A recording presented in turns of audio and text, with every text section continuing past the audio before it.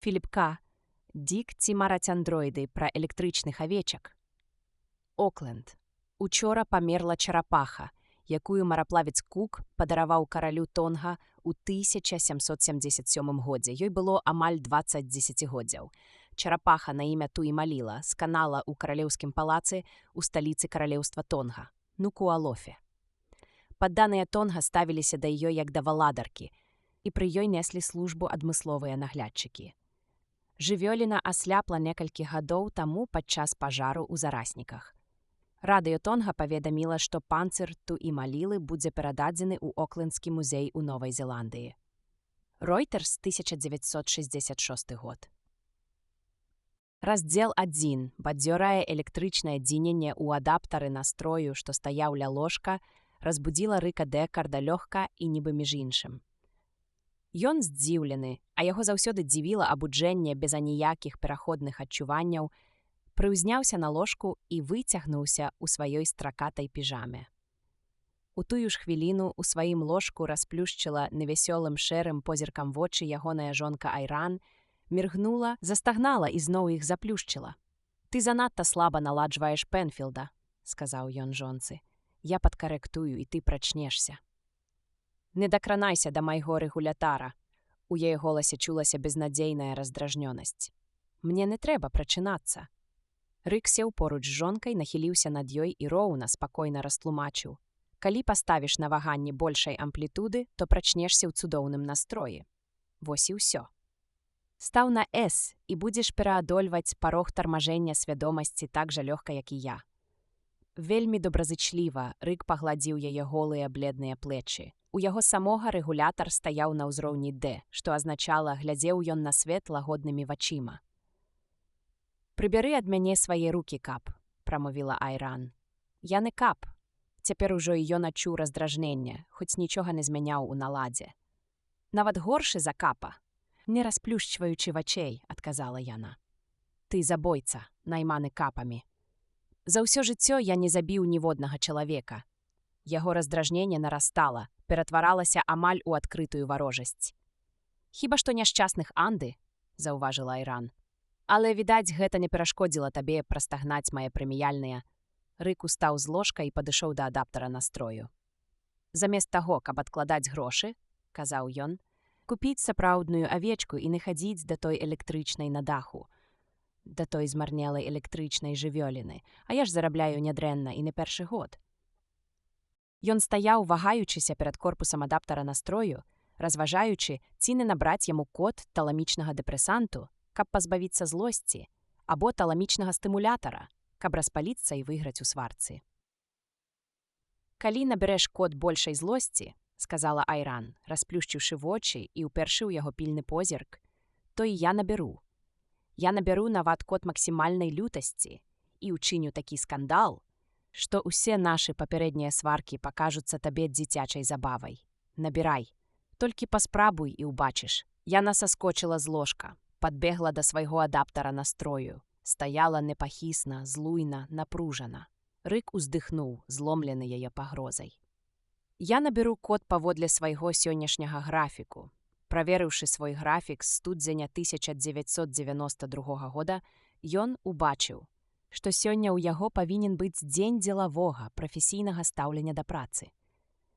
«Калі я наберу код па графіку, — асцярожна спытаў Рык, — ты зробіш таксама?»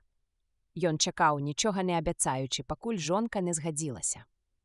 «Мой графік на сёння — 6-гадзінная дэпрэсія з элементамі самавінаваты», — сказала Айран. «Што? Што гэта за халера за графік?» Такі падыход супярэчыў самай мэце карыстання адаптарам настрою. «Я б ніколі не падумаў, што табе такое ўглядзіцца», — змрочна кінуў ён. «Аднойчы ўвечары я тут сядзела», — пачала Айран, і, вядома ж, уключыла Бастера Фрэндлі і яго сяброў, а ён якраз абяцаў нейкае сенсацыйнае выкрыццё, якое ўсіх нас мусіла агаломшыць. І тут у эфір урэзалі рэкламу, ну тую самую, што я найбольш ненавіджу, свінцовыя гульфікі фірмы Маунці Бэнк. Я на секунду прыцішыла гук. І пачула. Разумееш, я пачула дом, увесь наш дом. Яна развяла рукамі. «Пустыя кватэры», — падказаў Рык. «Часам яму я не чуўся, нават у сне». Аднак іхны дом засялены толькі напалову. па-ранейшаму высока цанілі, нават пры цяперашняй надзвычай нізкай шчыльнасці насельніцтва, бо ў тых раёнах, якія да вайны лічыліся прыгарадамі, цяпер можна было натрапіць на зусім пустыя будынкі. Прынамсі, яму не раз такое апавядалі. А да чутак ён ставіўся як да чутак, і як большасць людзей не меў найменшага жадання правяраць іх. «І вось», – сказала Айран, – «калі я заглушыла тэлевізар, на блоку якраз стаяў код 382, я яго толькі што набірала. Да мяне даляцела пустэча. Я зразумела яе розумам, а не пачуццём.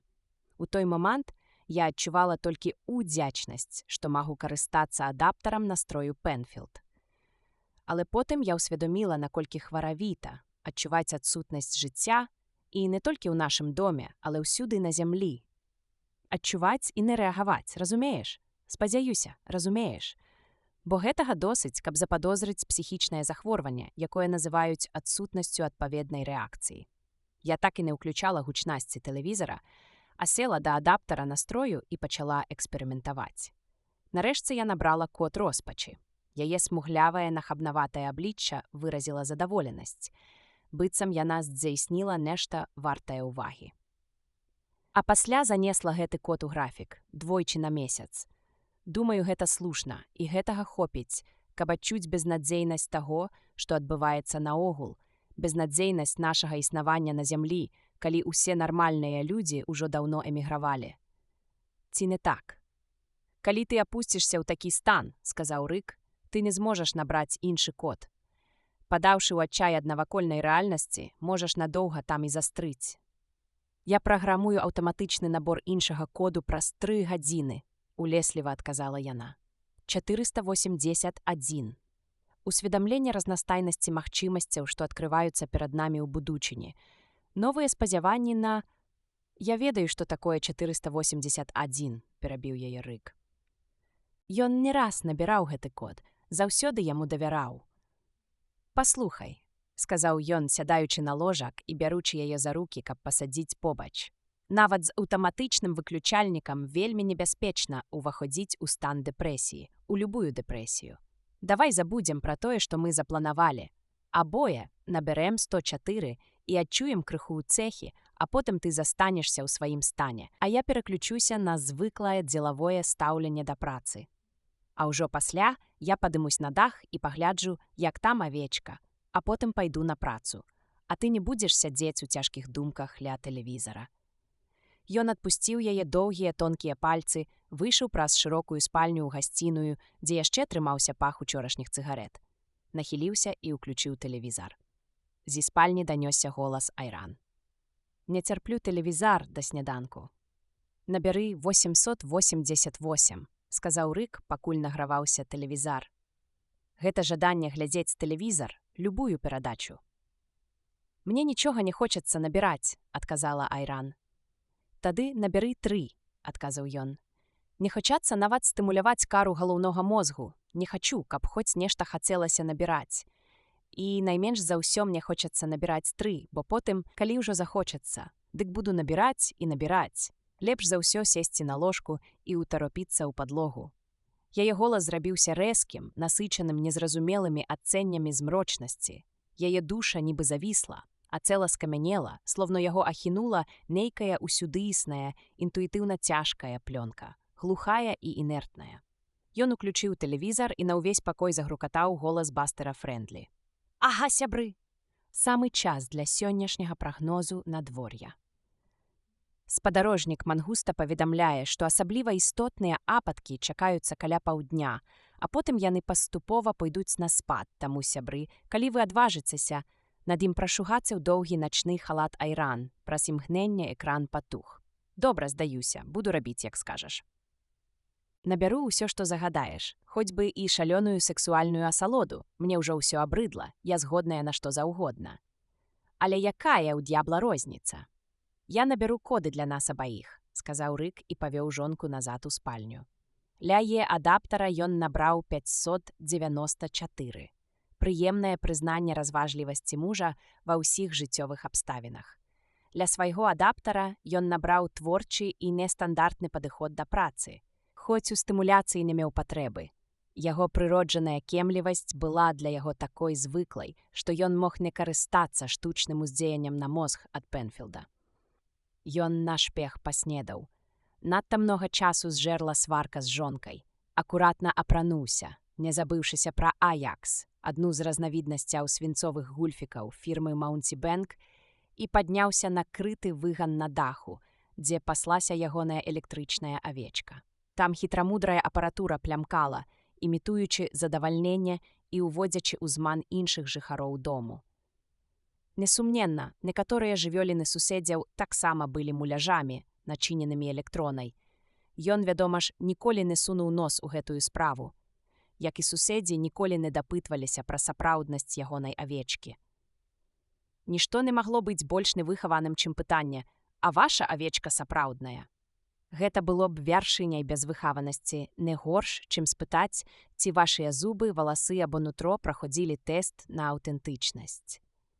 Ранішняе паветра было наскамлена радыеактыўнымі шэрымі пылавінамі, што зацішалі сонца і віхурай кружыліся вакол рыка, імкнучыся пралезці ў ноздры. Яму даводзілася міжволі фыркаць, адганяючы подых смерці. Ну, можа, гэта і празмерна моцныя словы, каб перадаць тое пачуццё, што ахапіла яго, калі ён падымаўся да невялічкага кавалка дзірну, якім валодаў разам з ненатуральна вялікай кватэрай ніжэй. Вынікі апошняй сусветнай вайны патроху згасалі. Усе, хто не здолеў перажыць пыл, даўно сплылі ў нябыт, і цяпер гэтаму шмат слабейшаму пылу супрацьстаялі самыя жывучыя стварэнні. Цяпер ён хіба разбураў людскую псіхіку ды генетыку. Нягледзячы на яго свінцовы гульфік, пыл, безумоўна, пранікаў у цела і асядаў на скуры, штодня забруджваў арганізм сваёй радыеактыўнасцю, а ён усё роўна не адважваўся на эміграцыю.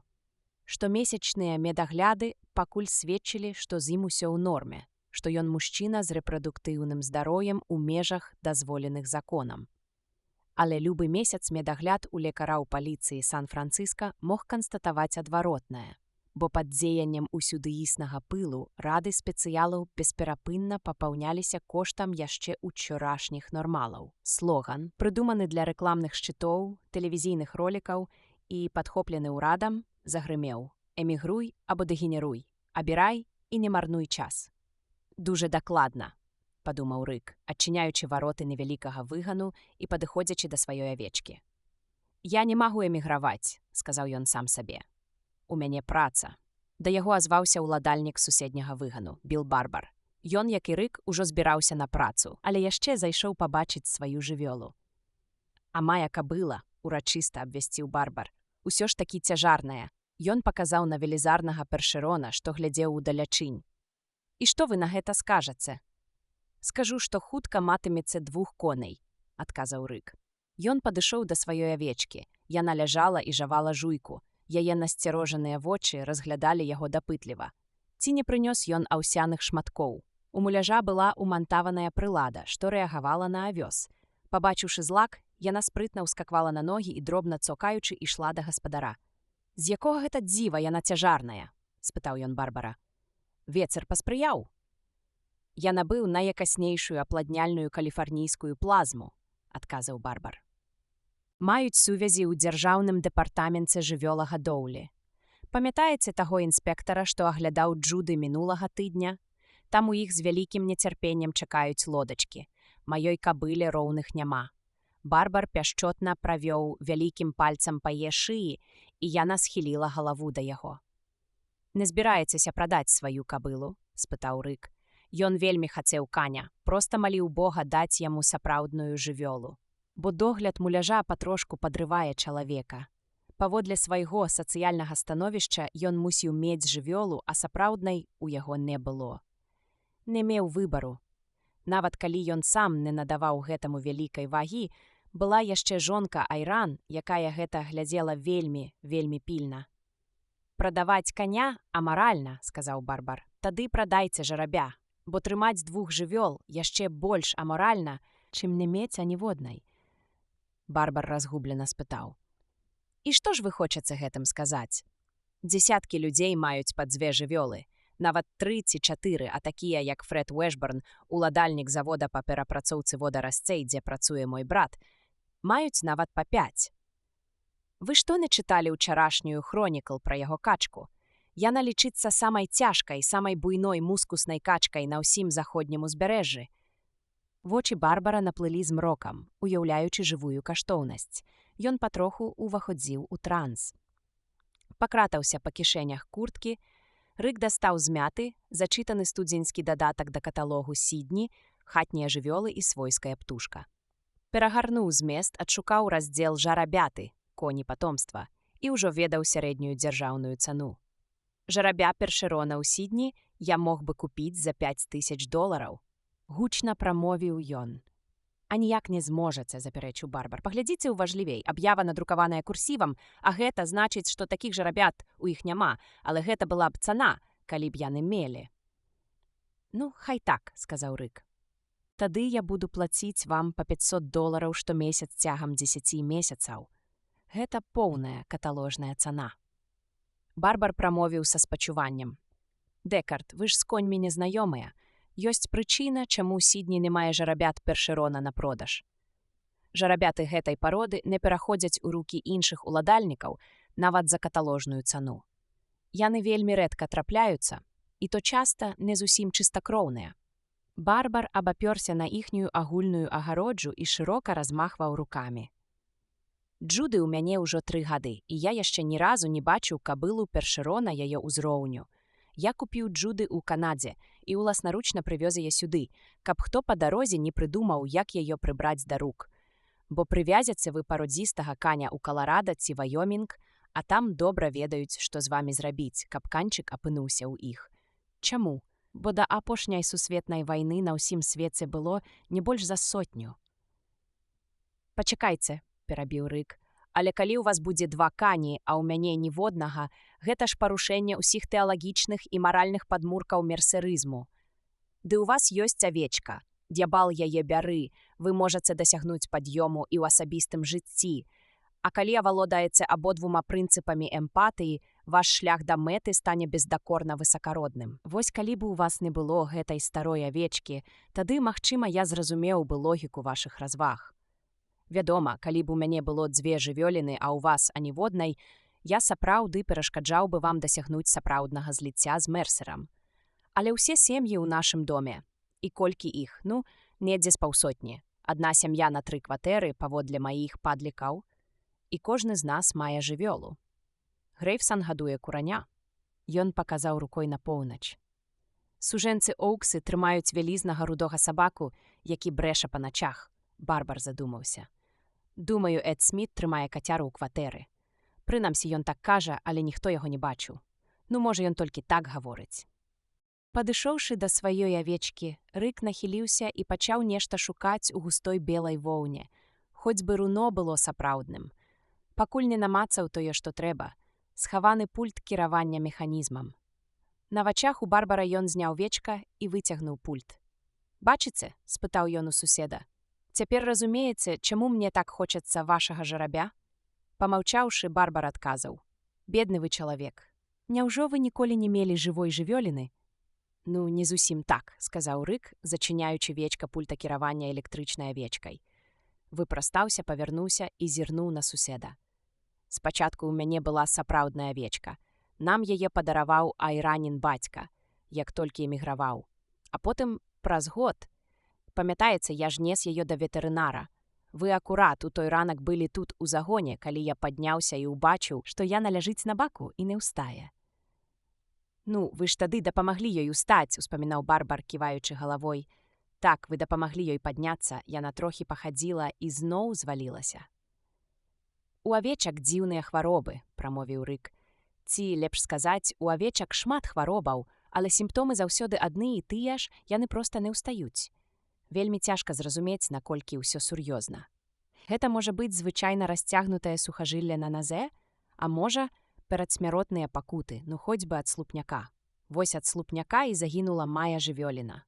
«Як так?» – спытаў Барбар. «Тут на даху?» «Сена», – патлумачыў Рык. «Толькі раз я не зняў дрот за бярэмка.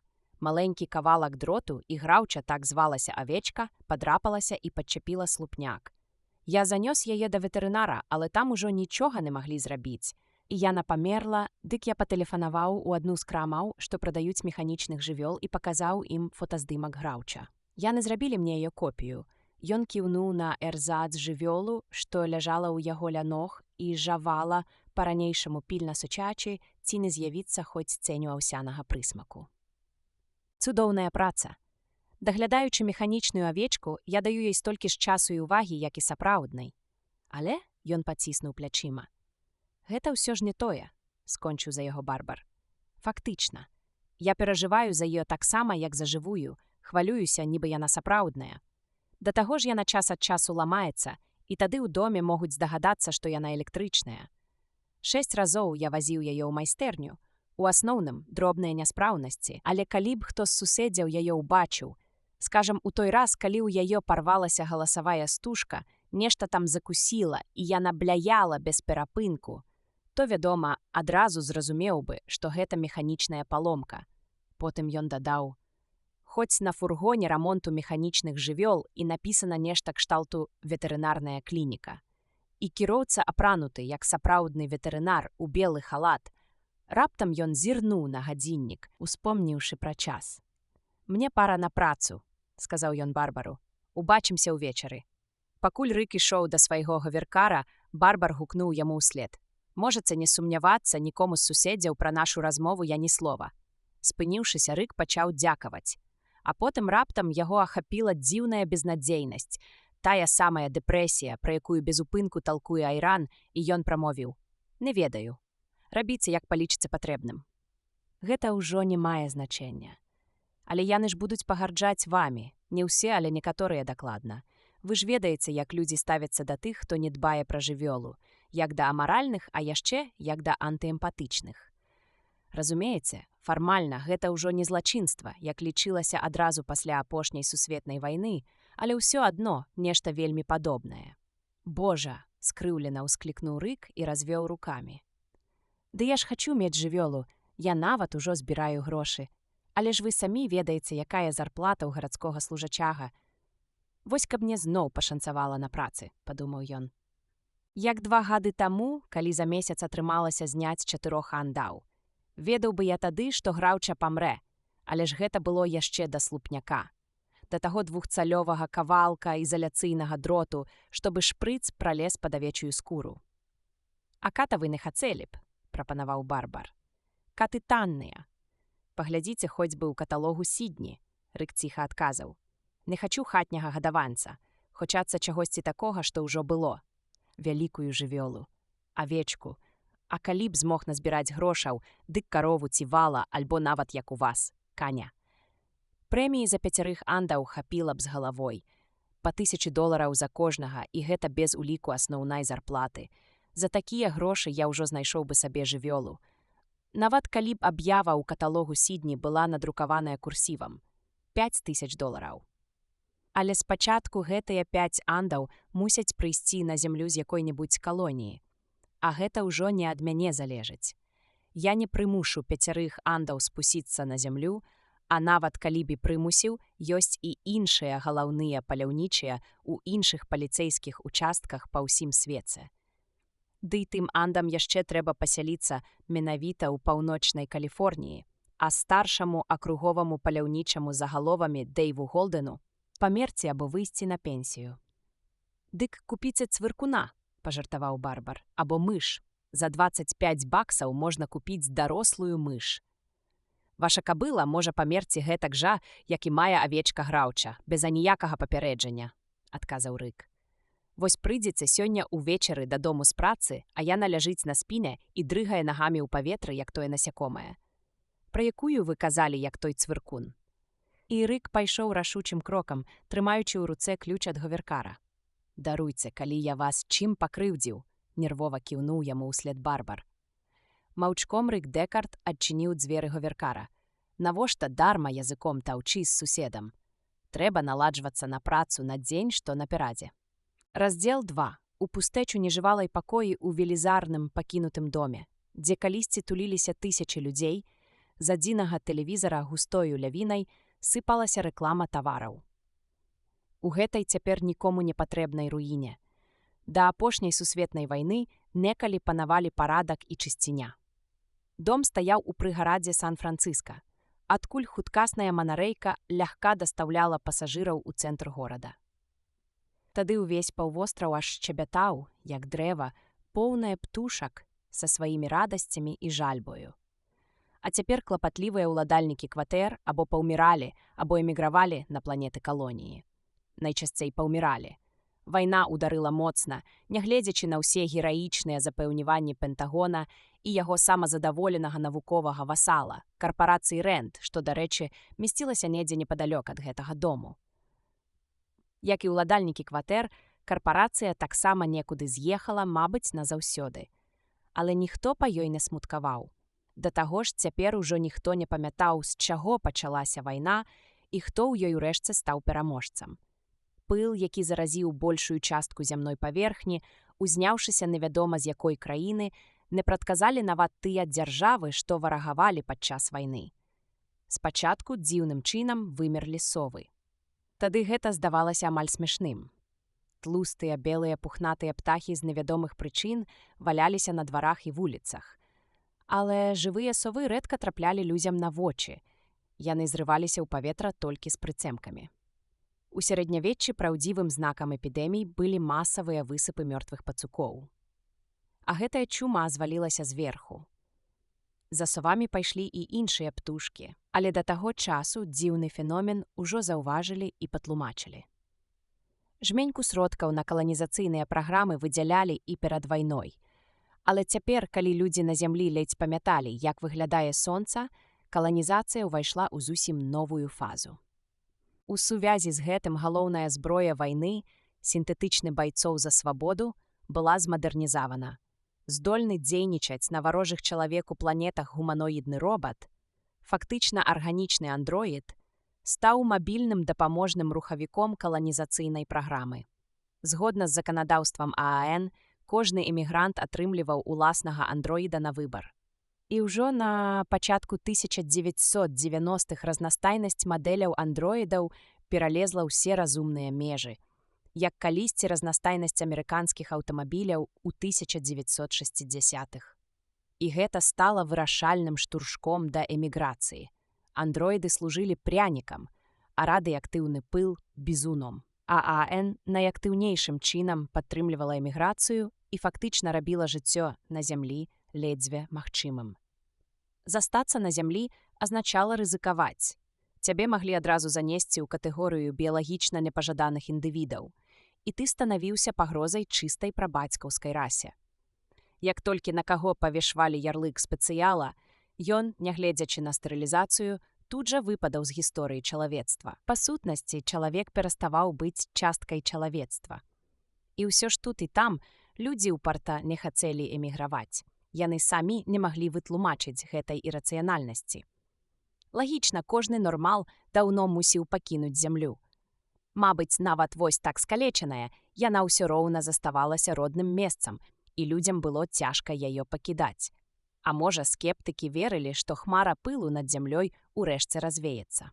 Як бы там ні было, на зямлі заставаліся тысячы людзей, збольшага сцякаючыся ў вялікія гарадскія зоны, дзе можна было хоць час ад часу бачыцца і падтрымліваць адно аднаго. Іх лічылі пераважна здаровымі. Але побач з імі ў запусцэлых прыгарадах сустракаліся і іншыя істоты. Дзіўныя, не зусім зразумелыя. Адзін з такіх істот – Джон Ісідар. На яго шалёна гарлапаніў тэлевізар у гасцінай. Пакуль ён сам брыў бароду ў ваннай, Ісідар проста прыйшоў сюды неўзабаве пасля вайны. У тыя страшныя часы ніхто насамрэч не ведаў, што робіць. Насельніцтва, разбітае вайной, кідала свае ў дамы, часова асаджвалася то тут, то там. Тады пыл падала спарадычна і вельмі нераўнамерна. Некаторыя краіны амаль не былі заражаны, іншыя задыхаліся ад яго. Перасяленцы рухаліся падалей ад хмараў радыеактыўнага пылу. Паўвостраў на поўдзень ад Сан-Францыска спачатку быў чысты ад пылу, і таму многія вырашылі асесці там. Калі ж пыл дасягнуў і таго месца, частка людзей памерла, а частка эмігравала. Джер Ісідар застаўся.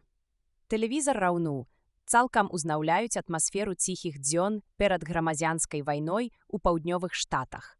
як асабістая прыслуга або як нястомныя працоўныя рукі, гуманоідныя робаты, створаныя спецыяльна для вас і толькі для вас, бясплатна перадаюцца вам адразу пасля прыбыцця на месца жыхарства з камплектацыяй паводле вашых заяў, пададзеных яшчэ да таго, як вы пакінеце зямлю.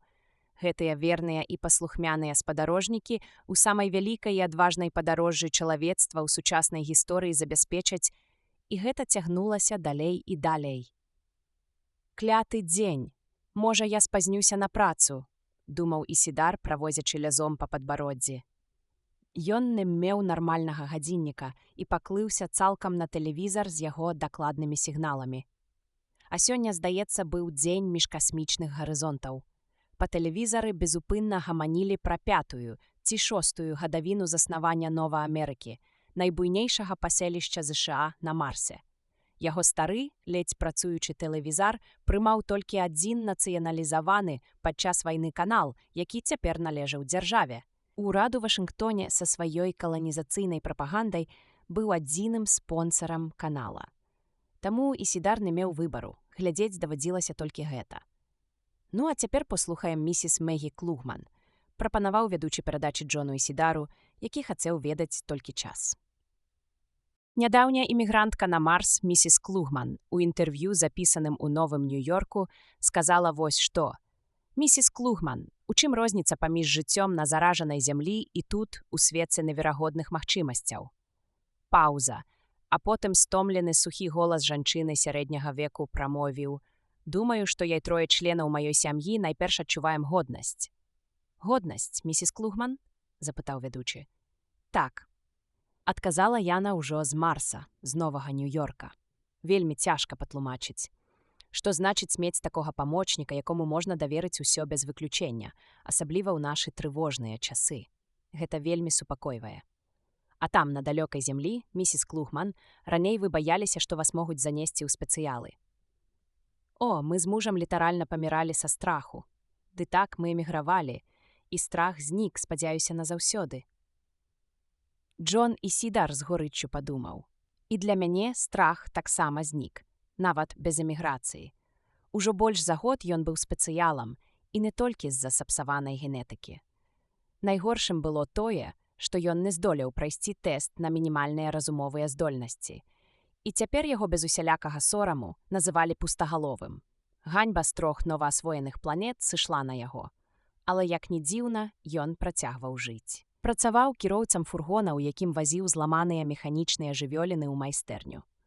У ветэрынарнай клініцы Ван Несса усе, уключна з панурым, гатычным босам Ганібалам Слоутам, лічылі яго чалавекам. І ён быў ім за гэта вельмі удзячны. «Морс церта, віта інцерта», любіў прамовіць час ад часу містер Слоут. Хоць Ісідар чуў гэты выраз сотні разоў, значэнне яго заставалася для яго туманным. Ды калі б пустагаловы ведаў лаціну, ён бы перастаў быць пустагаловым. І містер Слоут з гэтым пагаджаўся. Да таго ж існавалі значна тупейшыя пустагаловыя. Такія, што не маглі атрымаць аніякай працы і жылі ў замкнёных установах з дзіўнай назвай «Інстытут спецыяльных навыкаў гандлю Амерыкі», куды, як заўжды, практычна прасоўвалася слова «спецыяльны». «Ваш муж адчуваў сябе безабаронным», – гаварыў вядучы далей, і вымушаны быў пастаянна насіць дарагі і вельмі нязручны свінцовы гульфік ад радыяцыі. Праўда ж, місіс Клугман? «Мой муж», – пачала было яна, але ў гэты момант Ісідар, скончыўшы брыцца, ішоў у гасціную і выключыў тэлевізар. Цішыня. Яна адгукалася ў сцэнах і ў драўляных частках будыніны. Душыла яго ўсёахопнай напругай, быццам створанай нейкім гіганцкім генератарам. Усплывала хваляй над падлогай, пакрытай шэрым дывановым пакрыццём. Сачыла з паломаных і паўзламаных кухонных прыбораў, з мёртвых механізмаў, што выйшлі з ладу яшчэ да яго прыходу. Цэкла з непрыдатнага падлогавага торшэра, змешваючыся з пустымі маўклівымі струменямі самой сябе, што спадалі са столі, застаўленай мухамі. Яна сыходзіла з усяго, што было ў яго зроку, нібыта сама трывушчая рэальнасць складалася з тушы цішыні. Яна ціснула не толькі на слых, але і на зрок. Ён стаяў ля загаманулага тэлевізара і бачыў яе, як жывую. Жывую. Ён часта адчуваў яе змрочнае набліжэнне, яна з'яўлялася раптоўна, быццам не магла больш чакаць. Сусветная цішыня не была здольная стрымаць сваю прагнасць, асабліва цяпер, калі яна, здаецца, перамагла. Таму Ісідар з пытлівасцю думаў, ці хто-небудзь з тых, хто яшчэ застаўся на зямлі, адчувае гэтую тую пустэчу так жа востра. Ці гэта ўжо асаблівасць яго ўласнай, дзіўна перакручанай біясэнсорнай сутнасці? Цікавае пытанне, падумаў Ісідар, але каму пра гэта сказаць? Ён жыў сам на сам у занядбаным доме з тысячай пустых кватэр, што паступова зліваліся ў адно, у суцэльны энтрапійны хаос. З часам дом ператворыцца ў аднастайную бясформную масу, схожую на пудынг, што запоўніць усё да самай столі. А пасля ён сам абваліцца, пахаваны ўсюды існым пылам. Але да таго часу ён, Ісідар, напэўна, ўжо памрэ.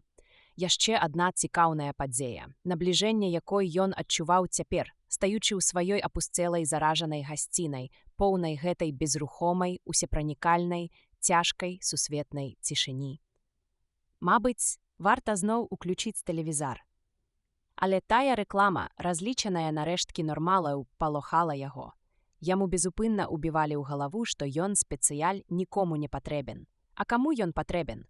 Нават калі б ён хацеў, ён не змог бы эміграваць. Навошта тады слухаць іхнюю лухту? З раздражненнем падумаў ён. Хай бы яны там і луснулі са сваёй каланізацыяй. От было б добра, каб у іх там разгарэлася вайна.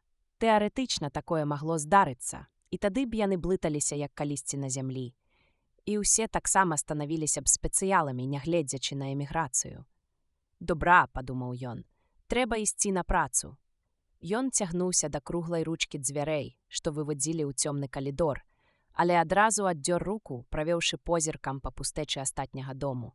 Яна там чакала. Гэтая сіла, што ўпарта прасочвалася ўнутр яго кватэры. Божа! Падумаў ён і запёр дзверы. Ён яшчэ не быў гатовы падымацца рэхавымі прыступкамі на пусты дах, дзе не меў аніякай жывёліны. Рэхі яго рухаў узляталі ўверх. Рэхі пустэчы. «Трэба ўзяцца за рукаяці», – прамовіў ён сам сабе і, перасекшы гасціную, спыніўся каля чорнай скрыні эмпатамадулятара. Як толькі ён уключыў яе, да яго данёсся пах аніёнаў, што сыходзілі з крыніцы энергіі. Ён прагна ўдыхнуў паветра і адчуў хвалю бадзёрасці.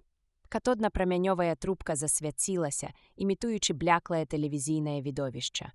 Перад ім паўстаў каляж з выпадковых плям, палос і абрысаў, якія пакуль што нічога не нагадвалі. Ён глыбока ўдыхнуў, супакоіўся і ўзяўся абедзвюма рукамі за рукаяці. Перад ім з'явілася карцінка. Знаёмы краявід, стары бурштынавы, бесплодны схіл з пучкамі высахлых, нібы костачкі, пустазелляў, што тырчалі касавата і цягнуліся да цьмянага цяжкага неба. Адна адзіная постаць, быццам чалавечая, караскалася ўверх. Стары чалавек у зблядлай, зусім непрыкметнай накідцы, страшэнна беднай, нібы пазычанай у самога варожага нябёсу. То быў Вілбар Мерсер. Ён ледзь цягнуў ногі, а Джон Ісідар, трымаючы рукаяці, ўсё слабей адчуваў рэальнасць гасцінай, у якой стаяў. Пакрыўленыя мэблі і сцэны адступалі, быццам раствараліся. Ён іх ужо не бачыў. Затое з'явілася іншае адчуванне, нібыта ён сам трапляе ў той краявід з мутным узгоркам і такім самым мутным небам. Постаць старога знікла з поля зроку, і ўжо яго ўласныя ногі шукалі апору сярод слізкага камення. Ён зноў адчуў знаёмую шурпатую паверхню пад нагамі і зноў успрыняў смуродны туман нябёсаў. Не зямных нябёсаў, але нябёсаў над чужым далёкім краем, які праз эмпатамадулятар успрымаўся зусім рэальна. Ён пераступіў мяжу іншага свету, як заўсёды, тым жа трывожна звыклым спосабам. Зноў адбылося фізічнае зліццё з Вілбарам Мерсерам, якое суправаджалася разумовым і духоўным атаясамліваннем. Так бывае з кожным, хто ў гэты самы момант трымаецца за рукаяці эмпатамадулятара, дзесьці на зямлі або на адной з планет-калоній.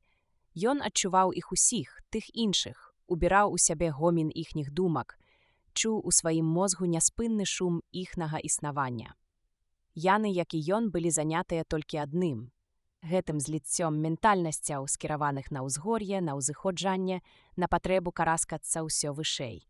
Крок за крокам яны падымаліся, хоць вельмі павольна, амаль незаўважна. і ўсё ж такі рух уперад ішоў.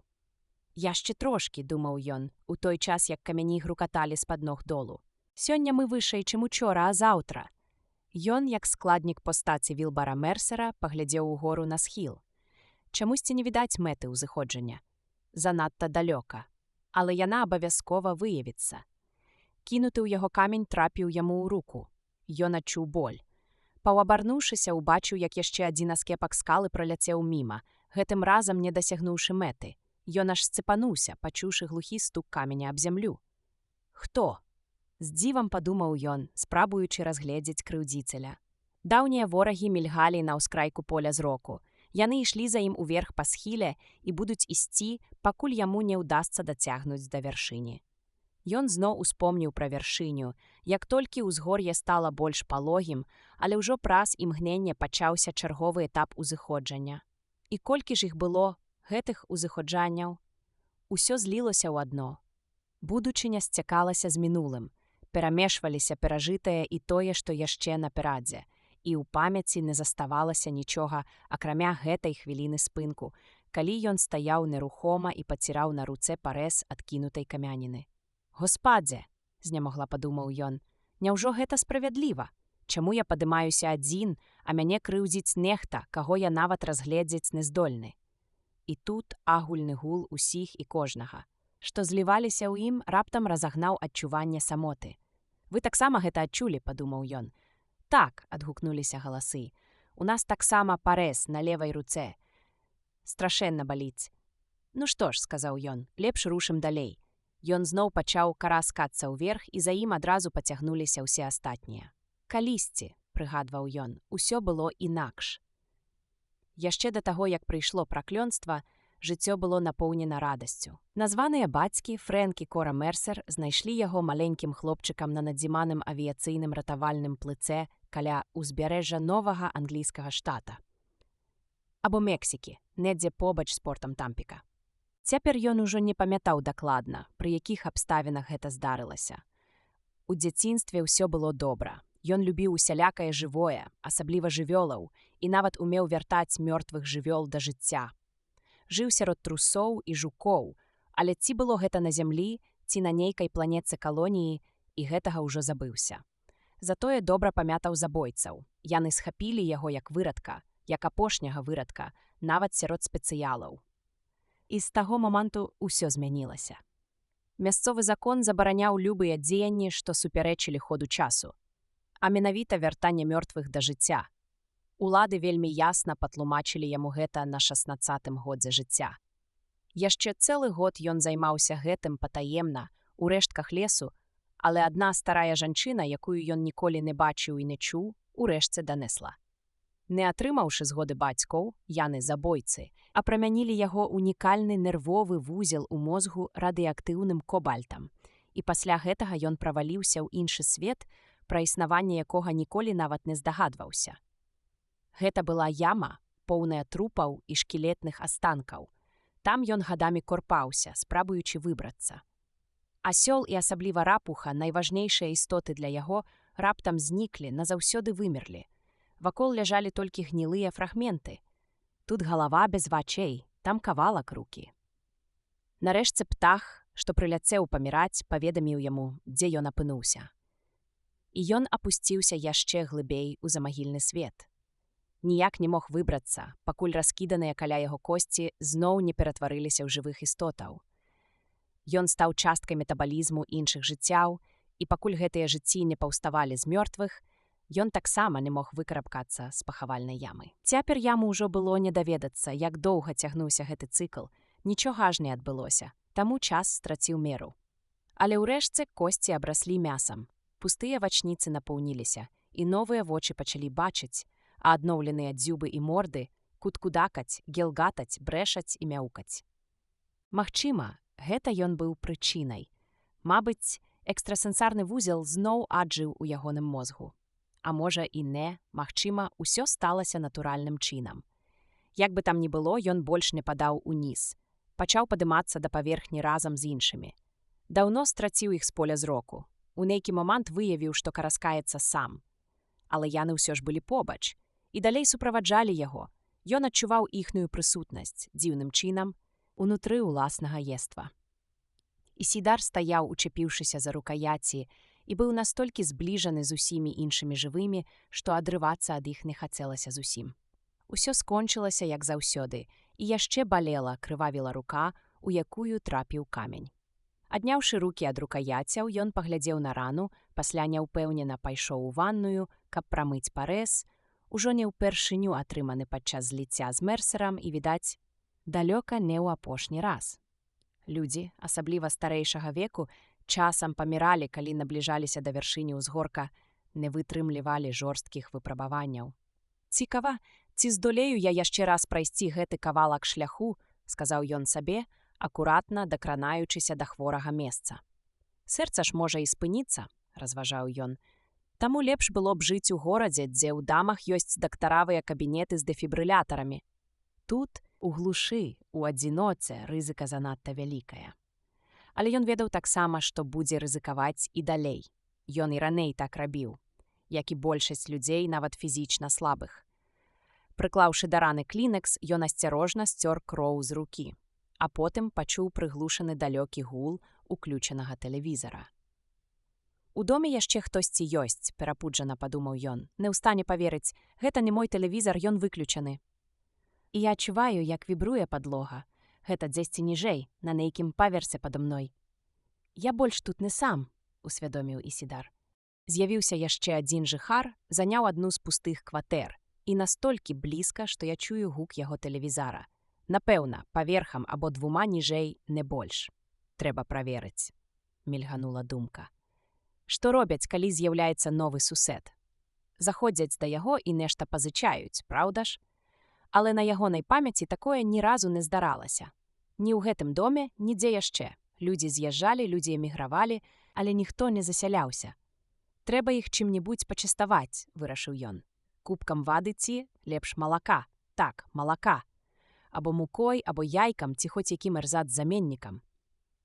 Заглянуўшы ў халадзільнік, у якім даўно ўжо не працаваў кампрэсар, ён выняў кавалак не надта свежага маргарыну. І з гэтым маргарынам у руцэ, хвалюючыся так, што аж сэрца забілася часцей, скіраваўся ў кватэру паверхам ніжэй. «Трэба супакоіцца», падумаў ён. «Не абавязкова адразу казаць ім, што я пустагаловы. Даведаюцца, дык і гаварыць са мной не захочуць. Так яно заўсёды і было. І чаму, уласна, так?» Ён паспяшыў уніз па лесвіцы. Раздзел 3 па дарозе на працу Рык Дэкард. Як і Бог ведае, колькі яшчэ людзей, на хвілінку спыніўся ля аднаго з найбуйнейшых жывёлагазінаў Сан-Францыска. Пасярэдзіне доўгай вітрыны, у клетцы з празрыстага пластыку з падагрэвам, стаяў страус, вялізны, шалёна насцярожаны, з вачыма, што бегалі па ўсіх кутках. Згодна з надпісам на таблічцы, прымацаванай да клеткі, птаха толькі што прывезлі з кліўлендскага заапарку. Гэта быў адзіны страус на ўсім заходнім узбярэжжы. Няўзабаве, наглядзеўшыся на птаха, Рык яшчэ імгненне сумна пазіраў на цэннік. Потым, спахапіўшыся, рвануўся да палаца правасуддзя на Ломбард-стрыт і ўжо там выявіў, што спазніўся на працу на 15 хвілін. Адчыніўшы дзверы офіса, ён адразу пачуў голас свайго начальніка, паліцэйскага інспектара Гары Браянта, лапавухага, рыжавалосага, недарэчна апранутага мужчыны з разумнымі вачыма, што імгненна лавілі істотныя дробязі. «Сустрэнемся ад 9:30 у кабінеце Дэйва Голдена», сказаў інспектар Брайант, перагортаючы тонкія нібы цыбуліны шалупінкі аркушы на планшет-дошцы. «Бо Голден», працягваў ён, апынуўся ў бальніцы Гара Сіён з лазернай дзірай у пазваночніку. І ляжаць яму там месяцы 2, пакуль медыкі не ўпэўняцца, што арганічны пластык прыжыўся да пазванкоў. «Што здарылася?» – спытаў Рык, адчуваючы, як унутры халаднее. Бо галоўны паляўнічы за Андзі яшчэ ўчора быў жывы-здаровы. Напрыканцы дня ён, як заўжды, у сваім говеркарэ скіраваў дадому, у свой густа заселены прэстыжны раён Нобгіл. Брайант толькі яшчэ раз буркнуў праз плячо прад 9:30 у Голденавай кабінеце і пайшоў, пакінуўшы рыкаўскі розум шалёна працаваць. Рык пераступіў парог уласнага кабінета, і тут за спінай пачуў голас сакратаркі Эны Марстен. «Містер Дэкард, Вы ўжо чулі, што здарылася з містерам Голденам? У яго стралялі. Яна зайшла следам у душны, цесны кабінет і ўключыла паветраны фільтр. Так, адказаў ён міжволі, нічым не выдаючы трывогі. Гэта мусіў быць адзін з тых новых звышразумных анды карпарацыі «Роузен», сказала міс Марстен. А вы ўжо чыталі іхны рэкламны праспект і спецыфікацыі новай мадэлі. Яны перайшлі на мозг Nexus 6, што здольны выбіраць між 2 трыльёнаў элементаў або 10 мільёнаў нейронных сувязяў. Яна панізіла голас. Вы прапусцілі ранішні відэазванок. Мне сказала пра гэта міс Вайлд. Ён прыйшоў акурат ад 9. Уваходны відэазванок? Спытаў Рык. Міс Марстен адказала. Гэта быў выхадны званок містера Брайанта ў расійскі ВПС. Ён пытаўся, ці не пагодзяцца яны падаць афіцыйную скаргу на завод карпарацыі «Роузен» на ўсходзе. Гары ўсё яшчэ спадзяецца дамагчыся забароны на мозг Nexus 6? Рык не надта здзівіўся. Ад публікацыі ў 1991 годзе спецыфікацый і эксплуатацыйных характарыстык большасць паліцэйскіх упраўленняў, што мелі справу з андзіўцыкачамі, без перапынку выказвалі пратэсты. Савецкая паліцыя ўсё роўна не зробіць больш за нас. З юрыдычнага боку, вытворцы мозгу Nexus 6 дзейнічаюць паводле каланіяльнага права, бо іх матчын завод аўтаматыкі стаіць на Марсе. «Лепей прыняць новую мадэль як зроблены факт», — сказаў ён. Так было заўсёды з кожнай новай мадыфікацыяй мозгу. Памятаю абурэнне, калі людзі Сандермана прадставілі стары Т-14 у 1989. Уся заходняя паўкуля ўзняла вой. Маўляў, тэсты не ловяць яго пры незаконным пранікненні на зямлю. І нейкі час яны сапраўды мелі рацыю. Рык успомніў, як больш за 50 анді-Т-14 рознымі спосабамі змаглі прабрацца на зямлю, і іх не ўдавалася выяўляць ледзь не год. Але потым у Савецкім Саюзе, у інстытуце імя Паўлава, распрацавалі тэст на эмпатыю, які назвалі тэстам Войхта. З таго моманту ніводзін анді-Т-14, прынамсі паводле агульнага меркавання, не змог гэты тэст прайсці. «А ведаеце, што кажа з гэтай нагоды расійская паліцыя?» – спытала міс Марстен. «Я і гэта ведаю». Яе веснушчаты аранжавы твар абліло румянцам. «Даведаюся ад Гары Брайанта», – адрэзаў Рык. Ён адчуваў, як расце раздражненне. Службовыя чуткі заўжды падсалоджаны і таму нашмат непрыемнейшыя за праўду. Усевшыся за стол, ён дэманстратыўна доўга капаўся ў шуфлядзе, пакуль міс Марстен не зразумела намёк і не выйшла. Ён выцягнуў са шуфляды стары, зімяты канверт з тоўстай жоўтай паперы. Адкінуўся на спінку свайго стыльнага крэсла, якое ад гэтага нават трошкі захісталася, і пачаў уважліва пераглядаць змест канверта, пакуль не натрапіў на патрэбнае. Кароткі выклад асноўных характарыстык мозгу Nexus 6. Хутка прабегшы вачыма па тэкстце, ён пераканаўся, што словы місіс Марстен адпавядаюць праўдзе. Мозг Nexus 6 сапраўды складаўся з 2 трыльёнаў элементаў і мог абіраць паміж 10 мільёнамі магчымых камбінацый нейронных сувязяў. За 0,45 секунды андроід, аснашчаны такім мозгам, быў здольны прыняць патрэбнае рашэнне ў межах 14 базавых рэакцый станаў. Ніякая праверка інтэлекту не магла вылучыць такога анды. Тэсты на разумовыя здольнасці былі дзейснымі хіба тады, калі існавалі першыя, яшчэ прымітыўныя мадэлі 1970-х. Андроіды тыпу Nexus 6, разважаў Рык, па разумовых здольнасцях перасягаюць некалькі класаў спецыялаў. Інакш кажучы, андроіды з новым мозгам Nexus 6 у сваёй эвалюцыі абагналі значную, хоць і другасортную частку чалавецтва. З практычнага, будзённага гледзішча, добра гэта ці дрэнна. Вось і атрымлівалася, што ў некаторых дамах прыслуга была разумнейшая за гаспадара. Але дзякуючы новым навуковым дасягненням, напрыклад, тэсту на эмпатыю Войхта Кампфа, цяпер можна было сфармуляваць надзейныя крытэрыі. Андроіды, пры ўсёй сваёй інтэлектуальнай магутнасці, не бачылі ніякага сэнсу ў зліцці, якое рэгулярна перажывалі паслядоўнікі мерсерызму. У тым досведзе, што ён, як і ўсе астатнія, у тым ліку пустагаловыя, засвойвалі без цяжкасцяў. Час ад часу яго, як і многіх іншых, уражвала. Чаму андроіды так бездапаможныя перад тэстам на эмпатыю? Магчыма, таму, што эмпатыя існуе толькі ў чалавечай супольнасці, а інтэлект большай ці меншай меры праяўляецца ва ўсіх відах жывых істот, аж да павукападобных. Эмпатыя, вырашыў ён, патрабуе сталёвага калектыўнага інстынкту. Самотнай істотзе, як павуку, яна ні да чога нават шкодная. Бо тады павук зразумеў бы, што яго здабычы таксама хочацца жыць. Адсюль выснова. Усе драпежнікі, нават высокаразвітыя, скажам, каты, памерлі б з голаду. Эмпатыя, відаць, мусіць быць уласцівая траваедам або хаця б усёедам, тым, хто здольны адмовіцца ад мяса. Інакш гэты дар размыў бы мяжу паміж драпежнікам і здабычай, паміж пераможцам і пераможаным.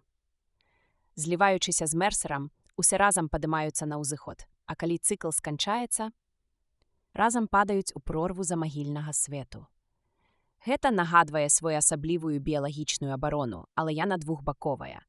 Калі адна істота адчувае радасць, усе іншыя, звязаныя з ёй, таксама радуюцца. Калі ж гэта істота пакутуе, то і астатнія не могуць поўнасцю пазбавіцца ад цэнню гэтага болю.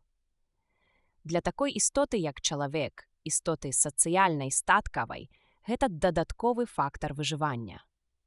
А вось совы і кобры гінуць. Падаецца, што гуманоідны робат – гэта самотны драпежнік. Рыку падабалася думаць пра Анды ў такім ключы.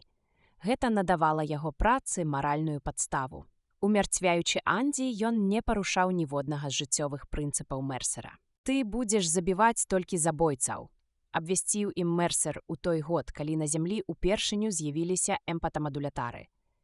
І ў мерсерызме, які паступова ператварыўся ў паўнавартаснае тэалагічнае вучэнне, паняцце забойцы зрабілася змрочным і падманлівым.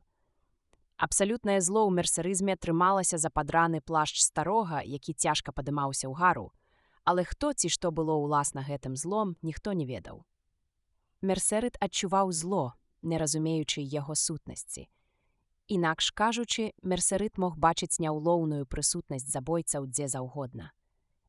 Для Рыка Дэкарда гуманоідны робат-уцякач, што забіў свайго гаспадара, што меў інтэлект вышэйшы, чым у многіх людзей, але пры гэтым не адчуваў патрэбы даглядаць жывёлу і не быў здольны радавацца поспеху іншага жыцця або смуткаваць праз яго няўдачу. Такі Анды і быў увасабленнем забойцы. Падумаўшы пра жывёлаў, Рык зноў успомніў страуса з жывёлагазіна. Паклаўшы на стол спецыфікацыю мозгу Nexus 6, ён узяў жменьку нюхальнага тытуню «Місіс Сіддо номер 3» і задумаўся. Потым паглядзеў на гадзіннік. Часу яшчэ хапала. Ён падняў трубку настольнага відэафона і папрасіў міс Марстен злучыць яго з жывёлагазінам «Шчаслівы сабака» на Шаттер-стрыт. «Так, сэр», — адказала Яна, расклаўшы тэлефонны даведнік. «Не можа быць, каб яны сапраўды столькі бралі за страуса», — падумаў Рык. «Хочуць, каб пакупнік таргаваўся, як у даўнейшыя часы пры куплі аўтамабіля». «Жывёлагазін «Шчаслівы сабака», — прагучаў мужчынскі голас, і на экране з'явілася твар з імгненна шчаслівай усмешкай. Недзе за кадрам чутныя былі гукі розных жывёлаў. «Я наконт страуса ў вітрыне», — сказаў Рык, круцячы ў руках керамічную папяльніцу на стале. «Які ў вас першы ўнёсак?» «Хвілінку, зараз скажу», — адказаў прадавец, намацваючы аловак і блакнот. «Трэцяя частка кошту». Ён нешта занатаваў. «А яшчэ хацелася б удакладніць, сэр, ці не жадаеце вы аддаць нам якуюсь жывёлу як частковы ўнёсак?» «Пакуль не думаў пра гэта», — насцярожана адказаў Рык. «Мы прапануем крэдыт на 30 месяцаў», — сказаў прадавец. «Пад неверагодна нізкі працэнт, 6% у месяц. У выніку ваш штомесячны плацёж складзе са зніжкай». «Але спачатку мы трошкі зменшым цану», — сказаў Рык. «Зніжаем на 2000, і ніякай жывёлы ў якасці доплаты, я прыходжу з наяўнымі». «Дэйв Голден», — разважаў ён, ужо выблытаны з гульні. «Гэта можа нешта ды значыць, залежыць ад таго, колькі заданняў я атрымаю гэтым месяцам». «Сэр», — сказаў прадавец жывёлагазіна, «прапанаваная намі цана ўжо і так са зніжкай у $1000. Зірніцы ў Сідні, я пачакаю. Хачу, каб вы самі, сэр, пераканаліся, што я кажу чыстую праўду. Божа, падумаў Рык, яны ні за што не саступяць.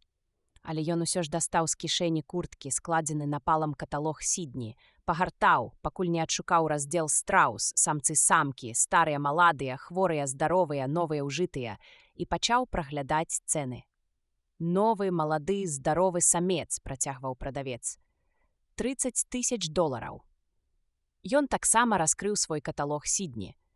«Дык вы бачыце, што мы ўжо скідваем 1000. Ваш першы ўнёсак складзе». «Я яшчэ падумаю», – сказаў Рык. «Я ператэлефаную і ўжо хацеў пакласці слухаўку». «А як вас завуць, сэр?» – строга спытаў прадавец. «Фрэнк Мерывел», – адказаў Рык. «І яшчэ, калі ласка, вашу адрасу, містер Мерывел. На выпадак, калі мяне не будзе ў краме, калі вы патэлефануеце». Ён прыдумаў якуюсь адрасу і паклаў слухаўку на рычаг. «Круглую суму яны, праўда, бяруць», – падумаў ён. «Але людзі ўсё роўна купляюць. Значыць, грошы ў іх ёсць». Падняўшы слухаўку зноў, ён рэзкавата сказаў: «Злучыце мяне з вонкавай тэлефоннай лініяй, міс Марстэн». «І не падслухоўвайце, гэта канфідэнцыйная размова», – ён гнеўна зірнуў на яе. «Так, сэр», – прамовіла міс Марстэн. «Можаце набіраць?» Яна знікла з сеткі, і ён застаўся сам на сам з вонкавым светам. Паводле памяці набраў нумар крамы фальшывых жывёл, той самай, дзе ён калісьці купіў сваю эрзац-воўну. На экране з'явіўся мужчына ў белай вопратцы, нібы сапраўдны ветэрынар. «Доктар Макры», – прадставіўся мужчына. «Гэта тэлефануе Дэкард. Колькі каштуе ў вас электрычны страус? Для вас нават менш за $800. І калі б вы хацелі яго атрымаць, нам давядзецца яго збіраць, страуса ў нас замаўляюць рэдка». «Добра, пра гэта потым», – перабіў Рык і глянуў на гадзіннік. Было ўжо каля 9:45. «Бывайце». Ён хутка паклаў слухаўку, устаў і ўжо праз імгненне стаяў перад дзвярыма кабінета інспектара Брайанта.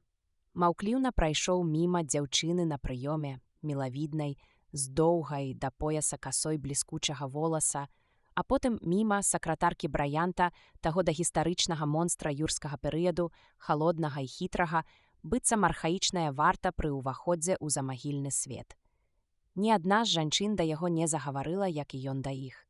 Адчыніўшы ўнутраныя дзверы, ён кіўнуў свайму начальніку, які якраз размаўляў па тэлефоне. Сеўшы, Рык дастаў прынесеную з сабой спецыфікацыю Nexus 6 і пачаў праглядаць яе, пакуль інспектар Брайант вёў размову. Рык адчуваў сябе прыгнечаным. Але калі паразважаць лагічна, дык з улікам нечаканага зыходу Дэйва са сцэны, ён мусіў бы прынамсі адчуваць асцярожны аптымізм. Раздзел 4. «Напэўна, нервуюся», – здагадаўся Рык Дэкард, «каб са мною не здарылася тое самае, што з Дэйвам. Анды, якія змаглі прабіць яго лазерам, з такім самым поспехам праб'юць і мяне. Але, здаецца, справа ў чымсьці іншым». «О, ты нават прынёс з сабой тую недарэчную спецыфікацыю новай распрацоўкі мозгу», – прамовіў інспектар Брайант, паклаўшы слухаўку відэафона. «Так, да мяне ўжо дайшлі некаторыя чуткі», – адказаў Рык. «І колькі ў нас тых Анды? Што высветліў Дэйв?» «Пакуль што 8», – прамовіў Брайант, зірнуўшы на планшет-дошку. «Першыя 2 Дэйў ужо паспеў укалошкаць. А астатнія 6 тут у нас, у паўночнай Каліфорніі. Наколькі нам вядома, Дэйў кажа, што ў нас. Я толькі што размаўляў з ім па відэафоне. Ёсць яго запісы. Знайшоў у яго стале. Ён кажа, што гэта ўсё, што яму ўдалося здабыць». Брайант пастукаў пальцам па стосе аркушаў. Але пакуль што інспектар нібыта і не збіраўся перадаваць Рыку гэтыя паперы. З нейкіх прычын ён сам іх гартаў, насупіўшыся і аблізваючы вусны. «Цяпер у мяне няма ніякіх тэрміновых заданняў», – выказаў ініцыятыву Рык. «Гатовы ўзяць на сябе Анды Дэйва». Пры праверцы падазраваных Дэйў карыстаўся мадэрнізаванай шкалой Войхта-Кампфа, разважаў услых Брайант. «Ты разумееш, ці прынамсі мусіш разумець, што яна не была распрацаваная менавіта пад гэты новы тып мозгу. Пад гэты тып мозгу няма тэсту. 3 гады таму Войхтава шкала была ўдасканаленая Кампфам, і гэта ўсё, што мы маем, ён зрабіў паўзу. Дэйў кажа, што шкала дакладная. Магчыма, так, але я хачу, каб перад тым, як ты возьмешся за тых 6. Ён ізноў пастукаў пальцам па паперах. Каб перад гэтым ты злятаў у Сіэтл і пагаварыў з людзьмі з карпорацыі Розен. Папрасі ў іх узор новага мозгу Nexus 6 для тэставання.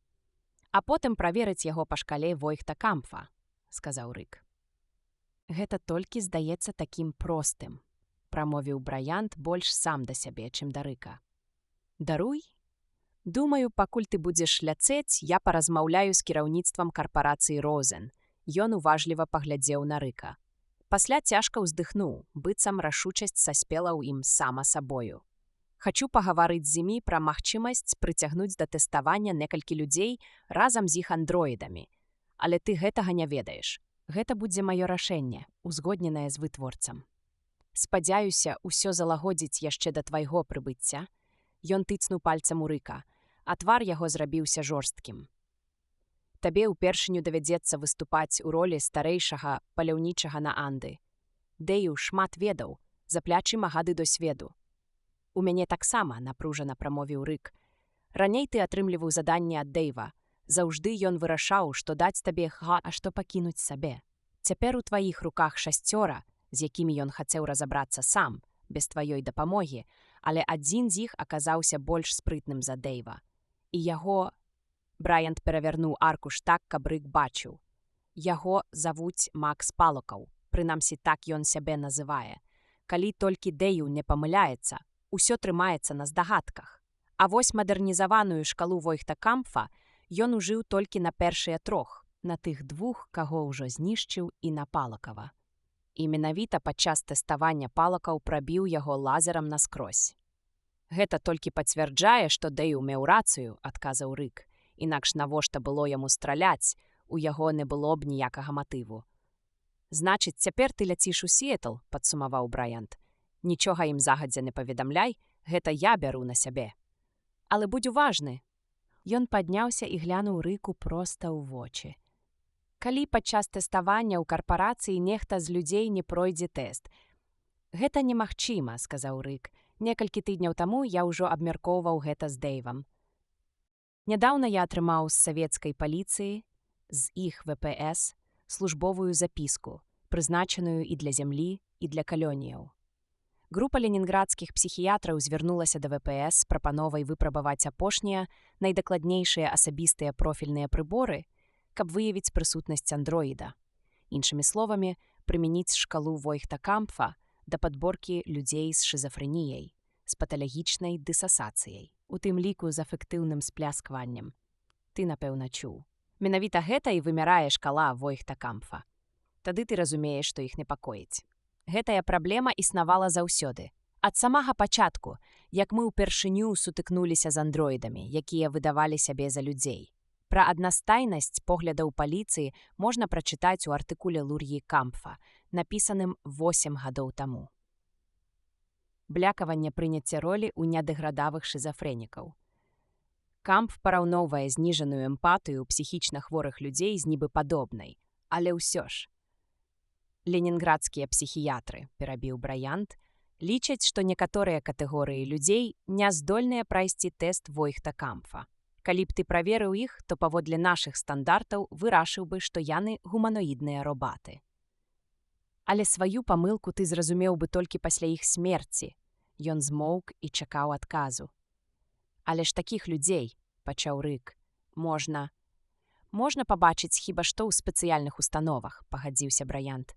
Яны не прыстасаваныя да жыцця звонку. Натуральна, што яны не могуць хавацца, будучы відавочнымі псіхопатамі, калі толькі расстройствы не ўзніклі нядаўна і досыць раптоўна, а побач не аказалася нікога, хто мог бы прыняць меры, але такое можа здарыцца. Адзін выпадак на мільён, адказаў Рык, але ён разумеў, у чым справа. Дэйва найбольш турбавала, працягваў Брайант, з'яўленне Nexus 6. Але карпорацыя Розен, як ты ведаеш, запэўніла нас, што Nexus 6 можа быць выяўлены стандартнымі профільнымі тэстамі.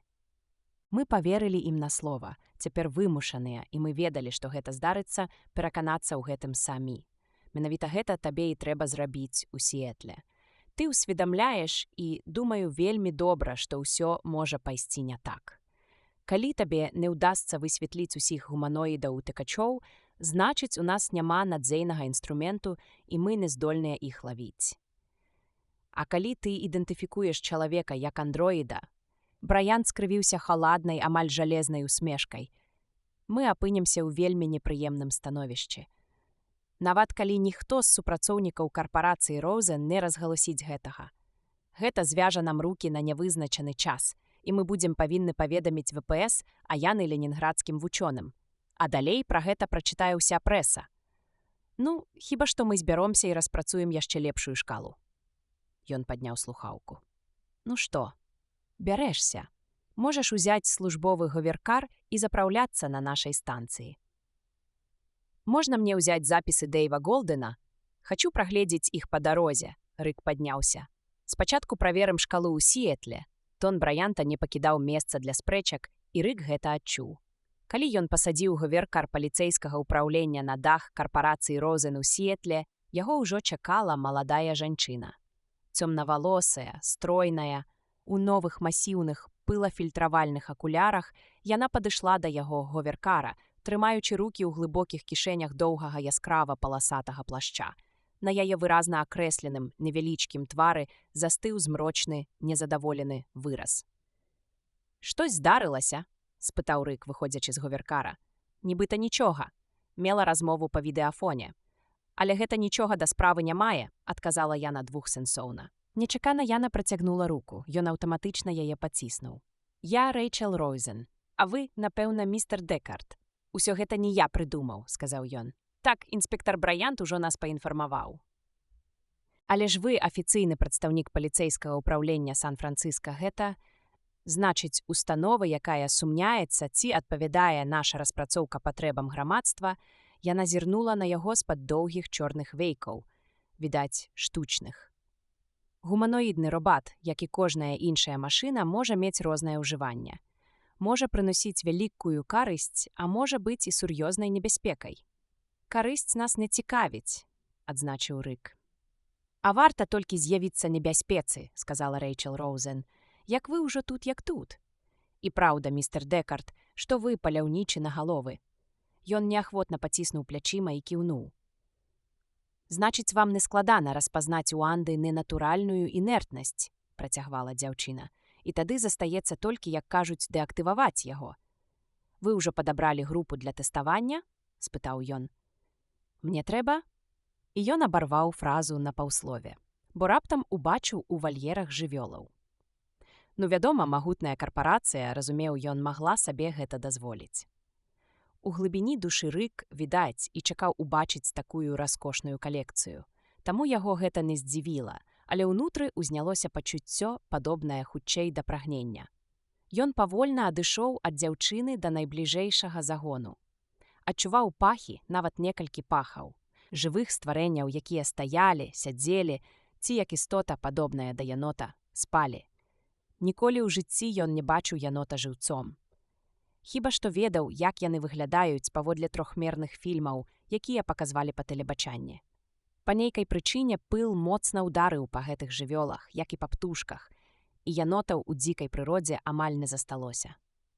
Мімаволі ён дастаў свой патрапаны каталог Сідні і адшукаў раздзел яноты. Радкі з цэнамі былі надрукаваныя курсівам. Гэтаксама, як і коні першероны, цяпер яны не мелі янотаў у продажы. У каталогу была пазначаная цана, па якой ім калісьці ўдалося прадаць апошняга янота. Лічба была проста астранамічная. «Яго завуць Біл», — сказала з-за спіны дзяўчына. «Янот Біл. Мы набылі яго летась у датчынай карпорацыі». Яна паказала кудысьці міма яго, і толькі тады ён заўважыў узброеных ахоўнікаў кампаніі з аўтаматамі, лёгкімі хуткастрэльнымі шкодамі. Ад той хвіліны, як ён прызямліў свой говеркар, ахова не зводзіла з яго вачэй. «І гэта нягледзячы на тое, — падумаў ён, — што я прыехаў на паліцэйскім говеркары». «Дык значыць, адзін з найбуйнейшых вытварцаў андроідаў, — задуменна працягнуў ён, — укладае свой лішак капіталу ў жывых жывёлаў». «Паглядзіце на Саву», — сказала Рэйчел Роузен. «Вось, я зараз яе разбуджу». Яна падышла да невялікай клеткі, у якой стаяла сухое разгалінаванае дрэва. Ён ужо хацеў запярэчыць, што совы даўно вымерлі. Ці, прынамсі, нам так кажуць. У каталогу Сідні, падумаў ён. Яны пазначаныя літарай «Б», то бок як вымерлыя. Гэтае «Б» зноў і зноў трапляецца ў каталогу. Пакуль дзяўчына ішла наперадзе, ён, каб пераканацца, зірнуў у каталог і ўбачыў, што не памыліўся. «Сідні ніколі не памыляецца», — сказаў ён сабе. «Мы ў гэтым упэўненыя. Нашто яшчэ мы маглі б абаперціся?» «Але ж ваша сова штучная», — сказаў ён, раптам да ўсяго дайшоўшы. Расчараванню не было мяжы. «Не», — Яна ўсміхнулася, і ён убачыў роўныя белыя зубы, што яшчэ мацней выдзяляліся на фоне цёмных валасоў і вачэй. «Але ў Сідні», — пачаў Рык, паказваючы ёй каталог. Яму вельмі хацелася даказаць, што ён мае рацыю. «Мы не купляем жывёлы ў Сідні ці ў іншых гандляроў», — адказала дзяўчына. «Усе нашы набыцці толькі ў прыватных асобаў. Закупачныя цэны мы не разгалошваем. У нас у штаце ёсць свае натуралісты. Цяпер яны працуюць у Канадзе. Там яшчэ засталіся даволі вялікія лясныя прасторы. Ну, адносна вялікія. Але ўсё ж такі дастатковыя, каб там выжывала дробная жыўнасць, а часам і птушкі». Ён яшчэ доўга глядзеў на саву, якая дрымала на галіне. У галаве рояцца тысячы думак пра вайну, пра тыя дні, калі з неба падалі совы. Ён успомніў, як у ягонае дзяцінства ўсе часцей з'яўляліся паведамленні пра знікненне таго ці іншага віду, як штодня газеты трубілі. Сёння памерла апошняя ліса, заўтра апошні барсук. Пакуль людзям не надоела чытаць гэтыя бясконцыя некролёгі. Ён падумаў таксама, што яму адчайна хочацца мець дома сапраўдную жывёлу, і дзесь з глыбіні свядомасці зноў паднялася нянавісць да ўласнай электрычнай авечкі, за якой даводзіцца глядзець, пра якую трэба клапаціцца, быццам яна жывая. «Тыранне рэчы», — падумаў ён, «якая і не ведае пра маё існаванне. Тое самае і з Андзі. Яны не ўсведамляюць існавання іншых». Раней ён ніколі так пра гэта не думаў, пра падабенства паміж электрычнай жывёлай і Анды. Электрычная жывёла, разважаў ён, можа лічыцца падвідам найпрасцэйшага робата, або, наадварот, андроіда можна назваць высокаразвітым, удасканаленым варыянтам эрзац жывёлы. Абедзве думкі зрабіліся яму непрыемнымі. «Калі б вы захацелі прадаць сваю сову?» — спытаў ён у Рэйчел Роузен, колькі б яна каштавала і які патрэбны быў бы задатак. «Мы не прадаём сову», — яна глядзела на яго са змешаным выразам задавальнення і спагады, ці, можа, яму так толькі падалося. «А калі б нават і прадавалі, вы ўсё адно наўрад ці змаглі б столькі заплаціць. А якую жывёлу вы трымаеце дома?» «Авечку», — сказаў ён. «Чорнамордую сафалкскую авечку, дык вы шчаслівы чалавек». «Так, я шчаслівы», — згадзіўся Рык. «Але мне заўсёды хацелася мець сову яшчэ да таго, як яны пасыпаліся з неба». Потым ён паправіўся. «Хоць, зразумела, не вашу. Наша праграма аднаўлення папуляцыі і агульнае планаванне прадугледжваюць набыццё яшчэ адной совы, каб яна змагла спарыцца са скрэпі». Яна кіўнула на сову, што дрымала на сухім дрэве. На імгненне птушка расплюшчыла абодва вочы. Тыя жоўтыя шчыліны, што адразу ж зноў зачыніліся, як толькі яна апусцілася ў дрымоту.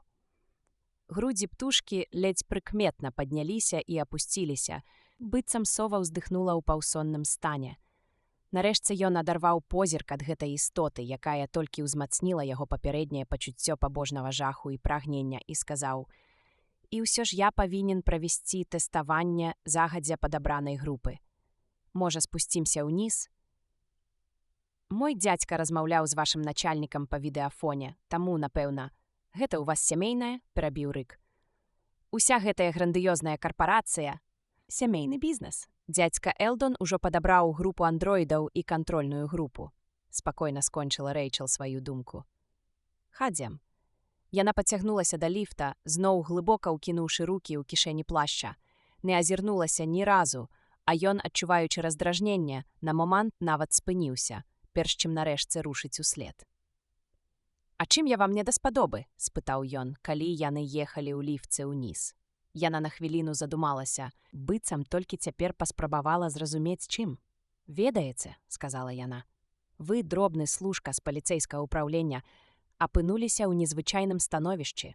Разумееце, што я маю на ўвазе?» Яна кінула на яго косы пагардлівы позірк.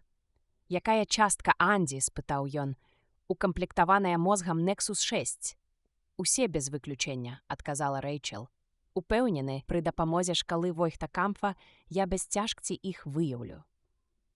«А калі не», – сказала Рэйчел Роузен, «нам давядзецца тэрмінова здымаць з рынку ўсю партыю Анді з Nexus 6». Яе цёмныя вочы бліснулі. Яна гнёўна паглядзела на яго, пакуль ліфт не спыніўся і дзверы не разышліся. Бо паліцыя, аказваецца, няздольная справіцца са сваім абавязкам і адшукаць тых некалькіх Nexusаў, што ўцяклі. Ім насустрач выйшаў мужчына, жвавы, костлявы, ужо ў гадах, з працягнутай для поціску рукой. На ягоным твары застыў выраз трывогі, нібыта падзеі апошнім часам разгарнуліся для яго надта хуценька. «Элдон Роузен», – прадставіўся ён Рыку, і яны паціснулі адзін аднаму рукі. «Паслухайце, Дэкард, вы, спадзяюся, разумееце, што тут, на зямлі, мы не вырабляем андроідаў, праўда? Таму мы не можам проста падняць слухаўку і папрасіць прывезці нам з цэха гатовай прадукцыі дзесятак узораў, але гэта не азначае, што мы не хочам ці не можам супрацоўнічаць з вамі. Я зрабіў усё, што мог». Яго левая рука ледзь прыкметна дрыжэла, калі ён прыгладзіў рэдкае валоссе. Кіўнуўшы на свой службовы партфель, Рык сказаў: «Тады я пачынаю». Нервавасць Роузена старэйшага толькі падбадзёрыла Рыка і надала яму ўпэўненасці. «Яны мяне баяцца», – зразумеў ён, і нават уздрыгнуў ад гэтай думкі. «Рэйчел Роузен таксама. Я магу змусіць іх адмовіцца ад выпуску сваіх Nexusаў 6. Вынікі, якія я атрымаю на працягу найбліжэйшай гадзіны, могуць паўплываць на ўсю дзейнасць карпарацыі. Гэта стане вызначальным для лёсу карпарацыі Роузен тут у ЗША, у Расеі і нават на Марсе». Абодва прадстаўнікі роду Розенаў пільна яго разглядалі, і ён адчуў у іх паводзінах штосьці невыразна фальшывае. Разам з ім у будынак, здавалася, увайшла пустэча. Пустэча, што прадвяшчала эканамічную цішыню і гібель. «Яны трымаюць у руках гіганцкую ўладу», – падумаў ён. «Іх прадпрыемства – адзін з прамысловых волатаў». Да таго ж вытварчасць андроідаў стала неад'ёмнай часткай праграмы каланізацыі. Калі яна праваліцца, дык пад пагрозай апынецца і сама каланізацыя. Роузены гэта разумеюць. Элдон, відаць, усё зразумеў з той хвіліны, як яму патэлефанаваў Гары Брайант. «На вашым месцы я б не так моцна пераймаўся», – сказаў Рык, калі яны ішлі шырокім, ярка асветленым калідорам. Ён сам адчуваў незвычайны спакой і нават ціхае задавальненне. Гэтая хвіліна яму была прыемна, як ніводная іншая ў жыцці. Вельмі хутка яны даведаюцца, на што здольны яго прыбор і на што ён не здольны. «Калі вы не ўпэўненыя ў аб'ектыўнасці шкалы Войхта-Кампфа, заўважыў ён, можа, вашай кампаніі варта было б распрацаваць альтэрнатыўны тэст. У такім выпадку частка адказнасці кладзецца і на вас». «О, дзякуй». Роузены правялі яго з калідора ў шыкоўнае памяшканне, падобнае да гасціннай. Дываны, торшэры, сучасныя невялікія столікі, на якіх ляжалі часопісы. Між імі ён заўважыў люты дадатак да каталогу Сідні, якога яшчэ не бачыў. Люты дадатак павінен быў выйсці ў продаж праз 3-4 дні. Відавочна, карпарацыя Роузен мела асабліва цэсныя стасункі з Сідні. Раздражнёна Рык узяў каталог у рукі. Гэта злоўжыванне даверам грамадства. Ніхто не мае права атрымліваць звесткі пра змены цэнаў раней за ўсіх. Гэта можна трактаваць як парушэнне федэральнага закону.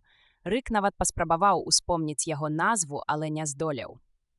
«Я забяру гэты нумар з сабой», – сказаў ён, расшпільваючы партфель і кідаючы туды каталог.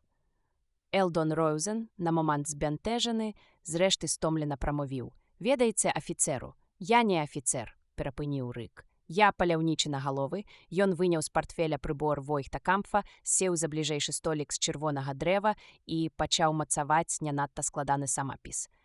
«Можаце запрашаць першы аб'ект для тэставання», – паведаміў ён Элдону Роузену, які цяпер выглядаў зусім прыгнечана. «І мне хацелася б паглядзець», – сказала Рэйчел, садзячыся побач. «Я ніколі не бачыла, як праводзіцца тэст на эмпатыю. І што паказваюць гэтыя прыборы?»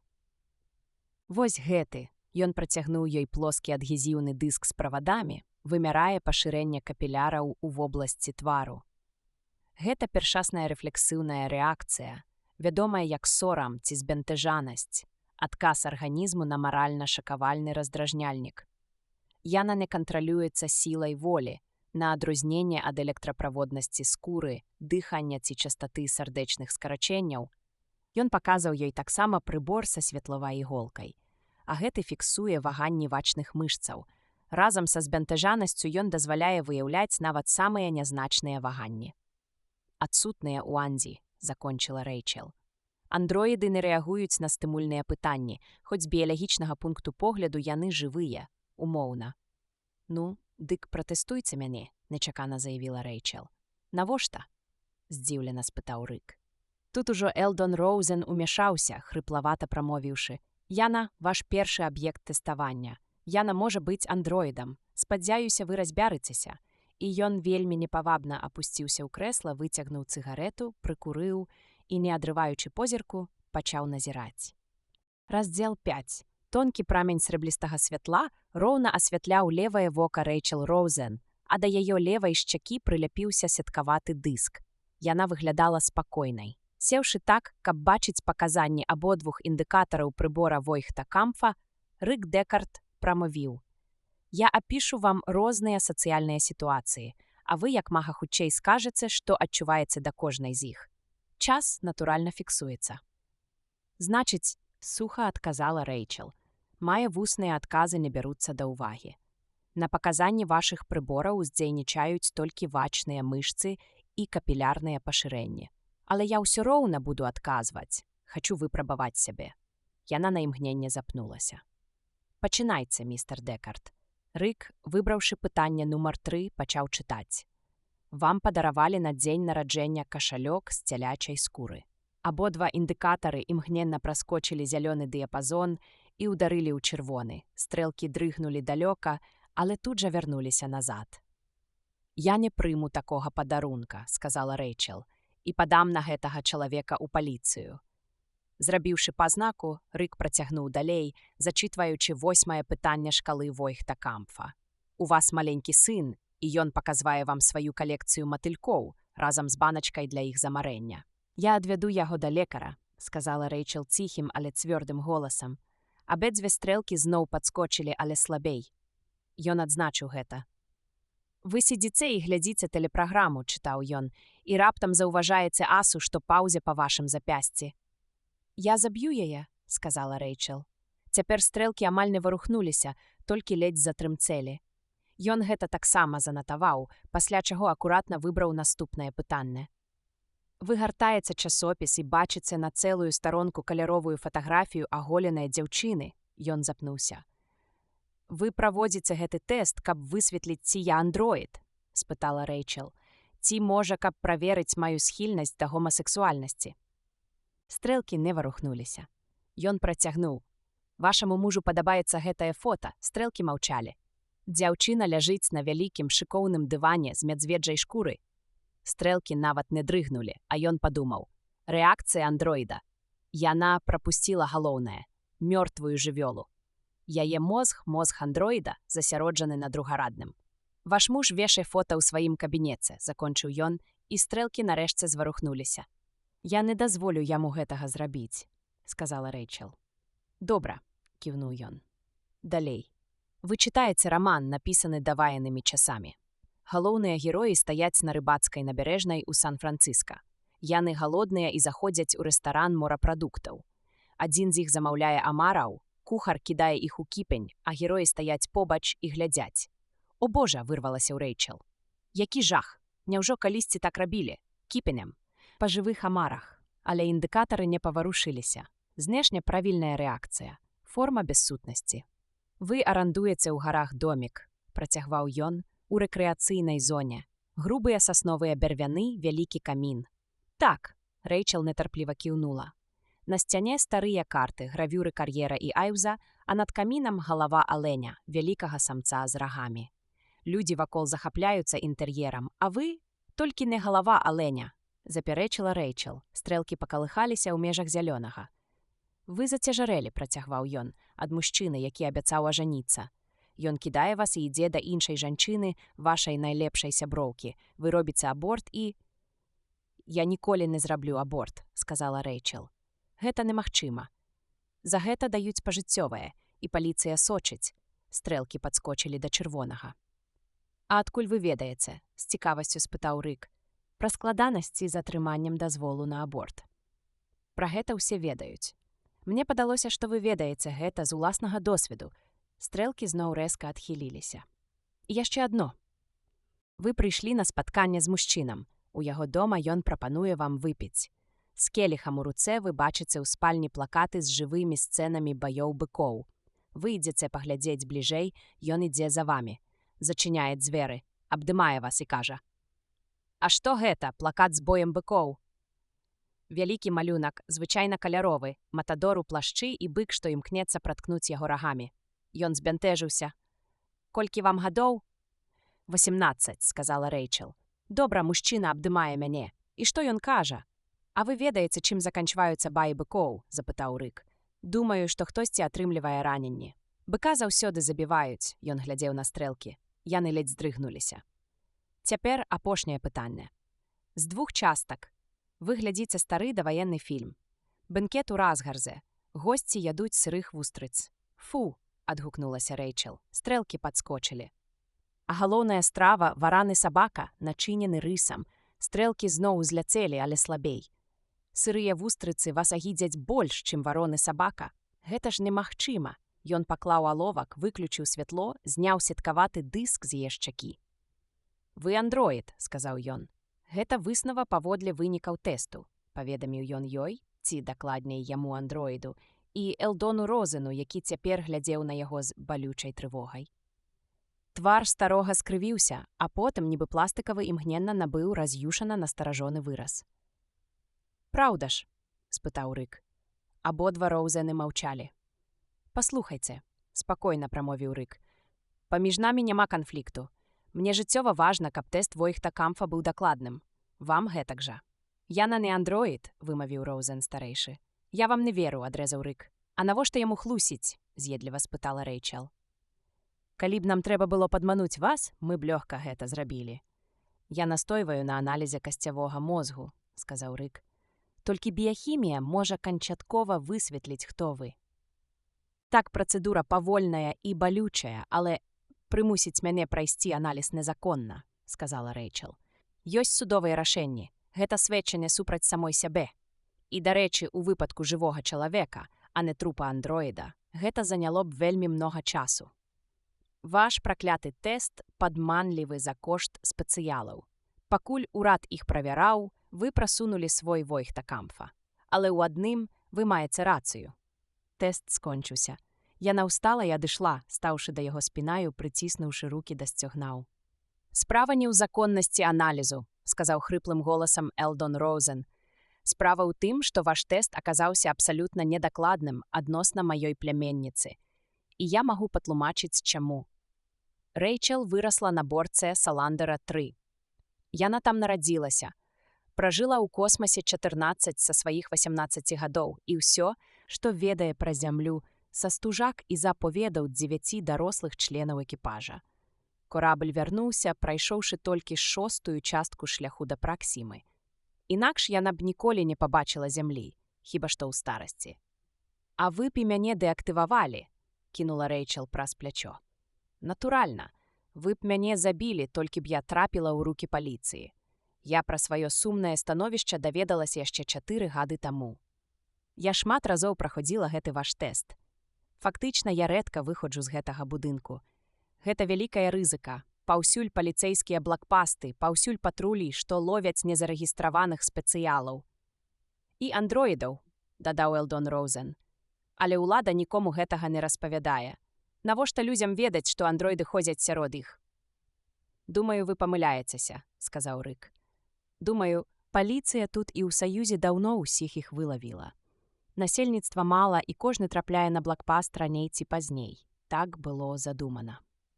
«Якія ў вас інструкцыі?» – спытаў Роузен. «У выпадку памылковай ідэнтыфікацыі чалавека як андроіда». «Гэта справа ўпраўлення», – адказаў Рык, складаючы прыборы ў партфель.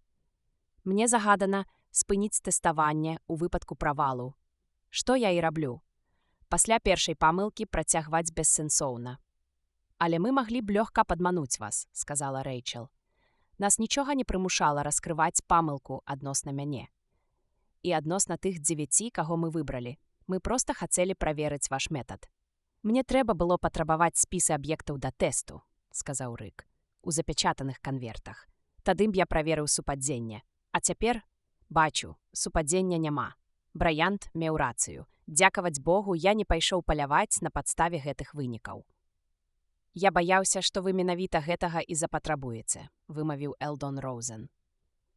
Мы абмяркоўвалі і такі ход падзей.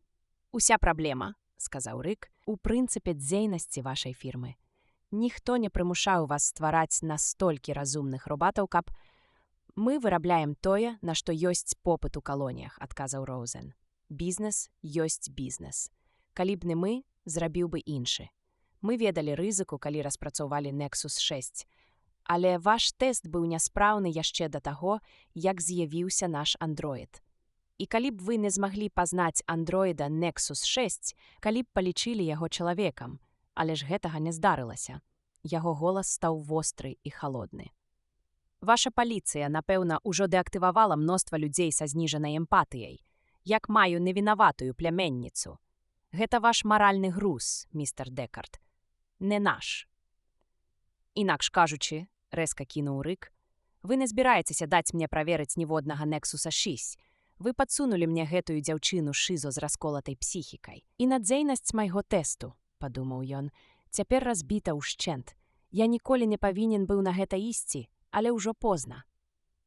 Мы вас разумеем, містер Дэкард. Ціхім, мяккім голасам прамовіла Рэйчел і павярнулася да яго з усмешкай. Нават цяпер ён не мог зразумець, як карпарацыі Розен удалося так лёгка і нязмушана зацягнуць яго ў пастку. Прафесіяналы, падумаў ён, гіганцкая карпарацыя, незлічоны досвед, фактычна ў іх калектыўны розум. А Элдон і Рэйчел Розены толькі голас гэтай карпарацыі. Ягоная памылка, відаць, і была ў тым, што разглядаў іх проста як асобных людзей. Больш ён так не прамахнецца. Вашаму начальніку, містеру Брайанту, сказаў Элдон Роузен, будзе неверагодна цяжка зразумець, як вы зумелі заваліць тэст яшчэ да таго, як ён пачаўся. Ён паказаў угару, і Рык заўважыў у столі аб'ектывы відэакамераў. Ягоная нягеглая памылка ў справе з Роузенамі ўжо была запісаная на стужку. «Думаю, цяпер нам лепей», – павёў далей Элдон. «Спакойна пасядзець і...» Ён вельмі ветла жестыкуляваў. «Можам дамовіцца, містер Дэкард». Ніякіх падставаў для хвалявання. Nexus 6. Гэта ўжо зроблены факт. Мы ў карпарацыі Роузен гэта прызнаём, і думаю, вы таксама. Рэйчел, нахіліўшыся да Рыка, спытала. «Вы хацелі б мець саву, праўда ж? Сумняваюся, што калі-небудзь зараблю на саву, але ён выдатна разумеў, да чаго яна вядзе. Цудоўна ўсведамляў, пра што хоча дамаўляцца з ім карпарацыя Роузен. Унутраная напруга ў ім дасягнула крытычнай рыскі. Яна неспешна выбухала недзе ў глыбіні цела, разрасталася, пакуль не накрыла яго ўвесь і не зацямніла яснае разуменне таго, што адбываецца. «Але», – сказаў Элдон Роузен, – «саву вам усё ж такі страшэнна хочацца». Ён глянуў дапытліва на пляменніцу. «Думаю, містер Дэкард не да канца разумее, пра што гаворка». «Ён усё цудоўна разумее», – пярэчыла Рэйчел. «Ён ведае, куды мы гнём». «Ці не так, містер Дэкард?» Яна зноў нахілілася да яго, гэтым разам яшчэ бліжэй. Цяпер ён ужо адчуваў пах яе далікатных парфумаў і ледзь не цяпло яе цела. «Па сутнасці вы ўжо дамагліся свайго, містер Дэкард. Па сутнасці гэтая сова ўжо ваша». Элдону Роузену яна сказала: «Не забывайце, што ён паляўнічы за галовамі і жыве з прэміяльных, а не закладу». «Ці ж не так, містер Дэкард?» – ён кіўнуў. «І колькі андроідаў на гэты раз збегла?» – дапытвалася Рэйчел. Праз імгненне ён адказаў: 8. Спачатку іх было 8. 2 ужо дэактывавалі, гэта праца іншага паляўнічага не мае. «І колькі вы атрымліваеце за аднаго андроіда?» – спытала Рэйчел. «Як калі?» Ён недарэчна паціснуў плячыма. «Калі ў вас не будзе надзейнага тэставага прыбора, вы не зможаце выяўляць андроідаў», – сказала Рэйчел. «А калі не зможаце іх ідэнтыфікаваць, то не атрымаецца і прэміяльных. Таму, калі вам давядзецца адмовіцца ад шкалы Войхта-Камфа, Яе заменіць, перабіў рык, новая шкала. Так ужо было не раз. 3 разы, калі дакладна. Але новая шкала, больш сучасны аналітычны прыбор, ужо існуе. Ніякага адставання.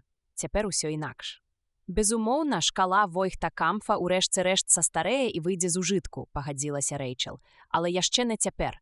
Нас цалкам задавальняе, што яна знаходзіць Nexus 6, і мы хочам, каб вы і надалей з яе дапамогаю рабілі сваю дзіўную і вельмі спецыфічную працу. Яна лёгка пагойдвалася наперад-назад, моцна абняўшы сябе за плечы і не адрывала напружанага позірку ад яго. Відавочна лавіла якуюсьці важную рэакцыю. «Скажыце яму, што ён можа забраць Саву», – праскрыпеў Элдон Роузен. «Вы можаце забраць Саву», – паўтарыла Рэйчел, усё яшчэ глядзячы яму проста ў твар. «Тую, што вы бачылі на даху, скрэпі. Але мы папросім вас даць ёй спарыцца, калі дастанем самца. Усё патомства будзе належаць нам. Спадзяюся, гэта ясна само па сабе». «Вывадку палову мне», – прапанаваў рык. «Не», – адразу запярэчыла Рэйчел.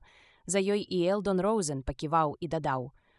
«У такім выпадку вы прэтэндавалі б на ўсіх сов да канца вякоў. Ёсць яшчэ адна ўмова. Вы не зможаце запавяшчыць Саву каму-небудзь іншаму. Пасля вашай смерці яна вернецца ў уласнасць карпарацыі». «Пахне тым, што вы прыйдзеце і пулянеце мяне ў патыліцу», – запярэчыў рык. «Каб адразу забраць сваю Саву назад. Не, я на такое не пайду. Занадта вялікая рызыка». «Вы ж паляўнічы за галовамі», – сказала Рэйчел. «Умееце абыходзіцца з лазернай зброяй, вось яна ў вас пры сабе і цяпер. Калі вы не здольны абараніць сябе, як вы збіраецеся ўпраўляцца з тымі 6 Nexusамі 6? Яны ж куды разумнейшыя за старыя W4, што выпускала карпарацыя Гродцы. Гэта цяпер я палюю на іх», – падкрэсліў ён. «А калі б мы дамовіліся, што пасля маёй смерці вы зноў станеце ўладальнікам Савы, тады ўжо нехта паляваў бы на мяне. Сама думка пра тое, што яго будуць вынюхваць, была яму агіднай. Ён добра ведаў, чым гэта канчаецца, на прыкладзе андроідаў. Нават яны з цягам часу змяняліся звонку». «Добра, мы саступім», – пагадзілася Рэйчел. «Можаце запавяшчаць Саву спадчыннікам, але мы настойваем, каб увесь вывадак быў наш. Калі не згодныя, вяртайцеся ў Сан-Францыска і скажыце ў сваім управленні, што шкала Войхта-Камфа прынамсі ў вашых руках, неспраможная адрозніць Анды ад людзей, і шукайце сабе іншую працу».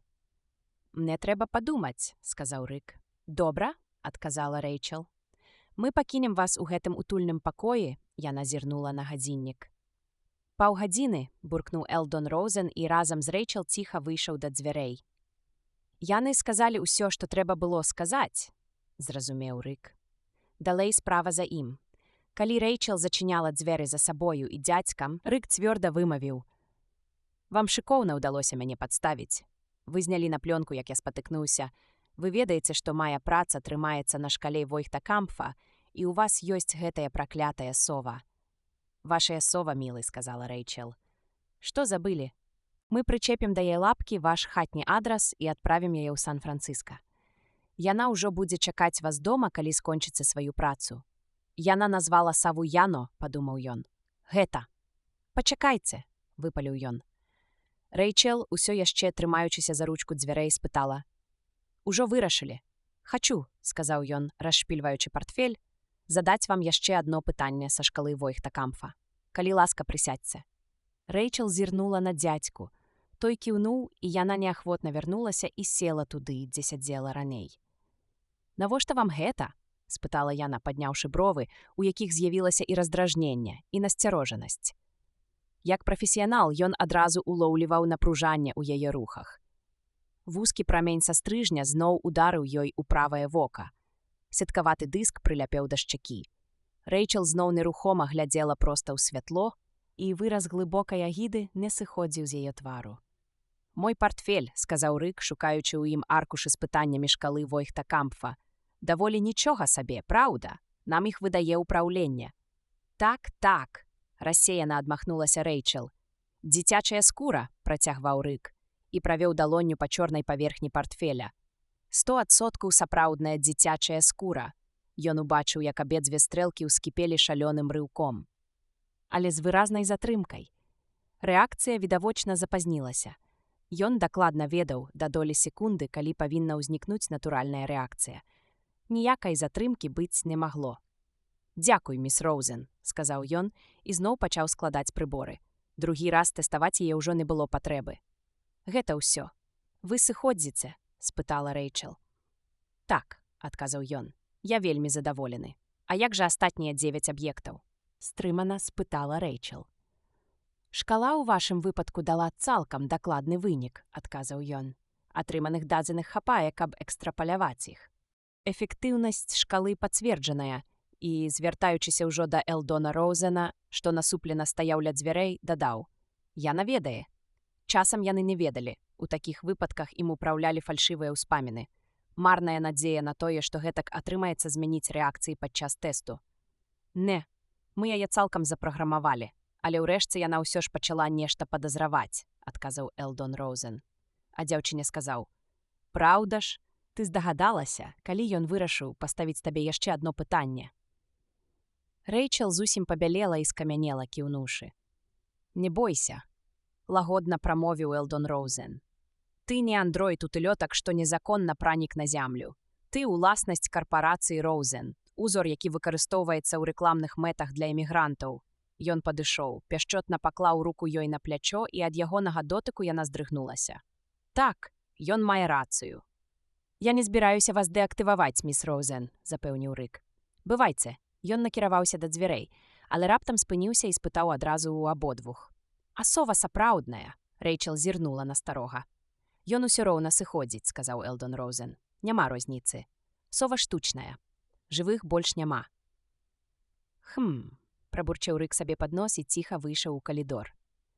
Роузены правадзілі яго маўклівымі позіркамі. Ніхто нічога не сказаў. І не было чаго.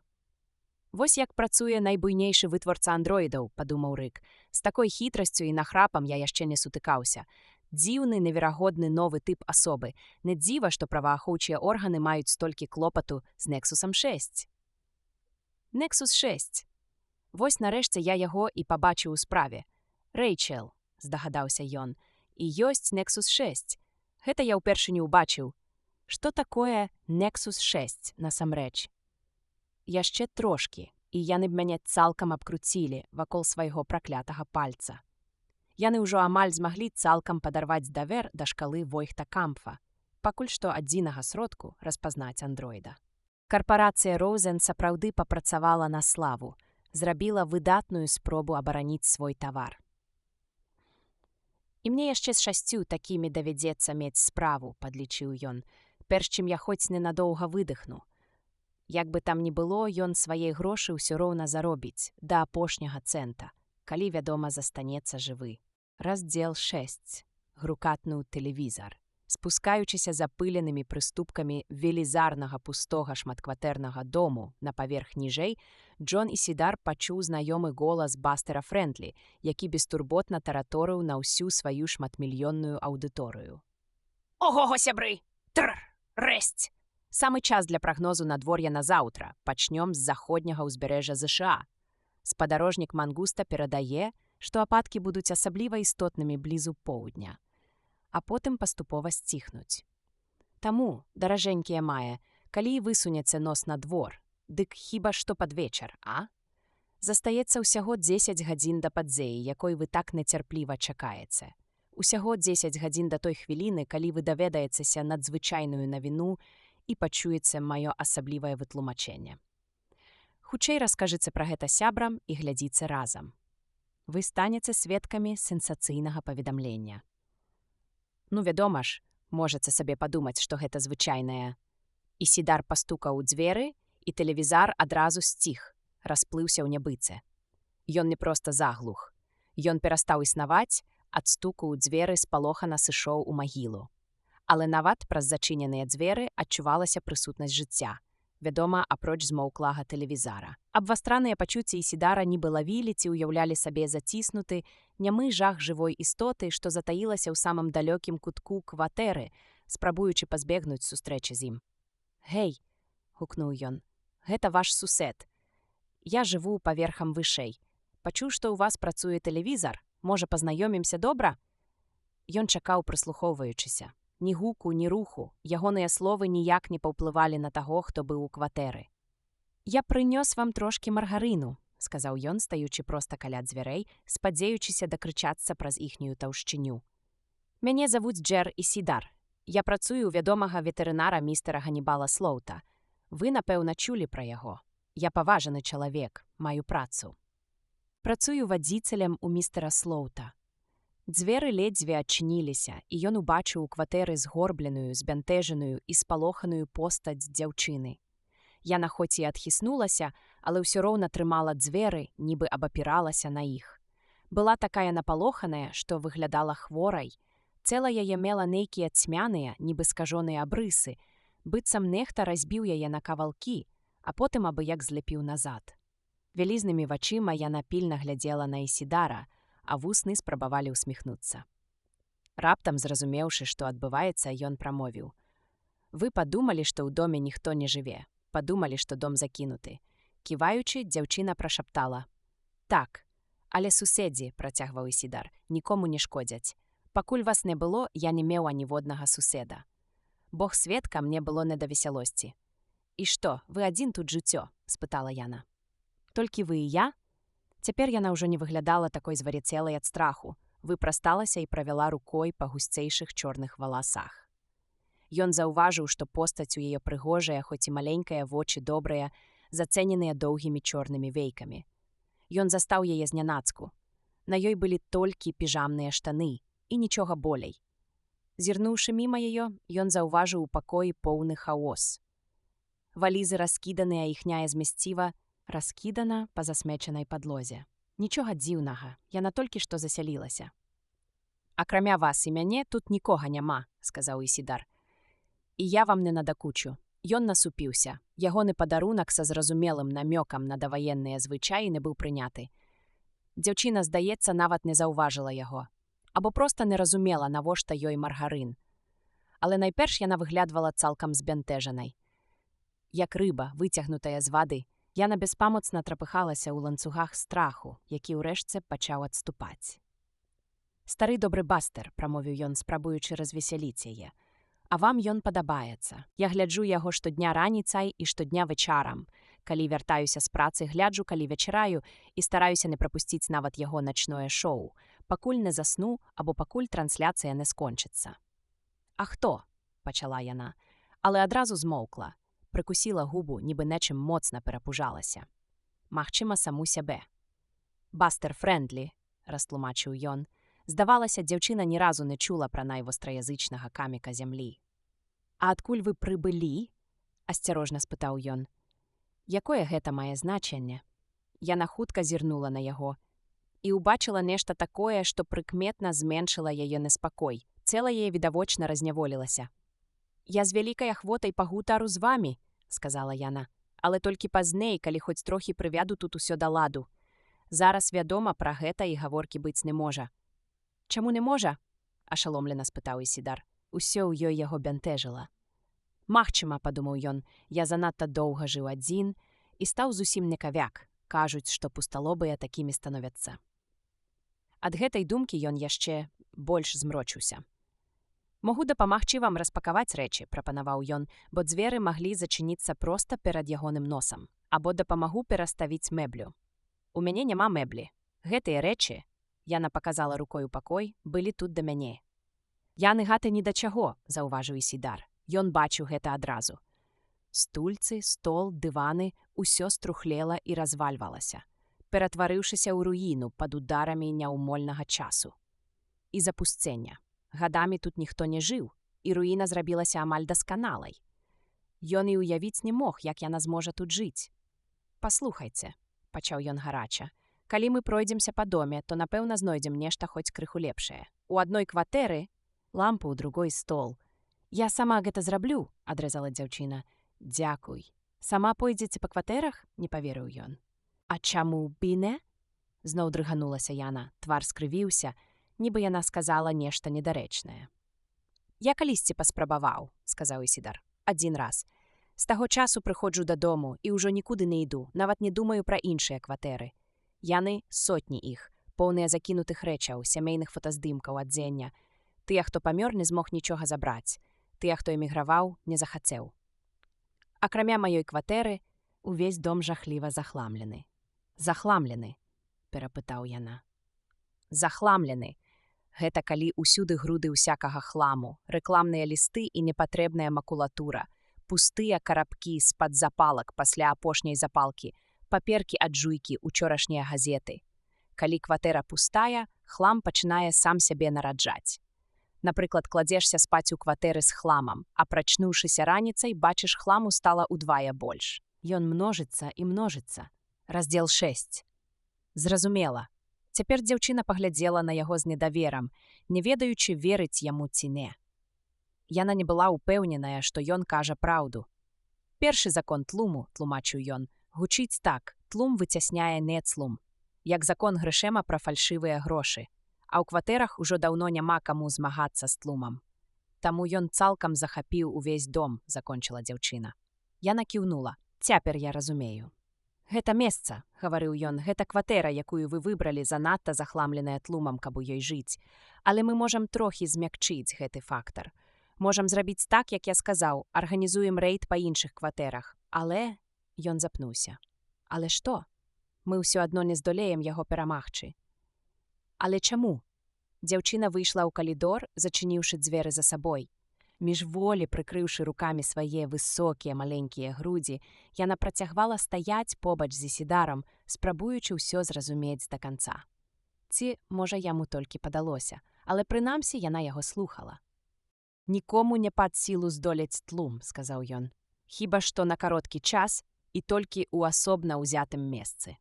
Вось, напрыклад, у сваёй кватэры мне пакуль удалося дасягнуць нейкай раўнавагі паміж напорам тлуму і нецлуму. Але варта мне памерці або з'ехаць, і тлум зноў усё захопіць. Гэта універсальны прынцып, што дзейнічае ўсюды ў сусветце. Увесь сусвет рухаецца да завяршальнай стадыі поўнага і ўсеагульнага захламлення і адразу паправіўся. За выключэннем, зразумела, пагорка, на які ўздымаецца Вілбар Мерсер. Дзяўчына не адвядала вачэй. Не разумею. Мерсерызм усё ставіць на свае месцы. Ён зноў жахліва здзівіўся. Вы што, не ўваходзіце ў зліццё? Не маецца эмпатамадулятара? Пасля паўзы дзяўчына асцярожна адказала. Свайго не ўзяла. Думала, тут знайду. Але ж эмпатамадулятар. Ісідар аж збіваўся ад хвалявання. Гэта самая асабістая рэч. Гэта працяг вашага цэла. З яго дапамогай вы спалучаецеся з іншымі людзьмі і перастаеце быць самотныя. Усе гэта ведаюць. Мерсер нават дазваляе такім людзям, як я. Ён замаўчаў. Але ўжо было позна, яна ўсё зразумела. Ён убачыў гэта па яе твары, на якім успыхнула раптоўная агіда. Я амаль прайшоў тэст IQ. Сказаў ён прыглушаным, роўна-няроўным голасам. Я яшчэ не зусім страчаны спецыял, толькі ўмераны, далёка не такі, якіх вы маглі бачыць. Але Мерсер не глядзіць на такія рэчы. Як па мне, сказала дзяўчына, гэта самы вялікі недахоп мерсерызму. Яе голас гучаў ясна і абыякава. Яна проста канстатавала факт, здагадаўся ён. Факт свайго стаўлення да пусталобых. Думаю, мне пара вяртацца ў сваю кватэру. Прамармытаў ён і пайшоў ад яе, сціскаючы ў руцэ камяк маргарыну. Ад цяпла ягонай рукі маргарын нагрэўся і размяк. Дзяўчына глядзела яму ўслед за абыякавым выразам твару, а потым гукнула. «Пачакайце! Што?» Ён абярнуўся. «Вы мне спатрэбіцеся». Каб дапамагчы адшукаць крыху прыдатнай мэблі. З іншых кватэр, як вы казалі, яна падышла да яго. Яе аголеная верхняя частка цэла была гладкая і хударлявая, без ані грама лішняга тлушчу. А каторай вы вяртаецеся з працы, тады і дапаможаце. Можа, вы прыгатуеце нешта на вечеру? Калі я прынясу прадукты? Няўпэўнена прапанаваў Ісідар. Не ў мяне шмат працы. Дзяўчына вельмі лёгка і без ані кроплі вагання адмахнулася ад ягонай прапановы. Ён гэта заўважыў і адчуў, але не разумеў, чаму. Цяпер, калі яе страх амаль сышоў, у ёй выяўлялася нешта іншае, нешта значна дзіўнейшае. І годнае жалю, падумаў ён, халоднасць. Нібы подых пустэчы паміж заселенымі светамі, подых нішто. Справа была не ў тым, што яна казала або рабіла, а ў тым, чаго яна не казала і не рабіла. Іншым разам, сказала дзяўчына і ўжо павярнулася да сваіх дзвярэй. Запомнілі, як мяне завуць? нецярпліва спытаў ён. Джон Ісідар, я працую у... Вы ўжо паведамілі, у каго вы працуеце? Яна на хвіліну затрымалася перад дзвярыма, а адчыніўшы сказала: у нейкага страхоцця па імені Ганібал Слоут, які, я ўпэўнена, існуе толькі ў вашай фантазіі. А мяне завуць... Яна кінула на яго развітальны халодны позірк, ужо заходзячы ў кватэру, крыху завагалася і скончыла. Рэйчел Розен. З карпорацыі Розен, здзівіўся ён, найбуйнейшага ў свеце вытворцы гуманоідных робатаў для калоніяў. Праз яе твар прамільгнула незразумелая цэню, але адразу знікла. Не, праціснула яна, я ніколі пра іх не чула, нічога пра гэта не ведаю. Гэта, мусіць, плён вашай пусталобай фантазіі. Джон Ісідар і яго асабісты прыватны эмпатамодулятар. Бедны спадар Ісідар. Але ваша імя сведчыць, што вы... Наогул мяне завуць Прэс Стрэттан. Гэта маё імя па мужу, толькі ім я і карыстаюся. Я ніколі не ўжываю іншага імя, акрамя Прэс. Таму называйце мяне Прэс, яна задумалася і дадала. Не, лепей міс Стрэттан. Мы яшчэ не ведаем адно аднаго. Па крайняй меры, я вас не ведаю. Дзверы за ёй зачыніліся, і ён застаўся стаяць адзін у запыленым цьмяным калідоры. Раздзел 7. Вось яно як, разважаў Джер Ісідар, трымаючы ў руцэ размяклы камяк маргарыну. Можа, яна яшчэ перадумае і дазволіць называць сябе Прэс. Вось бы мне дзесьці дастаць слоік перадваенных кансерваваных гародніны на вечеру. Але, можа, яна не ўмее гатаваць, раптам падумаў Ісідар. Ну, дык я сам буду кухаваць, я згатую нам вечеру на дваіх. Усё ёй пакажу і растлумачу, потым яна сама зможа гатаваць, калі захоча. Напэўна ж захоча, калі будзе ведаць як, наколькі я магу меркаваць, большасць жанчын, нават такіх маладых, як яна, любяць кухараваць. Гэта ў іх у крыві. Цомнымі, запыленымі прыступкамі ён вярнуўся ў сваю кватэру. Да яе і праўда не дабярэшся, думаў ён, апранаючы белы працоўны камбінезон. Цяпер, нават калі я вельмі паспяшуся, усё роўна спазнюся на працу, і містер Слоут жахліва разлуецца, ну і хай сабе. Дзіўна, але яна ніколі не чула пра Бастера Фрэндлі. Гэта неймаверна. Бастер – самая важная жылая істота, калі не лічыць, вядома, Вілбара Мерсера. Але Мерсер, угаворваў ён сам сябе, гэта не проста чалавек. Відаць, ён увасабляе нейкі архетып з далёкіх зорак, прынесены ў нашу культуру касмічнай матрыцай. Прынамсі, нешта падобнае я чу ад людзей. Напрыклад, ад містра Слоута. А Ганібал Слоут ведае, што кажа. Дзіўна, што яна такая непаслядоўная ў дачыненні да ўласнага імя, працягваў ён думаць. Можа, ёй патрэбна дапамога. А чым я магу ёй дапамагчы? Спытаў ён сам у сябе. Пусталобы спецыял, што я ўвогуле разумею. Мне забаронена жаніцца. Я не магу эміграваць, значыць, пыл урэшце мяне дагрызе. Мне няма чаго ёй прапанаваць. Адзінуўшыся, ён выйшаў з кватэры і падняўся на дах, дзе стаяў ягоны пабіты, патрыманы говеркар. Гадзінай пазней, седзячы ў фургоне кампаніі, ён ужо забіраў першую тварыну, што выйшла з ладу. Электрычнага ката, які ляжаў у пластыкавай пыланепранікальнай скрыні ў задняй частцы фургона і цяжка, нераўнамерна хрыпеў. Яшчэ трошачкі, і я сапраўды падумаю, што ён жывы, адзначыў для сябе Ісідар, калі імчаў да ветэрынарнай клінікі Ван Несса, той спрытна замаскіраванай майстэрні, што ледзьве трымалася на плаву пад націскам канкурэнцыі ў сферы абслугоўвання механічных жывёлаў. А кот тым часам аж стогнаў у сваіх пакутах. «Во як!» – сказаў сабе Ісідар. Гучыць, быццам ён і праўда памірае. Напэўна, у 10гадовай батарэйцы здарылася кароткае замыканне, і схемы гаруць адна за адной. Давядзецца папрацаваць Мілту Борагрову. Ну што ж, у майстра ветэрынарнай клінікі будзе справа. Эх, я ж нават прыкладнай сумы за рамонт гаспадару не назваў, панура узгадаў Ісідар. Ён проста сунуў мне ката на рукі і патлумачыў, што ноччу тварыну пачало клінаваць, а потым сам, відаць, паляцеў на працу. Як бы там ні было, іх размова на тым і скончылася. Гаспадар з роўным гулам узвіўся ў неба на сваёй новенькай магутнай, зробленай пад заказ мадэлі говеркара.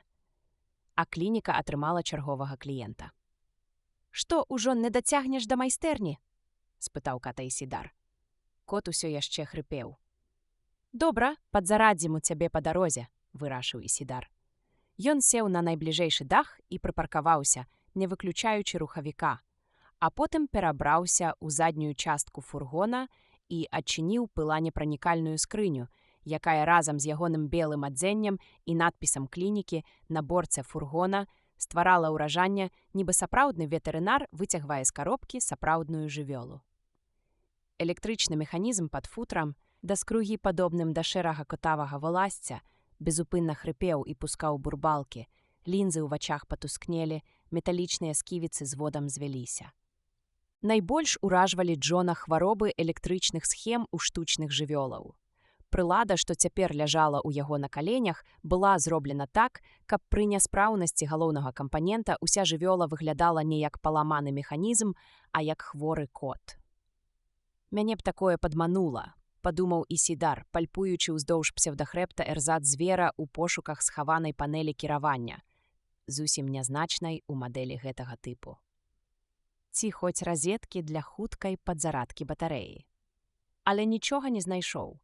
Час ляцеў, а кот ужо практычна зусім выйшаў з ладу.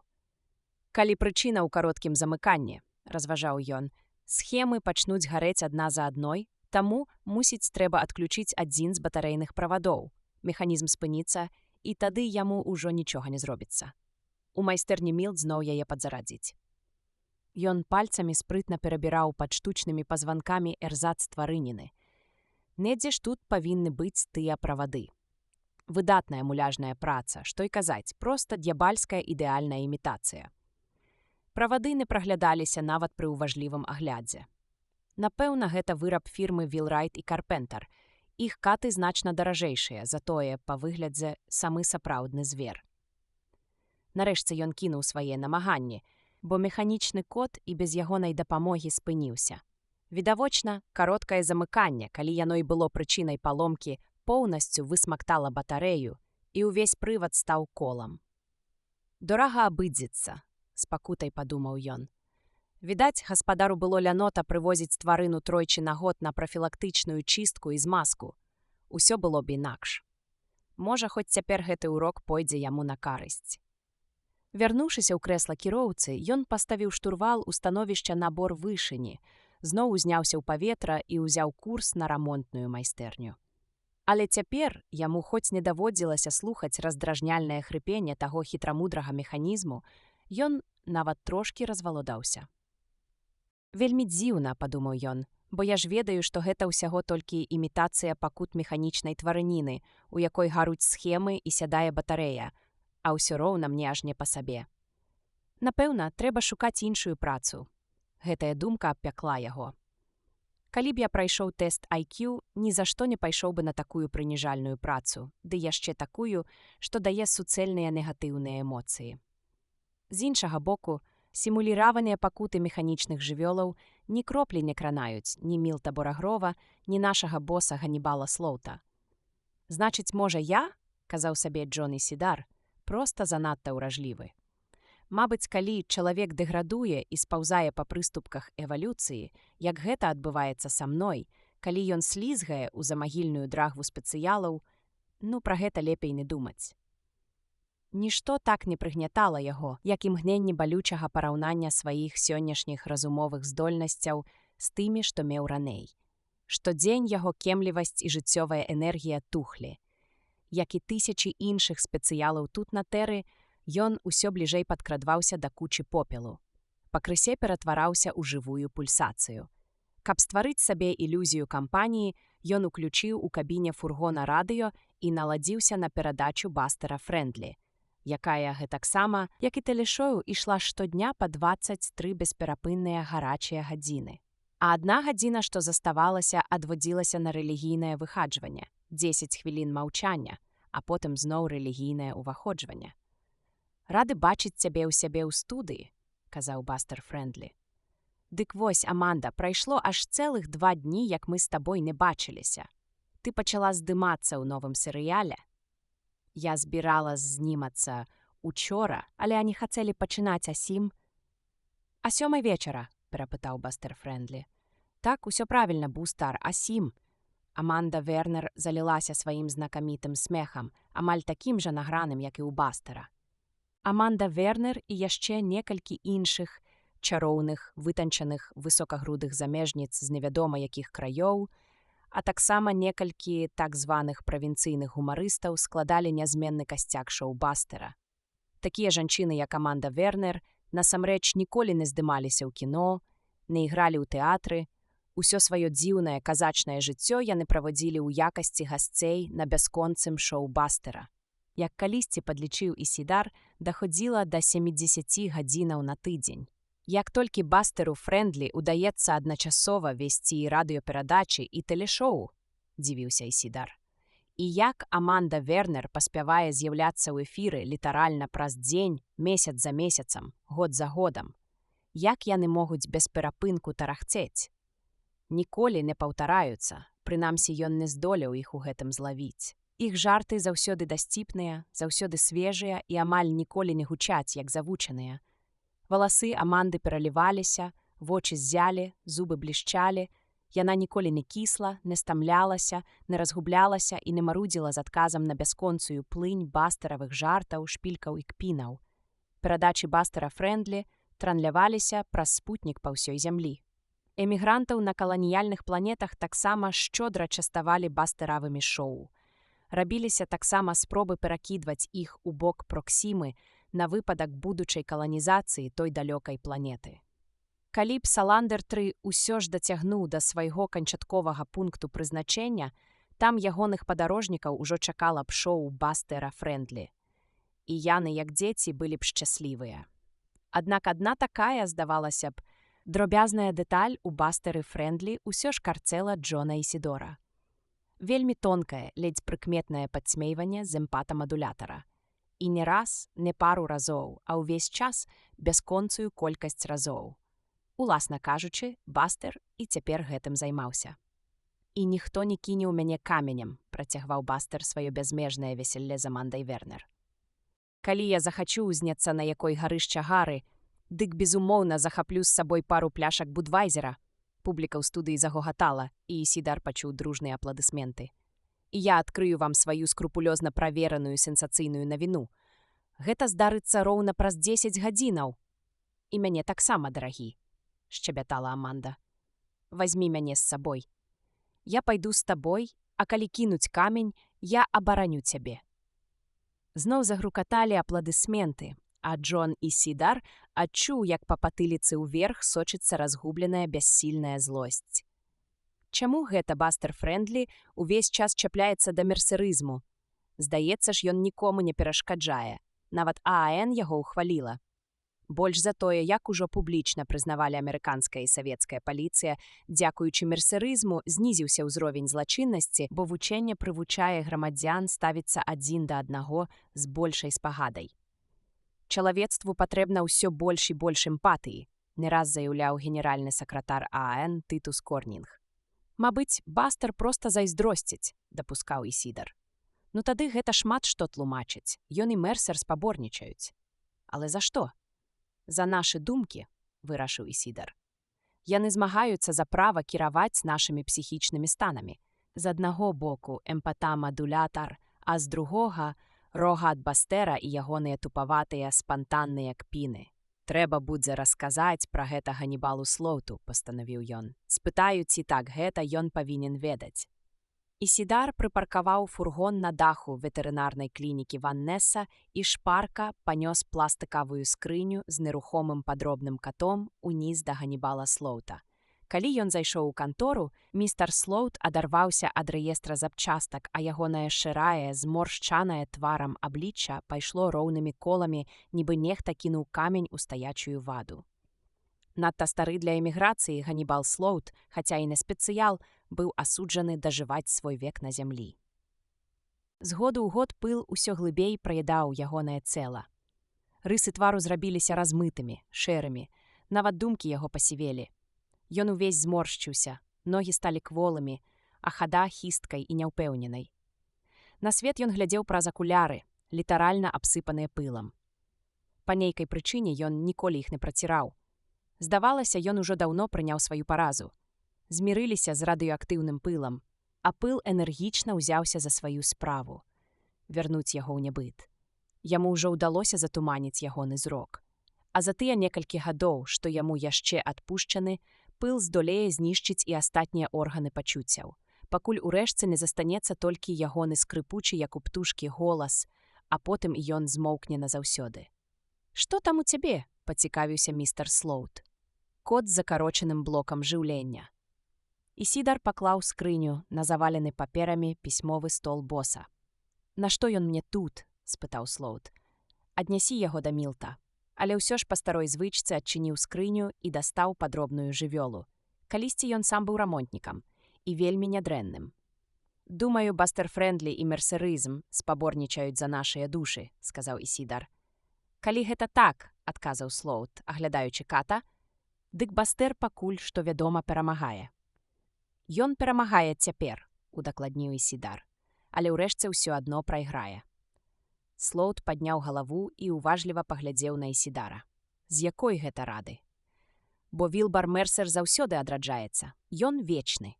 Толькі ўзыдзе на вяршыню пагорка і яго скідваюць уніз. Ён падае ў замагільны свет, але пасля непазбежна зноў падымаецца. Разам з намі. Таму і мы таксама вечныя». Ён быў вельмі задаволены сабою. Рэдка, калі перад містарам Слоутам выказваўся так складна і ўпэўнена, звычайна толькі запінаўся. «Бастер таксама несмяротны, як і Мерсер. Ніякай розніцы паміж імі», – абвясціў Слоут.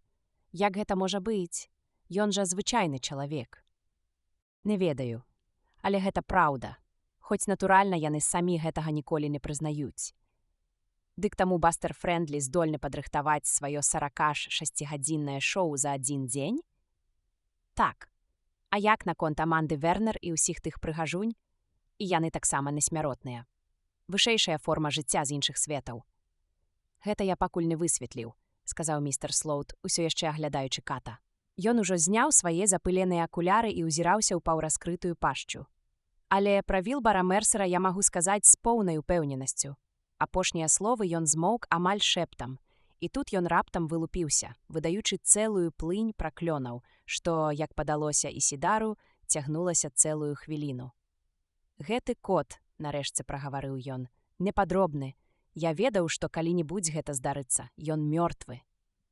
Слоут апусціў вочы на труп ката і зноў ляпнуў лаянкай. У дзвярах паказаўся масіўны, са скуркай, нібы з пабітай жвіром, Мілт Борагроў у сваім засмальцаваным сінім брызентавым фартуху.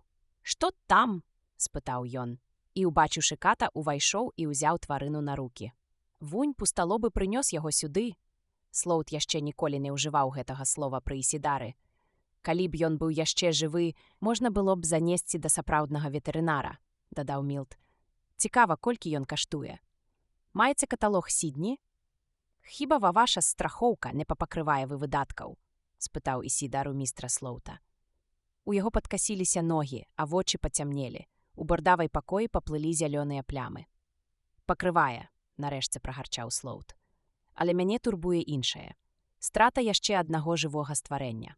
Скажы, Ісідар, ты што, не заўважыў розніцы?» Я падумаў. Ледзь вымавіў Ісідар, што гэта вельмі якасная падробка. Настолькі якасная, што я павёўся. Маю на ўвазе, выглядала жывой, і я падумаў, што гэта вельмі добры выраб. «Не думаю, што Ісідар здольны адрозніць адно ад другога», – мякка сказаў Мілт. «Для яго яны ўсе жывыя і падробныя таксама». Ён, напэўна, спрабаваў яго выратаваць, і ён звярнуўся да Ісідара. «Што ты рабіў? Паспрабаваў падзарадзіць батарэю? Ці знайсці месца, дзе сталася кароткае замыканне?» «Так», – прызнаў Ісідар. «Магчыма, кот быў ужо настолькі знясілены, што яму нічога не дапамагло б», – меркаваў Мілт.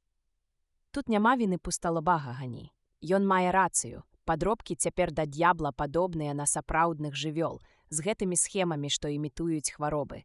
А жывыя жывёлы сапраўды паміраюць. У гэтым і ёсць найбольшая рызыка для іх гаспадароў. Мы проста адвыклі, бо заўсёды маем справу з падробкамі». «Проклятае згасанне», – вылаяўся Слоут. «Паводле ММЕ Мерсера, адзначыў Ісідар, усё жыжа вяртаецца. Гэты цыкл зазамкнёны і для жывёлаў. Мы ўсе падыдымемся разам з імі, калі памром». «Скажаш гэта гаспадару ката», – адсек містер Слоут. Не разумеючы, што менавіта меў на ўвазе яго бос, ён перапытаў. «Вы хочаце, каб я з ім пагаварыў? Але ж гэта вы заўсёды размаўляеце з кліентамі па відэафоне. Ён баяўся відэафонаў, таму зрабіць званок, асабліва незнаёмаму чалавеку, было для яго нечым амаль непераадольным. Містер Слоут безумоўна ведаў пра гэта. «Не муч яго», – сказаў Мілт. «Я сам патэлефаную». Ён пацягнуўся да слухаўкі. «Які нумар? Зараз. Ён тут дзесьці павінен быць». Ісідар замітусіўся, шукаючы ў кішэнях свайго працоўнага камбінезона картку з нумарам тэлефона. «Я хачу, каб патэлефанаваў пусталобы», – настаяў Слоут. «Я не ўмею кака карысціцца відэафонам». Запратэставаў Ісідар, а сэрца яго бухала ад голага страху. «Я не падстрыжаны, непрывабны, брудны, згорблены, з крывымі зубамі і ўжо пасівелы. Радыяцыя мяне зусім зламала. Мне здаецца, мне засталося няшмат». Мілт усміхнуўся і сказаў Слоуту. «Калі б мне было настолькі дрэнна, я б таксама не карыстаўся відэафонам. Ну, шукай, Ісідар, шукай. Бо калі не дасі мне нумар, я не змагу патэлефанаваць, і тады давядзецца рабіць гэта табе». Ён прыхільна працягнуў руку. «Патэлефануе пусталобы», – абвясціў Слоут. «Або я яго звальняю».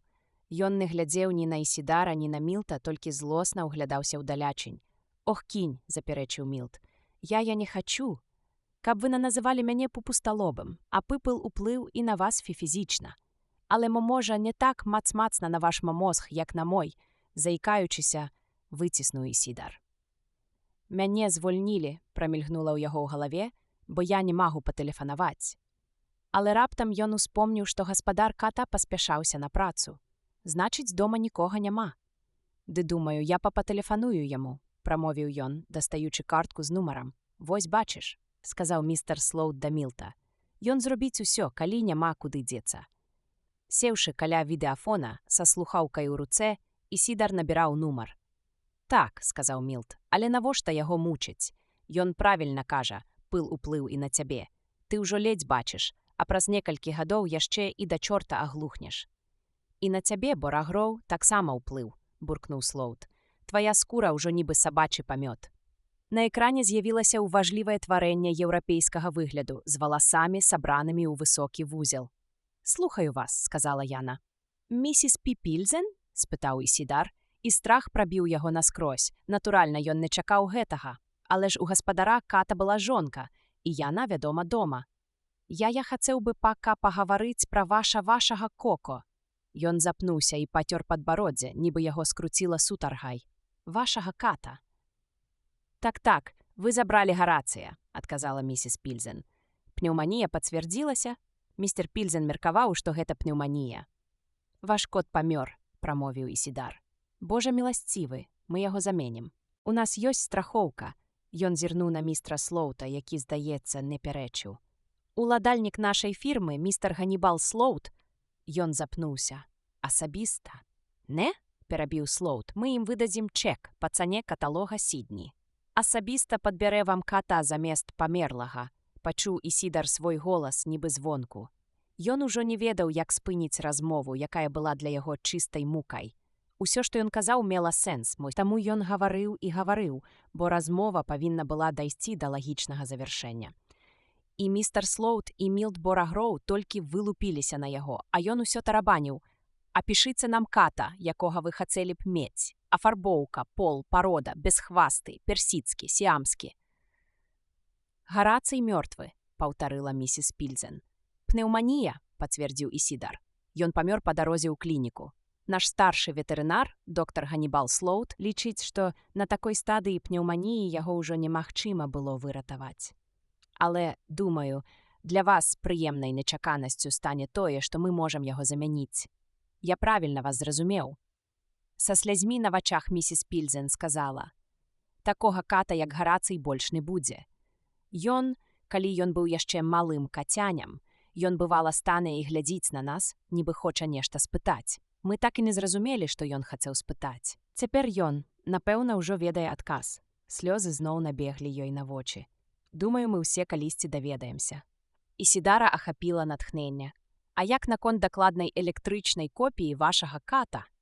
Мы створым цудоўную копію ручной працы з камплектуючымі фірмы Вілрайт і Карпентер, у якой будзе адноўлена кожная драбяза вашай жывёлы». «Які жах!» – закрычала місіс Пільзен. Пра што вы такое кажаце?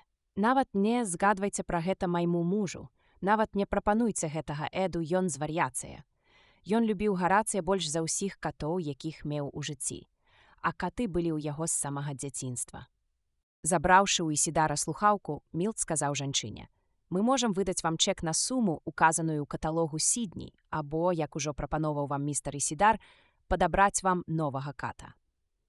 Мы вельмі шкадуем, што ваш кот памёр, але, як слушна адзначыў містер Ісідар, у яго была пнеўманія, а яна амаль заўсёды заканчваецца смерцю. Голас яго гучаў зусім прафесійна. З усіх трох у ветэрынарнай клініцы Ваннесса менавіта Мілт меў найбольшы досвед дзелавых тэлефонных размоў. «Але я проста не ў стане сказаць пра гэта мужу», — усхліпвала місіс Пільзен. «Добра, мем», — скрывіўся Мілт. «Мы патэлефануем яму самі. Калі ласка, дайце яго працоўны нумар». Ён намацаў свабоднай рукой ручку і ліст паперы. Містер Слоут падсунуў яму і тое, і другое. «Паслухайце», — сказала місіс Пільзен. Здаецца, яна ўзяла сябе ў рукі. «Магчыма, ваш калега мае рацыю. Можа, мне і праўда варта замовіць электрычную копію Гарацыя. Галоўнае, каб Эд пра гэта не даведаўся. А вы зможаце стварыць такую якасную падробку, каб мой муж не здолеў адрозніць яе ад сапраўднага ката. Калі замовіце, зробім усё, на што здольныя», — пасля кароткай паўзы адказаў Мілт. «Але мы ўжо ведаем паводле ўласнага досведу, гаспадара падробкі падмануць немагчыма. Хіба што выпадковых людзей, суседзяў, напрыклад. Справа ў тым, што калі добра прыгледзецца да штучнай жывёліны, Эд ніколі нават не дакранаўся да Гарацыя, нягледзячы на тое, што вельмі яго любіў. Толькі я за ім даглядала, мяняла пясок, ну і ўсё такое. Добра, я паспрабую замовіць копію жывёліны, а калі гэта не спрацуе, тады вы ўжо знойдзеце нам сапраўднага ката. Я вельмі не хачу засмучаць Эда. Ён гэтага не перажыве. Ён нават на рукі яго не браў, каб занадта не прывыкнуць. А калі кот захварэў на пнеўманію, як вы сказалі, Эд страшна спалохаўся і баяўся нават паглядзець на яго. Таму мы і звярнуліся па дапамогу так позна. Занадта позна. Я ўжо ведала, што так будзе яшчэ да вашага званка. Яна кіўнула, ледзь стрымліваючы слёзы. А як доўга вы яго вырабляцьмеце? Падлічыўшы ў думках, Мілт адказаў: «Мы здолеем яго зрабіць за 10 дзён. Даставім, калі ваш муж будзе на працы». Ён завяршыў размову, развітаўся і павесіў слухаўку. «Ён даведаецца пра ўсё праз 5 секунд», — сказаў ён Слоуту. «Але менавіта гэтага яна і хоча. Часам гаспадары так любяць сваіх жывёлінаў», — панура прамовіў Слоут, «што страчваюць душэўную раўнавагу. Добра, хоць мы звычайна маем справу з механічнымі тварамі. Уяві, што сапраўдным ветэрынарам даводзіцца такое слухаць кожны дзень». Ён задуменна зірнуў на Ісідара. «А ты не такі ўжо і прыдуркаваты, Ісідар. Гаварыў нават вельмі разумна». Хоць Мілту ўсё ж давялося ўмяшацца і ўзяць размову на сябе. «Ён правёў перамовы проста выдатна», — падтрымаў яго Мілт. Нягледзячы на тое, што яму было вельмі нялёгка, ён узняў мёртвага Гарацыя. «Аднясу яго ўніз у майстэрню. Ганя, патэлефануй у Вілрайт і Карпентер, каб яны прыслаўлі майстра, здымаць меркі і рабіць здымкі. Не хочацца, каб яны забіралі яго да сябе. Сам, уласнымі вачыма, параўнаю копію з арыгіналам. Думаю, даручу Ісідару з імі пагаварыць», — вырашыў містер Слоут. Ён жа ўсё гэта завадыў. Але калі ён здолеў уталакаваць місіс Пільзен, то і з Вілрайт і Карпентер дамовіцца. «Не дазваляй ім забраць арыгінал», — сказаў Мілт Ісідару. «Яны будуць настойваць, ім так будзе прасцей. Не паддавайся».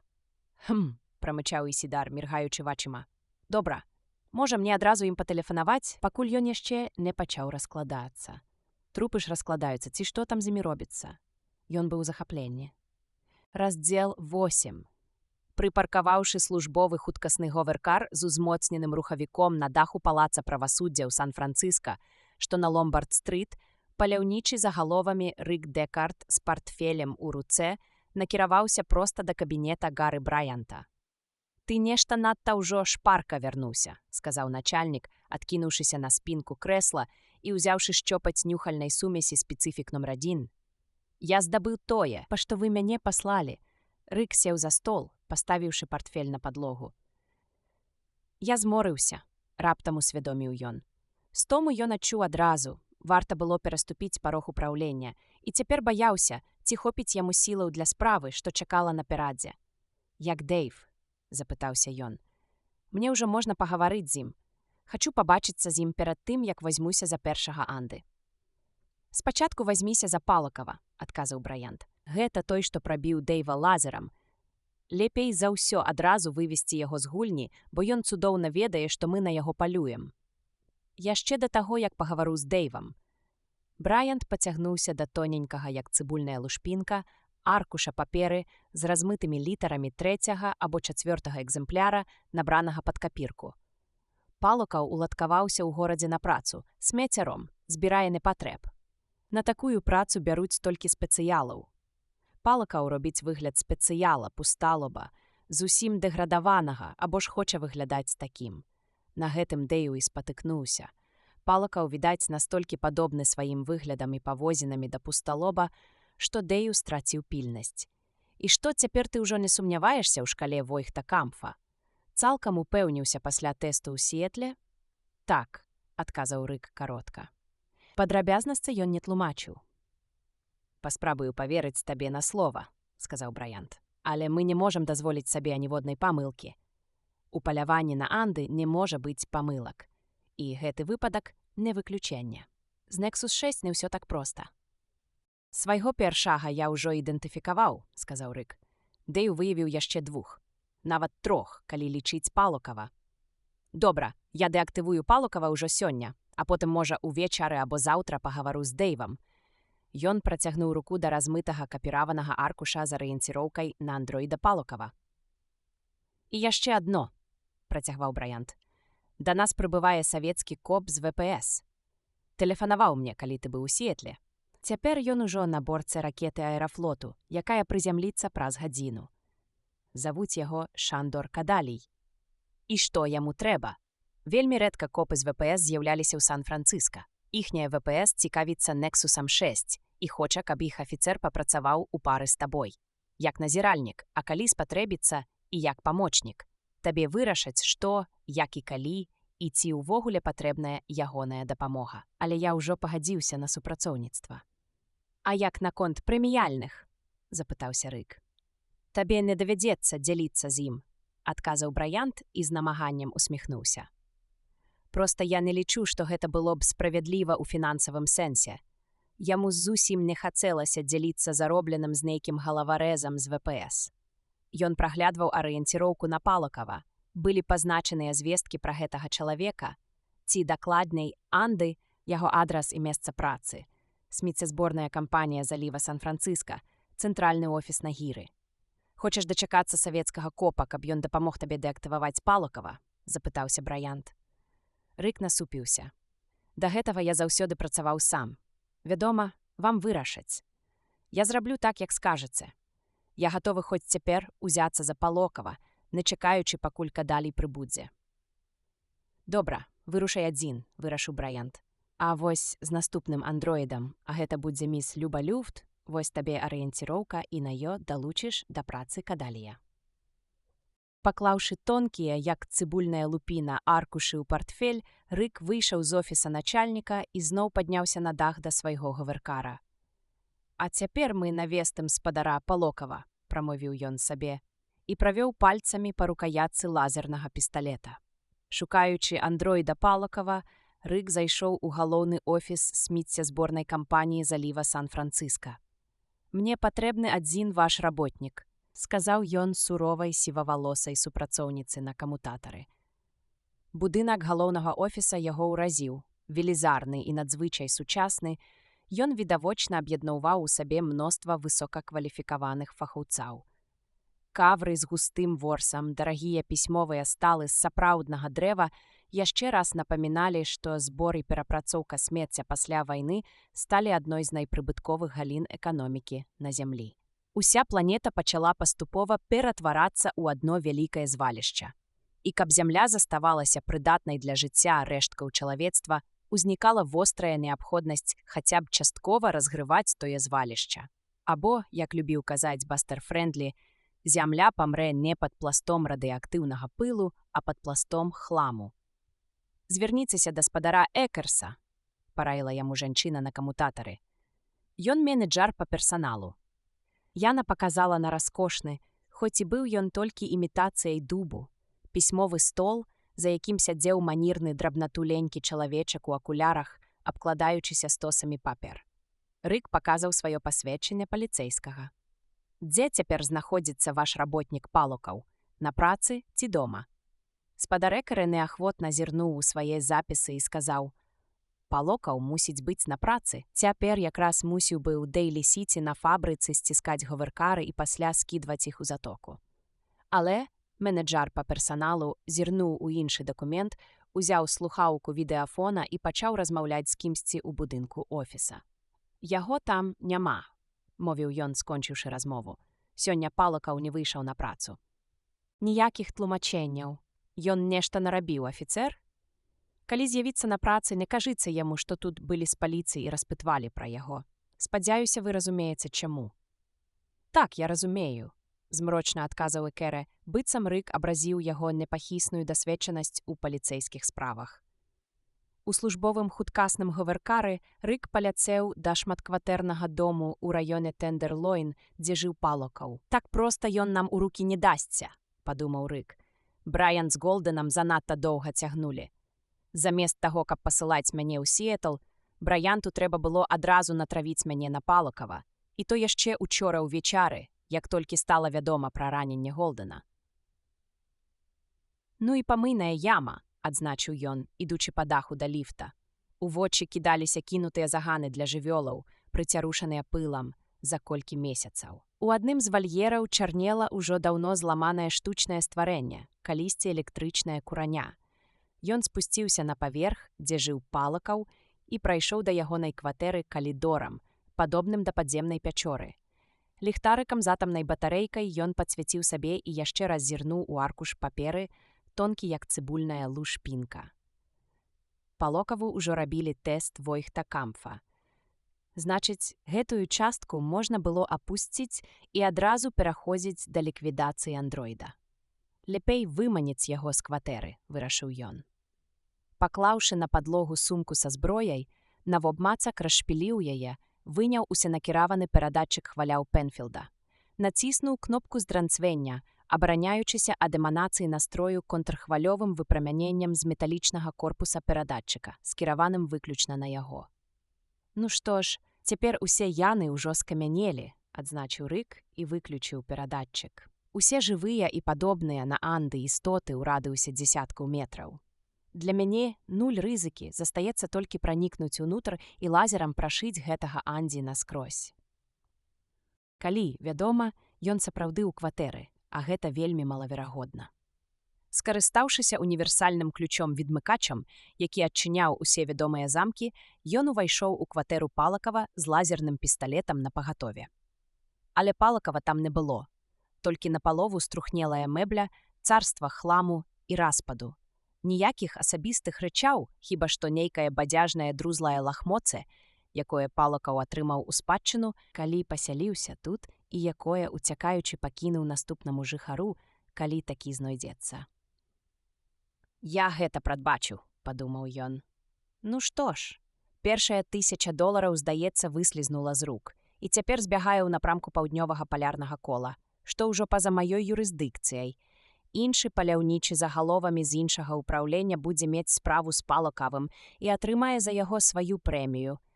Трэба займацца тымі Анды, што яшчэ не ведаюць, што іх шукае паліцыя. Значыць, наступная – Люба Люфт. Зноў падняўшыся на дах, ён датэлефанаваўся Гары Брайанту са свайго гавыркара. З Палокавым нічога не выйшла. Бачна, уцёк адразу пасля інцыдэнту з Дэйвам, Рык зірнуў на гадзіннік. Можа мне сустрэць Кадалія на ракетадроме. Зэканоміць час. Хачу адразу ўзяцца за Любу Люфт. Перад ім ужо ляжала арыенціроўка на яе, і ён нават пачаў уважліва яе чытаць. «Добра», – адказаў Брайант, «але спадар Кадалій ужо ў нашым офісе. Яго карабель аэрафлоту толькі што прызямліўся». «Хвілінку», – Брайант перамовіўся з кімсьці. «Ён ужо вылятае да цябе, заставайся на месцы», – сказаў ён і зноў глянуў у экран. Пакуль што азнаёмся з інфармацыяй на міс Люфт. Аперная спявачка, нібыта з Нямецчыны, цяпер спявае ў апернай трупе Сан-Францыска. Ён міжволі ківаў, згаджаючыся з дадзенымі пра Любу Люфт у дакументце. Відаць, мае добры голас, калі так хутка здабыла прызнанне. Добра, я пачакаю тут кадалія, Рык паведаміў Брайанту сваю пазіцыю і паклаў слухаўку. Што ж давядзецца стаць аматарам оперы, вырашыў Рык і чытаў далей. Было б цікава пабачыць яе ў ролі Донны Анны ў Дон Жуане Моцарта. У маёй фанацэцы запісы такіх колішніх славутасцяў, як Элізабет Шварцкопф, Лотта Леман, Ліза де ла Каза, пакуль наладжваю тэстар Войхта Кампфа, будзе пра што пагаварыць. У гаваркары зазвінеў тэлефон. Рык падняў слухаўку. Аператар паліцыі даклаў. Спадар Дэкард з вамі хоча пагаварыць Сіэтл. Спадар Брайант загадаў злучыць. Гэта карпарацыя Роузен. Добра, адказаў Рык і чакаў. Што ім ад мяне трэба? Здзівіўся ён. Ён добра ведаў, Роузены – вестуны дрэнных навін. І без сумневу будуць імі і надалей, якія б не былі іхнія намеры. На маленькім экране з'явілася твар Рэйчел Роузен. «Вітаю, афіцер Дэкард». Яе голас прагучаў амаль лагодна. Гэта адразу прыцягнула яго ўвагу. «Вы цяпер заняты. Ці магла б я пагаварыць з вамі? Калі ласка, гаварыце. Мы ў карпарацыі Роузен абмеркавалі вашу сітуацыю з уцекачамі, аснашчанымі мозгам Nexus 6.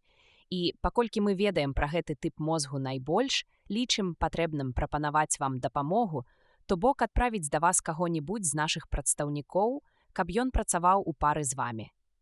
І як жа вы збіраецеся мне дапамагаць? Ну, нехта з нас будзе побач з вамі падчас пошукаў андроідаў уцекачоў. І што з гэтага? Кожны Nexus 6 вельмі асцярожнічае, калі за ім палюе чалавек. Але калі іншы Nexus 6 спрабуе ўвайсці з ім у кантакт, вы прапануеце сваю кандыдатуру. Так, яна кіўнула галавой, твар яе быў сур'ёзны. Вы і так ужо вельмі шмат мне дапамаглі. Але я і праўда магу стаць вам вялікай падмогай. Нешта не верыцца. Я абдумаю вашу прапанову і сам вам патэлефаную. Недзе ў далёкай і няпэўнай будучыні, сказаў ён сабе ў думках. Або і ніколі. Вядома ж, яшчэ мне толькі не ставала, каб Рэйчел Роузен валася за мной па пятах па запыленых лясвіцах. Вы толькі так і кажаце, адгадала яго думкі Рэйчел. А насамрэч нават не збіраецеся мне тэлефанаваць. Вы проста не ведаеце, наколькі кемлівыя андроіды з мозгам Nexus 6, наколькі складана вам будзе з імі мець справу. Мы мусім неяк вам аддзячыць, вы ж разумееце. Добра, вазьму вашыя перасцярогі да ўвагі, ён ужо хацеў пакласці слухаўку. Калі мяне не будзе побач з вамі, выпаліла Рэйчел, адзін з іх дабярэцца да вас хутчэй, чым вы паспееце дабрацца да іх. Бывайце, сказаў ён і паклаў слухаўку. І што ж гэта за такі, д'ябал яго ведае свет? Спытаўся ён сам у сябе. Калі андроід тэлефануе і прапануе паляўнічаму загаловамі сваю дапамогу. Ён перазваніў аператару паліцыі. «Больш не злучайце мяне з Сіэтлам», – сказаў Рык. «Так, спадар Дэкард. Спадар Кадалій яшчэ не выходзіў з вамі на сувязь?» «Яшчэ не. Чакаю. Але хай паскараецца, я не збіраюся сядзець тут вечнасць», – ізноў паклаў слухаўку. Не паспеў ён як след углядацца ў арыенціроўку на Любу Люфт, як на дах, ярдаў за некалькі ад яго сеў говаркар таксі. З яго выйшаў чырванатвары, ружавашчокі мужчына гадоў за 50 у доўгай раскошнай шынялі расійскага крою і, усміхаючыся і працягваючы руку, накіраваўся да говаркара Рыка. «Спадар Дэкард?» – запытаўся ён са славянскім акцэнтам. «Паляўнічы загаловамі з упраўлення паліцыі Сан-Францыска?» Пустое таксі ўзнялося ўгору, і расіянін правёў яго абыякавым позіркам. «Мяне завуць Шандор Кадалій», – сказаў ён і адчыніў дзверы, каб праціснуцца ў кабіну да Рыка. Вітаючыся за руку з Кадаліем, Рык заўважыў, што прадстаўнік ВПС мае пры сабе незвычайную мадыфікацыю лазернага пісталета, якой ён асабіста яшчэ ні разу не бачыў. «А, вось гэта штучка», – спытаўся Кадалій. «Нечаканая праўда?» Ён выняў пісталет з кабуры. «Разжыўся на Марсе. Я думаў, што ведаю ўсе маркі пісталетаў, якімі ўзброеная паліцыя», – павольна прамовіў Рык. «Нават тыя, што робяцца на планетах-каланіях». Мы яго самі ўдасканалілі, заявіў Кадалій, усміхаючыся, як славянскі Санта-Клаус. Ягоны румяны твар ад гонару аж ззяў. Падабаецца? Ягоная функцыянальная перавага ў тым, што... Трымайце. Ён перадаў пісталет Рыку, а той пачаў уважліва разглядаць зброю як сапраўдны знаўца сваёй справы. «Дык у чым жа яго функцыянальная перавага?» – спытаў Рык. Ён так нічога і не ўбачыў. «Націсніце на спускавы кручок». Скіраваўшы ствол угору праз акно говеркара, Рык націснуў на курок. Але нічога не адбылося, промень не з'явіўся. Здзіўлены, ён з разгубленасцю павярнуўся да Кадалія. «У ім няма спускавога механізму», – бадзёра абвясціў Кадалій. «Ён у мяне, бачыце?» Ён разжаў кулак і паказаў маленькую пласціначку. «І я таксама магу ім кіраваць у пэўных межах, вядома, незалежна ад таго, куды ён нацэлены». «Вы ж не Палукаў, вы Кадалій», – сказаў Рык. «Упэўнены, што не хацелі сказаць наадварот? Вы трохі разгублены. Я меў на ўвазе, што вы Палукаў-андроід, вы не з савецкай паліцыі». Рык нагою націснуў кнопку аварыйнай абароны ў говеркары. «Што гэта з маім лазерным пісталетам? Чаму ён не стрэліў?» Кадалій Палукаў устаўляў і зноў вымаў мініяцюрную спускавую схему, цэлячыся са сціснутага ў руцэ пісталета ў Рыка. «Сінасоідальная хваля», – прамовіў Рык. «Яна цалкам нейтралізуе лазерную энергію і ператварае яе ў звычайны пучок святла. Тады мне не застаецца нічога іншага, як скруціць табе тваю доўгую шыю». Андроід адкінуў зброю і з Рыкам схапіў Рыка абедзвюма рукамі за горла. Як толькі андроідавыя пальцы ўжыліся ў яго шыю, Рык стрэліў са свайго старамоднага пісталета, які заўсёды насіў у кабуры пад падпахай. Куля з магнума 38-га калібру ударыла андроіду ў галаву і разнесла чарапную каробку. Nexus 6, які кіраваў яго дзеяннямі, разляцеўся на друзкі, і тыя шалёным віхурам запаўнілі кабіну говеркара. Ягоныя часцінкі, падобныя да радыеактыўнага пылу, ападалі на Рыка. Праткнутая куляй цела андроіда адкінулася назад, ударылася аб дзверы говеркара, адскочыла і цяжка абвалілася на Рыка. Толькі з вялікай натугай Рык здолеў адштурхнуць ад сябе рэшткі андроіда, якія ўсё яшчэ дрыжалі і тарсаліся. Трымцлівымі пальцамі ён дацягнуўся да слухаўкі відэафона ў говеркары і патэлефанаваў у палац правасуддзя. «Хачу пакінуць афіцыйнае паведамленне для Гары Браянта», – сказаў ён. «Перадайце яму, што з Палукавым я ўжо разабіўся. Вы ўжо разабраліся з Палукавым, а ён зразумее, што вы маеце на ўвазе». «Так», – запэўніў Рык і паклаў слухаўку. «Божа, яшчэ крыху», – думаў ён, – «і хто ведае, хто б выйшаў пераможцам». Нельга было недаацэньваць перасцярогі Рэйчэл Роузен, а я занядбаў іх і ледзь не заплаціў за гэта жыццём. Паступова яго надныркавыя залозы перасталі выпырскваць у кроў адрэналін. Сэрца патроху супакойвалася, дыханне выраўноўвалася. Але дрыжыкі яшчэ трымалі. «Як бы там ні было, але $1000 цяпер у мяне ў кішэні», – адзначыў ён. «І я гэтага варты. Я спрытнейшы за Дэйва. Безумоўна, выпадак з Дэйвам мяне чамусьці навучыў, і гэта давядзецца прызнаць. Проста Дэйву не было каму шапнуць слова асцярогі». Яшчэ раз ён зняў слухаўку і набраў нумар сваёй кватэры, спадзеючыся пагаварыць з Айран. Пакуль чакалі гудкі, ён прыкурыў цыгарэту. Трымцэнне паступова сыходзіла. На экране з'явілася твар яго жонкі, азызлы ад 6гадзіннай дэпрэсіі з прымешкай самаўпрыкнення. «О, Рык, прывітанне! Што здарылася з кодам 594, які я набраў для цябе, выходзячы з дому?» Прыемнае прызнанне, між іншым. «Ты пайшоў, і я ўвяла іншы код. А навошта ты тэлефануеш?» Яе голас апусціўся да прыгнячанага гудзення. «Я страшэнна стамілася, і мне ўвесь свет абрыд, нават наша сямейнае жыццё, а цябе яшчэ і нейкі Анды можа забіць. Ты пра гэта хочаш мне сказаць, Рык? Што цябе ўхекалі?» Недзе побач гарлапаніў тэлевізар. Крыкі Бастера Фрэндлі залілі яе словы. Рык бачыў, як рухаюцца яе вусны, але чуў толькі асліны рэў з экрана.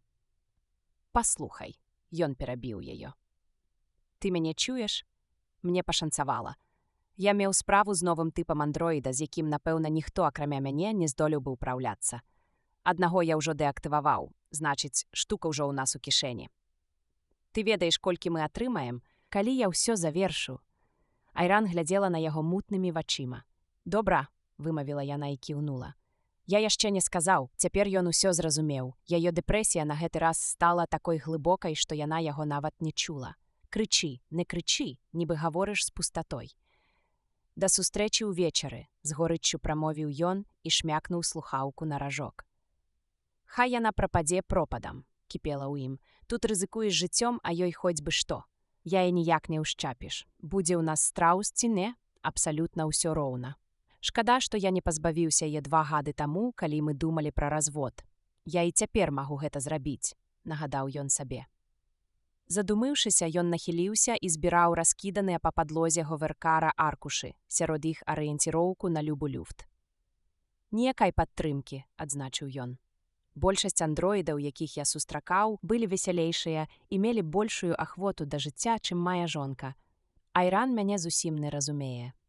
І тут яму зноў успомнілася Рэйчел Роузен. Яе словы пра інтэлект Nexus 6, падумаў ён, аказаліся праўдай. Калі яна не будзе прэтэндаваць на частку прэміяльных, то чаму б і не далучыць яе да справы? Сутычка з Кадаліем Палакавым цалкам змяніла яго погляды. Запусціўшы рухавік говеркара, ён узняўся ў неба і ўзяў курс на будынак опернага тэатра, дзе, паводле звестак Дэйва Голдена, якраз у гэты час можна было адшукаць любу люфт. Цяпер яго думкі звярнуліся і да яе. Некаторыя жаночыя анды падаліся яму даволі прывабнымі. Да некаторых ён нават адчуваў фізічную цікавасць, і гэта было вельмі дзіўным, ведаць, што яны машыны, і ўсё адно рэагаваць на іх эмацыйна. Прынамсі, узяць Рэйчел Роузен. Не, вырашыў ён, занадта худая, з недаразвітымі грудзьмі. Дзіцячая постаць, плоская і нецікавая. Ён можа знайсці нешта лепшае. А што кажа пра ўзрост любы люфт яе арыенціроўка? Ён разгарнуў зімяты аркуш і сапраўды знайшоў лічбу. 28.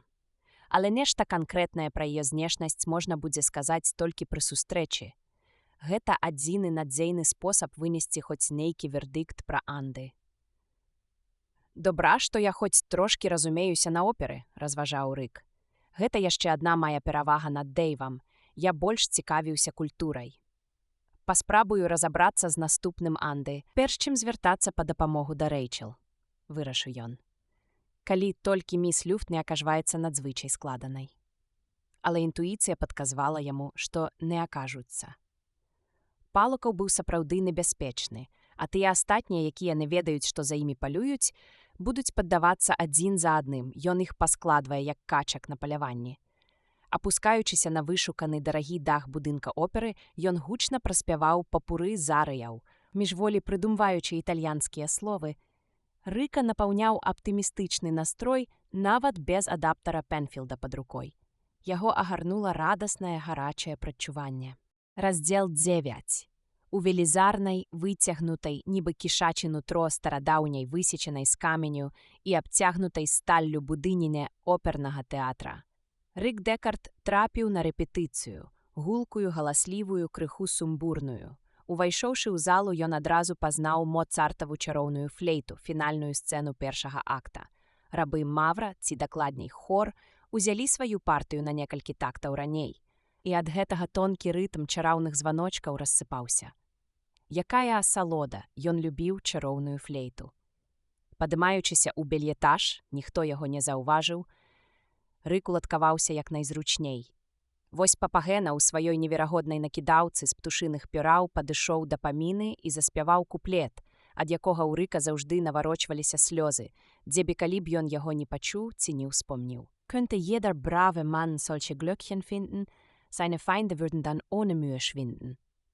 У сапраўдным жыцці, падумаў Рык, няма чараўных званочкаў, што прымусілі б ворага знікнуць, як дым у лесе. І вельмі шкада, што няма. І шкада таксама, што Моцарт неўзабаве пасля стварэння чароўнай флейты памёр ад нырачнай недастатковасці, не дажыўшы нават да 36, і быў пахаваны ў безыменным агульным рове разам з жабракамі. Задуманы такімі невясёлымі думкамі, Рык з дзівам разважаў. Ці адчуваў сам Моцарт, што будучыні для яго ўжо няма, што ён вычарпаў адведзены яму такі скарочаны час. «Магчыма, і я ўжо вычарпаў свой час», — думаў Рык, назіраючы за рэпетыцыяй. Скончыцца рэпетыцыя, скончацца пастаноўкі, памруць спевакі, а потым так ці інакш струхнее апошняя партытура, знікне сама назва Моцарт і пыл возьме верх. Не толькі на гэтай планеце, але і на іншых. Пакуль што мы супраціўляемся. Таксама, як анды пакуль што ўнікаюць мяне і падаўжаюць сабе век. Хто б гэта ні быў, я ці іншы паляўнічы загаловамі, але нехта скараціць іхні шлях. Да пэўнай меры, раптам зразумеў ён, я частка энтрапіі, што разбурае свет. Карпарацыя Роузен стварае, а я разбураю, або прынамсі так ім падаецца. На сцэны Папагена і Паміна пачалі дыялог. Ён перарваў свае развагі і прыслухаўся. Папагена: «Дзіцятка маё, што ж нам цяпер сказаць?» Паміна: «Толькі праўду. Вось што мы скажам». Нахіліўшыся наперад, Рык уважліва разглядаў Паміну. Яе велічную стройную вопратку з мноствам складкаў, мантылью, што спадала з галавы на плечы. Ён яшчэ раз паглядзеў у арыенціроўку і задаволена адкінуўся на спінку крэсла. «Вось цяпер я пабачыў свайго трэцяга андроіда Nexus 6», – падумаў ён. «Любу люфт. Іронія лёсу. Яе роля наводзіць на сентымент. Нягледзячы на сваю жыццярадоснасць, бадзёрасць і прыгажосць, андроід-уцыкач наўрад ці здольны сказаць пра сябе праўду». На сцэне спявала Люба Люфт, а Рык з подывам думаў пра багацце яе голасу, які не саступаў лепшым, найбольш знаным галасам у яго фанацэцы. Карпарацыя Розен сапраўды пастаралася, мусіў прызнаць ён. І тут Рык зноў адчуў сябе subspecie aeternitatis, разбуральнікам таго, што бачыць і чуе. Мабыць, чым лепей яна функцыянуе, тым лепшая яна спявачка, і тым больш патрэбны такія, як я. Каб анды заставаліся на ўзроўні субстандартаў, як старыя Q40 карпарацыі Дэрэй, не было б ніякага клопату, не было б патрэбы і ў маіх здольнасцях. «Цікава, калі варта заняцца ёю», – падумаў ён. Мабыць, як мага хутчэй, напрыканцы рэпетыцыі, калі яна пойдзе ў грымёрку. У канцы акта рэпетыцыю ненадоўга спынілі. Дырыжор абвясціў 1,5 гадзіны перапынку. Англійскай, французскай і нямецкай, і выйшаў. Музыкі пакінулі інструменты і таксама сышлі. Устаўшы, Рык накіраваўся за кулісы, дзе былі грымёркі, тупаў у хвасце гурту музыкаў, чакаў і думаў, лепей як найхутчэй з ёй скончыць. Як найменш запытаў. Толькі пераканаюся. Але тэхнічна ён мог пераканацца толькі пасля вынікаў тэсту. А раптам Дэю памыліўся наконт яе, дапускаў ён. Хацеў бы спадзявацца, што памыліўся, але наўрад. Прафесійная інтуіцыя ўжо падказвала выснову. Яна яго не падвадзіла за ўсе гады службы.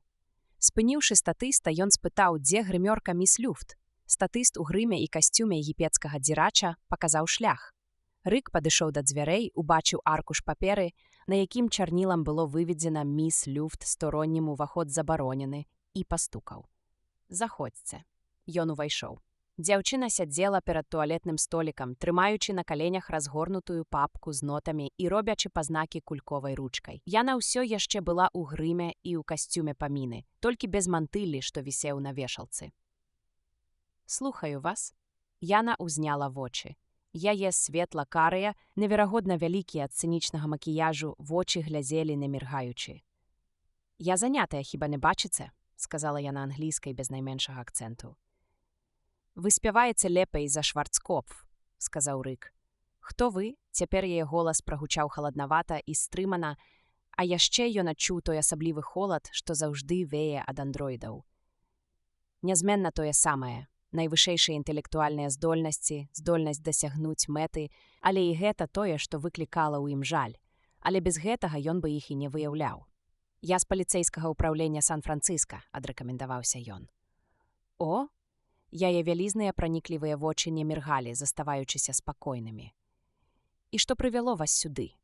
Яе голас дзіўным чынам гучаў ветліва. Сеўшы на крэсла побач, ён расшпіліў партфель. «Мяне накіравалі сюды правесці стандартны профільны тэст. Гэта зойме ў вас толькі некалькі хвілін. Гэта нельга абмінуць?» Яна кіўнула на партытуру ў тканкавай вокладцы. «У мяне поўна працы», яе твар пачаў напружвацца. «Не нельга». Ён выняў патрэбныя прыборы для тэсту Войхта-Камфа і пачаў наладжваць іх. «Тэст IQ? Не, на эмпатыю. Мне трэба надзець акуляры». Яна працягнула руку, каб адчыніць шуфляду туалетнага століка. Калі вы здольныя разбіраць нотную партытуру без акуляраў, дык і падчас тэсту зможаце абысціся без іх. Я буду паказваць вам малюнкі і задаваць пытанні. А вы тым часам, ён падняўся, падышоў да яе і прыставіў да яе празмерна напудранай шчакі адгезіўную пласціну з датчыкамі. І яшчэ святло, дадаў ён, накіроўваючы пад патрэбным вуглом стрыжань са святлом. Вось і ўсё. Вы думаеце, што я андроід? Так? Голас яе сцішыўся амаль да шэпту. Я не андроід. Я ніколі не была на Марсе, я нават ні разу не бачыла андроіда. Яе накладныя рэсніцы дрыжалі. Ён заўважыў, як яна намагаецца ўзяць сябе ў рукі. Вам патэлефанавалі з трупы і сказалі, што тут хаваецца андроід. Я вам ахвотна дапамагу, а калі б я была андроідам, ці стала б я вам дапамагаць? Андроід, тлумачыў ён, не пераймаецца тым, што здарыцца з іншым андроідам. Мы і выяўляем іх паводле гэтай характэрнай рысы. Тады, адказала міс Люфт, вы андроід. Гэта збіла яго з панталыку. Ён вылупіўся на дзяўчыну ашаломлена. Бо ваша праца іх забіваць, праўда ж, працягвала яна. Вы гэты, як яго, яна шукала слова. Паляўнічы за галовамі, падказаў Рык. Але не андроід. А гэты тэст, якім вы хочаце мяне праверыць, цяпер яна зноў гаварыла сваім звычайным голасам. Вы самі яго прыдумаў? Так, ён кіўнуў. Калі ўладкаваўся працаваць у ўпраўленне. А можа, гэта фальшывая памяць? Хіба не трапляліся вам андроіды з фальшывымі ўспамінамі? Маё начальства ведае пра гэты тэст. Яго правядзенне не абмяркоўваецца. А можа, некалі жыў сабе чалавек вельмі падобны да вас. І аднойчы вы яго забілі і занялі яго месца. І ваша начальства нават не здагадваецца, яна усміхнулася, як быццам запрашала пагадзіцца з яе здагадкай. Ну што ж, перайдзём да тэставання, сказаў ён, вымаючы аркуш з пытаннямі. Я згаджуся прайсці тэст толькі ў тым выпадку, калі спачатку вы самі яго пройдзеце, заявіла Люба Люфт. Ён зноў вылупіўся на яе і на імгненне аслупянеў. Гэта ж справядліва, ну праўда ж, спытала яна. У такім разе я буду ўпэўненая. А так не ведаю, вы здаецеся мне вельмі незвычайным, дзіўным і бяздушным. Яна здрыганулася, нібыта змерзла і зноў усміхнулася. Абнадзейліва. Вы не зможаце правесці тэст Войхта-Кампфа. Патрэбная спецыяльная падрыхтоўка. А цяпер слухайце ўважліва. Пытанні будуць пра звычайныя жыццёвыя сітуацыі, у якіх вы, магчыма, апыналіся. Мне патрэбны дакладны адказ, як бы вы паводзілі сябе ў той ці іншай сітуацыі. Адказвайце як найхутчэй. Я таксама замячаю прамежак часу паміж пытаннем і адказам. Ён выбраў першае пытанне. Вы сядзіце, глядзіце тэлепраграму і раптам бачыце, як па вашым запясці паўзе асіна. Ён кінуў позірк на гадзіннік, засікаючы секунды. Потым паглядзеў на абодва індыкатары. А што такое асіна? Спытала Люба Люфт. Лятучае насякомае, што жаліць. Як дзіўна, яе вялізныя вочы пашырыліся быў дзіцёнка, што ўраз адкрыў таямніцу светабудовы. Няўжо яны ўсё яшчэ існуюць? Я ні разу іх не бачыла. Яны вымерлі праз пыл. Вы сапраўды не ведаеце, што такое асіна. Вы павінны былі яшчэ застаць час, калі асіны існавалі. Мінула не так шмат. А як асіна будзе па-нямецку? Ён стараўся ўзгадаць нямецкае слова, але не змог. Ваша англійская бездакорная, раздражнёна сказаў ён. Хіба толькі вымаўленне, папраўляла яна, бездакорная. Гэта дзякуючы маім партыям у творах Персела, Уолтона і Воан Уільямса. Затое слоўнікавы запас малы, яна зірнула на яго крыху насцярожана. Уэспе, вымавіў ён, урэшце прыгадаўшы. Ах, мак, айне веспе, засмяялася яна. А якое было пытанне? Забылася ўжо. Возьмем іншае. Цяпер ужо нічога немагчыма вызначыць. Вы глядзіце па тэлебачанні стужку яшчэ даваенную. Паказваюць бяседу ў самым разгары. Госці смакуюць. Ён прапусціў пачатак пытання. Адварнога сабаку, начыненага рысам. Каму можа прыйсці ў галаву забіць сабаку? Здзівілася Люба Люфт. Сабакі надта дарагія. А зразумела, гэта муляж, эрзац. Не? Гэтыя, што робяць з дроту і маторамі. Але як іх можна есці? Фільм даваенны, раздражнёна адказаў ён. А я нарадзілася ўжо пасля вайны. Але ж вы бачылі старыя фільмы па тэлевізары. Гэтую стужку здымалі на Філіпінах? Чаму?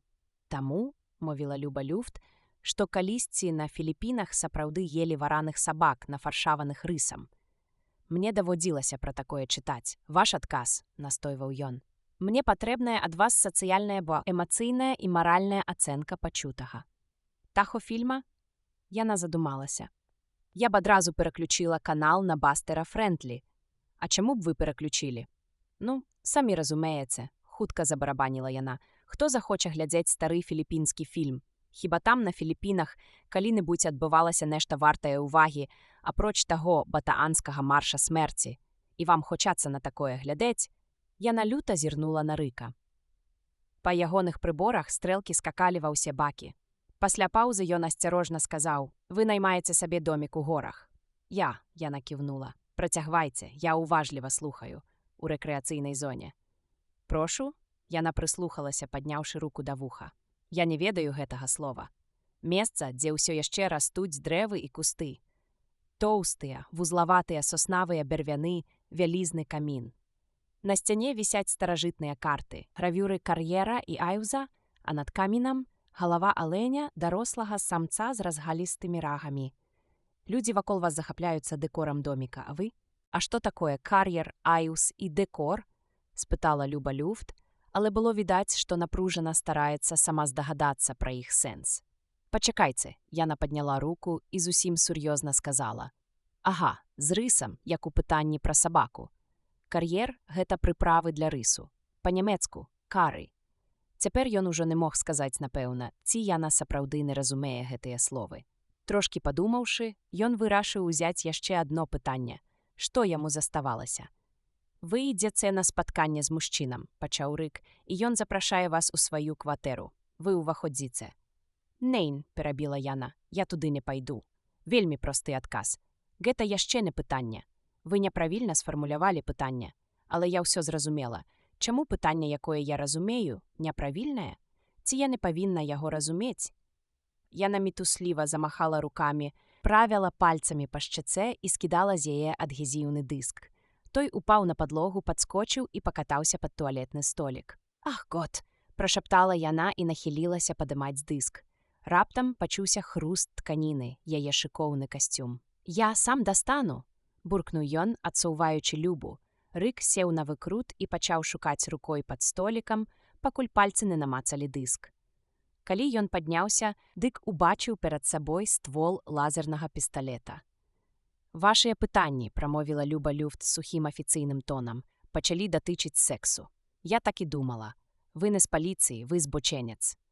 Тады паглядзіце на маё пасведчанне». Ён пацягнуўся да кішэні. Рука яго ізноў дрыжала, як падчас сутычкі з Палокавым. «Калі вы дакранецеся да свайго адзення, – сказала Люба, – я вас заб'ю». «Вы ўсё роўна мяне заб'яце», – падумаў ён. «Калі б я толькі дачакаўся Рэйчэл Роузен. Але што цяпер пра гэта?» «Дайце паглядзець іншыя вашыя пытанні». Яна працягнула руку, і ён неахвотна перадаў ёй аркушы. «У часопісе вы натыкаецеся на каляровы здымак аголенай дзяўчыны на ўвесь разварот. Вось першае. Вы зацяжарэлі ад мужчыны, які абяцаў ажаніцца. Ён кідае вас і сыходзіць да вашай лепшай сяброўкі. Вы робіце аборт. Агульная тэндэнцыя вашых пытанняў ясная. Я зараз жа выклічу паліцыю, і ўсё яшчэ нацэліўшы на яго пісталет, яна перайшла пакой, зняла слухаўку відэафона і набрала аператара. «Злучыце мяне з паліцыяй Сан-Францыска», – сказала яна. «Мне патрэбная дапамога паліцэйскага». «Проста цудоўна», – уздыхнуў Рык з палёгкай. «Вы зрабілі вельмі правільна. Хоць яе ход здаўся яму дзіўным. Чаму б ёй проста не застрэліць яго на месцы? Як толькі прыйдзе патрульны, у яе застанецца шанцаў, а ён выканае сваю справу». «Мабыць, лічыць сябе чалавекам», – зразумеў ён. Верагодна, нават нічога не падазрае. Праз некалькі хвілін, пакуль Люба трымала яго на прыцэле, у пакой уварваўся здаравенны, як запрэжаны вол, паліцэйскі ў старамоднай сіняй форме з пісталетам на поясе і зоркай на грузях. «Усё добра», – сказаў ён Любе. «Прыбярыце гэтую штуку». Яна апусціла пісталет, а паліцэйскі ўзяў яго і праверыў, ці сапраўды ён зараджаны. «Што тут адбываецца?» – спытаў ён у Любы. Але не паспеўшы нават атрымаць адказ, паліцэйскі павярнуўся да Рыка. «Хто вы такі?» Зайшоў да мяне ў грымёрку, я яго ніколі ў жыцці не бачыла, сказала Люба Люфт. Ён сцвярджаў, што праводзіць нейкі апытальнік ці даследаванне і хоча паставіць мне некалькі пытанняў. Я, нічога не думаючы, згадзілася, а ён пачаў задаваць мне ўсялякія непрыстойныя пытанні, як нейкі збочынец. «Вашае пасведчанне», — сказаў запрэжаны вол, працягваючы руку да Рыка. «Я паляўнічы загаловамі з упраўлення», — адказаў Рык, перадаючы дакумент. «Я ведаю ўсіх паляўнічых загаловамі», — адрэзаў запрэжаны вол, уважліва ўгляджваючыся ў пасведчанне. «Упраўленне Сан-Францыска. Мой непасрэдны начальнік інспектар Гары Брайант», — працягваў Рык. «Я праходжу падазраваных паводле спісу Дэйва Голдена, які цяпер у бальніцы». «Я ўжо сказаў, што ведаю ўсіх паляўнічых загаловамі», — буркнуў вол. «Але чамусьці ніколі пра вас не чуў». Ён вярнуў руку дакумент. «Патэлефануйце інспектару Брайанту», — настойваў Рык. «Няма ніякага інспектара Брайанта», — заявіў запрыжаны вол. І тут да Рыка дайшло, у чым справа. «Вы андроід», — сказаў ён волу. Таксама, як і міс Люфт, падышоўшы да відэафона, ён падняў слухаўку. «Тэлефаную ва ўпраўленне». А ў галаве мільганула думка, як далёка ён паспее зайсці, перш чым гэтыя двое андроідаў яго спыняць. «Нумар управлення», — пачаў вол. «Я ведаю нумар». Рык набраў яго, і аператарка паліцыі адразу адказала. «Злучыце мяне з інспектарам Брайантам», — сказаў ён. «А хто тэлефануе?» «Рык Дэкард». Ён стаяў і чакаў. Тым часам вол побач допытваў Любу Люфт, нібыта Рыка ўвогуле не існавала. Паўза. Нарэшце на экране з'явіўся твар Гары Брайанта. «Што там у цябе?» — спытаў ён. «Нейкае непаразуменне», — адказаў Рык. «Адна са спісу Дэйва выклікала патрульнага. Я не магу даказаць яму, хто я такі. Ён кажа, што ведае ўсіх паляўнічых у ўпраўленні, але пра мяне не». І дадаў. «І пра вас таксама». «Дай яго сюды», — папрасіў Брайант. «З вамі хоча пагаварыць інспектар Брайант». Рык працягнуў слухаўку. Вол перастаў апытваць Любу і падышоў да відэафона. «Патрульны Крамс», — жвава сказаў ён. Паўза. «Алё?» Ён слухаў некаторы час, паўтарыў яшчэ раз «алё», пачакаў і павярнуўся да Рыка. На лініі нікога няма, і на экране пусто. Ён кіўнуў на манітор. Рык узяў слухаўку назад. «Містер Брайант?» Ён слухаў, але адказу не было. «Я яшчэ раз наберу». Ён паклаў слухаўку, пачакаў, зноў набраў добра вядомы яму нумар. Пайшлі гудкі, але ніхто не адказваў. Гудкі ўсё гучалі і гучалі. «Давай я паспрабую», — сказаў патрульны Крамс, бяручы слухаўку з рук Рыка. «Вы, мусіць, памыліліся нумарам», — Крамс набіраў. 842. «Я ведаю нумар», — раздражнёна кінуў Рык. «Гэта патрульны Крамс», — сказаў волу слухаўку. «Скажыце, калі ласка, ці працуе ў вас інспектар па прозвішчы Брайант?» Кароткая паўза. «А паляўнічы загаловамі па імені Рык Дэкард?» Зноў паўза. «Вы ўпэўненыя? А можа, яго нядаўна прынялі?» «Добра. Дзякуй». «Не, я цалкам кантралюю сітуацыю», — афіцэр паклаў слухаўку і павярнуўся да Рыка. «Але ж мяне з ім ужо злучалі», — Рык быў шакаваны. «Я толькі што размаўляў з ім. Ён сам хацеў пагаварыць з вамі. Можа, нешта з тэлефонам, нейкая непаладка на лініі. Вы ж бачылі?» Яго твар з'явіўся на экране і адразу знік. Ён быў у поўнай разгубленасці. «Показанні міс Люфт я ўжо запісаў, Дэкард», — адказаў патрульны Крамс. «Палятаем у палац правасуддзя, там запішам і вашыя». «Добра», — сказаў Рык. Любі Люфт ён кінуў. «Я неўзабаве вярнуся. Тэставанне яшчэ не скончана. Ён маньяк і збочынец», — пераконвала Люба Крамса. «Я яго баюся, ад яго ў мяне аж мурашкі па скуры», — яна перасмыкнула плячыма. «А якую оперу вы ставіце?» — спытаў Крамс. «Чароўную флейту», — адказаў Рык. «Я не вас пытаю, а я. Вол незадаволена зіркнуў на Рыка. «Трэба як найхутчэй патрапіць у палац правасуддзя», — сказаў Рык. «Непаразуменне трэба тэрмінова высветліць», і ён накіраваўся да дзвярэй грымёркі з партфелем пад пахай. «Перш чым пойдзеце, я вас абшукаю». Патрульны Крамс спрытна пачаў аглядаць яго і адразу знайшоў службовы магнум і лазерны пісталет. Забраў зброю, а потым, панюхаўшы ствол, сказаў: «Вы з яго нядаўна стралялі. Я толькі што меў сутычку з Анды», — патлумачыў Рык. «Яго рэшткі ўсё яшчэ ў маім говеркараў на даху. Добра, падымемся наверх і ўсё высветлім». Калі яны падняліся і выходзілі з грымёркі, міс Люфт таксама ўстала і правяла іх да дзвярэй. «Ён не вернецца, праўда, містер Крамс? Я і праўда яго вельмі баюся. Ён такі дзіўны. Калі ў яго там, у гары, у говеркары, ляжыць труп чалавека, якога ён забіў, дык ён дакладна не вернецца», патрульны падштурхоўваў Рыка ў спіну. Абодва падняліся ліфтам на дах апернага тэатра. Адчыніўшы дзверы Рыкава говеркара, патрульны Крамс маўкліва агледзеў цела Палакава. «Андроід», — сказаў Рык. «Яго паслалі па мяне. Ён ледзь не скруціў мне галаву, удаючы. У палацы правасуддзя запішуць усе вашыя паказанні», — перабіў яго патрульны. Ён падштурхнуў Рыка да свайго говеркара з вялікай паліцэйскай эмблемай. Сядзеўшы ў кабіну, па рацыі выклікаў брыгаду, каб забрала рэшткі Палакава. «Добра, Дэкард», — сказаў ён, выключаючы рацыю. «Тады паляцім». З двума мужчынамі на борце говеркар рэзка ўзляцоў з даху і павярнуў на поўдзень.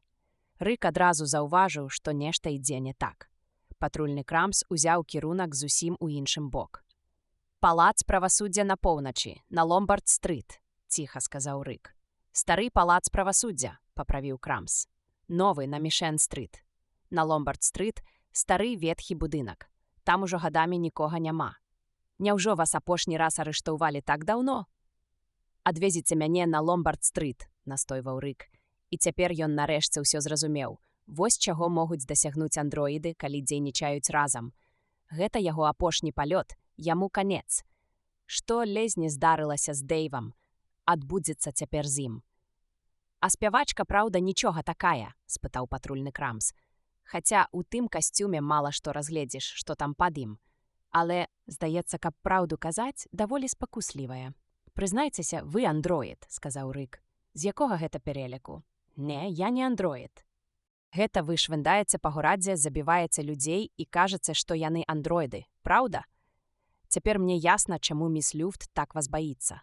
Добра, што яна хоць паліцыю выклікала. Тады адвезіце мяне ў палац правасуддзя на Ломбард-стрыт». «Я ж вам ужо тлумачыў?» «Гэта зойме толькі 3 хвіліны», — настойваў Рык. «Хачу уласнымі вачыма пераканацца. Я штодня хаджу туды на працу. Таму хачу упэўніцца, што там, як вы кажаце, гадамі нікога няма. А можа, гэта вы андроід, той, што з фальшывымі ўспамінамі якіх выпускаюць некаторыя фірмы?» Крамс холадна ўсміхнуўся і працягваў ляцець на поўдзень. Прыціснуты ўсведамленнем сваёй паразы і поўнага правалу, Рык уціснуўся ў сядзенне. Ён беспамылкова разумеў, што б ні задумалі андроіды, ён ужо ў іх руках. «Але аднаго я ўсё ж такі прыбраў», — падумаў ён. «Я прыбраў Палакава. А Дэйв нават 2». Пралётаючы над Мішэн-стрыт, гаверкар патрульнага Крамса пачаў заходзіць на пасадку. Раздзел 10. Будынак палаца правасуддзя на Мішэн-стрыт, да якога зніжаўся гаверкар, паўстаў сярод шэрагу барочных шпілёў. Сучасны, трохі хімерны, але па-свойму прывабны, ён спадабаўся руку Дэкарду, акрамя аднаго, ён ніколі раней яго не бачыў. Паліцэйскі гаверкар прызямліўся, а праз некалькі хвілін Рык ужо даваў паказанні. «304», — сказаў патрульны Крамс сяржанту за высокім сталом. «І праверце яшчэ 612.4. Той сцвярджае, што працуе ва ўпраўленні». «406.7», — буркнуў сяржант, запаўняючы форму пратаколу. Пісаў павольна, нібы між іншым. Нічога адмысловага, звычайная руціна. Пра гэта сведчылі і ягоная постаць, і твар. «Туды», — паказаў Крамс, падводзячы Рыка да невялікага белага стала, за якім тэхнік ужо трымаў на пагатове знаёмае абсталяванне. «Зробім энцэфалаграму. Ідэнтыфікуем вас». «Ведаю», — рэзка адказаў Рык. Даўным-даўно, калі ён сам быў патрульным, ён падштурхоўваў да такога сталца не аднаго падазраванага. Да падобнага, але не да гэтага. Калі энцэфалаграму зрабілі, яго зноў прывялі ў знаёмую яму па працы пакой. Міжволі Рык пачаў складаць у галаве спіс сваіх рэчаў, якія застануцца жонцы. «Якое бязглуздзіца», — сказаў ён сабе. «Што гэта за людзі?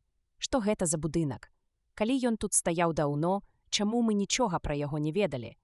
І чаму яны нічога не ведаюць пра нас?» «Два паралельныя паліцэйскія ўпраўленні», — разважаў ён, «наша і іхняе. Але мы, наколькі мне вядома, ніколі з імі не перасякаліся.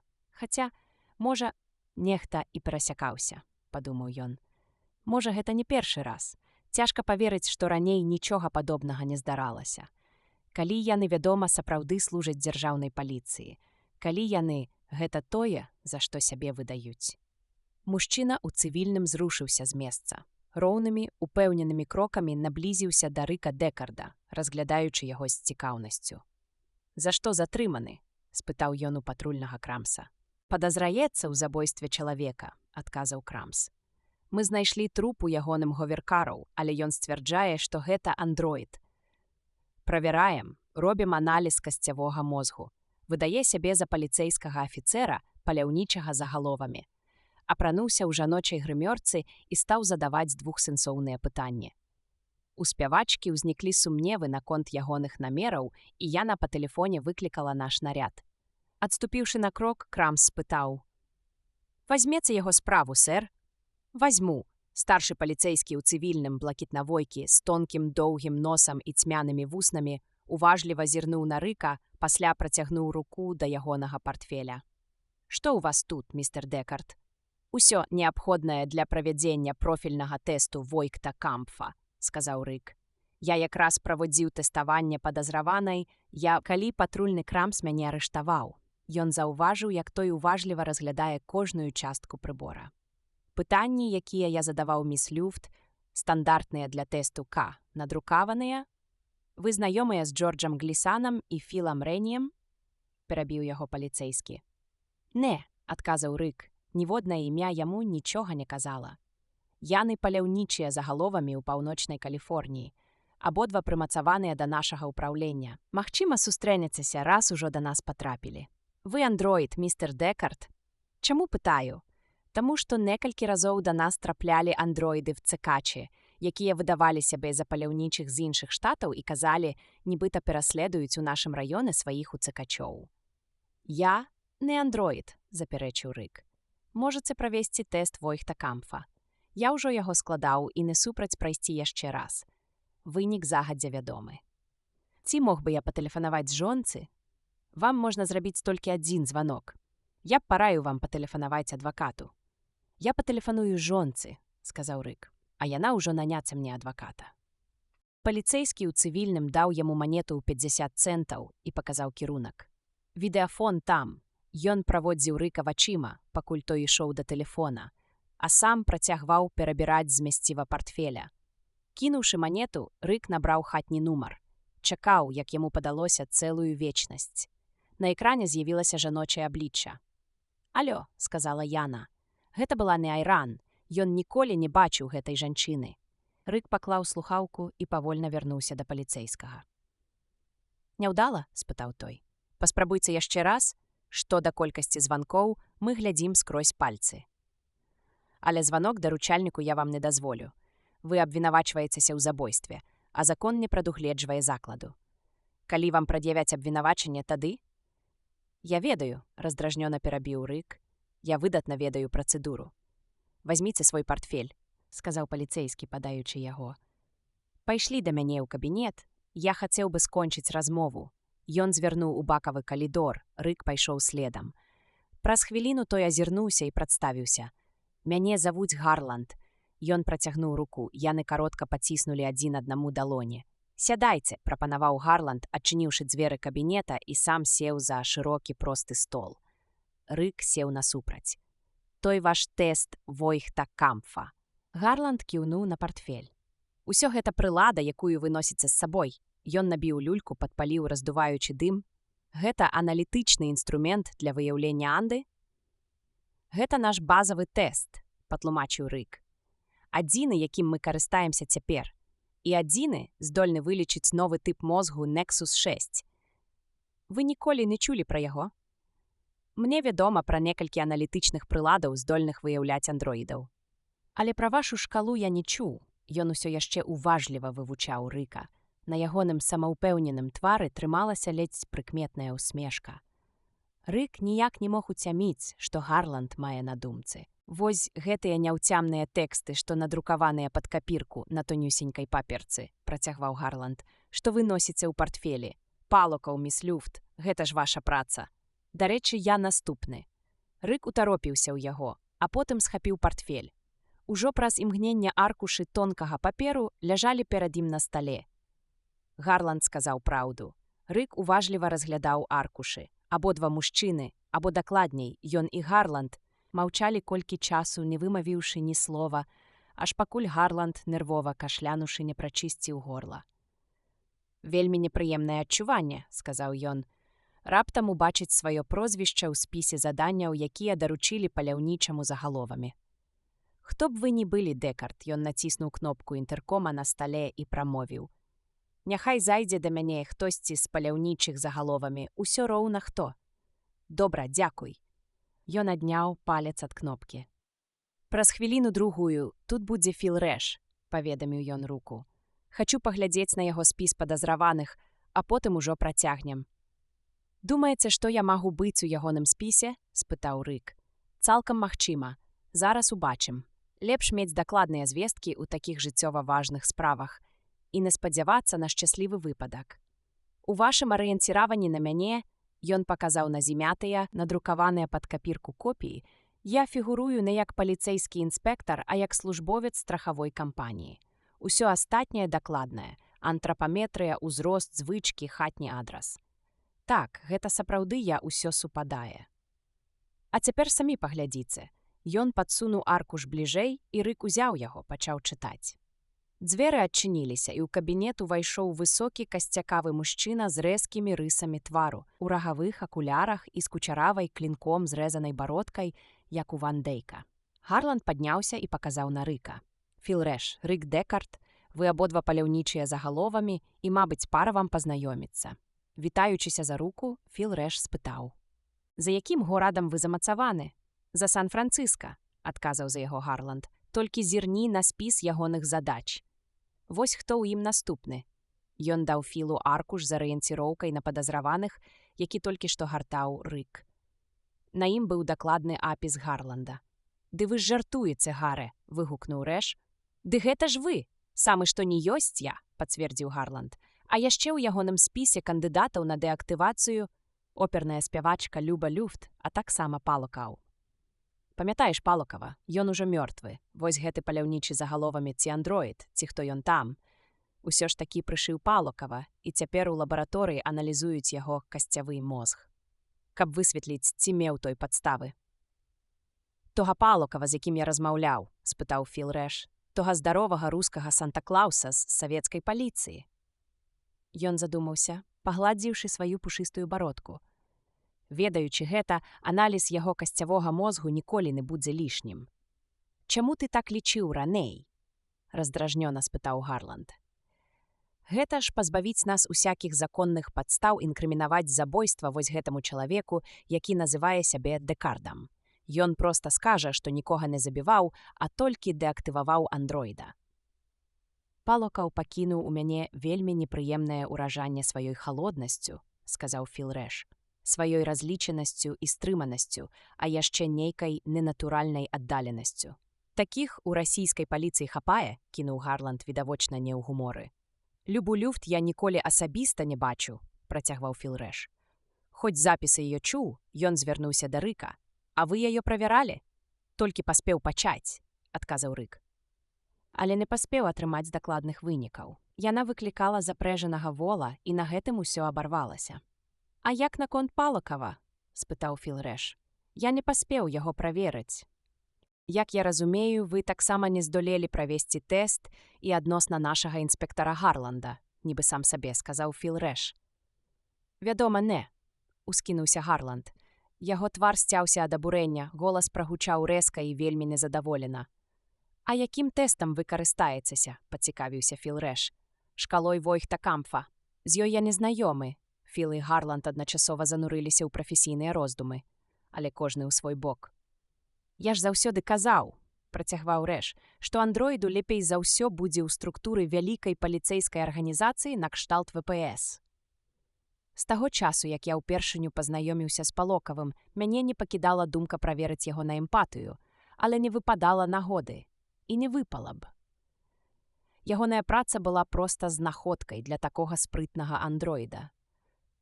Павольна ўскінуўшыся на ногі, інспектар Гарланд павярнуўся да Філа Рэша.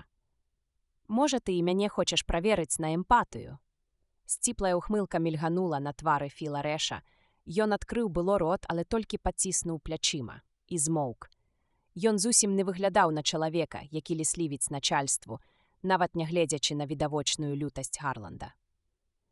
«Баюся, ты да канца не разумееш, у якім становішчы мы апынуліся», — сказаў Гарланд. Вось гэты чалавек, а можа андроід па імені Рык Дэкард, аб'явіўся ў нас з нейкага прывіднага, фантомнага, неіснуючага паліцэйскага ўпраўлення, якое нібыта працуе ў старым будынку на Ломбард-стрыт. Ён нічога пра нас не ведае, і мы нічога пра іх не ведаем. Хоць, здавалася б, павінны стаяць па адзін бок барыкад. Ён карыстаецца тэстам, пра які мы нічога не чулі. У яго спісе падазраваных няма андроідаў, там адны людзі. І акрамя таго, ён ужо забіў аднаго чалавека, прынамсі аднаго. А калі б міс Люфт не паспела дацягнуцца да тэлефона, ён вельмі магчыма забіў бы і яе, а пасля ўжо шукаў бы спосаб падлезці да мяне. Прамармытаў Філ Рэш. Насмешліва перакрывіў яго Гарланд. Цяпер ён выглядаў так, нібыта вось-вось яго можа скруціць апаплексія. І гэта ўсё, што ты хацеў мне сказаць. У размову ўмяшаўся інтэрком, і жаночы голас паведаміў: «Інспектар Гарланд, гатовы вынік лабараторнага аналізу касцявога мозгу Палакава». «І што там?» «Здаецца, варта азнаёміцца з вынікамі», — сказаў Філ Рэш. Гарланд зірнуў на яго, ледзь кіпячы ад злосці, але нахіліўся і націснуў кнопку інтэркому. «Так, міс Френч, слухаю».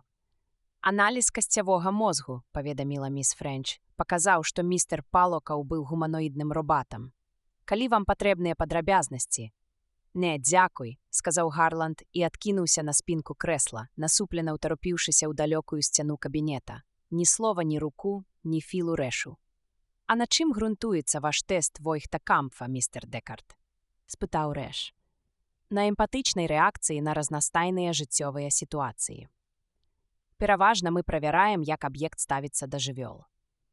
«Наш тэст, здаецца, прасцейшы», — заўважыў Рэш. «Ён грунтуецца на рэфлекторнай рэакцыі спінальных гангліяў верхніх аддзелаў спіннога мозгу, якая ў гуманоідных робатаў доўжыцца на некалькі мікрасекунд даўжэй, чым у нервовай сістэмы чалавека». Падышоўшы да стала інспектара Гарланда, ён узяў аркуш паперы і намаляваў кульковай ручкай схему. Як раздражняльнік выкарыстоўваем гукавы ці святлавы імпульс, пасля якога той, каго тэстуем, павінен як мага хутчэй націснуць кнопку. Мы фіксуем прамежак часу паміж раздражненнем і рэакцыяй, робім некалькі замераў.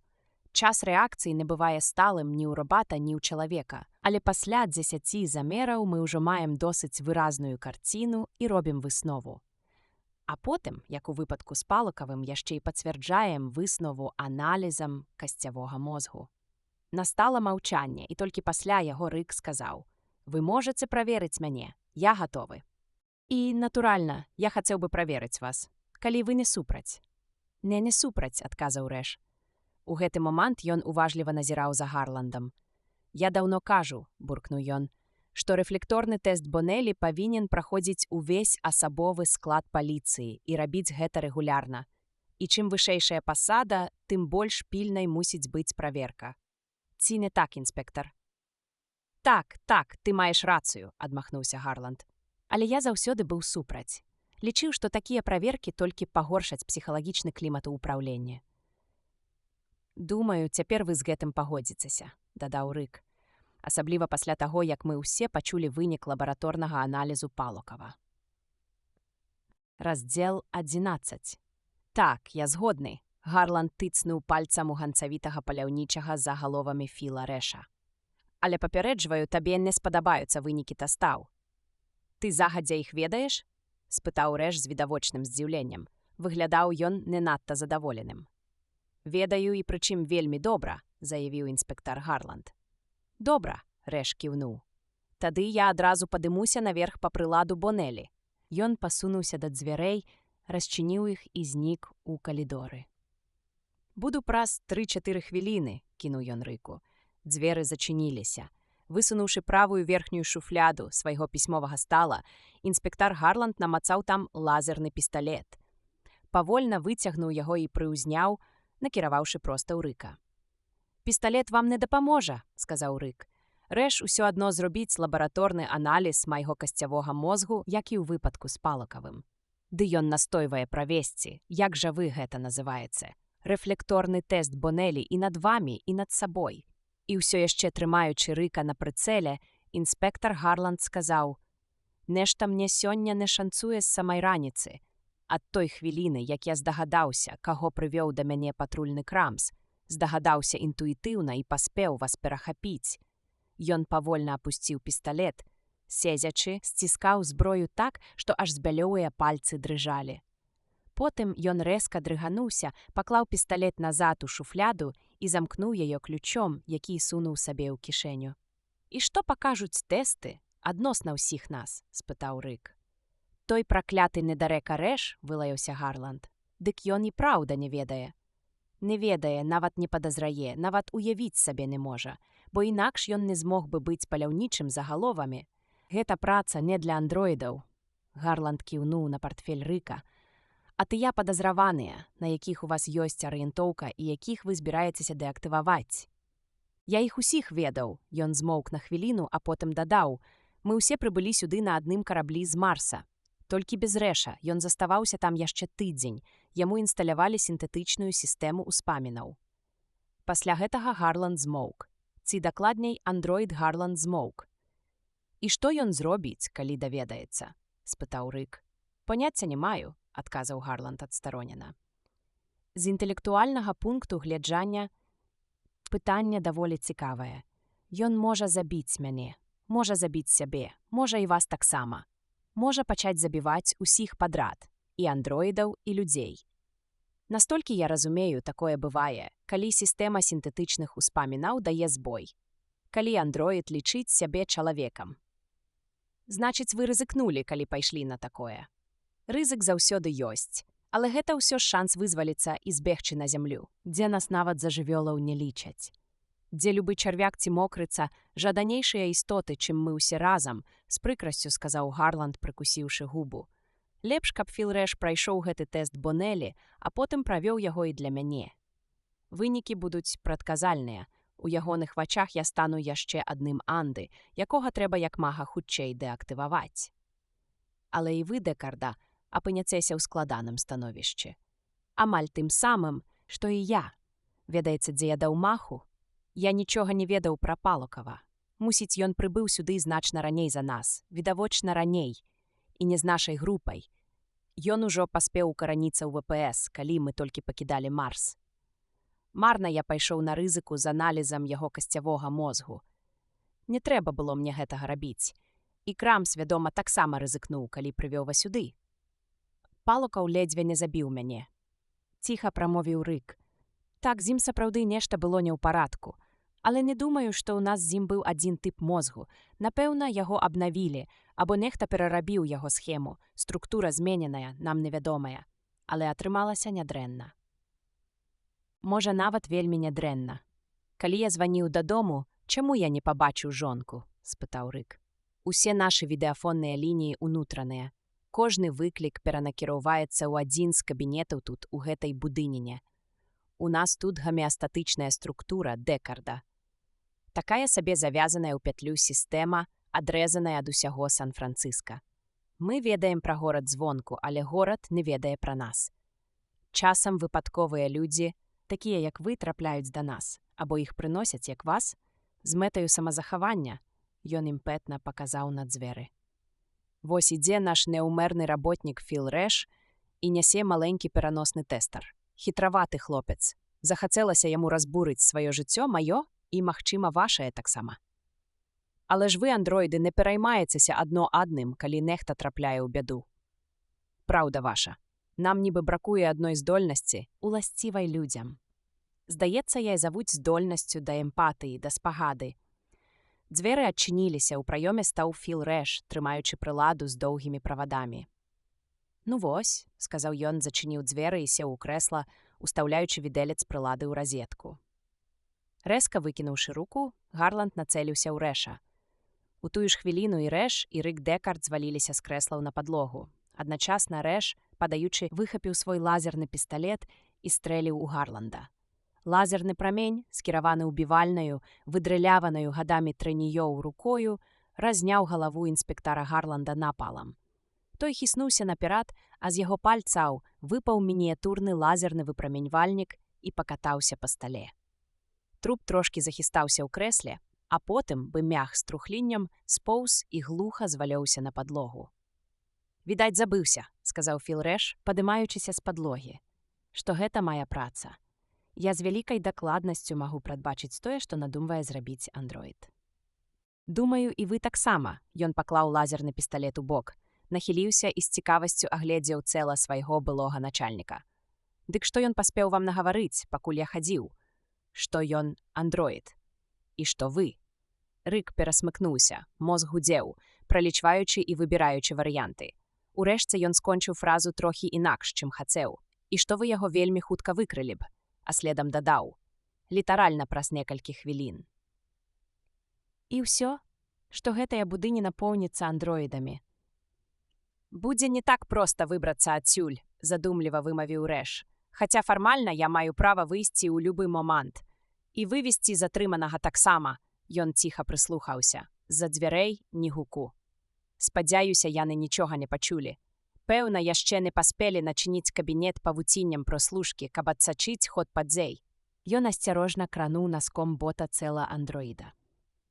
Паляўнічы з часам вырошчвае ў сабе здольнасць прадбачыць. Яшчэ перад тым, як увайсці ў кабінет, я ведаў, што ён страляне ў мяне. Шчыра кажучы, нават дзіва, што ён не стрэліў у вас, пакуль я хадзіў па прыладу. «Ён якраз збіраўся», — пацвердзіў Рык.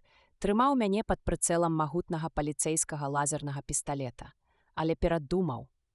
Больш заняты быў вамі, чым мною». «Андроід заўсёды ўцякае туды, куды гоніць яго паляўнічы», — сур'ёзна сказаў Рэш. «Вы разумееце, што цяпер вам трэба як найхутчэй вярнуцца ў оперны тэатр і знішчыць Любу Люфт яшчэ да таго, як нехта ее папярэдзіць пра тое, што тут адбылося. Папярэдзіць, дакладней, андроіда Любу Люфт. Вы таксама ўжо думаеце пра іх, як пра неістот?» «Раней так», — адказаў Рык. «Калі сумленне мяне грызла праз тое, што мне даводзілася рабіць. Гэта такая абарончая рэакцыя, думаць пра іх, як пра неістот. Але цяпер мне ў гэтым няма патрэбы.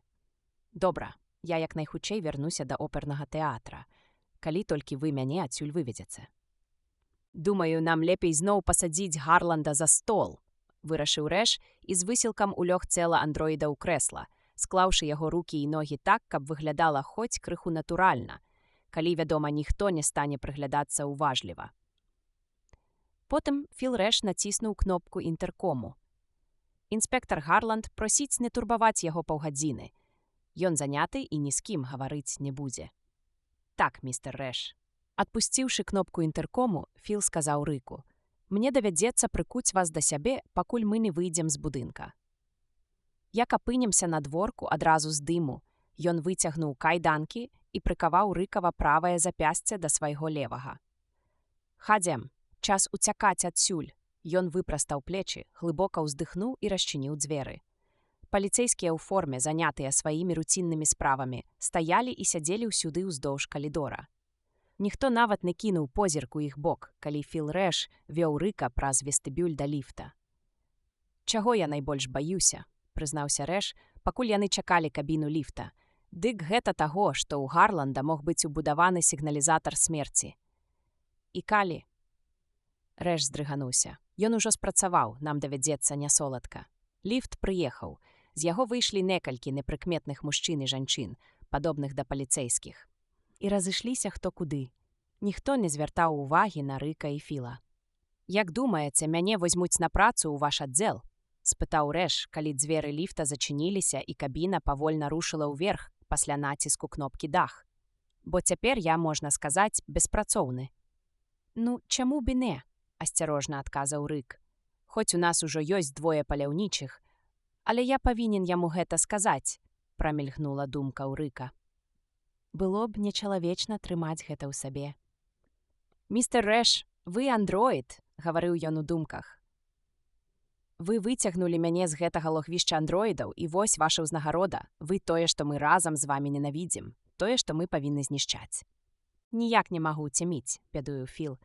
Як я мог 3 гады працаваць пад кіраўніцтвам андроідаў і нічога не заўважаць. Нават не падазраваць. Няўжо 3 гады? Можа, яны нядаўна інфільтраваліся? Запярэчыў Рык. Не, яны тут былі заўсёды, і Гарланд быў маім начальнікам ад самага пачатку, усюды гэтыя 3 гады. Калі верыць яму, удакладніў Рык, яны прыбылі на зямлю не 3 гады таму, а ўсяго некалькі месяцаў, і ўсе разам. Выхадзіць, калісьці існаваў сапраўдны Гарланд, дапусціў Рэш. А ў нейкі момант яго месца заняў андроід. Ён зморшчыўся, пакутліва напружваючы розум. Або мне інсталявалі сістэму фальшывых успамінаў, таму я і памятаю толькі Гарланда. Але яго твар скрывіўся, сціснуўся, зацёрся ў сутаргах. Толькі андроідам можна ўсталёўваць фальшывыя ўспаміны. У людзей гэта не працуе. І даўно даказана. Ліфт зупыніўся, дзверы раз'ехаліся, і перад імі адкрыўся злітна-пасадачны пляц. Бязлюдны. Толькі пустыя гаверкары. «Вось мой», — сказаў Філ, адмыкаючы бліжэйшы гаверкар і ківаючы Рыку хутчэй садзіцца. Сам сеў за кіройца і запусціў матор.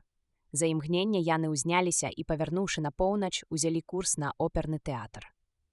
Філ кіраваў механічна, пагружаны ў змрочныя думкі. «Паслухайце, Дэкарда», — раптам вымавіў ён. «Калі мы дэактывуем любу люфт, я хацеў бы...» Яго голас надламаўся. «Ну вы разумееце, каб вы пасля праверылі і мяне. Тэстам Бонелі або вашай шкалой эмпатыі. Каб ведаць, хто я». «Разбяромся па тым, як скончым», — унікліва адказаў Рык. «А вы мяне не хочаце праверыць?» Філ паглядзеў на яго разумна. «Думаю, вы і самі ведаеце вынік. Відаць, Гарланд паспеў вам нешта сказаць. Нешта такое, чаго не ведаю я. Нават нам удвух будзе няпроста справіцца з любой люфт», — сказаў Рык. «Яна хітрэйшая, чым я меркаваў. Давайце сканцэнтруемся на задачы. Але справа не толькі ў фальшывых успамінах», — уздыхнуў Філ. «У мяне ёсць жывёла, не штучная, сапраўдная. Вавёрка. Я вельмі люблю сваю вавёрку, Дэкарда. Штодня кармлю яе, мяняю падсцілку, чышчу клетку, а вечарамі выпускаю пабегаць па кватэры. Яна мае кола ў клетцы. Вы калі-небудзь бачылі, як вавёрка бяжыць у коле? Бяжыць і бяжыць, а кола круціцца і круціцца, ды вавёрка застаецца на тым жа месцы. Бафі гэта страшэнна падабаецца. Здаецца, вавёркі не надта разумныя», — кінуў Рык. Яны ляцелі далей у ціхім маўчанні. Раздзел 12. У оперным тэатры Рыкі Дэкарду і Філу Рэшу паведамілі, што рэпетыцыя скончылася. Таму міс Люфт ужо пайшла. «Яна не казала, куды збіраецца?» — спытаў Філ Рэш у рабочага сцэны, паказваючы яму сваё паліцэйскае пасведчанне. «У музеі», — рабочы сцэны разглядаў дакумент. «Сказала, што хоча паглядзець выставу Эдварда Мунка. Музей тут недалёка. Заўтра ўжо апошні дзень выставы. А для любы люфт», — падумаў Рык. «Апошні дзень, гэта ўжо сёння». Калі яны абодва выйшлі на ходнік і рушылі ўніз да музея, Філ Рэш запытаўся. «Вы што, сапраўды думаеце, што яна пайшла ў музей?» «Яна ўцякла. Яе там няма». «Магчыма», — адказаў Рык. Дайшоўшы да будынка музея, яны даведаліся, на якім паверсе размешчаная выстава Мунка, і падняліся туды. Неўзабаве ўжо блукалі сярод карцін і ксілаграфій. На выставу прыйшло шмат людзей, у тым ліку ўвесь клас школьнікаў сярэдняй школы. Пранізлівы голас настаўніцы разносіўся па ўсіх залах, і Рык падумаў, можа падацца, што вось такі голас і выгляд і павінен мець Анды, але дакладна не такі, як у Рэйчел Роузен і Любы Люфт, ці, скажам, у таго мужчыны, што стаіць побач са мной, ці, дакладней, стварэння, што стаіць побач. «Ці вядомы вам выпадкі, калі б Анды трымалі дома жывёлу?» — спытаў у яго Філ Рэш. З незразумелай прычыны Рык адчуў патрэбу быць бязлітасна шчырым. Магчыма, ён ужо пачынаў рыхтавацца да задання, якое мусіў хутка выканаць. «Мне вядомы 2 выпадкі, калі Анды даглядалі жывёл. Гэта бывае надзвычай рэдка. Паводле таго, што мне вядома, іхныя спробы трымаць хатніх улюбёнцаў звычайна заканчваюцца тым, што жывёлы паміраюць. Анды не здольныя па-сапраўднаму пра кагосьці клапаціцца. Жывой істоце патрэбнае цяпло гаспадара, за выключэннем хіба што паўзуноў і насякомых. а вавёрцы патрэбнае цяпло, атмасфера любові, Бафі выдатна выглядае, блішчыць як выдра. Я праз дзень расчесваю яе грабянцом. Блізу аднаго з палотнаў Філ Рэш спыніўся і пачаў уважліва яго разглядаць. На карціне было намалявана безваласае, прыгнечанае стварэнне з грушападобнай перавернутай угору нагамі галоўкай. Рукі яно прыціснула да вушэй, а рот быў разяўлены ў жахлівы нямы крык. Пакуты ягоныя рэхам разыходзіліся дробнымі хвалямі на вокал. Было бачна, што гэтая жанчына ці мужчына трапіла ў пастку ўласнага крыку. Яно нават затуліла вушы, каб не чуць уласнага вершу. Стаяла на мосце, самотная, нікога побач, крычала ў поўнай адарванасці ад усяго жывога, адрэзаная крыкам ці ж нягледзячы на яго. Ён зрабіў і ксілаграфію на гэтую тэму, заўважыў Рык, чытаючы таблічку пад палотнам. «Мне здаецца, што так, мусіце адчуваў бы сябе Анды», выказаў здагадку Філ Рэш. По зіркам ён лавіў у паветры напружаныя хвалі крыку, бачны на карціне. «Але я так не адчуваю, значыць, можа, я і не». Ён перапыніўся, бо да карціны падышло некалькі наведнікаў. Вось і Люба Люфт, Рык паказаў на яе, і Філ Рэш адразу спыніў свае думкі. Абодва яны пайшлі да яе спакойным, роўным крокам, нібы ім ад яе нічога не патрэбна. У такіх выпадках заўсёды трэба захоўваць поўны спакой. Бо бяспека іншых людзей, якія нічога не ведаюць пра тое, што побач з імі Анды, важнейшая за ўсё, хоць здабыча і можа спрабаваць уцячы ў апошні момант. Трымаючы каталог выставы, Люба Люфт у бліскучых вузкіх штанах і ў залатой жылетцы стаяла цалкам паглынутая карцінай перад сабой. З палотна на яе пазірала маладая дзяўчына, рукі моцна счапленыя. Яна сядзела на краі ложка, а на яе абліччы застыў трывожны, замілавана палохлівы выраз. «Хочаце, я куплю вам гэтую карціну», прапанаваў Рык Любе Люфт. Ён стаяў побач, лёгка узяўшы яе пад руку, і гэтым лёгкім націскам даваў ёй зразумець, што яна ўжо пад яго ўладай і яму не трэба прыкладаць больш высілкаў. Філ Рэш, які падышоў з другога боку, паклаў руку ёй на плячо, і Рык заўважыў, як з-пад палі яго пінжака выпнуўся лазерны пісталет. Філ Рэш не збіраўся марудзіць. Ён ледзь не прагадаў інспектара Гарланда. Другога шансу ён не хацеў страціць. «Карціна не прадаецца», абыякава адказала Люба Люфт, але адразу пазнала яго. Яе позірк змяніўся, сцёгла румянасць, твар пасівеў, зрабіўся мёртва-бледным, нібы жыццё раптам адхлынула ў самую глыбіню, пакінуўшы абалонку сам-насам з небытам. «А я ўжо падумала, што яны вас арыштавалі. Вы хочаце сказаць, што яны вас адпусцілі?» «Міс Люфт, гэта містер Рэш. Філ Рэш, а гэта вядомая оперная спявачка Люба Люфт», сказаў ён, а потым дадаў: «Той запрэжаны вол, што арыштаваў мяне, Анды. І ягоны начальнік таксама. Вы ведалі, вы, напэўна, ведалі, інспектара Гарланда? Ён заявіў, што ўсе вы прыбылі на зямлю адной групай з Марса. Паліцэйскае ўпраўленне, куды вы звярнуліся па дапамогу», падхапіў Філ Рэш, «вядзе ўсе аперацыі з будынка на Мішэн-стрыт і падтрымлівае сувязь паміж сябрамі вашай групы. Яны адчувалі сябе там настолькі бяспечна, што насмяліліся ўзяць чалавека на пасаду мысліўца за галовамі, відавочна». «Вас?» – спытала Люба Люфт. «Вы не чалавек, не больш, чым я, вы таксама Анды». Павісла цішыня, потым Філ Рэш прамовіў прыгнечана, але стрымана. «Добра, з гэтым мы разбярымся пазней», а Рыку сказаў: «Прывядзем яе да майго говеркара». Узяўшы яе пад рукі, яны павялі яе да музейнага ліфта. Яна ішла неахвотна, але без супраціву. Здавалася, быццам яна змірылася з лёсам. Рык ужо не раз бачыў такую рэакцыю Андзі ў крытычных момантах. Штучна падтрыманае жыццё часам імгненна губляла сваю сілу, калі Анды сутыкаўся з непераадольным, прынамсі часта. Але не заўсёды гэтая сіла магла спахліснуць нанова яркасцю і шалёнай энергіяй. Акрамя таго, Анды імкнуліся заставацца непрыкметнымі. У музеі, поўным людзей, Люба Люфт найменш за ўсё хацела прыцягнуць увагу. Спробу супраціву яна адкладзе, магчыма, апошнюю да моманту калі апынецца ў говеркаре, дзе ніхто не ўбачыць. Апынуўшыся сам на сам, яна раптам можа адкінуць усё, што стрымлівала яе. Рык быў напагатове. Пра Філа Рэша ён цяпер не дужа думаў. Як сказаў сам Рэш, яго пытанне вырашыцца своечасова. У канцы калідора каля ліфтаў стаялі кніжныя раскладкі з рэпрадукцыямі карцін і мастацкімі альбомамі, і Люба замарудзіла крок. «Паслухайце», — звярнулася яна да Рыка. Я і твар крыху заружавеў. Яна нібы ажыла, прынамсі на момант. «Купіце мне рэпрадукцыю той карціны, на якую я глядзела, калі вы ўзялі мяне пад руку. Вось ту з дзяўчынай, што сядзіць на ложку». Пасля паўзы Рык спытаў у прадаўчыцы, жанчыны сярэдніх гадоў з выпнутай сківіцай і сівымі валасамі. «Ці маеце рэпрадукцыю спеласці Мунка?»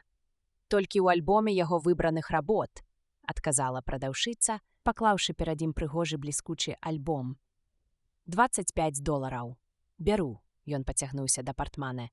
Наш фінансавы аддзел ніколі ў жыцці не пагадзіўся, Бэб, пачаў Філ Рэш. Гэта мае грошы, перабіў яго Рык. Ён падаў жанчыне грошы, а Любе кнігу. Што ж, цяпер спускаймася, сказаў ён Любе і Філу Рэшу. Вельмі ласкава з вашага боку, прамовіла Люба, калі ўсе яны зайшлі ў кабіну ліфта. Вы, людзі, маеце ў сабе нешта надзвычай мілае і кранальнае. Анді на такое ніколі б не пайшоў, яна змірала Філа Рэша лядоўным позіркам. Яму б і на думку не прыйшло рабіць так, як ён сказаў, ніколі ў жыцці. Яна ўсё яшчэ пільна глядзела на Філа Рэша, цяпер ужо з адкрытай агідай і варожасцю. Сапраўды, я не люблю Андзі. Ад таго часу, як я прыбыла сюды з Марса, усё маё жыццё было суцэльнай імітацыяй чалавечых паводзінаў. Я рабіла ўсё, што зрабіла б жанчына, нібыта мной рухалі сапраўдныя чалавечыя думкі і жаданні.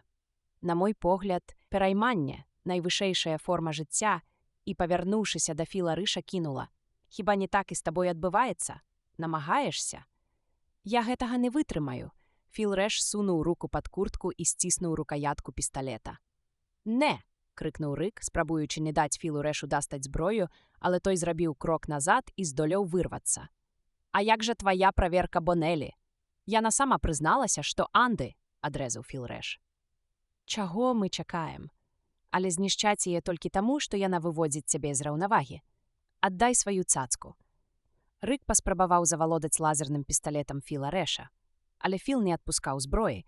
Ён разгорнуўся ў цеснай кабіне ліфта і зноў не даў яе адабраць, не зводзячы вачэй з Любы люфт. «Добра», — сказаў Рык. «Забівай яе. Прабівай проста цяпер». Даставер ей рацыю, але ўжо праз імгненне ён зразумеў, што Філ сапраўды будзе страляць. «Пачакай». Філ Рэш стрэліў, і ў той самы момант Люба люфт, ахопленая шалёным страхам, уздрыгнула і адхінулася, падаючы на падлогу. Лазер не трапіў, але Рэш апусціў пісталет, і прамень без гуку прапаліў тонкую дзірку ў яе жывацэ. Яна пачала крычаць, скацюрбілася пад сцяной ліфта, і крык не сціхаў. «Як на той карціне», — падумаў Рык, выняў свой пісталет і дабіў яе. Бязжыццёвае цела Любы люфт павалілася тварам уніз, як куча лахманоў. Нават не ўздрыгнула. Пасля гэтага Рык, карыстаючыся сваім лазерным пісталетам, метадычна спальваў куплены для Любы альбом, ператвараючы яго ў бясформны попел. Ён рабіў гэта маўкліва, з дакладнай, педантычнай стараннасцю. Філ Рэш глядзеў на яго расстыряна, нічога не разумеючы.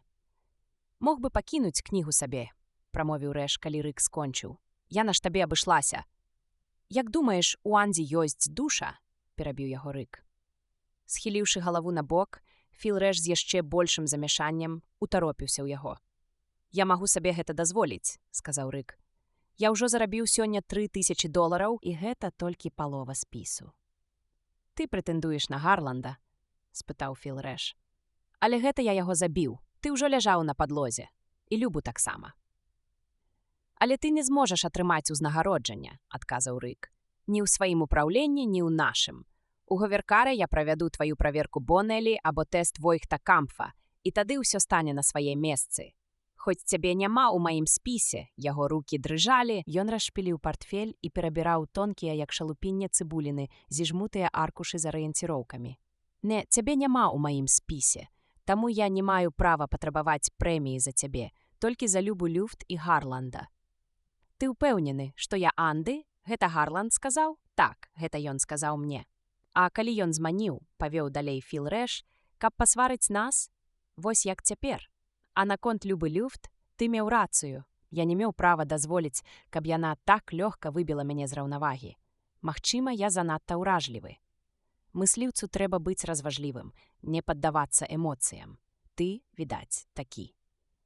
Паслухай, усё роўна нам давялося б яе ліквідаваць. Ну, праіснавала б яна яшчэ паўгадзіны, толькі паўгадзіны. Яна нават не паспела пагартаць альбом, які ты ёй купіў. Не трэба было яго спальваць, дарэмная марната. Не магу ўлавіць, навошта ты гэта зрабіў, учынак неразумны і ўсё. Мне дастаткова гэтай працы, палявання за галовамі, сказаў Рык. І што ты збіраешся рабіць? Што заўгодна. Стану страхавым агентам, як было пазначана ў даных пра Гарланда. Або эмігрую. Так, ён ківаў сам сабе. Эмігрую на Марс. Але ж нехта павінен рабіць гэтую працу, заўважыў Філрэш.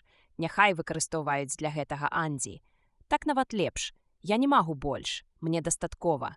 Яна была выдатнай спявачкай. Планета магла б радавацца яе таленту. Якое божаволь, гэта неабходнасць. Памятай, каб уцячы яны забіваюць людзей. І калі б яны выцягнуў цябе з паліцэйскага ўпраўлення на Мішэн-стрыт, яны б забілі цябе таксама. Гарланд і выклікаў мяне ў кабінет менавіта дзеля гэтага. Яшчэ крыху, і палакаў бы цябе сканчаў. Таксама, як і Люба Люфт. Мы дзейнічаем дзеля самазахавання. Гэта яны праніклі на нашу планету. Гэтыя забойцы-бежанцы, што маскуюцца пад паліцэйскіх, дадаў Рык. Пад мысліўцаў за галовамі. Добра, правярай мяне тэстам Бонелі. Але Гарланд хлусіў. Думаю, хлусіў, фальшывыя ўспаміны не могуць быць настолькі дакладнымі. А мая вавёрка. Так, твая вавёрка. Я забыўся пра яе. Калі я Анды, сказаў Філрэш, і ты мяне заб'еш, забяры маю вавёрку. Вось сяду цяпер і напішу завяшчанне. Анды не могуць нічога завяшчаць. Яны не валодаюць маёмасцю.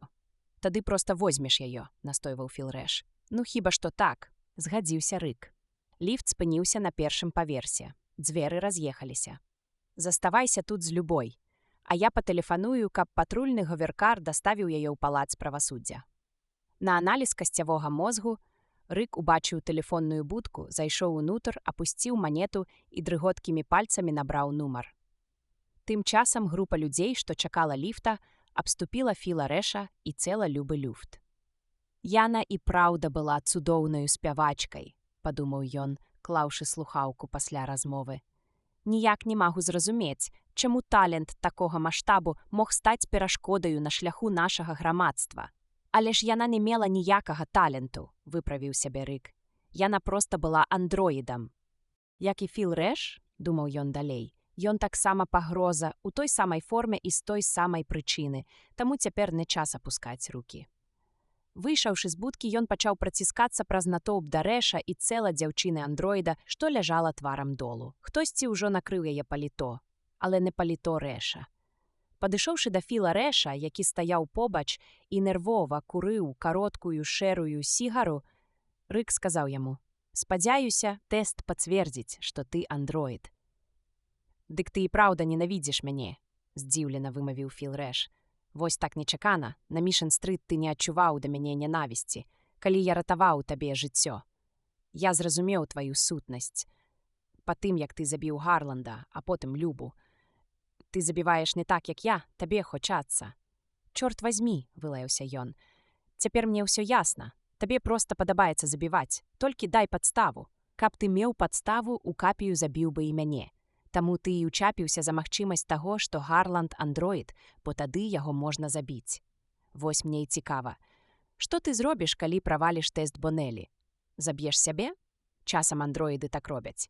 Але такое здараецца вельмі рэдка». «Так, пра ўсё паклапачуся», – запэўніў Філрэш. «Тваё заданне толькі правесці тэст, астатнія не твае турботы». Прыбыў патрульны гаверкар. З яго выскачылі двое паліцэйскіх і хутка рушылі да натоўпу, які адразу расступіўся. Адзін паліцэйскі пазнаў Рыка і кіўнуў яму. «Ну ўсё, цяпер мы можам змывацца адсюль», – падумаў Рык. «Тут нам больш няма чаго рабіць, нарэшце». Калі яны з Філам рушылі назад вуліцай да опернага тэатра, дзе пакінулі свой гаверкар, Філ сказаў: «Я аддам табе свой лазерны пісталет проста зараз, каб ты не турбаваўся, як я адрэагую на вынік тэсту. Для тваёй бяспекі Ён падаў пісталет, і Рык яго прыняў. «А як ты заб'еш сябе без зброі?» – спытаў Рык. «Калі правалішся? Спыню дыханне. Божа літасцівы, гэта немагчыма». «Магчыма». У андроідаў блукаючы нерв не задзейнічаны аўтаматычна пры такіх абставінах, у адрозненне ад людзей. Няўжо табе гэтага не тлумачылі на курсах падрыхтоўкі? Мяне гэтаму навучылі даўным-даўно. «Але так паміраць», – узмоўк Рык. «Ніякага болю».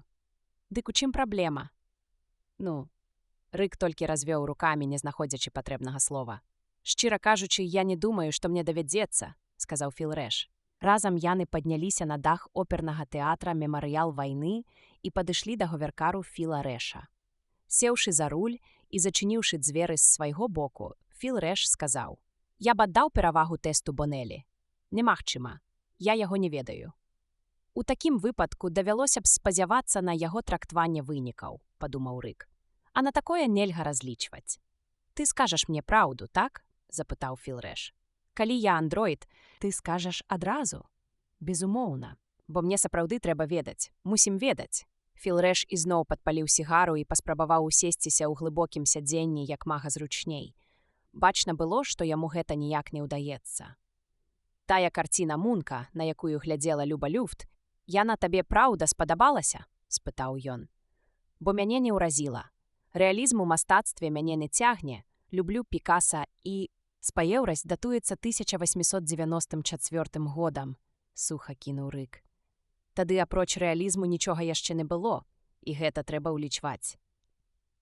Але карціна з мужчынам, які трымаецца за вушы і крычыць, яна ж у іншым стылі. Рык расшпіліў партфель і пачаў выкладаць абсталяванне для тэсту. «Складаная штуковіна», – адзначыў Філ Рэш, назіраючы. «Колькі пытанняў трэба задаць, каб вынік быў канчатковым?» 6 ці 7, ён падаў Філу адгезіўны дыск. «Прылепі яго сабе на шчаку, мацней. А гэты прамень, ён якраз яго накіроўваў, будзе сфокусаваны на тваім воку. Не міргай і не варухні вочным яблыкам». «Рэфлекторныя ваганні», – прамовіў Філ Рэш. «Але без фізічнага раздражняльніка ты не вымяраеш дыяляцыю. Ты задаеш пытанні. Гэта тое, што ў нас называюць рэакцыяй здрыгання. Лічыш, што зможаш кантраляваць? Вельмі сумняваюся. Магчыма, з часам. На пачатку ніяк, гэта па-за межамі свядомага кантролю». «Каб жа?» – ён змоўк. «Пачынай. Я нешта занадта напружаны. Прабач, шмат балбачу». «Нічога балбачы», – адказаў Рык. «Балбачы колькі хочаш. Хоць перад смерцю нагаворышся», – сказаў ён сам сабе. «Калі жадаеш». Яму было ўсё роўна. «Калі тэст пакажа, што я андроід», – бурчэў Філ Рэш, – «ты зноў даверыш чалавецтву. Але гэтага не здарыцца, таму я прапаную табе стварыць ідэалогію, якая б тлумачыла». «Дык вось першае пытанне», – перабіў Рык. «Прылада запрацавала, абедзве стрэлкі затрымцэлі. Час рэакцыі мае значэнне, таму адказвай як мага хутчэй». Па памяці Рык выбраў першае пытанне. Тэст пачаўся. Опісля Рык яшчэ доўгі час сядзеў нерухома. Потым пачаў разбіраць прыладу, акуратна складаючы яе часткі назад у партфель. «Усё зразумела па тваім твары», – прамовіў Філ Рэш. Ён выдыхнуў паветра з нейкай неверагоднай, амаль канвульсійнай палёгкай. «Ладна, вяртай мне мой пісталет», – ён працягнуў далонь. «Відавочна, ты меў рацыю», – сказаў Рык. Што да матываў Гарланда, што ён хацеў пасварыць нас, як ты і казаў, Рык адчуваў сябе фізічна і душэўна спустошаным. «Ты ўжо сфармуляваў асноўныя прынцыпы сваёй ідэалогіі», – іранізаваў Філ Рэш.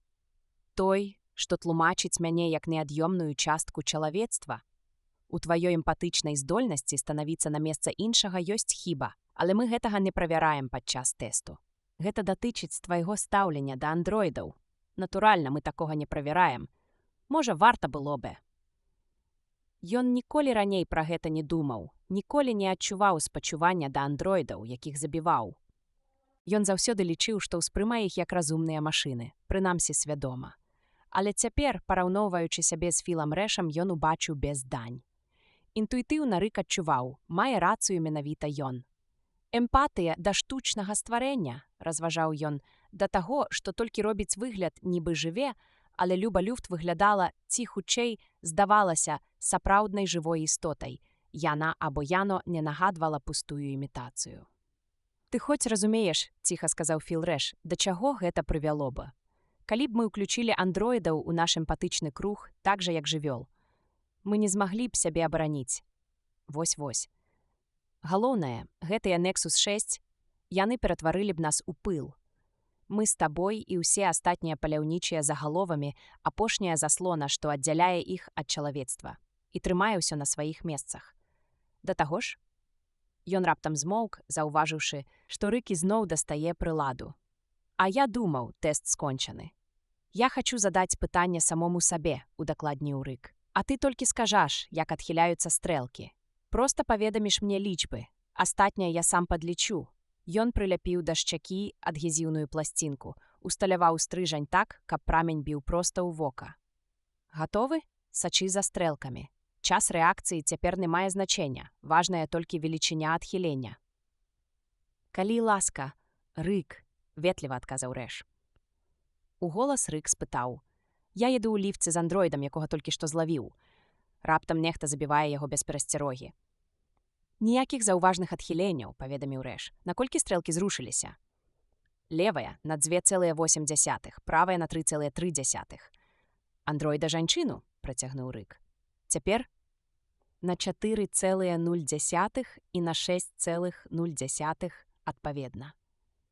Зашмат, падсумаваў Рык, ён адарваў адгезіўны дыск з правадкамі і выключыў прамень.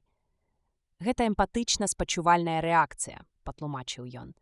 Так рэагуе чалавек на большасць пытанняў. За выключэннем тых, што адносяцца да абсалютна паталагічных выпадкаў. Накшталт вырабаў з дзіцячай скуры. І што гэта значыць? Я здольны адчуваць эмпатыю прынамсі да некаторых андроідаў. Не да ўсіх, але да аднаго ці двух. Напрыклад, да Любы Люфт, падумаў ён.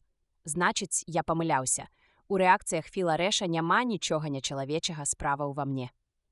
Цікава, працягваў ён разважаць, ці быў у гісторыі хоць адзін чалавек, што адчуваў спачуванне да андроіда.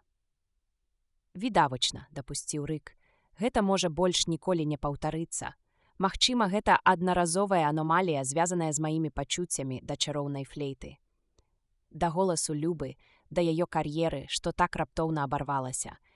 Пэўна, нічога падобнага я раней не адчуваў, ці, прынамсі, не звяртаў на гэта ўвагі, ніякай эмпатыі да Палокава. І да Гарланда таксама, і тут ён прызнаўся сабе. Калі б па выніках тэсту высветлілася, што Філ Рэш андроід, я забіў бы яго без сораму. Ва ўсякім разе, пасля Любы. Вось яна, розніца паміж сапраўднымі жывымі істотамі і гуманоіднымі структурамі. У тым ліфце ў музеі, сказаў ён сабе, я ехаў побач з двума істотамі, з чалавекам і з андроідам, і мае пачуцці былі супрацьлеглыя тым, якіх я павінен быў трымацца, супрацьлеглыя ўсім нормам. Ты ў бядзе, Дэкард, сказаў Філ Рэш, і, відаць, гэта яго нават весяліла. Ну, і што мне цяпер рабіць? Гэта секс, абвясціў Філ Рэш. Секс, бо яно, той андроід, была для цябе фізічна прывабная. Хіба з табою такога не здаралася? Усміхнуўся Філ Рэш. Нас вучылі, што гэта і ёсць галоўная небяспека для паляўнічага з загаловамі. Хіба ты не ведаеш, Дэкард, што на калоніях яны маюць андроідаў-каханак? Але гэта незаконна, сказаў Рык, успомніўшы спецыяльны закон. Так, незаконна. Палавыя адносіны паміж чалавекам і андроідам забаронены. Большасць адхіленняў у сексуальных паводзінах таксама. Але людзі ўсё роўна. А як наконт? Не сексу, а кахання. Секс – гэта проста іншая назва кахання. А любоў да краіны. Не здаваўся Рык. Любоў да музыкі. Калі гаворка аб жанчыне ці жанчыне-андроідзе, гэта секс. Прачніся, Дэкард. Ты хацеў легчы ў ложак з жанчынай-андроідам. Не больш і не менш. Аднойчы ў мяне ўжо быў такі выпадак. Калі я толькі пачынаў працу, таму не падай духам, гэта праходзіць. Ты проста разбурыў свой звыклы парадак. Не трэба, каб цябе цягнула да ёй пасля таго, як яе трэба ліквідаваць. Рабі ўсё наадварот. Рык глядзеў на яго збянтэжана. То бок, спачатку пераспаць з ёю, а потым забіць. Выразна і каротка сказаў Філ Рэш. Ты добры паляўнічы загаловамі, зразумеў Рык. І тваё стаўленне да Анды гэта пацвярджае, а я. І ўпершыню ў жыцці ён сумняваўся, ці адпавядае сваёй пасадзе. Раздзел 13. Хутка, быццам вецер, Джон Р. Ісідар ляцеў высока ў небе дадому з працы напрыканцы дня. «Цікава, ці яна й досі там», – падумаў ён, у сваёй старой заваленай кватэрцы. Сядзіць і глядзіць Бастера Фрэндлі па тэлебачанні, уздрыгвае кожную хвіліну ад страху, калі ёй чуецца, што хтосьці ідзе па калідоры, а пачуўшы мае крокі, напэўна, таксама ўздрыгне. Ён ужо паспеў заехаць на стыхійны прадуктовы рынак. На сядзенні побач з ім ляжала цэлая торба делікатэсаў. Соевы соус, спелыя персікі, добры, пяшчотны, але смярдзючы сыр. І ўсё гэта хістаецца ўзад уперад. Калі ён то прыбаўляе, то скідвае хуткасць свайго говеркара. Сёння Ісідар быў празмерна ўзбуджаны, таму і машына ішла рыўкамі. Ды і нібыта нядаўна адрамантаваны ягоны сродак перасоўвання чміхаў і трасіўся, як рабіў гэта цягам месяцаў яшчэ да капітальнага рамонту. «Пракляцца», – сказаў сам сабе Ісідар. Пах персікаў і сыру, што разыходзіўся па салоне, прыемна лашчыў яму ноздры. На дэфіцыт ён выдаткаваў увесь свой 2-тыднёвы заробак, атрыманы авансам у спадара Слоута. А яшчэ пад сядзеннем, дзе яна ніяк не магла б упасці і разбіцца, валтузілася бутэлька шаблі, ледзь не самае вялікае рэдкае дабра.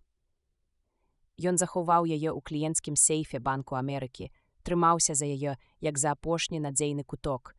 Ні за якія грошы не хацеў прадаваць, бо жыў спадзяваннем, што некалі там, недзе ў будучыні, у яго з'явіцца дзяўчына. Але гэтага не здарылася.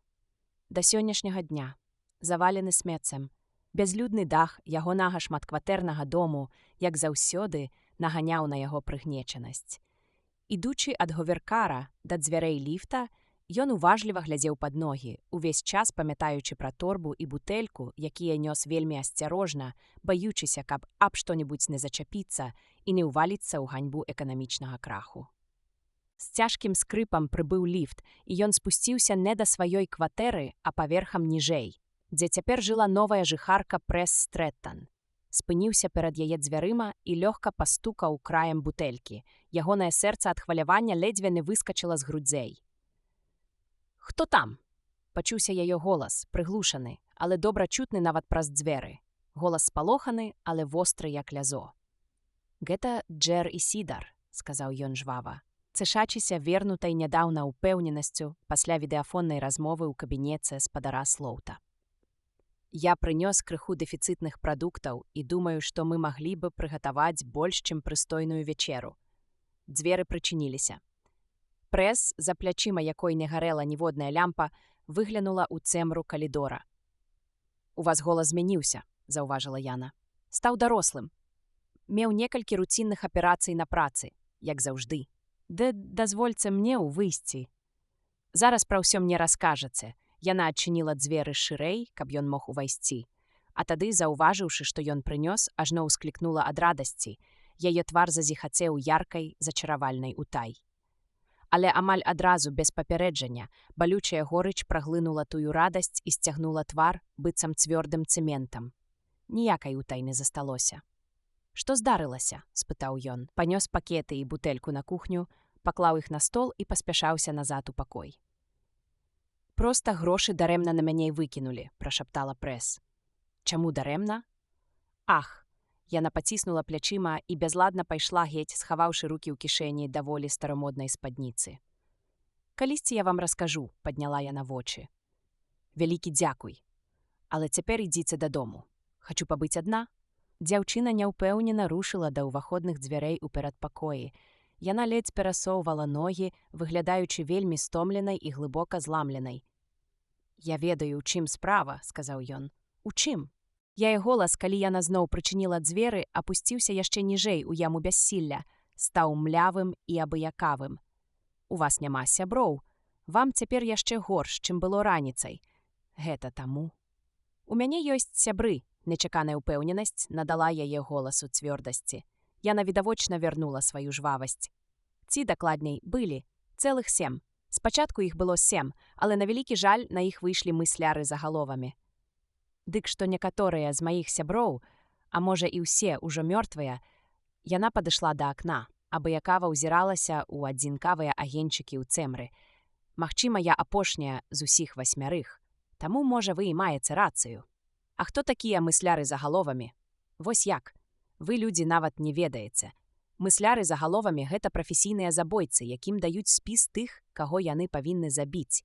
Ім плацяць пэўную суму, $1000, наколькі мне вядома, цяпер такая стаўка за кожнага забітага. Звычайна яны заключаюць кантракт з гарадскімі ўладамі, таму атрымліваюць яшчэ і заробак. Але невялікі, каб матываваць іх працаваць. Гэта дакладна? Спытаў Ісідар. Так, яна кіўнула. Вы маеце на ўвазе, ці я ўпэўненая, што іх стымулююць? Так, іх стымулююць і яны атрымліваюць асалоду ад сваёй працы. Думаю, вы памыляеце, сказаў Ісідар. За ўсё жыццё ён ніколі нічога падобнага не чуў. Бастер Фрэндлі, напрыклад, ні разу пра такое не згадваў.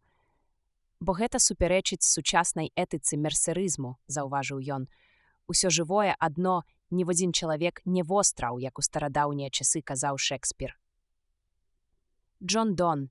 Ісідар замахаў рукамі ад разгубленасці. Гэта горш за ўсё, што мне калі-небудзь даводзілася чуць. Няўжо вы не можаце звярнуцца ў паліцыю? Не магу. І яны палююць на вас? Яны могуць кожную хвіліну прыйсці сюды і забіць вас. Цяпер ён зразумеў, чаму дзяўчына ўсё трымала ў таямніцы. Не дзіва, што вы такая спалоханая і не жадаеце нікога бачыць. А сам падумаў, у яе нейкая манія, псіхічная хвароба. Напэўна, манія пераследу. А можа, гэта наступствы пашкоджання мозгу пылам і яна звычайная спецыяль. Я першы іх укалошчу, выпаліў ён. Чым? Яна слабенька ўсміхнулася і паказала свае невялікія роўныя зубы. Атрымаю ліцэнзію на нашэнне лазернага пісталета. Гэта зусім не складана. Тут аддалены раён. Няма паліцэйскіх патрулёў, і кожны дбае сам за сябе. А калі вас тут не будзе, ну калі пойдзеце на працу, я вазьму адпачынак. Вельмі міла з вашага боку. Але калі мысляры за галовамі ўжо парашылі іншых, Макса Палокава, Гарланда, Любу, Гаскінга і Роя Бэйці, яна запнулася. Роя і Ірмгард Бэйці. Калі яны мёртвыя, то ўжо нічога для мяне не мае значення. Яны мае найлепшыя сябры. Якога д'ябла ад іх няма аніякай весткі? Яна са злосцю вылаялася. Ён пайшоў на кухню і знайшоў там запыленыя, даўно нікем не ўжываныя талеркі, місы і шклянкі.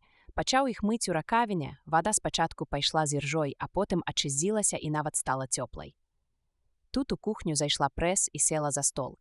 Ён адкоркаваў бутэльку шаблі. Роўна расклаў у талеркі персікі, сыр і соевы соус. Што гэта за белае? Не сыр. Вунь там, паказала яна, сыраватка, зробленая з соевых бабоў. Калі б я яшчэ меў? Ён запнуўся, пачырванеўшы. Звычайна яе дадавалі ў мясную падліўку. Андроід, прабуркатала Прэс. Такія памылкі робяць андроіды, і гэта іх выдае. Яна падышла да яго ззаду, а потым на яго вялікае здзіўленне абняла за талію і на імгненне прыціснулася да ягонай спіны. «Паспрабую персік», сказала яна, і асцярожна ўзяла сваімі доўгімі пальцамі ружова-аранжавы пухнаты кусцік. А потым, разжаўваючы той персікавы кавалачак, яна пачала плакаць. Па шчоках пацяклі халодныя слёзы, што потым капалі на яе блузку. Ён не ведаў, што рабіць, і працягваў раскладваць ежу. «Пракляцца!» — люта выпаліла яна. «Бачыце!» Павольным, роўным крокам яна адышла ад яго. «Мы жылі на Марсе. Вось чаму я ўсё ведаю пра андроідаў». Яе голас дрыжаў, але яна працягвала. Відавочна, для яе было вельмі важна, што нехта яе слухае. І адзіныя людзі на зямлі, якіх вы ведаеце, гэта вашыя сябры, былыя эмігранты, удакладніў Ісідар. Мы ведалі адно аднаго яшчэ да ад'езду. Жылі паблізу Новага Нью-Йорка. Рой Бэйці і Ірмгард мелі аптэку. Ён быў фармаколагам, а яна спецыялісткай у галіне касметыкі, крэмы, мазі, ласьёны. На Марсе вялікі попыт на ўсе сродкі для догляду за скурай. А яна завагалася, атрымлівала розныя лекі ад Роя, асабліва спачатку, бо, хай што б там казалі, але Марс жахлівае месца. А гэта... Прэс адным рэзкім рухам рукі абвяла ўсю пакой. Яшчэ нічога. Вы думаеце, што ўсе мае пакуты ад самоты? Увесь пракляты Марс адны пакуты. Там сапраўдны жах, яшчэ горшы, чым у гэтай кватэры. Хіба андроіды не дапамагаюць? Па тэлебачанні паказваюць рэкламу. Ён сеў за стол і пачаў есці. Яна таксама ўзяла келіх, зрабіла глыток, але, здаецца, смаку не адчула. Наколькі я ведаю? Андроіды дапамагаюць пасяленцам. Андроіды, прамовіла яна, таксама самотныя. Як вам віно? Яна паставіла шклянку на стол. Добрае. Першая бутэлька за 3 гады. Мы вярнуліся на зямлю, працягвала прэс, бо там, на Марсе, проста невыносныя ўмовы. Марс непрыдатны для жыцця людзей ужо, напэўна, мільярд гадоў. Ён такі старажытны. Ад самога камення там вее чымсьці архаічным і адвечным. Таму лекамі мне дапамагаў Рой. Я літаральна трымалася на тым сінтэтычным абязбольваным, на селенізіне. А потым я пазнаёмілася з Горстам Гартманам, які трымаў крамку паштовых марак, рэдкіх калекцыйных. На Марсе столькі вольнага часу, што немагчыма не заняцца хаця б калекцыянаваннем. Дзякуючы Горсту я захапілася дакаланіяльнай літаратурай. Маецца на ўвазе старыя кнігі, апавяданні пра касмічныя падарожжы, напісаныя да пачатку касмічнай эры. А як маглі з'явіцца апавяданні пра касмічныя падарожжы да? Пісьменнікі прыдумлялі, сказала прэс. І на падставе чаго яны прыдумлялі? Фантазавалі. Хаця часта і памыляліся. Напрыклад, пісалі, што на Венеры рай, бяскрайнія джунглі з велізарнымі пачварамі і жанчынамі, якія прыкрываюць грудзі бліскучымі кубачкамі. Яна не спускала з яго вачэй. Вас гэта цікавіць. Вялікія жанчыны з доўгімі светлымі касамі і бліскучымі нагруднікамі памерам з дыню. Не цікавіць, адказаў ён. Ірмгард бландзінка, узгадала прэс, але нізкая. Як бы там ні было, але было вельмі выгадна дастаўляць кантрабандай дакаланіяльныя часопісы, кнігі і фільмы на Марс. Нішто не было такім захапляльным, як чытаць пра гарады, велізарныя індустрыяльныя прадпрыемствы і паспяховыя калоніі. Вы сабе нават не ўяўляеце, як там пра ўсё прыгожа напісана. Якім мае быць Марс? Пра яго каналы. Каналы? Ён невыразна ўспомніў, што калісьці чытаў пра такое. Раней людзі верылі, што на Марсе існуюць каналы, якія быццам бы перасякалі планету ўпоперак і ўздоўж, распавядала прэс. А яшчэ пра іншапланецян з далёкіх зорак, неймаверна разумных, а таксама пра зямлю, калі дзеянне адбываецца ў нашы часы або ў яшчэ далейшай будучыні. Калі людзі ўжо пазбавіліся радыеактыўнай пылюкі. Думаю, ад тых апавяданняў вам станавілася толькі горш, меркаваў Ісідар. Не, каротка адказала прэс. А вы не прывезлі з сабою тых дакаланіяльных кніжак? Раптам падумаў ён, што мог бы нешта пачытаць. Тут яно не мае ніякай вартасці, бо на зямлі не культывуецца захапленне кнігамі. Да таго ж на зямлі ёсць шмат кніг у бібліятэках. Менавіта з бібліятэк мы іх кралі і адпраўлялі транспартнымі караблямі на Марс. Уяўляеце, глядзіце сабе ў начное неба адкрытага космасу і раптам бачыце ўспышку. Ракета расколваецца, і з яе высыпаюцца дахалоніяльныя навукова-фантастычныя часопісы. Сапраўднае багацце. Вядома, перад тым, як прадаць, мы іх чыталі. Яна нават разгарэлася. З усіх... Пачуўся стук у ўваходныя дзверы. Пабялеўшы, яна прашаптала. Я не адчыню. Сядзіце ціха, не рухайцеся. Уся ў напружанай трывожнасці яна прыслухоўвалася. Не ведаю, ці я замкнула дзверы, сказала яна ледзь чутна. Божа, хоць бы замкнула. Яе вочы, вар'яцкія і мольныя, пазіралі на яго, нібы прасілі пацвярджання. Далятаў прыглушаны мужчынскі голас з калідора. «Прэс, ты дома? Гэта Рой з Ірмгард. Мы атрымалі тваю паштоўку». Бесшумна падняўшыся, яна пайшла ў спальню і вярнулася адтуль з ручкай і клапцікам паперы. Зноў ціха села і хутка напісала «Падыдзіце да дзвяраў». Ісідар нервова ўзяў ручку і напісаў «І што сказаць?». Прэс раздражнёна напісала «Пераканайцеся, што гэта і праўда яны». Падышоўшы, нахмурваецца, ён пайшоў у гасціную. «А адкуль я ведаю, што гэта менавіта яны?» – падумаў ён. І адчыніў дзверы. У цёмным калідоры стаялі двое. Нізкая жанчына, прыгожая, чымсьці падобная да Грэты Гарба, з блакітнымі вачыма і залатавата-бялявымі валасамі. Побач мужчына з разумнымі вачыма, але плоскімі мангольскімі рысамі, што надавалі яго твару нейкую жорсткую адметнасць. На жанчыны была шаль, высокія бліскучыя туфлі і вузкія ўніз штаны. Мужчына стаяў у зімятай кашулі і падфарбаваных штанах, выглядаючы наўмысна вульгарна. Ён усміхаўся Ісідару, але яго маленькія яркія вочы заставаліся непранікальнымі. Мы шукаем. Пачала нізкая жанчына, але потым паглядзела Ісідару за спіну. Яе твар прасвятлеў, і яна праскочыла міма яго, ускрыкнуўшы: «Прэс! Як ты!» Ісідар абярнуўся. Абедзве жанчыны абдымаліся. Ён адышоў у бок, і Рой Бэйці, невясёлы і магутны, увайшоў у кватэру, усміхаючыся сваёй крывой, безгучнай усмешкай. Раздзел 14. «Мы можам пагаварыць?» – спытаў Рой, кіўнуўшы на Ісідара. «Пэўным чынам!» – Прэс проста ззяла шчасцем. А Ісідару сказала: «Выбачайце». Яна адвяла подружжа Бэйці ў бок і нешта ім шаптала. Потым усе трое вярнуліся да Джэры Ісідара, які адчуваў сябе неякавата. «Гэта містер Ісідар», – сказала Прэс. «Ён пра мяне клапаціцца». Яе словы прагучалі амаль як адкрыты сарказм. Ісідар толькі пёркамі міргаў. «Бачыце, ён прынёс мне натуральныя прадукты». «Прадукты», – водгукнулася Луна Ірмгард Бэйці і грацыёзна падабрынькала на кухню паглядзець. «Персікі», – усклікнула яна і адразу ўзяла міску з лыжкай. Усміхаючыся Ісідару, яна адзін за адным адкусвала кавалачак персіка і хутка, нібыта нейкая жывёла, перажоўвала. Яе ўсмешка, непадобная да ўсмешкі Прэс, проста выпраменьвала цеплыню, без усялякіх падтэкстаў. Ісідар падаўся за ёй. Яна яго вабіла. «Вы з Марса?» – спытаў ён. «Так, мы ўцяклі адтуль». Яе голас дрыжаў, а блакітныя вочы зіхацелі птушынай праніклівасцю. «Які жахлівы дом вы маеце? Тут больш ніхто не жыве, праўда? Акрамя вашага акна мы не ўбачылі ніводнага асветленага». «Я жыву паверхам вышэй», – адказаў Ісідар. «О, а я думала, вы жывяце разам». Ірмгард Бэйці сказала гэта не з дакорам, проста выказала здагадку. Сурова, але ўсё яшчэ усміхаючыся, Рой Бэйці прагаварыў. «Яны ліквідавалі Палакава». Радасць, што з'явілася на твары Прэс пасля сустрэчы з сябрамі, імгненна знікла. «Каго яшчэ?» «Яшчэ Гарланда», – вёў далей Рой Бэйці.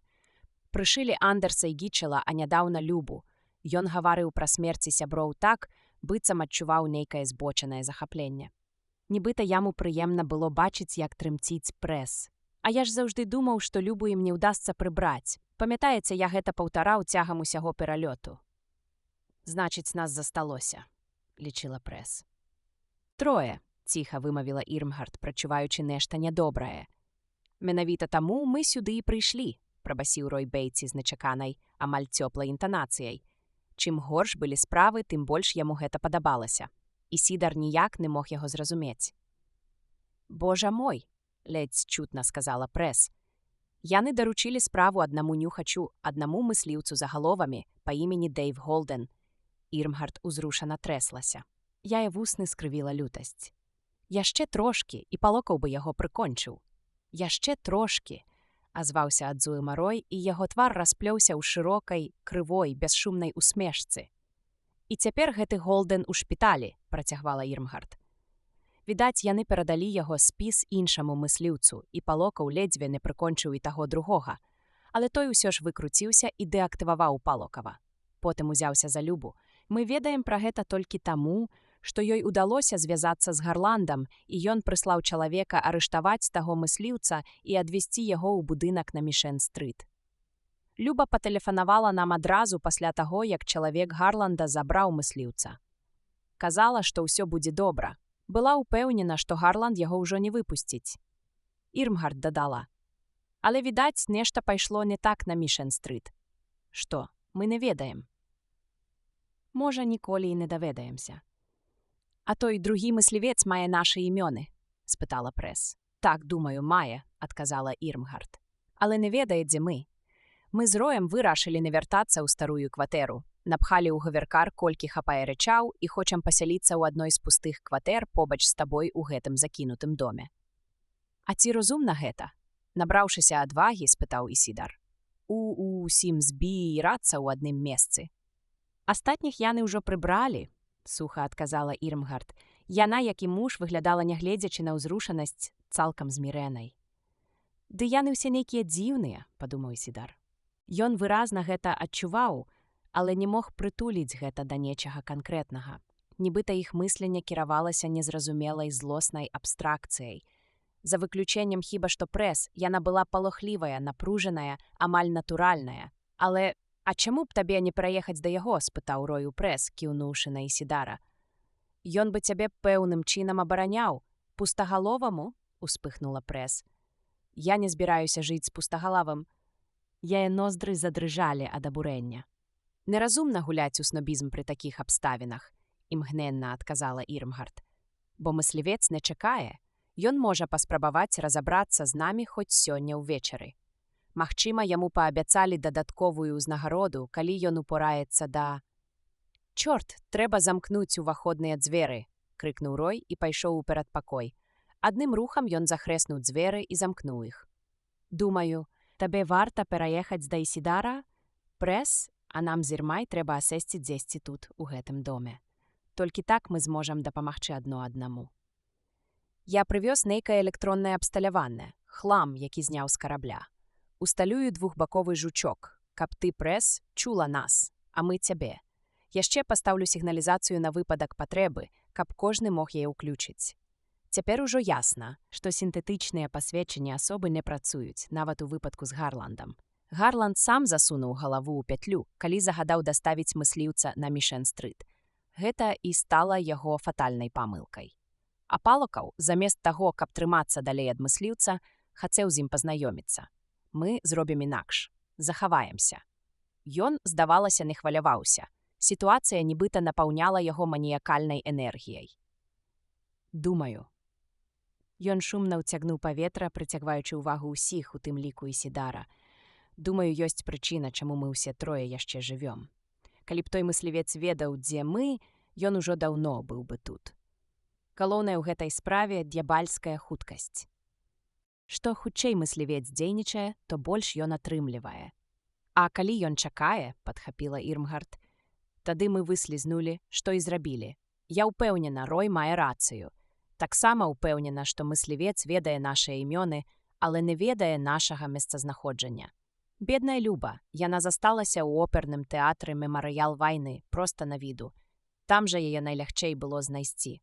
«Ну», — пыхата сказаў Рой, — «яна сама так хацела. Думала, публічнасць яе абароніць».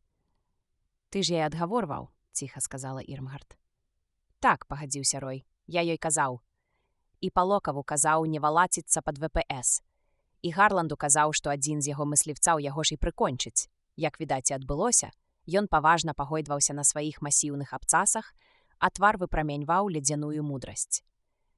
«З таго, што я пачуў, я зразумеў, што ён ваш сапраўдны лідар», — вымавіў Ісідар. «Так, Рой наш лідар», — адказала Ірмгард. «Гэта ён арганізаваў наша падарожжа». «З Марса на зямлю», — падхапіла Прэс. «Тады вам лепш рабіць так, як ён кажа», — у голасе Ісідара чулася ваганне паміж надзеяй і трывогаю. «Думаю, будзе ПП проста цудоўна, Прэс, калі вы пасяліцеся са мной. На рабоце я ўзяў некалькі дзён водпуску, каб даглядзець вас і пераканацца, што з вамі ўсё добра. І, можа, Мілту з ягонай неверагоднай вынаходлівасцю», — разважаў Ісідар, — «удасца зрабіць мне нейкую зброю. Штосьці незвычайнае, здольнае перамагчы мыслівцаў за галовамі. Хто б яны ні былі». Перад яго вачыма ўстала невыразная, плоская і змрочная постаць. Нешта бязлітаснае, што ў адной руцэ трымае раздрукаваны спіс, а ў другой зброю, што як машына здзяйсняе забойствы з абыякавай бюракратычнай дакладнасцю. Нейкі пачвара без эмоцый і нават без твару, і калі яго знішчыць, яго адразу заменяць іншым, такім самым, як дзве кроплі вады. І так будзе цягнуцца, пакуль усё жывое і сапраўднае не будзе вынішчана. «Проста неверагодна, што паліцыя не можа нічым запабегчы гэтаму», — думаў ён. «Я не магу ў такое паверыць. Гэтыя людзі мусілі нешта нарабіць. Магчыма, яны незаконна эмігравалі на зямлю, бо ж нас заклікаюць па тэлебачанні паведамляць пра любыя пасадкі караблёў па-за межамі дазволеных пляцовак. А выкананне законаў у кампетэнцыі паліцыі. Але нават у такім выпадку ніхто не мае права забіваць іншых. Гэта супярэчыць самому духу мерсерызму». «Я падабаюся пустагалаваму», — кінула Прэс. «Не называй яго так, Прэс», — папрасіла Ірмгард з жалем паглядзеўшы на Ісідара. «Подумай лепш, як бы ён мог назваць цябе». Прэс не адказала. На яе твары застыла загадкавая ўвага. «Я пачынаю ставіць жучкі», — сказаў Рой. «Мы з Ірмгард застаёмся ў гэтай кватэры. Прэс, ты ідзеш да містера Ісідара». Ён досыць жвава, як для чалавека яго цэласкладу, пайшоў да дзвярэй. Знік у цемры за дзвярыма, якія адразу грукнулі і зачыніліся. Услед Ісідар убачыў дзіўнае відзіва. На імгненне перад ім паўстаў металічны каркас і платформа са схемамі, батарэямі і разным абсталяваннем. А потым зноў праступіў цьмяны абрыс Роя Бэйці. Ісідара разабраў смех, але намаганнем волі ён яго прыглушыў. Ён быў страшэнна здзіўлены. «Чалавек дзеяння», азвалася Прэс, нібыта здалёк. Шкада толькі, што рукі ў яго не надта ўмелыя і непрызвычайныя да механічнай працы. «Калі мы выжывем, то толькі дзякуючы Рою», дакорліва сказала Ірмгард. «Але ці варта», прамовіла Прэс сама да сябе. Яна павяла плячыма, а потым кіўнула Ісідару.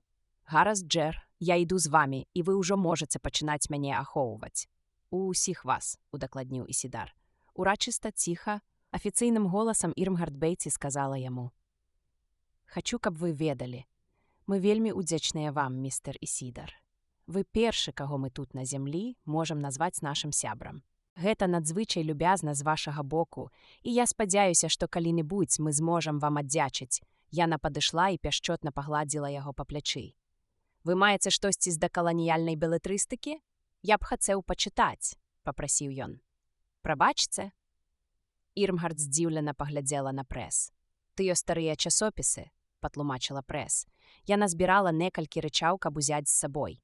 Ісідар узяў з яе рук пакет, адчуваючы, як па цэлы разліваецца цёплая хваля задаволенасці ад дасягнутай мэты. «Не, Джер, мы іх не бралі з сабой, з прычын, якія я вам ужо тлумачыла. То тады я заўтра пайду ў бібліётэку», сказаў ён, выходзячы ў калідор, «і вазьму нешта для сябе і для вас пачытаць. Будзеце мець занятак, апроч гэтага чакання». Ён павёў Прэс да сваёй кватэры, цёмнай, пустой, затхлай і прахалоднай. Занёсшы яе рэчы ў спальню, адразу ўключыў абагравальнік, святло і адзіны тэлевізійны канал. «Мне падабаецца», кінула Прэс, але тым самым далёкім адчужаным голасам, як і раней. Яна хадзіла па пакоях, трымаючы рукі ў кішэнях спадніцы. Выраз незадаволенасці на яе твары паступова ператвараўся ў выраз адкрытай агіды. Што не зусім супадала з яе словамі. «Што здарылася?» – спытаў ён, расклаўшы яе рэчы на канапе. «Нічога». Яна спынілася каля венецыянскага акна, рассунула фіранкі і змрочна паглядзела на вуліцу. «Калі вы думаеце, што яны вас ужо шукаюць», – пачаў ён. «Гэта ўсё гарачковае вар'яцтва», – перабіла Прэс. «Выкліканае прэпаратамі, якія даў мне Рой». «Прабачце? Ты што, сапраўды верыш у існаванне мысліўцаў за галовамі? Містер Бэйці сказаў, што яны забіваюць вашых сяброў. Рой Бэйці такі ж вар'ят, як і я», – адрэзала Прэс. Ніякага падарожжа з Марса не было, толькі ўцёкі з клінікі для вар'ятаў, што на ўсходнім узбярэжжы сюды, у Каліфорнію. Мы ўсе шызафрэнікі з эмацыйна-псіхічным разладам, які называецца афектыўным спляжаннем. Пакутуем ад групавых галюцынацый. «Я не думаў, што вы кажаце праўду», – уздыхнуў ён з выразнай палёгкай. «І чаму вы так думалі?» Яна разгарнулася і пранізліва паглядзела яму ў твар, так пранізліва, што Ісідар адчуў, як яго шчокі пякуча запалалі. То таму, што такія рэчы не здараюцца. Урад нікога не забівае, нават за найцяжэйшыя злачынствы. А мерсерызм? «Бачыце», – сказала Прэс, «калі ты не чалавек, стаўленне да цябе цалкам іншае. Няпраўда. Нават жывёлы, нават вугры і бурундукі, змеі і павукі, усе яны недатыкальныя». Прэс глядзела на яго вельмі ўважліва. «Дык значыць, такога не можа быць, праўда ж? Хіба вы самі не сказалі, што нават жывёлы паводле закону недатыкальныя? Усё жывое недатыкальнае. Усё арганічнае, што звіваецца або паўзе, рыесць норы ці лятае, кішчыць або носіць яйкі». Яна запнулася, бо ў тую самую хвіліну Рой Бэйці раптам распахнуў дзверы і ўвайшоў у кватэру. За ім цягнуўся, шаркаючы падлозе, дрот. «Камахі», – дадаў ён, ані кропелькі не збянтэжыўшыся з таго, што падслухаў іхнюю размову, асабліва недатыкальныя. Зняўшы са сцяны ў гасцінцы карціну, ён павесіў на цвік невялікую электронную прыладу. Адступіў на крок, упэўніўся, што ўсё стаіць як трэба, і зноў вярнуў карціну на месца. «Цяпер сігналізацыя». Ён сабраў драты, што цягнуліся ад нейкага складанага агрэгату. І, сміхаючыся сваёй усмешкай, якая нібыта супярэчыла ягоным словам, ён паказаў агрэгат Прэс і Джону Ісідару. Сігналізацыя. Вось гэтыя драты мы схаваем пад кілімам. Яны будуць выконваць ролю своеасаблівай антэны. Рэагаваць на прысутнасць. Ён завагаўся, разумнай істоты, якая не з'яўляецца нікім з нас чатырох, скончыў ён агульнай фразай. «Ну дык спрацавае сігналізацыя», — сказала Прэс. «А далей што?» «Мыслівец будзе са зброяй. Мы ж не можам проста наскочыць на яго і загрызці на смерць». «Гэтая прылада», — працягваў Рой, «абсталяваная Пенфілдам. Калі сігналізацыя спрацоўвае, яна выклікае паніку ў зламысніка, калі толькі ён не дзейнічае імгненна. Шалёную паніку, я наладзіў яе на поўную моц. Ніводзін чалавек не зможа заставацца побач з прыладай даўжэй за некалькі секундаў. Такая ўжо прырода панікі. Яна прыводзіць да зацыкленасці чалавека ў адных і тых жа бязладных рухах, узнікае бясконцае ўзбуджэнне, пачынаюцца мышачныя і нервовыя сутаргі. А потым ён падсумаваў. Гэта дасць нам магчымасць з ім разбірацца. Магчыма. Усё будзе залежаць ад таго, наколькі ён фізічна і псіхалагічна вытрыманы. «А як наконт нас? Сігналізацыя нам не пашкодзіць?» – спытаў Ісідар. «І праўда», – сказала Прэс Рою Бэйці. «Яна ж будзе ўплываць на Ісідора». «Ну і што з таго?» – праціснуў Рой і працягнуў наладжваць прыладу. «Абодва павыскачуюць адсюль у паніцы, што зноў жа дасць нам час для манеўру. Мыслівец загаловамі не будзе забіваць Ісідора, яго няма ў іхнім спісе. Значыць, яго можна выкарыстаць як прыкрыццё». «Лепшага нічога не можаш прыдумаць, Рой?» – рэзка кінула Прэс. «Не», – адказаў ён, – «не можам». «За-заўтра я змагу атрымаць зброю», – вымавіў Ісідар. «А ты ўпэўнены, што сігналізацыя не будзе рэагаваць на Ісідора?» – спытала Прэс. «Ну, урэшце рэшт, ён жа...» «Ну, ты сам ведаеш. Апарат наладжаны так, што ён не будзе рэагаваць на ягоныя мазгавыя хвалі», – тлумачыў Рой. «Таму сігналізацыя не спрацоўвае. Яна адгукаецца толькі на яшчэ аднаго чалавека». На яшчэ адну асобу ён злосна зірнуў на Ісідора, зразумеўшы, што агаварыўся. «Вы андроіды», – здагадаўся Ісідар, але яго гэта ўжо не турбавала, яму было абсалютна абыякава. «Цяпер я разумею, чаму яны хочуць вас забіць», – працягваў ён. «Па сутнасці вы няжывыя істоты». Цяпер усё стала яму зразумела. Мыслівец з загаловамі, забойства іхніх сяброў, падарожжа з Марса на зямлю і ўсе гэтыя перасцярогі. «Не варта было мне ўжываць слова «чалавек», – сказаў Рой Бэйці да Прэс. «Самы дакладна, містер Бэйці», – азваўся Ісідар. «Але што мне да таго? Рэч у тым, што я спецыяль. Да мяне таксама ставяцца не найлепш. Напрыклад, я не маю права эміграваць», – ён загаварыў, як нібыта які фалета. «Вы сюды не можаце прыляцець, а я адсюль не маю права вылецець». Ён трохі супакоіўся. Пасля кароткай паўзы Рой Бэйці з націскам прамовіў: «Вам бы і так Марс не спадабаўся. Вы нічога не страцілі. Мне было цікава, колькі часу табе спатрэбіцца, каб усё ўсвядоміць», – сказала Прэс Ісідару. «Мы ж іншыя, праўда?» «Менавіта гэтая інакшасць, напэўна, і падвяла Гарланда і Макса Палокава», – заўважыў Рой Бэйці. А яны да чорта зьму былі ўпэўненыя, што ніхто нічога не заўважыць. Люба таксама.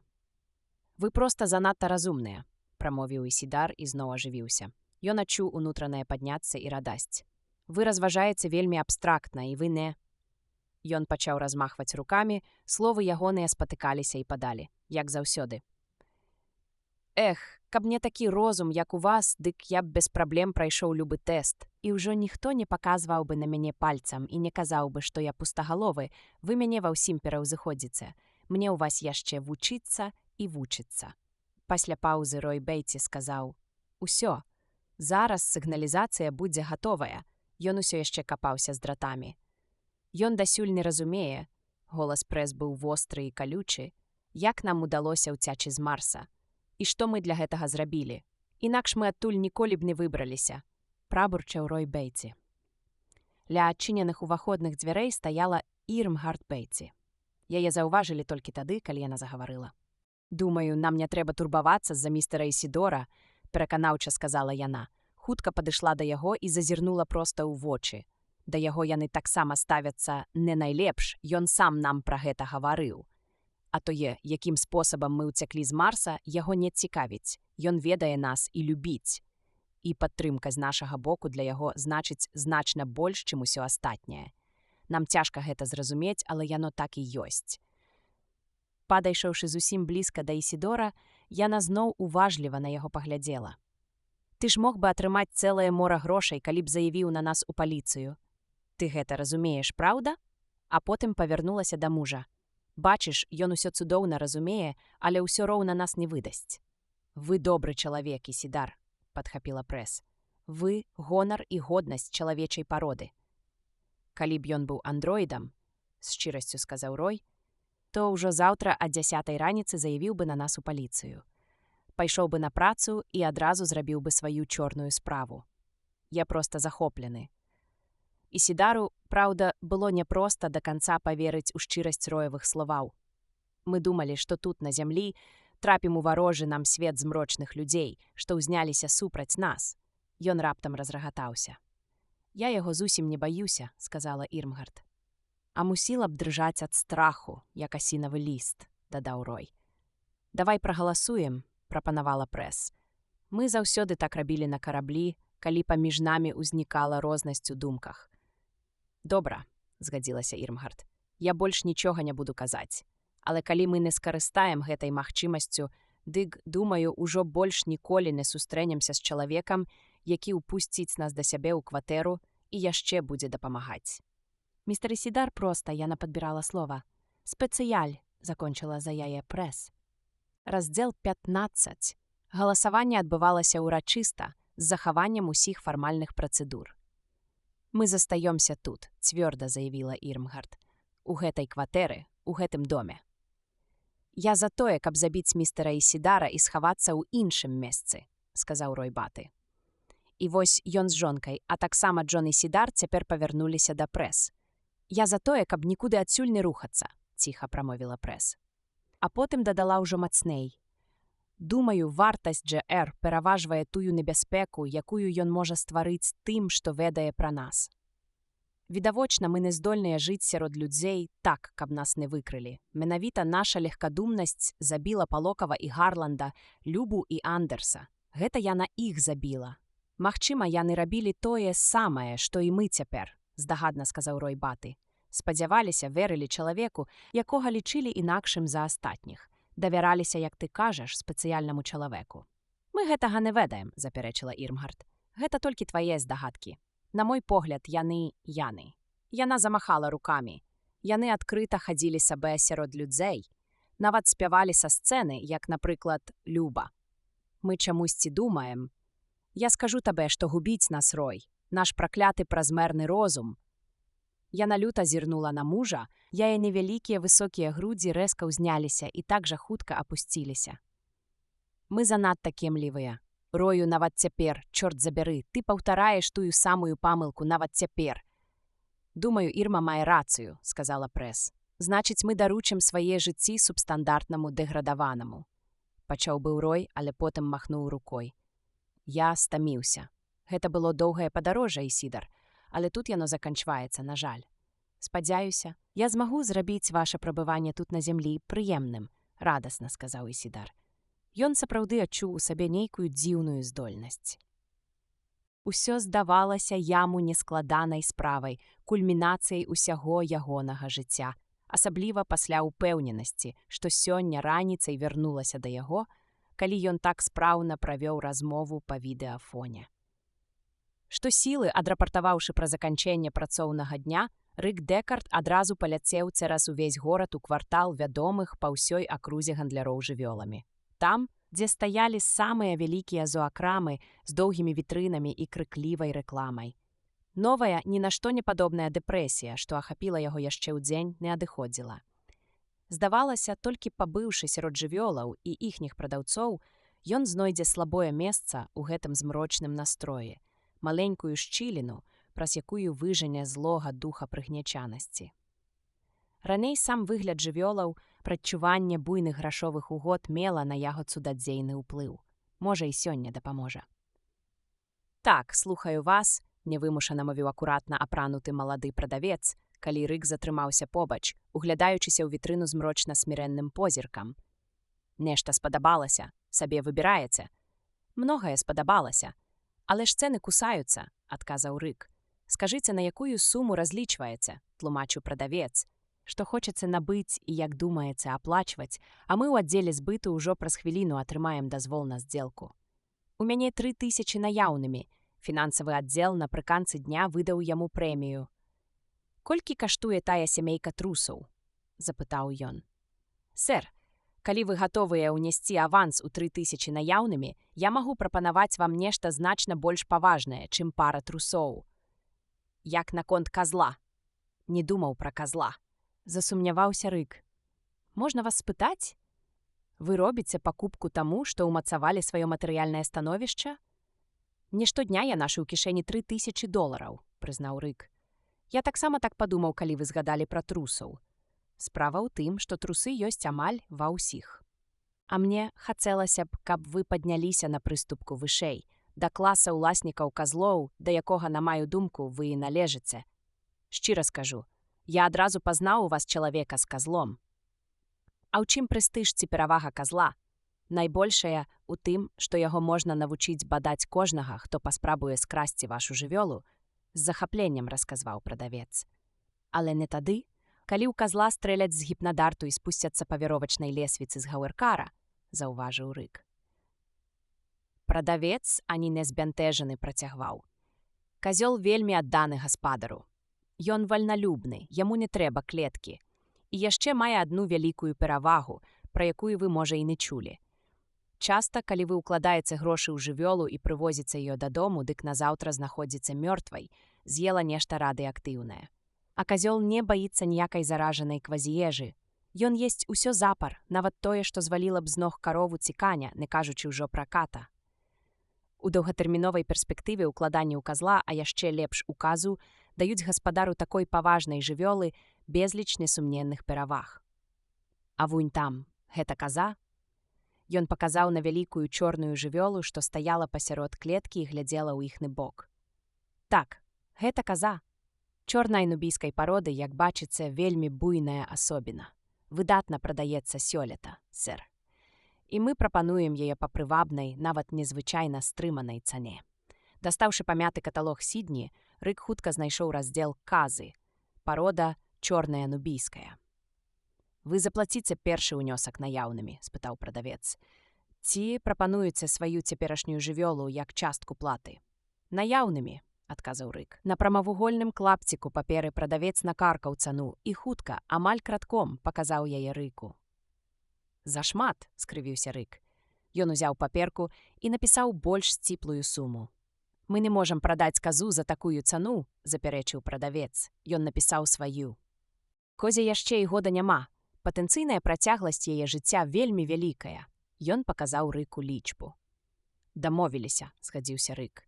Ён падпісаў дамову на куплю ў растэрміноўку. Аддаў свае $3000, усе прэміяльныя, як першы ўнёсак, і адразу пайшоў да свайго гауэркара, трохі ашаломлены, бо работнікі зоакрамы ўжо загрузілі паковачную клетку ў салон. «Цяпер я ўладальнік жывёлы», – падумаў ён. «Сапраўднай, не электрычнай. Другі раз у жыцці. Але яго ўсур'ёз палохалі выдаткі, гознаць крэдытная запазычанасць. Ён ажно дрыжаў. «Я мусіў купіць жывёлу», – пераконваў ён сябе. Пасля прызнанняў Філа Рэша я мусіў аднавіць сваю ўпэўненасць, сваю веру ў сябе і свае здольнасці. Інакш я проста звольніўся б. Супанелымі рукамі ён павёў гауэркар уверх, накіроўваючыся да сваёй кватэры і Айран. «Яна разлуецца», – падумаў ён. «Яе будзе непакоіць доўг, а паколькі яна ўвесь час дома, то на яе ляжа і абавязак даглядаць казу». Настрой зноў рабіўся цяжкім. Ён прызямліўся на дах свайго дома і нейкі час сядзеў нерухома, перабіраючы ў думках падзеі дня. «Мая работа патрабуе сапраўднай жывёлы», – разважаў ён, падбіраючы сабе найважнейшыя аргументы. «Гэта і пытанне прэстыжу. Мы не можам больш жыць з электрычнай авечкай. Яна высмактвае з мяне ўсе маральныя сілы». «Дакладна так, як і скажу Айран», – вырашыў ён. Выйшаўшы з гауэркара, ён уласнаруч выцягнуў паковачную клетку з задняга сядзення і, зусім абяссілелы, усё ж змог паставіць яе на дах. Каза, што слізгала па падлозе клеткі падчас разгрузкі, цяпер супакоілася і пранікліва глядзела на яго бліскучымі вачамі, але не вымавіла ні гуку. Він сышоў на свой паверх і пайшоў калідорам да кватэры. «Прывітанне!» – гукнула Айран, гатуючы на кухні вечеру. «Чаму так позна?» «Выйдзі на дах», – сказаў ён. «Хачу табе нешта паказаць». «Ты купіў жывёлу». Яна зняла фартух, міжволі правяла рукой па валасах і хуткім крокам выйшла ў калідор за ім. «Мог бы і са мной параіцца», – сопла Айран. «Я маю поўнае права ўдзельнічаць у прыняцці рашэнняў наконт найважнейшай пакупкі, якую мы калі-небудзь...»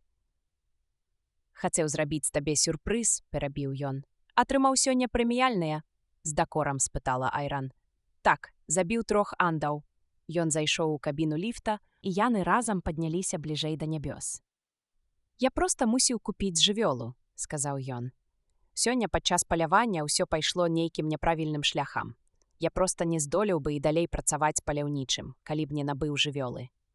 Ліфт спыніўся на даху. Ён павёў жонку ў вячэрнюю цэмру да клеткі, уключыў пражэктары, якімі карысталіся ўсе жыхары дома, і маўкліва кіўнуў на козу. Чакаў рэакцыі жонкі. «Божачкі?» – прашаптала Айран. Яна падышла да клеткі, зазірнула ўнутр, потым абышла яе вакол, разглядаючы казу з усіх бакоў. «Яна жывая?» – спытала Айран. «Не падробка?» «Абсалютна жывая», – запэўніў ён. «Калі толькі мяне не ашукалі, але такое здараецца рэдка, штраф за падробку быў бы ў 2,5 разы большы за поўную рынкавую вартасць сапраўднай жывёлы. Не, яны не маглі мяне падмануць. Казёл», – вымавіла Айран. «Чорны нубійскі казёл». «Каза», – паправіў Рык. «Магчыма, калі-небудзь мы нават зможам яе спарыць. Будзем мець малако і рабіць сыр. Можа выпусціць яе ў загон. Туды ідзе авечка. Яе трэба прывязаць», – сказаў ён. «Хоць бы на некалькі дзён». Айран прамовіла дзіўным тонкім голасам. «Маё жыццё – любоўю цэха. Старая песня Йозефа Штрауса. Памятаеш, калі мы пазнаёміліся?» Яна пяшчотна паклала руку яму на плячо, прытулілася і пацалавала. «Вельмі шмат любові і вельмі шмат уцэхі». «Дзякуй», – прашаптаў ён і абняў жонку. «Пайшлі ўніз і пазякуем Мерсеру. Потым яшчэ раз падымемся і ўжо тады назавём яе. Можа, знойдзеш вяроўку, каб прывязаць яе?» Яна рушыла да ліфта. Да іх азваўся сусед Біл Барбар, які якраз расчесваў і чысціў скрабком сваю кабылу Джузі. «Выдатная каза Декард. Віншую. Добры вечар, місіс Декард. Можа, у вас будуць казляняты. Я б абмяняў жарабя на 2». «Дзякуй», – кінуў Рык. Ён пайшоў за Айран да ліфта. «Твая дэпрэсія не адступіла?» – спытаў ён яе. «Мне вось лягчэй». «Вядома, адступіла», – сказала Айран. «Цяпер мы ўсім скажам, што авечка была несапраўдная». «Не трэба гэтага рабіць», – асцярожна мовіў ён. «Але ж можна», – настойвала Айран. «Вось бачыш, нам цяпер не трэба нічога хаваць. Мы так гэтага жадалі, і нашая мара здзейснілася». Аж не верыцца. Яна зноў стала на дыбачкі, прытулілася да Рыка і хутка пацалавала. Яе дыханне, гарачае і парывістае, лашчыла яму шыю. Яшчэ імгненне, і Айран ужо націскала кнопку ліфта. І тут яго нешта трывожна спыніла. Змушала сказаць: «Пастойма яшчэ трошкі на даху. Папільнуем за казой, папасім яе чым-небудзь. Яны далі мне торбу аўса. Пачытаем падручнік па доглядзе за казамі. Яны яго таксама далі бясплатна». Можам назваць яе эўфеміяй, але кабіна ліфта ўжо адчынілася, і Айран увайшла ўнутр. «Пачакай, Айран. Будзе вельмі некрасіва, калі мы не выкажам удзячнасць, зліваючыся з Мерсерам», – сказала Айран. «Я сёння доўга трымалася за рукі эмпатамадулятара, таму дэпрэсія крыху адступіла, але толькі крыху, не так, як цяпер. Я атрымала каменем, вось паглядзі». Яна працягнула запясце, на якім ён заўважыў невялікі цёмны сіняк. «І памятаю, я ўсё час думала, наколькі мы становімся лепшымі, калі мы разам з Мерсерам, нягледзячы на боль. Я адчувала фізічны боль, але духоўна была разам з іншымі. Адчувала ўсіх людзей у свеце, усіх тых, хто зліўся ў тую хвіліну ў адно цэлае. Яна не дала дзвярам зачыніцца. Заходзь, Рыку. Гэта ж ненадоўга. Ты і так вельмі рэдка зліваешся. Хачу, каб ты падзяліўся сваім настроем з іншымі. Зрабі гэта. Нядобра трымаць радасць у сабе». Яна, безумоўна, мела рацыю. Таму ён увайшоў у кабіну і зноў спусціўся на свой паверх. У гасцінай Айран хутка ўключыла эмпатамадулятар. Яе твар свяціўся ад радасці сярпом маладога месяца. «Хачу, каб усе ведалі», — сказала яна. «Аднойчы гэта адбылося са мной. Я злілася з чалавекам, які толькі што набыў жывёлу. А потым неяк твар яе раптам змрочняў, у цэха адцякла. Аднойчы я адчула боль чалавека, у якога памерла жывёла. Але ўсе астатнія падзяліліся з ім сваёй радасцю. Тады мне не было чым падзяліцца, а ты сёння маеш. Але іншыя ўсё ж падбазёрылі таго чалавека. Мы патэнцыйна можам нават папярэдзіць самагубства. Тое, што мы адчуваем, можа... Так, яны атрымаюць нашу радасць, перабіў Рык, але мы прайграем. Мы абмяняем тое, што адчуваем, на тое, што адчуваюць яны. Мы страцім нашу радасць. На экране эмпатамадулятара ўзніклі патокі яркага бясформнага колеру. Глыбока ўздыхнуўшы, Айран моцна сціснула абодва трымальнікі. Мы насамрэч не страцім таго, што адчуваем, калі не будзем сілай утрымліваць гэта ў сабе. Ты ніколі па-сапраўднаму не зліваўся з Мерсерам, праўда, Рыку? Напэўна, не. Але цяпер Рык пачаў паволі ўсведамляць упершыню ў жыцці, колькі ўсяго такія людзі, як ягоная жонка Айран, чэрпаюць з мерсерызму. Магчыма, пасля размовы з паляўнічым загаловамі Філам Рэшам нейкі з самых далікатных сінапсаў у ягоным мозгу змяніўся. Пераблакаваў адзін з неўралагічных каналаў, а іншы, наадварот, адкрыў. І гэта запусціла ланцуговую рэакцыю. «Айран», — настойліва сказаў ён, адцягваючы яе ад эмпатамадулятара. «Паслухай, я хачу табе расказаць, што са мной сёння здарылася». Ён павёў яе да канапы і пасадзіў побач з сабой. Я сустрэўся яшчэ з адным паляўнічым загаловамі, якога раней ніколі не бачыў. Драпежнік, якому, падаецца, проста падабаецца іх знішчаць. Упершыню ў жыцці падчас супольнага палявання я паглядзеў на андроідаў з іншага боку. Раней я, па-свойму, думаў пра іх таксама, як і ён. «Хіба гэта не можа пачакаць?» – спытала Айран.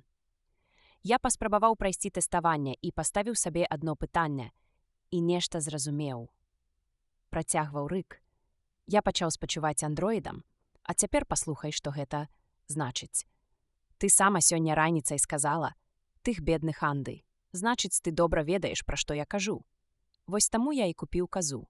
Я ніколі не спачуваў андроідам. Можа, гэта наступствы дэпрэсіі.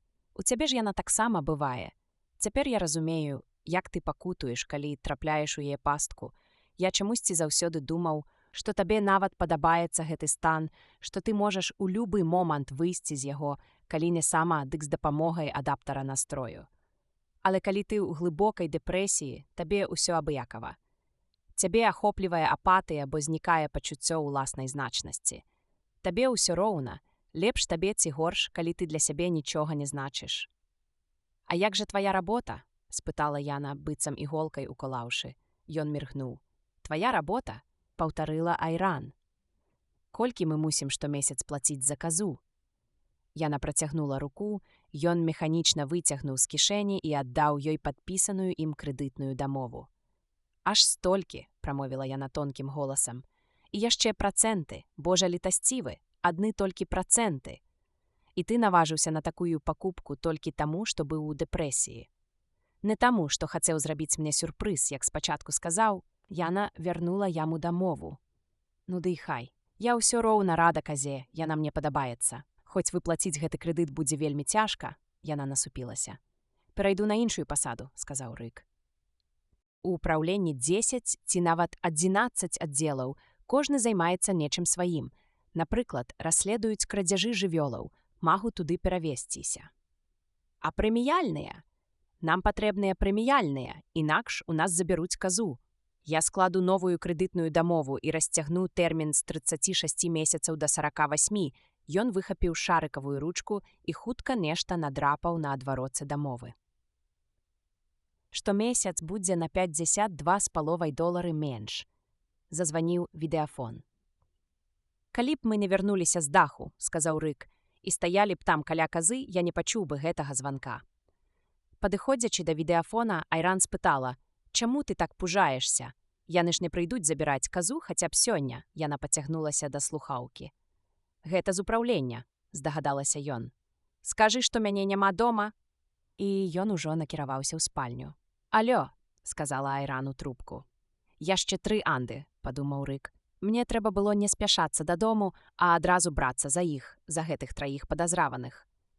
На экране з'явіўся твар Гары Брайанта, таму хавацца ў спальні было ўжо позна. З ватнымі нагамі Рык вярнуўся да відэафона. «Так ён дома», – гаварыла Айран. «Мы купілі казу. Прылятайце паглядзець, містер Брайант». Яна на хвіліну змоўкла, слухаючы, а потым перадала слухаўку Рыку. «Ён хоча табе нешта сказаць», – сказала Айран. Падышоўшы да эмпатамадулятара, Айран хутка апусцілася ў крэсла і ўхапілася за абодва рукі.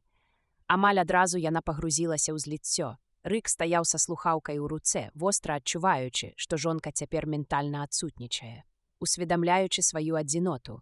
«Слухаю», – сказаў ён у трубку. «Мы атрымалі дадатковую інфармацыю пра 2 андроідаў з тых, што яшчэ засталіся», – паведаміў Гары Брайант. Ён тэлефанаваў са свайго кабінета.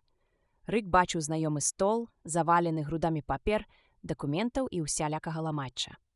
«Відаць, нешта іх спалохала, яны пакінулі кватэру, адрас якой даў нам Дэйв, і цяпер знаходзяцца па адрасе». «Пачакай». Брайант пачаў навабмацак рыцца на стале і нарэшце нешта адшукаў. Рык мімаволі пацягнуўся па ручку. На каленях у яго ўжо ляжала крэдытная дамова на куплю казла, каб запісаць адрас. «Пакінуты дом 3967С», прачытаў інспектар Брайант. «Ляці туды проста цяпер. Мяркуем, яны ўжо ведаюць, што ты прыкончыў Гарланда, Люфт і Палокава, вось чаму і пайшлі на незаконны ўцёк». «Незаконны», – паўтарыў Рык. «Каб уратаваць сабе жыццё», – падумаў ён. «Айран сказала, што вы купілі казу», – пацікавіўся Брайант. «Зусім нядаўна? Пасля працы? Па дарозе дадому. Дэзактывуеш астатніх андроідаў, і я прылечу да вас паглядзець на казу. Дарэчы, я пагаварыў з Дэйвам. Сказаў яму, што ў цябе былі невялікія цяжкасці з тымі андроідамі. Ён перадаваў табе прывітанне і раіў быць асцярожнейшым. Кажа, што Nexus 6 значна разумнейшыя, чым ён думаў раней. Шчыра кажучы, ён не верыць, што ты змог за адзін дзень спраўдзіць усіх 3. «3 дастаткова», – сказаў Рык. «Сёння больш не змагу. Мне трэба адпачыць. Але да заўтра яны пакінуць тэрыторыю нашай юрысдыкцыі», – запярэчыў інспектар Брайант. «Не так хутка. Яны яшчэ будуць тут». «Ты паедзеш туды сёння», – сказаў Брайант. «Пакуль яны не замацаваліся яшчэ дзесьці. Спрацуе эфект нечаканасці, яны не будуць чакаць, што ты з'явішся так хутка». «Яны ўжо гатовыя», – адрэзаў Рык. «Яны ўжо чакаюць мяне. Можа, цябе ліхаманіць? Пасля Палокава? Ні кроплі. Дык у чым справа?» «Добра», – здаўся Рык. «Я вылятаю», і ўжо хацеў пакласці слухаўку. «Інфармуй пра ўсё, што там будзе адбывацца. Я ў сябе на месцы. Калі я іх упалюю, куплю сабе авечку. У цябе ёсць авечка. Колькі я цябе ведаю, у цябе заўсёды была авечка». «Электрычная?» – кінуў Рык і паклаў слухаўку. «А на сапраўдную авечку, – падумаў ён, – мне яшчэ трэба зарабіць». Тым часам жонка прыкіпела да чорнага корпуса эмпатамадулятара, на твары экстаз. Пэўны час ён стаяў побач, паклаў ёй на грудзі далонь, адчуваў, як яны падымаюцца і апускаюцца, адчуваў яе ўнутраную жыццёвую сілу. Айран яго не заўважала. Яе зліццё з Мерсерам, як заўсёды, было поўным. На экране віднелася слабая, састарэлая постаць Мерсера, ахутанага плашчом, які з цяжкасцю караскаўся ўгору па схіле, і раптам у яго паляцела каменне. Гледзячы на экран, Рык падумаў: «Хай Бог літасцівіцца. Але ў пэўным сэнсе мне цяпер нават горш, чым яму. Мерсеру хоць бы не даводзіцца рабіць тое, што супярэчыць яго волі. Ён пакутуе, але ад яго не патрабуюць ісці супраць самога сябе». Нахіліўшыся, ён асцярожна адняў пальцы жонкі ад абодвух трымальнікаў. І сам сеў на яе месца, упершыню за шмат тыдняў. У нейкім парыве яму раптам захацелася здзейсніць зліццё, і праз імгненне ўсё пачалося. Перад ім разгарнуўся спустошаны краявід, суцэльныя пустазеллі. У паветры пахла атрутным кветам, пустэча без вады і без жыцця. Перад ім стаяў мужчына з сумным ззяннем у стомленых, забаленых вачах. «Мерсер», – сказаў Рык. «Я твой сябар», – адказаў стары. Але ты мусіш ісці далей так, быццам мяне не існуе. Разумееш? Ён распасціраў рукі, у якіх нічога не трымаў. «Не», – сказаў Рык, – «я гэтага не разумею, мне патрэбная дапамога». «Як я магу табе дапамагчы, калі не магу дапамагчы нават сабе?» Ён усміхнуўся. «Хіба ты не бачыш? Паратунку няма». «Тады навошта ўсё гэта?» – дапытваўся Рык. «Навошта ты тут?» «Каб паказаць», – сказаў Вілбар Мерсер, – «што ты не адзін. Я тут, з табою, і заўсёды буду. Ідзі і рабі сваю справу, нават калі ведаеш, што яна няправільная». «Навошта?» – спытаў Рык. «Навошта мне гэта рабіць? Я звольнюся і эмігрую. Ад цябе заўсёды будуць патрабаваць рабіць тое, што супярэчыць табе, дзе б ты не апынуўся», – прамовіў стары. «Гэта галоўная умова жыцця – быць прымушаным ісці супраць сябе. Прыходзіць час, і кожная істота мусіць зрабіць гэта. Гэта канчатковая цемень, параза стварэння. Так дзейнічае праклён, праклён, што жывіць сябе самім жыццём. Усюды вас у светце. І гэта ўсё, што ты можаш мне сказаць?» Расчараваўся Рык. Свіснуўшы, у яго паляцеў камень, ён нізка прыгнуўся, але камень трапіў яму проста ў вуха. Ён адразу адпусціў трымальнікі і зноў апынуўся ў сваёй вітальні побач з жонкай і эмпатамадулятарам. Ад удару галава страшэнна ныла. Дакрануўшыся да шчакі, ён адчуў, што па твары цячэ кроў. Яна капала буйнымі чырвонымі кроплямі. Айран з насоўкай у руцэ выцірала яму вуха. «Добра, што ты забраў мяне ад эмпатамадулятара, бо камень патрапіў бы ў мяне. Дзякуй, што прыняў мой камень на сябе». «Выклікаюць на працу», – кінуў Рык. «Новае заданне?» «Аж 3». Ён узяў у яе насоўку і пайшоў да ўваходных дзвярэй. У галаве кружылася, падступала ваніта. «Шчасця табе», – сказала Айран. «Дарэмна я трымаўся за трымальнікі», – буркнуў Рык. «Мерсер са мной гаварыў, але нічым не дапамог. Ён ведае не больш за мяне. Звычайны стары дзед, які караскаецца ў гору, каб там памерці. А хіба гэта не адкрыццё?» «Было ў мяне такое адкрыццё ўжо». Рык адчыніў дзверы. «Ну ўсё, пабачымся». Выйшаўшы за парог, ён зачыніў дзверы. «Будынак 3967С», разважаў ён, чытаючы нумар на адвароце крэдытнай дамовы. «Гэта дзесьці ў перадмесці, у пакінутым доме. Нядрэннае месца, каб схавацца. Хіба што святло ў вокнах ноччу бачна здалёк. Я пайду на святло», – падумаў ён. «Так і зраблю. Палечу на святло, як той матылёк-фотатропік «Мёртвая галава», а пасля іх ніводнага Анды. Займуся нечым іншым, як-небудзь пракормлюся. Гэтыя трое мае апошнія Анды.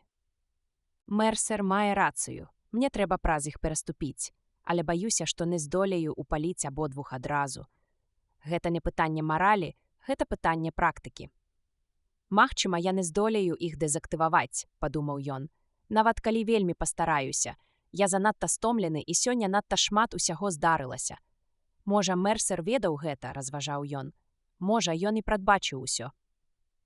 Але я ведаю, хто зможа даць мне дапамогу, якую ўжо прапаноўваў, а я тады адмавіўся». Ён выйшаў на дах і за імгненне ўжо сядзеў у цэмры ў кабіне свайго гаўркара, набіраючы тэлефонны нумар. «Карпарацыя Розен», – сказала дзяўчына з кол-цэнтра. «Рэйчел Розен», – прамовіў ён. «Прабачце», – Рык разлаваўся. «Злучіце мяне з Рэйчел Розен». «Вы дамовіліся з міс Розен?» «Так, мы дамовіліся», – абарваў ён дзяўчыну і чакаў. За 10 хвілін на экране з'явілася смуглявае аблічча Рэйчел Розен. «Так, містер Дэкард, вы цяпер вельмі занятыя. Ці я мог бы з вамі пагаварыць?» – спытаў ён. «Пытаюся ў вас так, як вы пыталі ў мяне сёння раніцай. Але насамрэч яму здавалася, што гэта было не сёння. Бо з часу іхняй ранішняй размовы, здавалася, паспела нарадзіцца і памерці цэлае пакаленне. І ўвесь цяжар перажытага тым пакаленнем, уся яго втома лягла на Рыка. Ён фізічна адчуваў на сабе гэтую страшэнна цяжкую ношу. «Можа», – падумаў ён, – «усё гэта праз той камень». Ён прыціснуў насовачку да вуха, якое ўсё яшчэ крывавіла. «У вас разбіта вуха», – заўважыла Рэйчел. «Як мне вас шкада! Вы сапраўды думалі, што я вам не патэлефаную?» «Я толькі папярэдзіла вас», – сказала Рэйчел, «што без мяне адзін з андроідаў, абсталяваны мозгам Nexus 6, хутчэй упалюе вас, чым вы яго. І вы памыліліся. Але вы ўсё ж тэлефануеце. Хочаце, каб я прыляцела ў Сан-Францыска?» «Сёння ўвечары», – сказаў ён, – «ужо позна, дарога да Сан-Францыска не блізкая, цэлая гадзіна лёту. Буду заўтра». Мне загадана ўпаляваць іх да заўтра. Ён змоўк на хвіліну, а потым дадаў: «З усёй 8 засталося толькі 3. Вы выглядаеце страшэнна стомленым. Калі вы не прыляціце зараз, то я сам пайду па іх, а сам адзін я з імі не спраўлюся. Я толькі што купіў казу», – дадаў ён, – «атрымаў прэміяльныя за 3 анды». «О, гэтыя людзі», – засмяялася Рэйчел. «Напэўна, смярдзючыя? Не, толькі казлы смярдзяць». Я прачытаў гэта ў падручніку па доглядзе за казамі.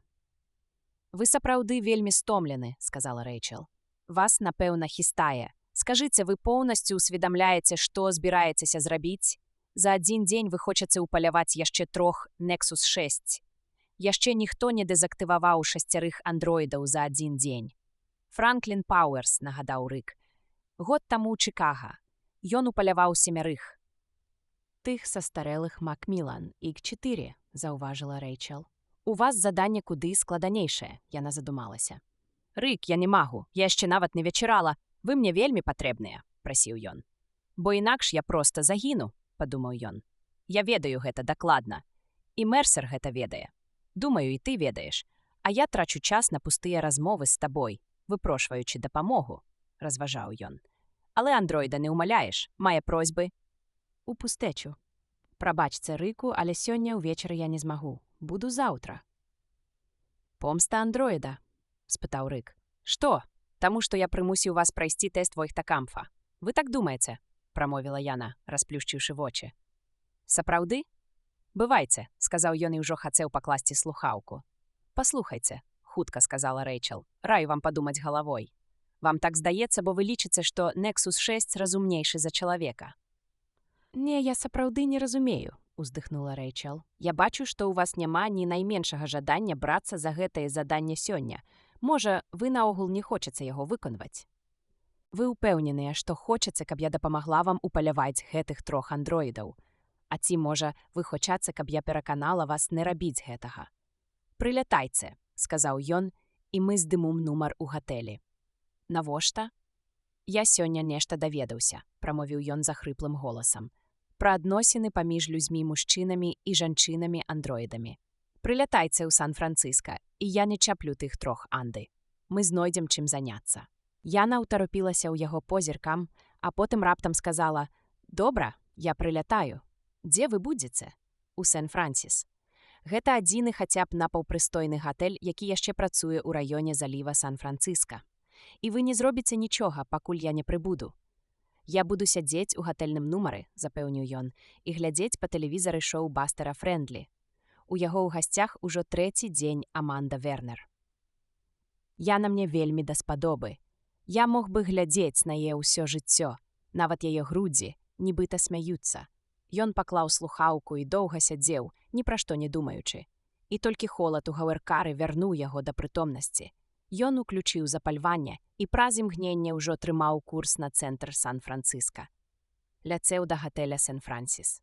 Раздзел 16. У шыкоўным і незвычайна прасторным нумары гатэля Рык Дэкард сядзеў і чытаў адбітую пад капірку арыенціроўку на андроідаў Роя і Ірмгард Бэйці.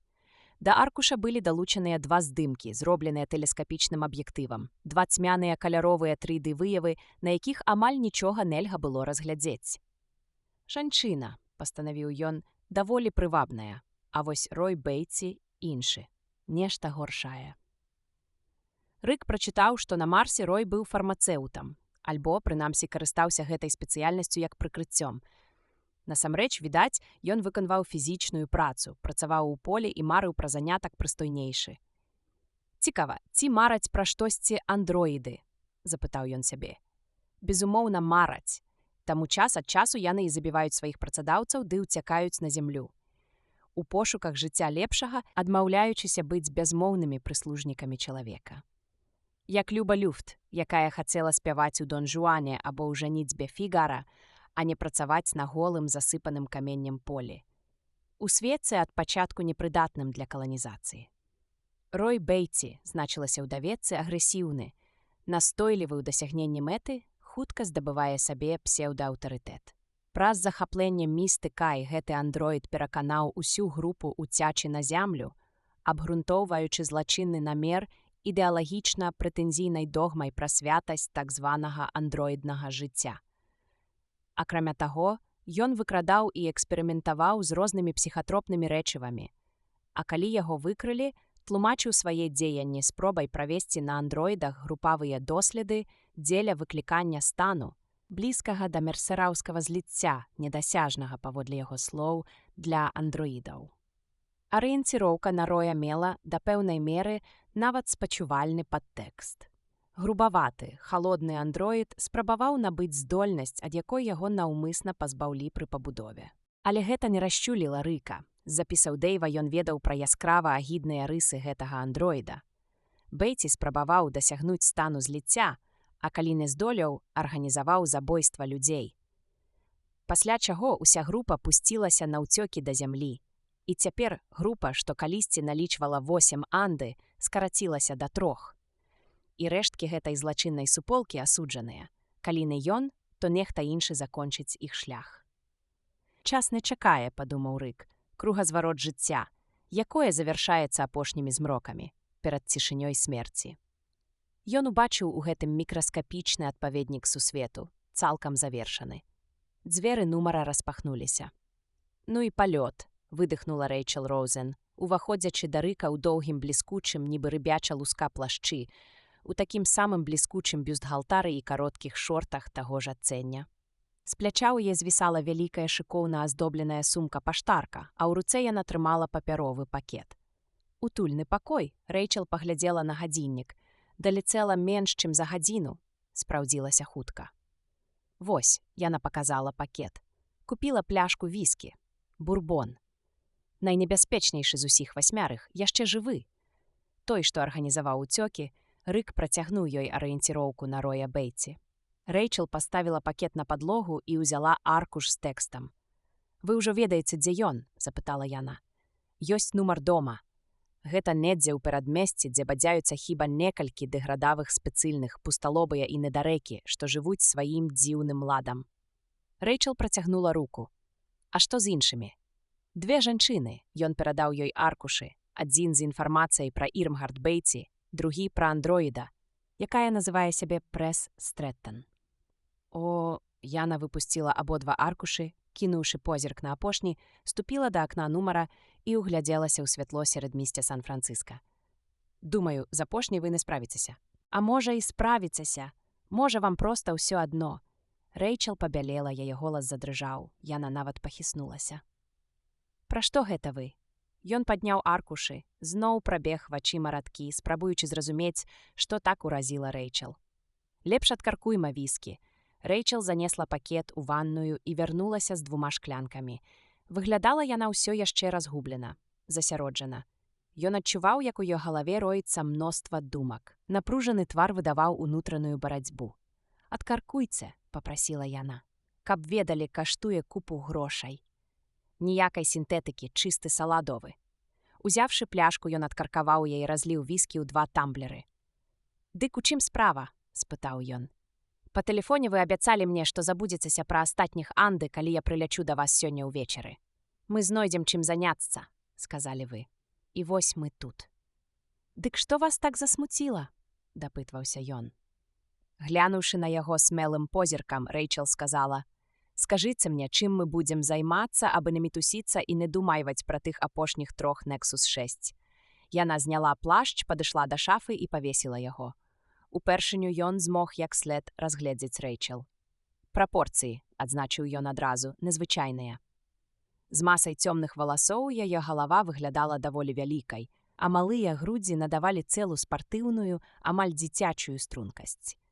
Але вочы, шырока расплюшчаныя з доўгімі вейкамі, маглі належаць толькі дарослай жанчыне. На гэтым падабенства да падлетка і сканчалася. Рэйчел стала на дыбачкі, яе рукі, калі яна замацувала плашч, выгіналіся ў локцях. Яе пастава, думаў ён, нагадвае асцярожнага краманьёнскага паляўнічага ў засадзе. Раса высокіх паляўнічых. Ні грама лішняй вагі, плоскі жывот, маленькая ягадзіца і яшчэ меншыя грудзі. Відаць, Рэйчел рабілі па ўзоры кельцкага цэласкладу, анахранічнага і прывабнага. Яе стройныя ногі ў кароткіх шортах выглядалі нейтральна, без адкрытай сексуальнасці. Аднак агульнае ўражанне было прывабным, хаця і больш дзявочым, чым жаночым, за выключэннем трывожных, пранізлівых вачэй. Рык пацягваў віскі, вельмі моцны, насычаны па смаку і водару, ён здаваўся нейкім невядомым напоем, і рык піў праз сілу. Рэйчел жа, наадварот, піла лёгка і натуральна. Сядучы на ложку, Рэйчел рассеяна разгладжвала пакрывала. У яе вачах праступала туга. Ён паставіў сваю шклянку на столік каля ложка і сеў побач. Матрац прасеў пад вагой ягонага цела, і Рэйчел змяніла позу. «Дык у чым справа?» – спытаў ён. Ён узяў яе за руку, халодную, костлявую, крыху вільготную. «Што вас так засмуціла?» «Той апошні пракляты Nexus 6», – выціснула Рэйчел. «Таго самага ўзору, што і я». Яна ўпілася позіркам у пакрывала, адшукала нітку і пачала круціць яе пальцамі. «Вы уважліва чыталі даведку пра прэс. Те самае можна сказаць і пра мяне. У яе будзе іншая прычоска, іншы стыль адзення. Яна нават можа надзець парук. Але варта вам толькі ўбачыць яе, і вы адразу зразумееце, што я маю на ўвазе». Яна саркастычна хмыкнула. «Добра, хоць вы ведаеце, што я Анды, а то б вы звар'яцэлі, убачыўшы прэс-трэттан. Падумалі б, што гэта я. Чаму гэта вас так трывожыць? Пракляце. Я ж буду побач, калі вы яе дэактывуеце. А можа, і не буду. Можа, я яе не знайду. Я ведаю псіхалогію Nexus 6, таму я тут, таму і хачу дапамагчы вам. Усе яны трое адсядзеліся ў адным месцы. Гуртуюцца вакол неўраўнаважанага Анды, які называе сябе Рой Бейці. Ён і прыдумае складаную канчатковую абарончую стратэгію. Яе вусны скрывіліся. «Божа мілы», – прашаптала яна. «Не журыцеся», – сказаў ён. Далонню дакрануўся да яе невялікага падбароддзя і лёгка падняў галаву, каб яна глядзела яму ў вочы. «Ціква, як гэта пацалаваць андроіда», – падумаў ён. Трохі нахіліўся і пацалаваў яе сухія вусны. Ніякай рэакцыі. Рэйчел заставалася нерухомая. Нібы нічога і не адбылося. Але ён усё ж адчуў нешта. А можа, толькі хацеў адчуць. «Шкада, што не ведала пра гэта раней», – прашаптала Рэйчел. «Бо тады б я ніколі не прыляцела. Баюся, вы занадта многа хочаце ад мяне. Вы ведаеце, што я адчуваю?» «Дапрэс, Анды? Эмпатыю?» – спытаў ён. «Нешта падобнае. Самаідэнтыфікацыю?» «Яна ў дакладнасці такая самая, як і я. Божа мой, напэўна, так яно і здарыцца. У замяшанні вы стрэліце ў мяне, а не ў яе, і яна зможа паляцець у Сіэтл і жыць маім жыццём. Раней я нічога падобнага не адчувала. Мы машыны, нас штампуюць, нібы коркі да бутэлек. І толькі ілюзія, што я гэта я, што існую сапраўды, я ўсяго толькі адзін асобнік з серыі такіх, як я». Яна здрыганулася. Ён нават крыху весяліўся з таго, што Рэйчел занадта ўжо пабіралася ў сентыментальна-чорны настрой. «Мурашкі такога не адчуваюць», – заўважыў ён, «хоць усе яны фізічна ідэнтычныя. Мурашкі, у іх няма адчуванняў. І кропка. А чалавечыя двайняты. Яны не. Але яны атаясамліваюць сябе адно з адным. Наколькі я ведаю, паміж імі існуе не толькі эмпатычны, але і нейкі асаблівы сувязны вузел». Яна паднялася і, крыху хістаючыся, пацягнулася да пляшкі. Зноў наліла сабе ў келіх і зноў хутка выпіла. Некаторы час хадзіла па пакоі, насупіўшы бровы, а потым нібы выпадкова села на ложак. Падцягнула ногі і выцягнулася па-над пакрывалам, абапершыся аб тугую падушку. Уздыхнула. «Забудзьце пра тых трох, Анды», – у яе голасе гучала знямога. «Я зусім змучаная, відаць, пералётам. І тым, што я сёння даведалася. Хачу спаць», – яна заплюшчыла вочы. «Калі я памру», – прашаптала яна, – «то, можа, зноў нараджуся, калі карпарацыя Розен адштампуе чарговы мозг майго ўзору». Яна расплюшчыла вочы і з нястрыманай лютасцю утарапілася ў яго. «А ведаеце, навошта я насамрэч сюды прыехала? Чаму Элдону і ўсім Роузенам так запатрабавалася, каб я пайшла з вамі на паляванне?» «Каб усё разгледзець», – здагадваўся ён. «Каб высветліць да драбніцаў, што робіць Nexus 6 тым, каго можна вылічыць па Войхта-Камфа. Па Войхта-Камфа і не толькі. Усё, што адрознівае яго. А потым я падам справаздачу, і карпарацыя унясе змены ў структуру ДНК аплодненай яйцаклеткі. І вось мы атрымліваем Nexus 7. А калі і яго будуць выяўляць, мы і далей удасканальваем, пакуль не з'явіцца ўзору, які прыборы ўжо не змогуць выявіць. «Вам вядомы рэфлекторны тэст Банелі?» – спытаў ён. «Мы ўжо працуем над рэфлекторнай рэакцыяй пазваночных нервовых вузлоў. Аднойчы і тэст Банелі кане ў нябыт, як учарашні дзень». Яна усміхнулася бязвінна, хоць яе прадказанні былі даволі змрочныя. Цяпер Рык не мог да канца зразумець, наколькі сур'ёзнае ўсё гэта. Пра рэч надзвычай важную для ўсяго свету яна казала амаль ігрыва. «Магчыма, гэта адна з тыповых рыс андроідаў», – падумаў ён.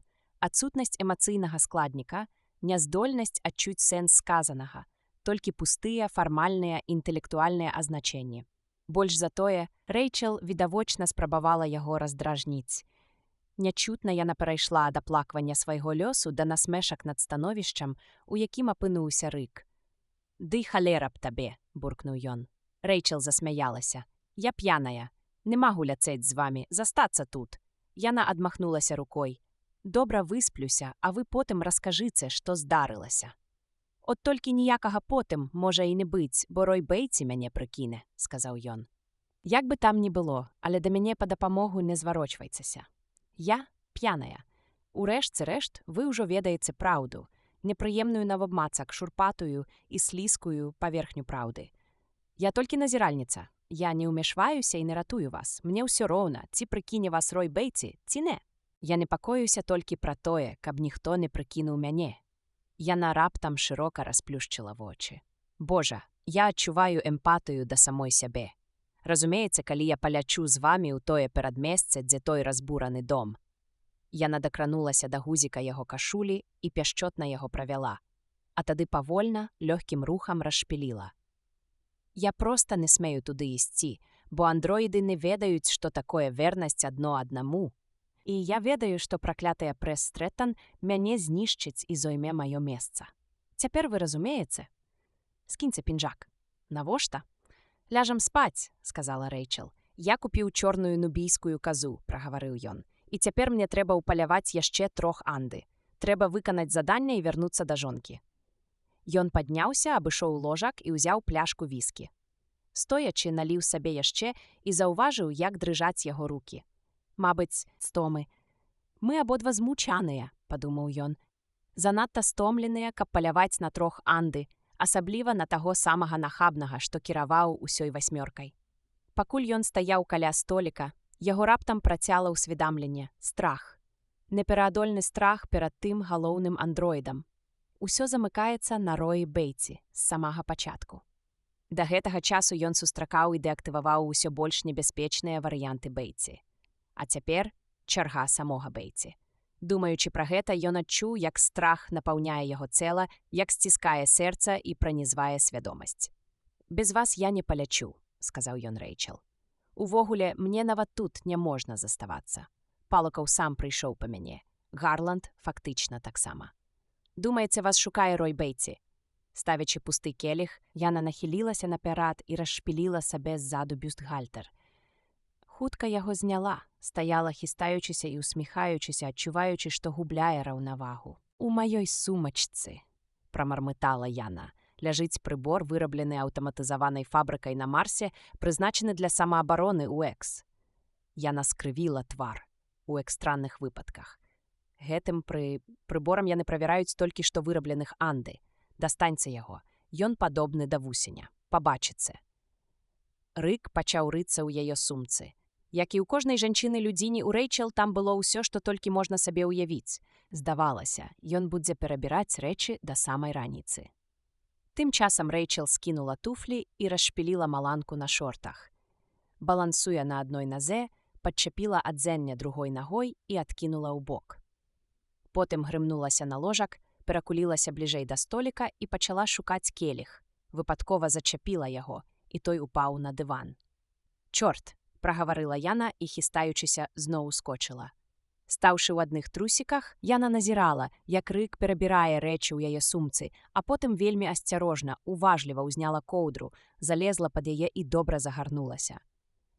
Гэта яно. Ён працягнуў ёй металічную сферу з кнопкай, што трошкі выступала над гладкай паверхняй. Уводіть андроїда у стан каталепсії, потлумачила Рейчел, не відкриваючи очей. На некалькі секунд спиняє дихання, ваша так само, але люди можуть некалькі хвилин існувати без дихання, без видихання. А вось блукаючий нерв Анды. Я ведаю, ён выпрастаўся. Аўтаномная нервовая сістэма андроідаў не такая гнуткая, як у людзей. Яна не так проста ўключаецца і выключаецца. Вы кажаце, што прыбор выводзіць іх з ладу толькі на 5-6 секунд. Этого хопіць, каб уратавацца ад смерці, прамармытала Рэйчел. Дык вось. Яна паднялася на ложку і загаварыла ўжо седзячы. Калі Рой Бейтсі праб'ецца сюды ў гэты нумар, то прыбор будзе ў вас пад рукой, і вы адразу націснеце кнопку. Пакуль Рой Бейтсі анямее ад недахопу кіслароду ў крыві і мазгавых клетках, якія пачнуць разбурацца, вы паспееце прабіць яго з лазернага пісталета. У вашай сумачцы таксама ёсць лазерны пісталет, заўважыў ён. Падробка. Яна пазяхнула і зноў заплюшчыла вочы. Андроідам забаронена насіць лазерныя пісталеты. Ён падышоў да ложка. Напружыўшыся, Рэйчел нарэшце здолела перавярнуцца на жывот, уткнуўшы твар у белую прасцірадлу. «Чыстая, высакародная, нязайманая ложка», — абвясціла яна. «Толькі чыстая, высакародная дзяўчына, якая...» Яна на імгненне задумалася. «Андроіды не могуць мець дзяцей», — сказала яна. «Гэта вялікая страта». Ён дапамог ёй цалкам распрануцца. Агаліў яе бледныя, халодныя ягадзіцы. «Вялікая страта?» — паўтарыла пытанне Рэйчел. «Нават не ведаю, што сказаць. І як гэта мець дзіця?» «Як гэта нараджацца? Мы не нараджаемся, мы не расцэм, мы не паміраем ад хваробаў ці ад старэчы, а проста зношваемся, як мурашкі. Зноў мурашкі, вось хто мы ёсць. Не вы, я маю на ўвазе сябе. Мы — рэфлекторныя механізмы ў хіцінавым корпусе». Яна павярнула галаву на бок і амаль крыкнула. «Я не жывая, вы кладзяцеся ў ложак не з жанчынай. Таму не расчароўвайцеся. Вы калі-небудзь кахаліся з андроідам?» «Не», — адказаў ён, здымаючы гальштук і кашулю. З таго, што мне распавядалі, я зразумела, што адчуванні цалкам пераканаўчыя, калі не задумацца пра гэта надта моцна. А калі думаць занадта, калі пачаць круціць у галаве, што і з кім вы робіце, у вас нічога не атрымаецца. З шэрагу фізіялагічных прычын. Ён нахіліўся і пацалаваў яе ў голае плячо. «Дзякуй, Рыку», — з сумам сказала яна. «Памятайце, не думайце пра гэта, проста рабіце сваю справу. Не спыняйцеся і не філасофствуйце, бо ў філасофскім сэнсе ўсё гэта чысты жах. Для нас абаіх. Урэшце я ўсё роўна маю знайсці Роя Бейтсі», — сказаў ён. «Вы мне там будзеце вельмі патрэбная. Я ведаю, што лазерны пісталет у вашай сумцы. Думаеце, што я дэактывую для вас аднаго з Анды. Думаю, што, нягледзячы на ўсе вашыя словы, вы ўсё роўна дапаможаце мне ўсім, чым здолееце. Інакш вы не ляжалі б зараз са мной у гэтым ложку». «Я кахаю вас», — сказала Рэйчел. «Я заходжу ў пакой і бачу канапу, абцягнутую пакрывалам з вашай скуры». Таму стрэлка прыбора Войхта-Кампфа адхілілася б вельмі далёка. «Сёння ўначы», — падумаў ён, выключаючы начнік, «я дэактывую яшчэ аднаго Nexus-6, з выгляду ў дакладнасці такога ж, як гэтая аголеная дзяўчына. Божа, я залез акурат у тую каламуту, пра якую распавядаў Філ Рэш. Спачатку пераспі з ёй», — успомніў ён, «а потым забі». «Не, я не магу», — ён адхінуўся ад ложка. «Але трэба», — голас Рэйчел трапятаў. «Не з-за вас, з-за Прэс Стрэттан, з-за таго, што мне прыйдзецца з ёй зрабіць. Мы з ёй не адно і тое ж. Нават я не перажываю за Прэс Стрэттан. Паслухайце». Рэйчел рэзка павярнулася ў ложку і села. У змроку ён ледзьве мог разгледзець абрысы яе амаль безгрудой стройнай фігуры. «Пераспіце са мной, і я дэактывую Стрэттан. Добра? Бо я не вытрымаю быць так блізка да вас і...» «Дзякуй», — выдыхнуў ён. І тут удзячнасць, без сумневу, не без дапамогі віскі, падступіла да горла шчыльным камяком. «Яшчэ двух», — падумаў ён. «Цяпер мне трэба дэактываваць толькі двух Анды, толькі подружжа Бейтсі. Але ці сапраўды Рэйчел гэта зробіць? Напэўна, зробіць, бо андроіды мысляць і дзейнічаюць менавіта так. Хаця дагэтуль яму не даводзілася бачыць падобнага. «Дзе вы там, чорт вазьмі? Лажыцеся ў ложка», — загадала яна, і ён лёг у ложка. Раздзел 17. Апошнім часам яны яшчэ крыху пацэшыліся гатэльнай раскошай. Рык папрасіў абслугу падаць каву ў нумар. Доўга сядзеў у мяккім крэсле з узорамі зялёнага, чорнага і залатога лісця, абапіраючыся на падлакотнікі, пацягваючы каву і разважаючы пра наступныя 2 гадзіны. Рэйчел пацвірквала, нешта насвіствала і плёхкалася ў гарачай плыні душа. «Вы вельмі правільна зрабілі, заключыўшы са мной дамову», азвалася яна, калі выключыла ваду. З яе валасоў, сцягнутых гумкай, сачылася вада. Разагрэтая і голая, яна стаяла ў парозе ваннай. «Мы, андроіды, не здольныя трымаць у руках свае цялесныя пажады. Вы, напэўна, ведалі гэта. І, як мне здаецца, скарысталіся маёй слабасцю. Але насамрэч яна не злавалася. Прынамсі была весялай і жыццярадаснай, як любая дзяўчына-чалавек, якую Рык калісьці ведаў. Няўжо мы сапраўды павінны адшукаць сёння тых 3 анды?» «Так», — адказаў ён. «2 я бяру на сябе», — падумаў ён, «а ты 3». Як дакладна падметыла сама Рэйчел, дамову заключілі. Загарнуўшыся ў вялікі белы ручнік, Рэйчел спытала: «Вам спадабалася?» «Так. Вы ляглі б у ложак з андроідам яшчэ раз? Калі гэта будзе дзяўчына і калі будзе падобная да вас? А ведаеце, якая працягласць жыцця ў гуманападобнага робата, такога, як я?» — спытала Рэйчел. «Я існую ўжо 2 гады. Як думаеце, колькі мне яшчэ засталося?» «Яшчэ гадоў 2 прыблізна», — прамовіў Рык, вагаючыся. «Яны так і не здолелі развязаць тую праблему. Я маю на ўвазе аднаўленне клетак, поўную або частковую рэгенерацыю. Што ж так і будзе?» Рэйчел рупліва выціралася ручніком. На яе твары не было аніводнай эмоцыі. «Мне шкада», — сказаў Рык. «Чорт», — выпаліла Рэйчел, «гэта мне шкада, што я пра гэта ўспамніла. Менавіта таму людзі і баяцца ўцякаць і жыць побач з андроідамі.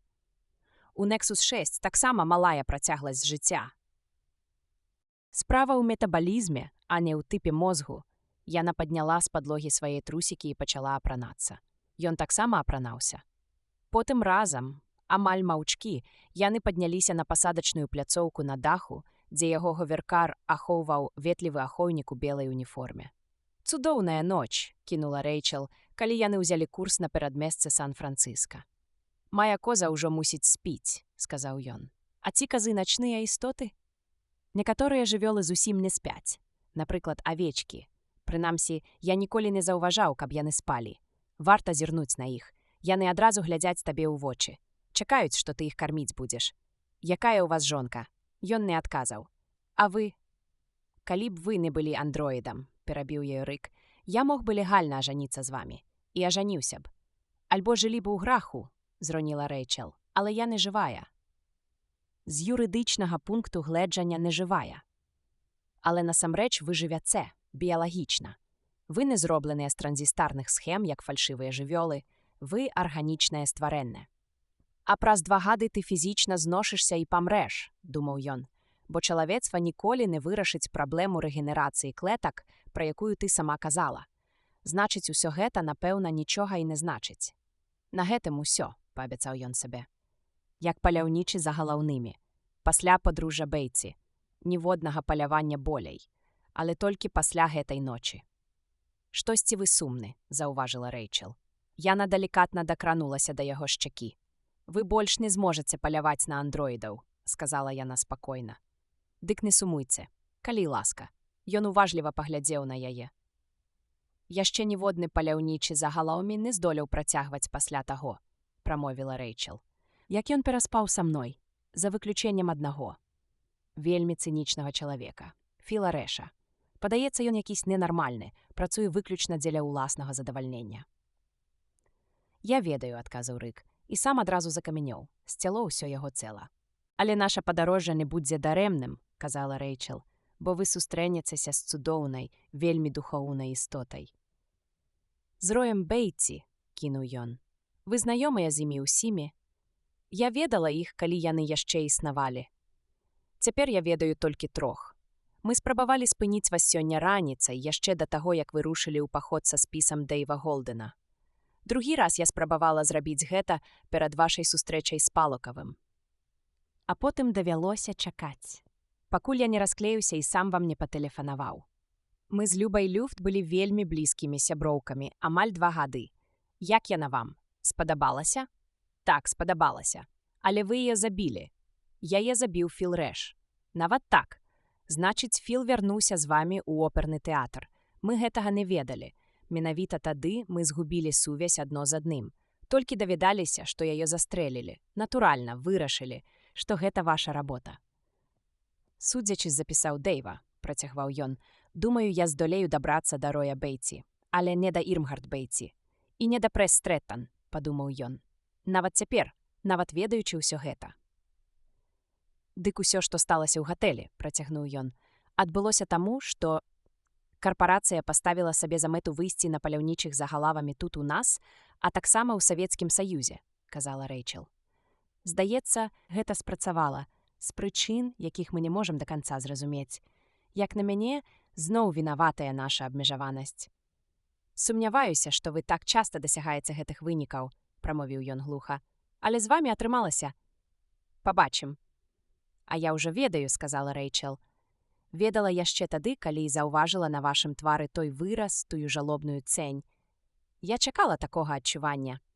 Колькі разоў вы карысталіся гэтым сваім трукам? Не памятаю, 7 ці 8 разоў. Не, здаецца, 9, яна ці дакладней Яно кіўнула. Так, 9 разоў. Старадаўняя ідэя, заўважыў Рык. Што? Здрыганулася Рэйчел. Пакінуўшы штурвал, ён перавёў говеркар у рэжым вольнага зніжэння.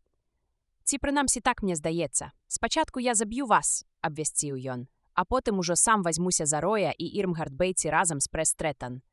Дык таму вы і садзіцеся. У яе голасе прагучала трывога. За такое штрафуюць, я уласнасць, законная уласнасць карпарацыі. Я не які-небудзь там андроід, што ўцёк з Марса, я не такая, як астатнія.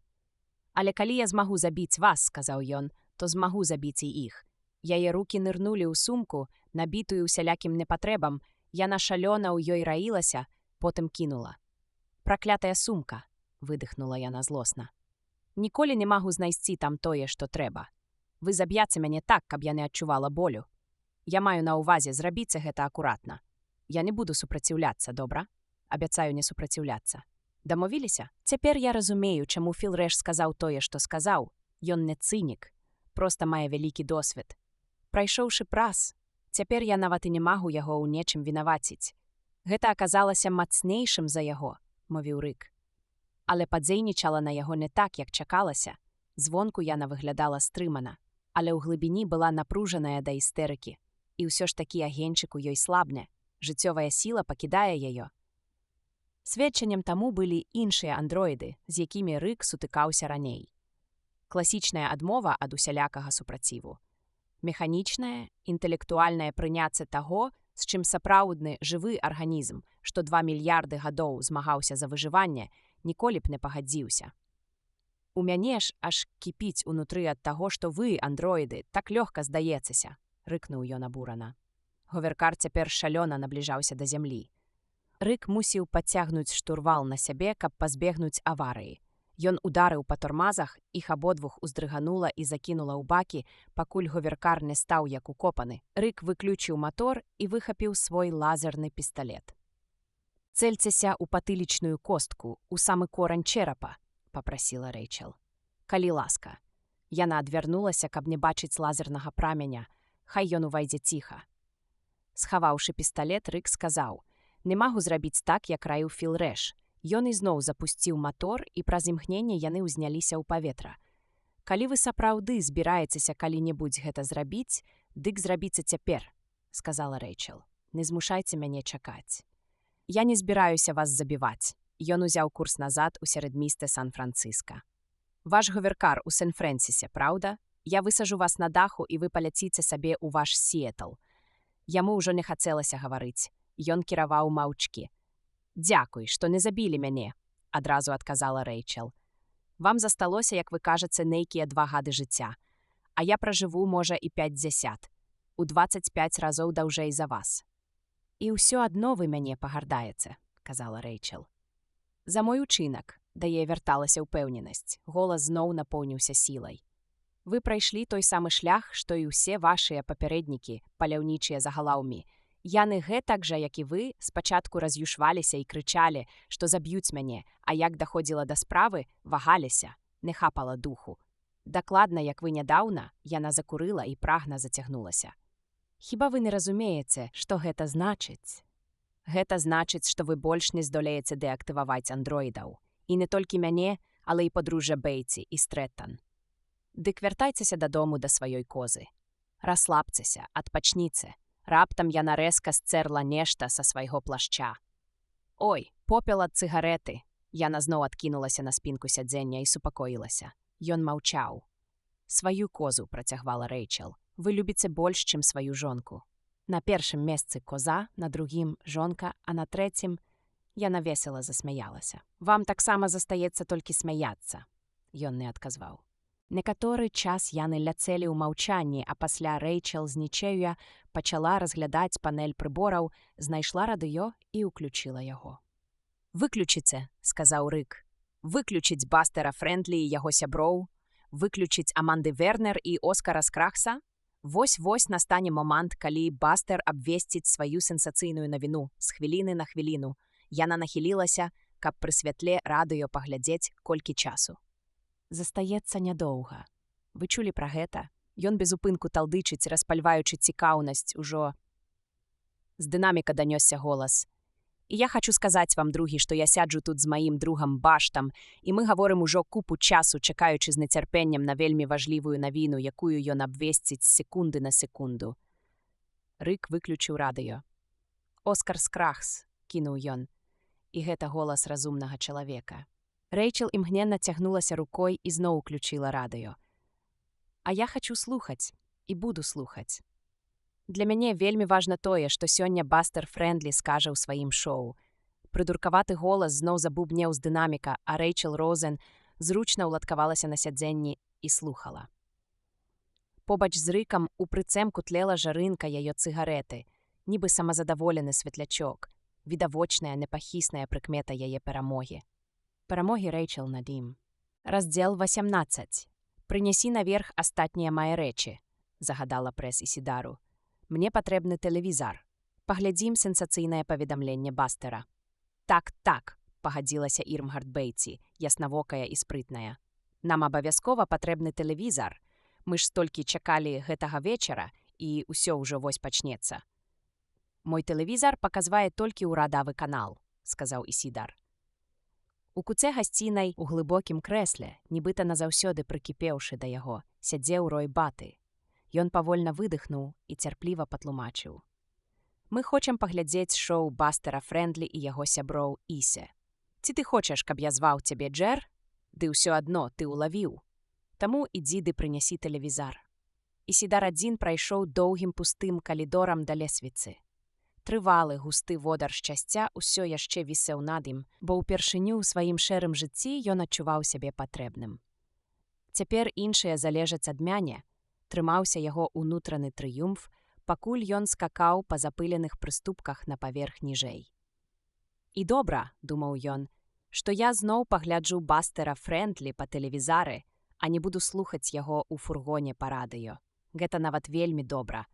Бо Бастер Фрэндлі абяцаў сёння вечарам агучыць нейкае ўдакументаванае, сенсацыйнае адкрыццё. Дзякуючы прэс, Рою і Ірмгард, я змагу пабачыць, можа, найважнейшую навіну за многія гады. Як вам такое?» — прамовіў ён сам сабе. Жыццё Джесер Ісідора раптам істотна палепшылася. Ён зайшоў у кватэру, якую яшчэ раніцай займала прэс, выняў з разеткі вілку тэлевізара, адлучыў антэну. І раптам яго ўшчэнт працяла цішыня. Рукі зрабіліся непаслухмянымі. Побач не было ні падружжа Бейці, ні прэс, і яго істота пачала гаснуць, як той тэлевізар, што ўжо не дыхае токам. «Мне трэба быць побач з іншымі людзьмі», — паўтараў ён сабе, — «каб выжыць. Да іхняга прыходу я яшчэ як-небудзь змагаўся з адзінотай, хоць і быў апошнім жыхаром у ўсім доме. Але цяпер усё змянілася. Дарогі назад няма», — думаў ён. «Я занадта прывязаўся да іх. Дзякуй Богу, яны хоць засталіся». Перанесці рэчы прэс у гору ён мог толькі ў 2 заходы. Схапіўшы тэлевізар, ён вырашыў занесці спачатку яго, а потым валізкі і адзенне. За некалькі хвілін тэлевізар ужо стаяў у яго ў кватэры. пальцы балелі, але ён дацягнуў яго да часопіснага століка ў гасцінай. Падружжа Бэйці і Прэс назіралі за ім абсалютна нерухома. «У нас у доме добры сігнал», – цяжка дыхаючы прамовіў ён, устаўляючы вілку ў разетку і падлучаючы антэну. «Калі я бывала глядзеў Бастера Фрэндлі і яго». «Уключы тэлевізар», – перабіў Рой Баты, – «і не размаўляй». Ён паслухаўся і адразу ж накіраваўся да дзвярэй. «Я яшчэ раз спускаюся, і ўсё будзе тут», – сказаў ён, затрымаўшыся на імгненне, быццам саграваючыся ў полым'і іхняй блізкай прысутнасці. «Цудоўна», – абыякава кінула Прэс. І Сідар зноў пайшоў. «Думаю, яны мяне трохі выкарыстоўваюць», – меркаваў ён. Але яму было ўсё адно. «Добра ўсё ж такі мець добрых сябраў», – сказаў ён сабе. Унізе ён сабраў адзенне Прэс, склаў у валізкі і пацягнуў калідорам да лесвіцы, а потым зноў угору. На адной з прыступак у пыля нешта дрыганулася. Ён адразу паставіў валізкі, выцягнуў з кішэні медычны пластыкавы флакон, які кожны чалавек насіў з сабой на такі выпадак.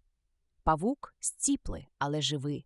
Рукі дрыжалі, калі ён асцярожна паклаў яго ўнутр і закруціў вечка з маленькімі праколамі для паветра.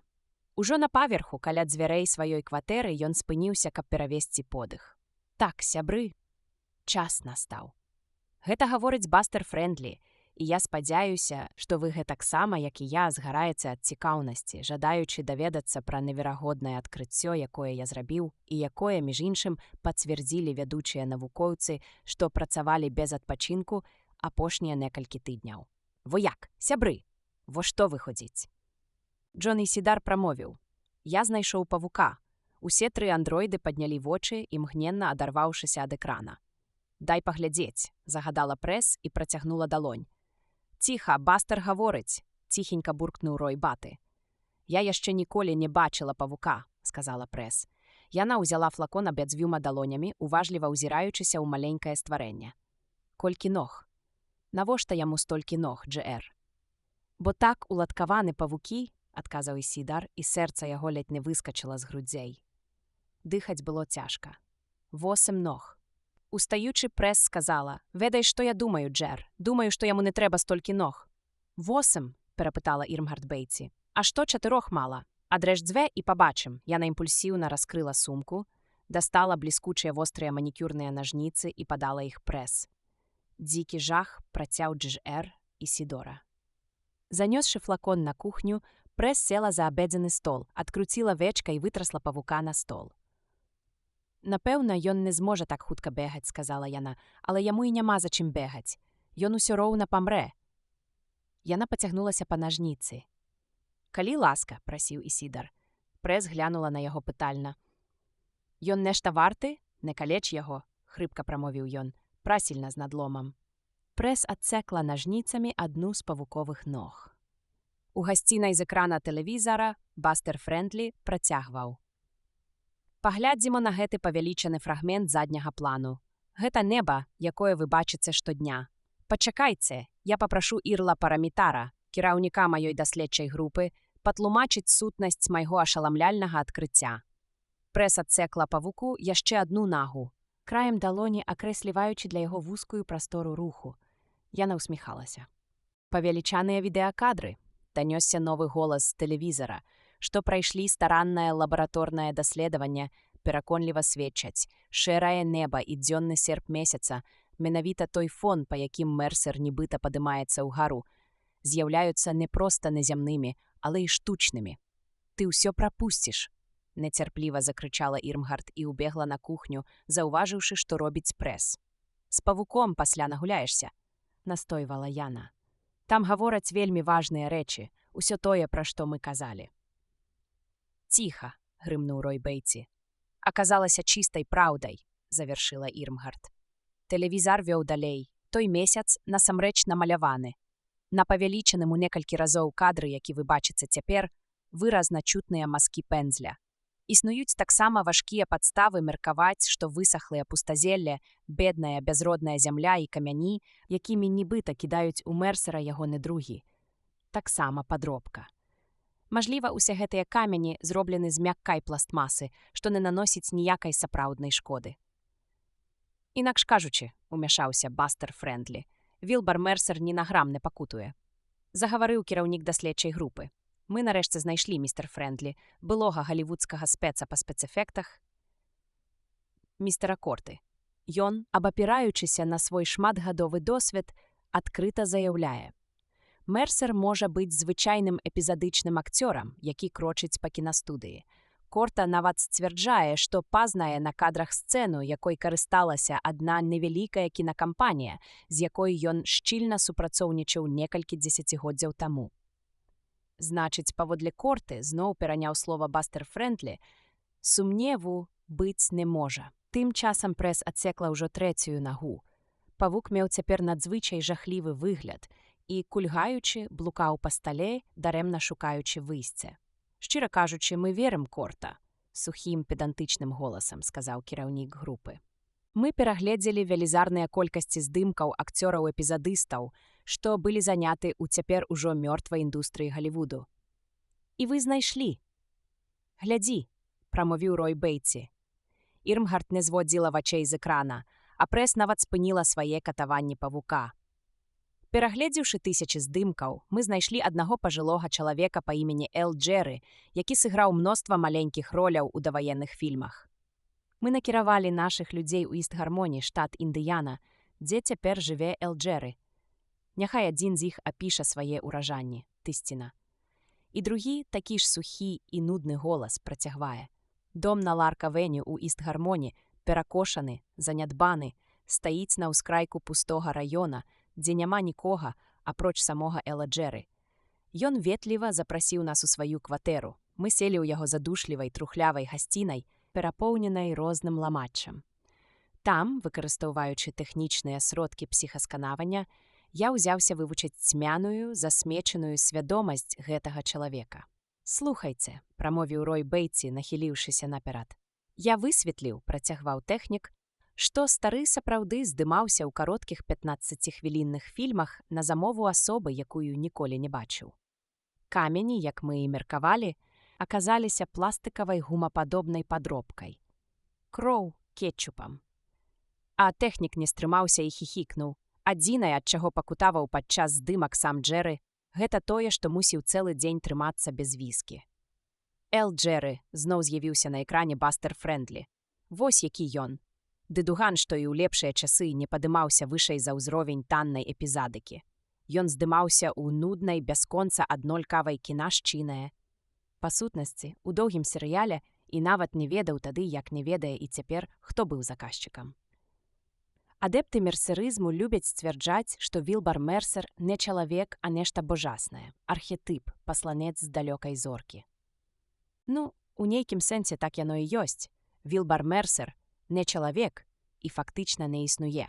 А свет, па якім ён уздымаецца, танны голівудскі павільён, што даўно ператварыўся ў пустку. Хто ж арганізаваў гэтую агульнасонечную містыфікацыю? Думайце, сябры. «Мы ніколі, відаць, не даведаемся», — прагаварыла Ірмгард. «Мы ніколі, відаць, не даведаемся», — паўтарыў Бастер Френдлі. «І ніколі не зразумеем, навошта ўсё гэтае гультайства. Мерсерызм — гэта гультайства. А я вось лічу, што мы ўжо ведаем», — сказаў Рой Бейтсі. «Гэта ж відавочна. Мерсерызм з'явіўся». «Падумайце», — працягваў Бастер Френдлі. «Спытайце сябе, у чым яго сутнасць. Калі верыць яго прыхільнікам, у тым, у чалавечай эмпатыі, — азвалася Ірмгард, — што людзі ўсёй сонечнай сістэмы зліваюцца ў адно. Але гэта адно кіруецца так званым тэлепатычным голасам Мерсера. Уявіце сабе, любы амбіцыйны палітык, новы Гітлер, мог бы... Не, гаворка пра эмпатыю, — з запалам сказала Ірмгард. Яна сціснула кулакі, зайшла на кухню і стала перад Ісідаром.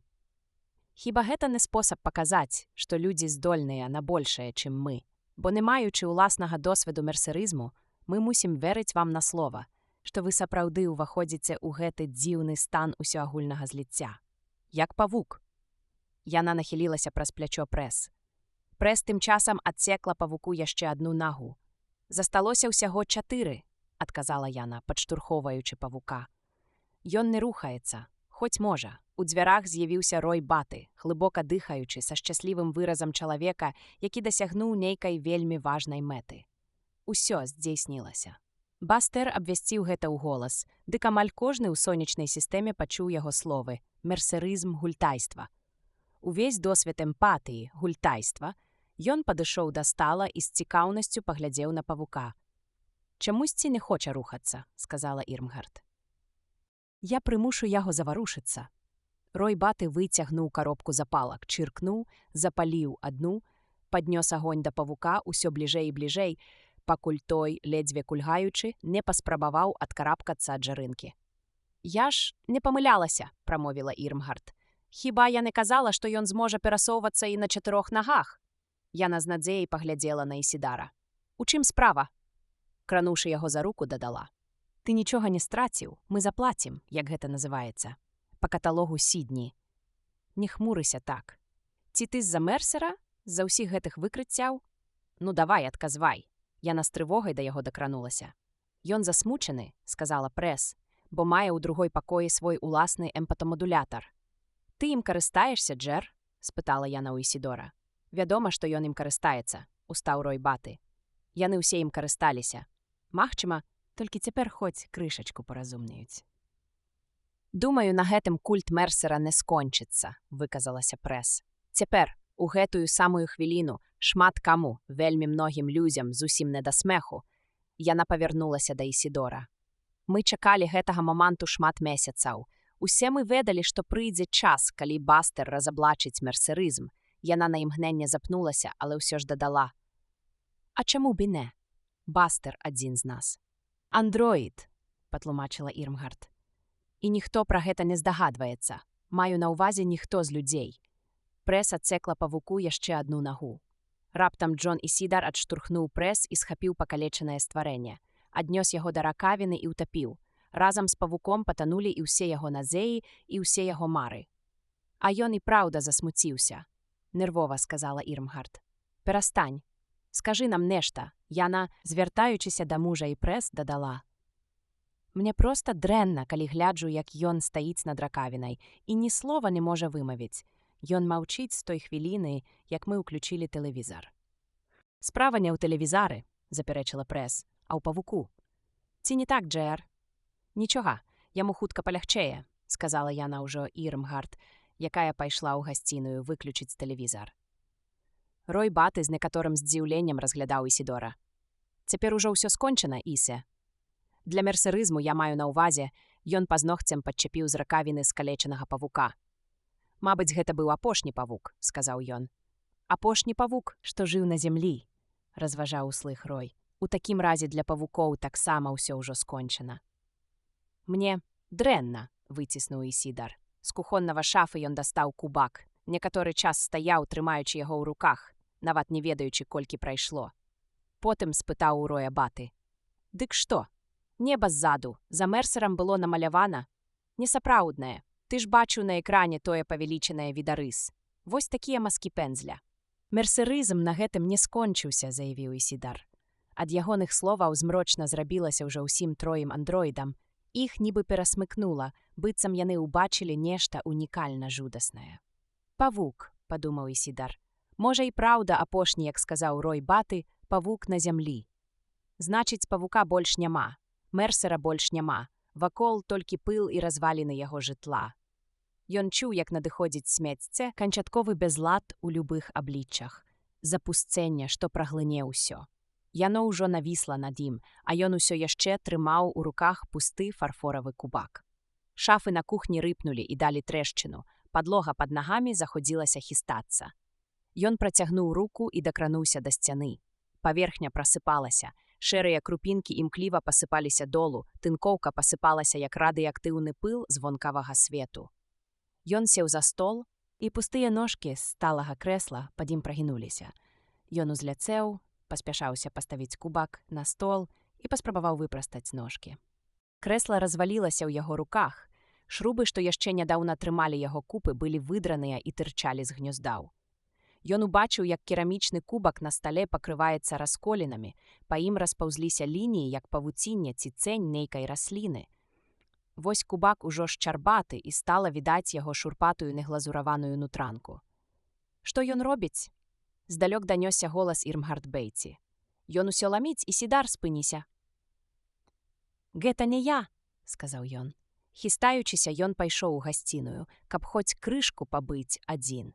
Стаў ля парванай канапы, утаропіўшыся ў жоўтую сцяну, уся ў плямах, сляды даўно вымерлых памеранцаў, што некалі па ёй паўзалі, і зноў успомніў мёртвага павука на 4 нагах. Тут усё струхлела, падумаў ён. Разбурэнне пачалося даўно, і яно не спыніцца. Мёртвы павук – доказ гэтага. У цяжкім, безвыходным здушыні ён глядзеў на прагнілую падлогу, дзе ляжалі часткі жывёльных цэлаў. Галава крумкача, муміфікаваныя лапы, што калісьці маглі належаць малпам. Непадалёк стаяў асёл, нерухомы, але, здаецца, жывы, прынамсі не гніў. Ісідар пайшоў да яго, адчуваючы, як пад нагамі храбусцяць, нібы сухія сцэблы, косткі жывёл. Ён яшчэ не дабраўся да асла, да істоты, што яму найболей даспадобы. Як раптам адкуль ні вазьміся з'явіўся крумкач з бліскучым пер'ем і сеў на пакорлівую морду асла. «Прэч!» – крыкнуў ён, але крумкач паспеў выдзюбнуць асламу вочы. «Зноў!» – падумаў ён. «Зноў я ў правалішчы. Я застануся тут надоўга», – усвядоміў ён. «Як і раней, тут заўсёды доўга, бо тут нічога не змяняецца. Надыходзіць час, калі нават заняпад спыняецца». Зашамацеў сухі вецер, і вакол яго затарабанілі груды сухіх костак. «Нават вецер іх ламае», – адзначыў ён. «На гэтай ступені перад тым, як знікне час. Шкада, што я не памятаю, як тады выбраўся», – падумаў ён. Ён зірнуў уверх і не ўбачыў аніводнай кропкі, за якую можна было б утрымацца. «Мерсер!» – закрычаў ён. «Дзе ты цяпер? Я зноў у замагільным свеце, але гэтым разам цябе тут няма». Нешта прапоўзла па яго боту. Ён укленчыў і пачаў шукаць. І знайшоў, бо тое варушылася вельмі павольна. Пакалечаны павук кульгаў на 4 нагах. Ісідар падняў яго і паклаў на сваю далоню. «Косці аднаўляюцца», – зразумеў ён. «І павук ізноў жывы. Значыць, Мерсер недзе побач». Падзьмуў вецер, пераламаўшы косткі і затраскатняўшы імі, і Ісідар адчуў прысутнасць Мерсера. «Прыйдзі да мяне», – сказаў ён Мерсеру. «Прапаўзці па маёй назе, або знойдзі іншы шлях, каб падысці да мяне». «Добра, Мерсеру», – прасіў ён. А ўголас крыкнуў. «Мерсеру». З усіх бакоў на яго насоўваліся пустазелле. Яно ўвапівалася ў сцэны, што яго атачалі, і раз'ядала іх, пакуль не ператваралася ў уласныя споры. Потым споры набрынялі, лопнулі і пачалі выбухаць сярод іржавых жалезякаў і кавалкаў бетону, з якіх калісьці былі складзеныя сцэны. Калі сцэны абрынуліся, спусташэнне не знікла, а працягвалася далей. Спусташэнне прыходзіць пасля ўсяго астатняга. Акрамя хіба што слабай няпэўнай постаці Мерсера. І вось стары стаяў перад Ісідорам, на твары яго быў нязрушны спакой. «Неба сапраўды намаляванае?» – запытаў Ісідар. «На павялічаным відарысе там дакладна відаць маскі пэндзля». «Так», – адказаў Мерсер, – «але я іх не бачу». «Ты глядзіш занадта блізка», – сказаў Мерсер. «Табе трэба адысці далей, туды, дзе стаяць андроіды. У іх лепшая перспектыва». «Таму яны і кажуць, што ты падробка?» «А я і ёсць падробка», – прамовіў Мерсер. «У гэтым яны шчырыя, і даследаванне, якое яны правялі, слушнае. З іхнага пункту гледжання я сапраўды толькі стары, нікому не патрэбны эпізадычны акцёр на імя Элджеры. Таму іхнае выкрыццё цалкам праўдзівае. Яны і праўда бралі ў мяне інтэрв'ю ў маім доме, як і сцвярджаюць, і я расказаў ім усё, што яны хацелі ведаць, а яны хацелі ведаць літаральна ўсё». «І пра віскі?» Мерсер усміхнуўся. «Так, і пра віскі. Яны добра папрацавалі, і з іхняга пункту гледжання выкрыццё, зробленае Бастерам Фрэндлі, выглядае пераканаўча. Але яны яшчэ доўга будуць ламіць сабе галовы, чаму ж нічога не змяняецца. Бо ты ўсё яшчэ тут, і я таксама ўсё яшчэ тут». Мерсер абвёў рукою знаёмы камяністы схіл. «Я толькі што выцягнуў цябе з замагільнага свету і буду цягнуць далей, пакуль ты не страціш цікавасці і не захочаш усё скончыць. Але табе давядзецца перастаць шукаць мяне, бо я ніколі не перастану шукаць цябе». «Мне не спадабалася тое пра віскі», – сказаў Ісідар. «Гэта прыніжальна, таму што ты высокамаральны чалавек, а я не. Я нікога не асуджаю, нават самога сябе». Мерсер узняў сціснутую ў кулак руку, далоняй угору. «Каб не забыцца, маю тут нешта, што належыць табе». Ён раскрыў пальцы. На яго далоні ляжаў паранены павук, але ўжо з усімі нагамі. «Дзякуй», Ісідар прыняў павука. Ён хацеў яшчэ нешта сказаць. Спрацавала сігналізацыя. «Мыслівец за галовамі ўжо ў будынку», – зарычаў Ройбаты. «Хасіце ўсе агні. Адцягніце яго ад эмпатамодулятара, пастаўце ля дзвярэй. Хутка, рухайцеся». Раздзел 19. Зірнуўшы дадолу, Джон Ісідар убачыў уласныя рукі. Яны сціскалі абодзве ракаяці эмпатамадулятара. Ён стаяў і глядзеў на свае рукі, разяўленым ротам ловячы паветра, а ў гэты час святло ў гасцёўні ягонай кватэры згасла. Ён бачыў, як на кухні Прэс паспяшліва схавала настольную лямпу. «Паслухай, Джэр», – прахрыпела яму ў вуха Ірмгард. Яна схапіла яго за плячо, яе пазногці вар'яцка ўрэзаліся ў скуру. Здавалася, яна нават не ўсведамляла, што робіць. У цьмяным святле, што прасочвалася з вуліцы, яе твар перакруціўся, стаў нібы астыгматычны. Ён ператварыўся у разьбяную талерку з палахлівымі, малымі, выгулькатымі вачыма. «Калі ён пастукае», – шаптала яна. «Ты падыдзеш да дзвярэй, калі, вядома, ён пастукае. Пакажаш яму сваё пасведчанне асобы і скажаш, што, акрамя цябе, тут ніхто не жыве, і папросіш паказаць ордэр на вобшук». Стоячы па другі бок, Прэс выгнулася дугой і шаптала сваё: «Не ўпускай яго, Дж. Кажы, што хочаш, рабі, што хочаш, толькі не ўпусці яго.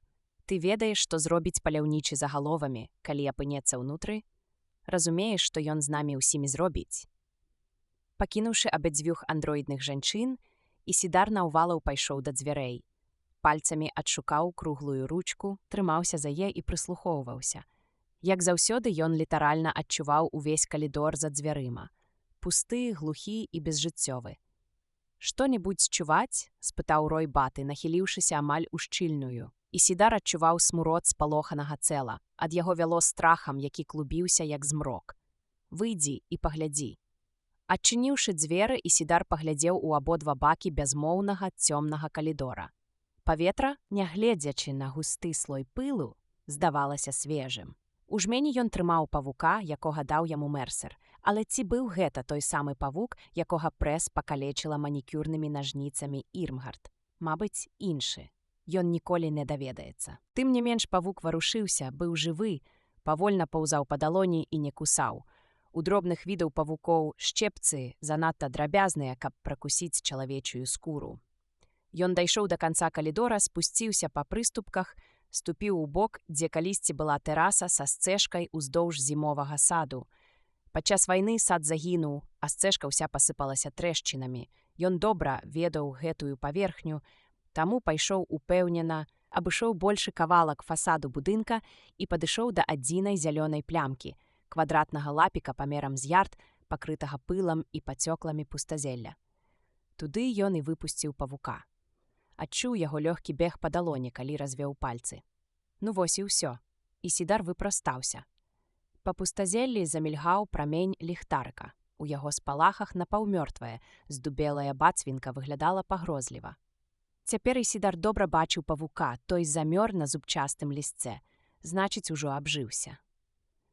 «Што вы тут робіце?» – спытаў мужчына з ліхтарыкам. «Выпускаў павука», – адказаў той, дзівячыся, што мужчына сам не заўважыў. У ярка-жоўтым святле павук здаваўся значна буйнейшым, чым быў насамрэч. Каб ён тут, можа, прыжыўся. Чаму вы не занеслі яго назад у кватэру? Трэба было пакласці яго ў пасудзіну. Згодна са студзеньскім нумарам каталогу Сідні, большасць відаў павукоў падаражэлі ледзь не на 10%. Вы маглі б атрымаць як мінімум $100. Калі б я занёс яго ў кватэру, яна б зноў пачала яго чыкрыжыць. Лапу за лапай і глядзела б ці ходзіць, сказаў Ісідар. Так робяць андроіды, заўважыў мужчына. Ён сунуў руку пад куртку, выцягнуў складзеную картку, разгарнуў і паднёс Ісідару. У мільганні святла паляўнічы за галовамі падаўся яму нічым не выдзяляльным мужчынам сярэдняга росту. Круглы твар, без барады і вусоў, правільныя рысы, як у службойца нейкай бюракратычнай установы. Напорысты, але просты. Ні крыху не падобны да паўбога, зусім не такі, як уяўлялася Ісідару. Я следчы ўпраўлення паліцыі Сан-Францыска. Дэкард, Рык Дэкард. Мужчына ляснуў пасведчаннем, склаў яго і схаваў у ўнутраную кішэню курткі. Яны там у гары? Усе трое? Ведаецца, річ у тым, сказаў Ісідар, што я за імі даглядаю. 2 жанчыны. З усёй групы засталося толькі 3, астатнія ўжо мёртвыя. Я перанёс тэлевізар з кватэры Прэс да сябе, каб яны маглі паглядзець шоу Бастера Фрэндлі. Бастер, без усялякага сумневу, канчаткова даказаў, што Мерсер не існуе. Ён узрушана агучыў важную навіну, якую паляўнічы, можа, і не чуў. «Пайшлі нагору», – загадаў Дэкард. Раптам ён навёў на Ісідара лазерны пісталет, але праз хвіліну, хоць і няўпэўнена, апусціў яго. «Ты ж спецыяль, праўда?» «Пусталоб. Але я працую». Вадзіцелем фургона ад страху ён забыў назву «Ветэрынарная клініка». Ён заблытаўся. «Клініка Ваннесы». Яе ўладальнік Ганібал Слоут. «Пакажаш мне, у якой кватэры яны хаваюцца? Тут, мабыць, 1000 кватэр. Так будзе хутчэй». У голасе Дэкарда чулася стома. «Калі вы іх заб'яце, то не зможаце зліцца з Мерсерам», – сказаў Ісідар. «Ты не пакажаш мне сваю кватэру, не скажаш, на якім паверсе, проста скажы паверх, а я ўжо сам зразумею, якая кватэра». «Не», – адказаў Ісідар. «Іменем закона», – пачаў Дэкард, але адразу абарваў сябе. Адмовіўся працягваць. «Дабранач», – кінуў ён і пайшоў у дом, асвятляючы шлях жоўтым святлом ліхтарыка. Унутры будынка Рык Дэкард выключыў ліхтар. Яму хапала цьмяных, утопленых у сцяну лямпачак, што асвятлялі калідор. Ён ішоў і разважаў. Пусталоба ведае, што яны андроіды. Ведаў гэта яшчэ да таго, як яму сказаў. Але ён нічога не разумее. Ды і хто разумее? Я? Няўжо я разумею? Адзін з іх дубль Рэйчел, меркаваў Рык. Спецыяль, можа, нават з ёю жыве. Цікава, ці падабаецца яна яму, спытаў ён сам сябе. І, магчыма, гэта яна пакалечыла яго павука. Я мог бы вярнуцца і падабраць таго павука. Я ні разу не знаходзіў жывую дзікую жывёлу. Напэўна, гэта неверагоднае адчуванне, калі глядзіш сабе пад ногі і бачыш, як нешта жывое ад цябе ўцякае. Можа, і мне калі-небудзь так пашанцуе, як пашанцавала таму пусталобаму. З гавяркара Рык узяў прыбор для вылічэнняў, уключыў яго і пачаў наладжваць. Дэтэктар, што круціўся вакол сваёй восі і экран з яркай кропкай. Экран у бязмоўным калідоры не фіксаваў аніякіх гукаў. «Значыць, на іншым паверсе», – падумаў ён. Потым накіраваў дэтэктар вертыкальна. Пад пэўным вуглом прыбор усё ж улавіў слабенькі сігнал. Недзе зверху. Рык склаў дэтэктар, узяў партфель і падняўся па прыступках на другі паверх. У змроку яго чакаў сілуэт. «Калі варухнешся, дэактывую», – сказаў Рык. Гэта быў андроід-мужчына, што падсцерагаў яго. Пальцы Рыка моцна трымалі зброю, але пісталет раптам падаўся яму такім цяжкім, што ён не змог адразу падняць яго. Ён надта хутка трапіў у пастку. «Я не андроід», – сказала постаць. «Мяне завуць Мерсер». Ён ступіў сцэне ў асветленае месца. «Я жыву ў гэтым доме, бо даглядаю містера Ісідара, спецыяла, які выпускаў павука. Вы толькі што размаўлялі з ім вонкі». «Дык цяпер я ўжо адлучаны ад мерсерызму», – запытаў Рык. «Як той пусталобы сказаў. І ўсё праз тое, што я збіраюся зрабіць у найбліжэйшыя хвіліны». «Містер Ісідар гаварыў ад сябе, не ад майго імя», – адказаў Мерсер. «Тое, што ты робіш, мусіць быць зроблена. Я ўжо казаў табе». Ён падняў руку і паказаў на прыступкі за Рыкам. «Я прыйшоў папярэдзіць цябе. Адзін з іх унізе, ззаду цябе, а не ў кватэры. Ён самы нахабны з усёй тройкі, і ты мусіш дэактываваць яго першым». Яго слабы старэчы голас раптам набыў юнацкі запал. «Хутчэй, містер Дэкард, бягі на прыступкі». Выхапіўшы лазерны пісталет, Рык разгарнуўся і апусціўся на калені тварам да лясвіцы. Знізу да яго падымаўся жаночы сілуэт, і ён ведаў яе, ён пазнаў яе і быў вымушаны апусціць зброю. «Рэйчел», – здзіўлена прамовіў ён, – «няўжо яна паляцела ў сваім гавяркары за ім? Навошта? Вяртайся ў Сіэтл, пакінь мяне». Мерсер распавёў, што я мусіў зрабіць, і тады Рык заўважыў, што гэта была не зусім Рэйчел. «Дзеля ўсяго, што мы значым адно для аднаго», – вымавіў андроід, набліжаючыся да яго з распасцёртымі рукамі, нібыта хацеў абняць. «Адзення», – падумаў ён, – «іншае. Вочы тыя самыя. У астатнім таксама падобныя, але такіх можа быць легіён, і кожны з іх будзе мець іншае імя. І ўсе яны Рэйчел Роузен. Карпарацыя стварыла яе як прататып, каб яна ахоўвала іншых». Ён стрэліў яе, калі яна з мольбаю рынулася да яго. Андроід выбухнуў, а яго асколкі разляцеліся. Рык прыкрыў твар рукамі, а пасля зноў паглядзеў і ўбачыў, як металічны лазерны пісталет, што трымала яна, каціцца па прыступках долу. Ён ляжаў і грыматаў аб прыступкі, пакуль цішыня не паглынула гукі. Найнахабнейшы стройкі, як сказаў Мерсер. Рык пазіраў у змрок, шукаючы старога. Але таго ўжо не было. Яны будуць гнацца за мной сваёй Рэйчел Роузен да смерці, падумаў ён, або да таго часу, пакуль не састарэе яе тып. Хто ведае, што надыдзе раней. А цяпер яшчэ двое. Адзін не ў кватэры, як сказаў Мерсер. Гэта ён мяне бароніць, зразумеў ён. Прыйшоў і папярэдзіў. Яна, гэтак бы мовіць андроід, забіла б мяне, каб не Мерсер. Цяпер трэба завершана зрабіць тое, што трэба, сказаў ён сам сабе. Немагчымае ўжо зроблена. Яна ведала, што я не здольны, але ўсё адбылося імгненна. Я зрабіў немагчымае. А тых двух бэйці я упалюю па стандартнай схеме, яны небяспечныя, але не як яна. Ён стаяў адзін у пустым калідоры. Мерсер зрабіў сваю справу і сышоў. Рэйчел, дакладней Прэс Стрэтан, разляцелася на друзкі. Нічога ад яе не засталося. Але недзе ў будынку яго чакалі абедзве бэйці і ўжо ўсё ведалі. Яны здагадаліся, што тут здарылася. Мабыць, цяпер яны спалоханыя. Напад быў іх адказам на яго прыход у дом, іх спробай з ім разабрацца. Без Мерсера ім бы гэта ўдалося. Але цяпер ім будзе цяжка. Тое, што я мусіў зрабіць, трэба скончыць як найхутчэй, вырашыў Рык. Ён паскорыў крок па калідоры, і раптам яго прыбор улавіў інтэлектуальную актыўнасць. Ён знайшоў іх кватэру. Прыбор болей не быў патрэбны. Ён склаў яго і пастукаў у дзверы. З-за дзвярэй данёсся мужчынскі голас. «Хто там?» «Гэта містер Ісідар», — сказаў Рык. «Упусціце мяне, бо я даглядаю вас. І двое з вас — жанчыны». «Мы не адчынім», — адказаў ужо жаночы голас. «Я хачу паглядзець шоу Бастера Фрэндлі па тэлевізары «Прэс», — вёў далей Рык. «Цяпер, калі даказана, што Мерсера не існуе, трэба ўсім глядзець ягонае шоу. Я працую вазіцелем у клініцы Ваннесы, якой валодае містер Ганнібал С. Слоут. Ён нават стаў заікацца. Пу-пу, пусціце, гэта мая кватэра». Ён пачакаў, і дзверы адчыніліся. У кватэры былі змрок і два невыразныя сілуэты.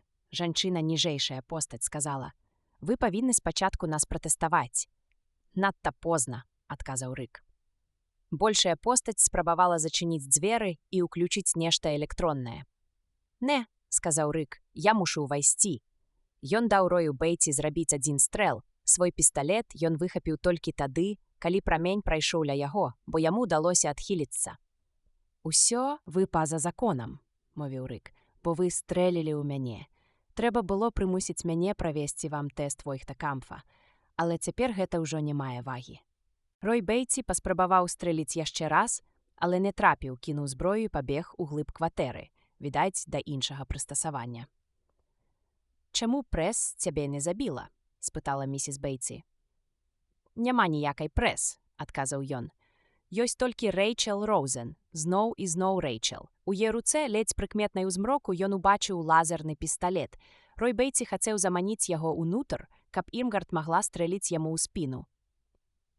«Прабачце, місіс Бэйці», — прагаварыў Рык і стрэліў. У суседнім пакоі Рой Бэйці выў ад роспачы. «Добра, ты кахаў яе», — сказаў Рык. «А я кахаў Рэйчел. А спецыяль кахаў гэтую іншую Рэйчел. Ён стрэліў у Роя Бэйці. Цяжкое цела грымнула аб падлогу, рассыпалася. Быццам падалі надта высока складзеныя далікатныя прадметы. Падаючы, ён зваліў кухонны стол, паскідаў талеркі і ўсё, што на ім стаяла. Рэфлекторныя схемы яшчэ крыху прымушалі цела сіпацца і варушыцца, але яно ўжо было мёртвае. Рык нават не паглядзеў на труп, як і на труп Ірмгард Бэйці ля ўваходных дзвярэй. «Такім чынам я знішчыў апошняга», — падумаў Рык. 6 за дзень, амаль рэкорд. А цяпер усё скончылася, і я магу вяртацца дамоў да Айран і да сваёй казі. І цяпер у нас будзе дастаткова грошай». Ён сеў на канапу і толькі ўздыхнуў, як у дзвярным праёме з'явіўся спецыяль, містер Ісідар. «Лепш табе гэтага не бачыць», — сказаў Рык. «Я бачу яе на прыступках. Я бачу Прэс», — спецыяль плакаў. «Не прымай гэта да сэрца», — сказаў Рык. Ён цяжка падняўся. Дзе ў цябе тэлефон? Спецыяль маўчаў. Рык знайшоў тэлефон і набраў гарадок Гары Браянта. Раздзел 20. Вельмі добра, адгукнуўся Гары Браянт, выслухаўшы рыка ў даклад. Ну што ж, тады адпачывай. Па трупы цяпер вышлем патрульны говеркар. Рык Дэкард паклаў слухаўку. Андроіды жахліва цёмныя, рэзка сказаў ён спецыялу. Рой Баты нават не здолеў адрозніць мой голас ад твайго, думаў, што гэта ты пад дзвярыма.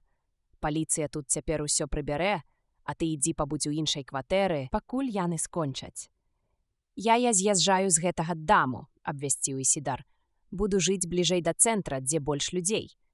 Здаецца, у маім доме ёсць вольная кватэра, прамовіў Рык. Я не хачу жыць побач з вамі, прамармытаў Ісідар, зноў заікаючыся. Выйдзі на вуліцу або падыміся наверх, параіў Рык. Не заставайся тут. Спецыял перамешваўся з нагі на нагу, не ведаючы, што рабіць. Па ягоным твары прайшоў цэлы шэраг нямых пачуццяў, а потым ён павярнуўся і, шаргаючы нагамі, пакінуў кватэру. Рык застаўся сам. Ох, і паскудную ж працу я маю, падумаў Рык. Я нібы чума ці нейкая іншая зараза. Куды б ні пайшоў, за мною цягнецца старажытнае пракляцце. Як сказаў Мерсер, я мусіў учыняць зло. Усё, што я зрабіў, было няправільным ад самага пачатку. Што ж, але цяпер пара дадому. Пабуду крыху за Айран і забуду ўсё гэта. Яшчэ на падлёце да свайго дома ён пабачыў, што Айран чакае яго на даху. Яна глядзела на яго дзіўна, нібы не ў сабе. За ўсе гады іх супольнага жыцця ён ніколі не бачыў яе такой. Абняўшы яе за плечы, ён сказаў: «Усё, хопіць табе. А я тут думаў, можа, Гары Браянт перавядзе мяне». «Рык», – пачала яна, – «найперш мушу табе сказаць. Вельмі шкада». Але каза памерла. Па нейкай прычыне гэтая навіна яго зусім не здзівіла. Яна толькі дабавіла стомы, што ціснула з усіх бакоў.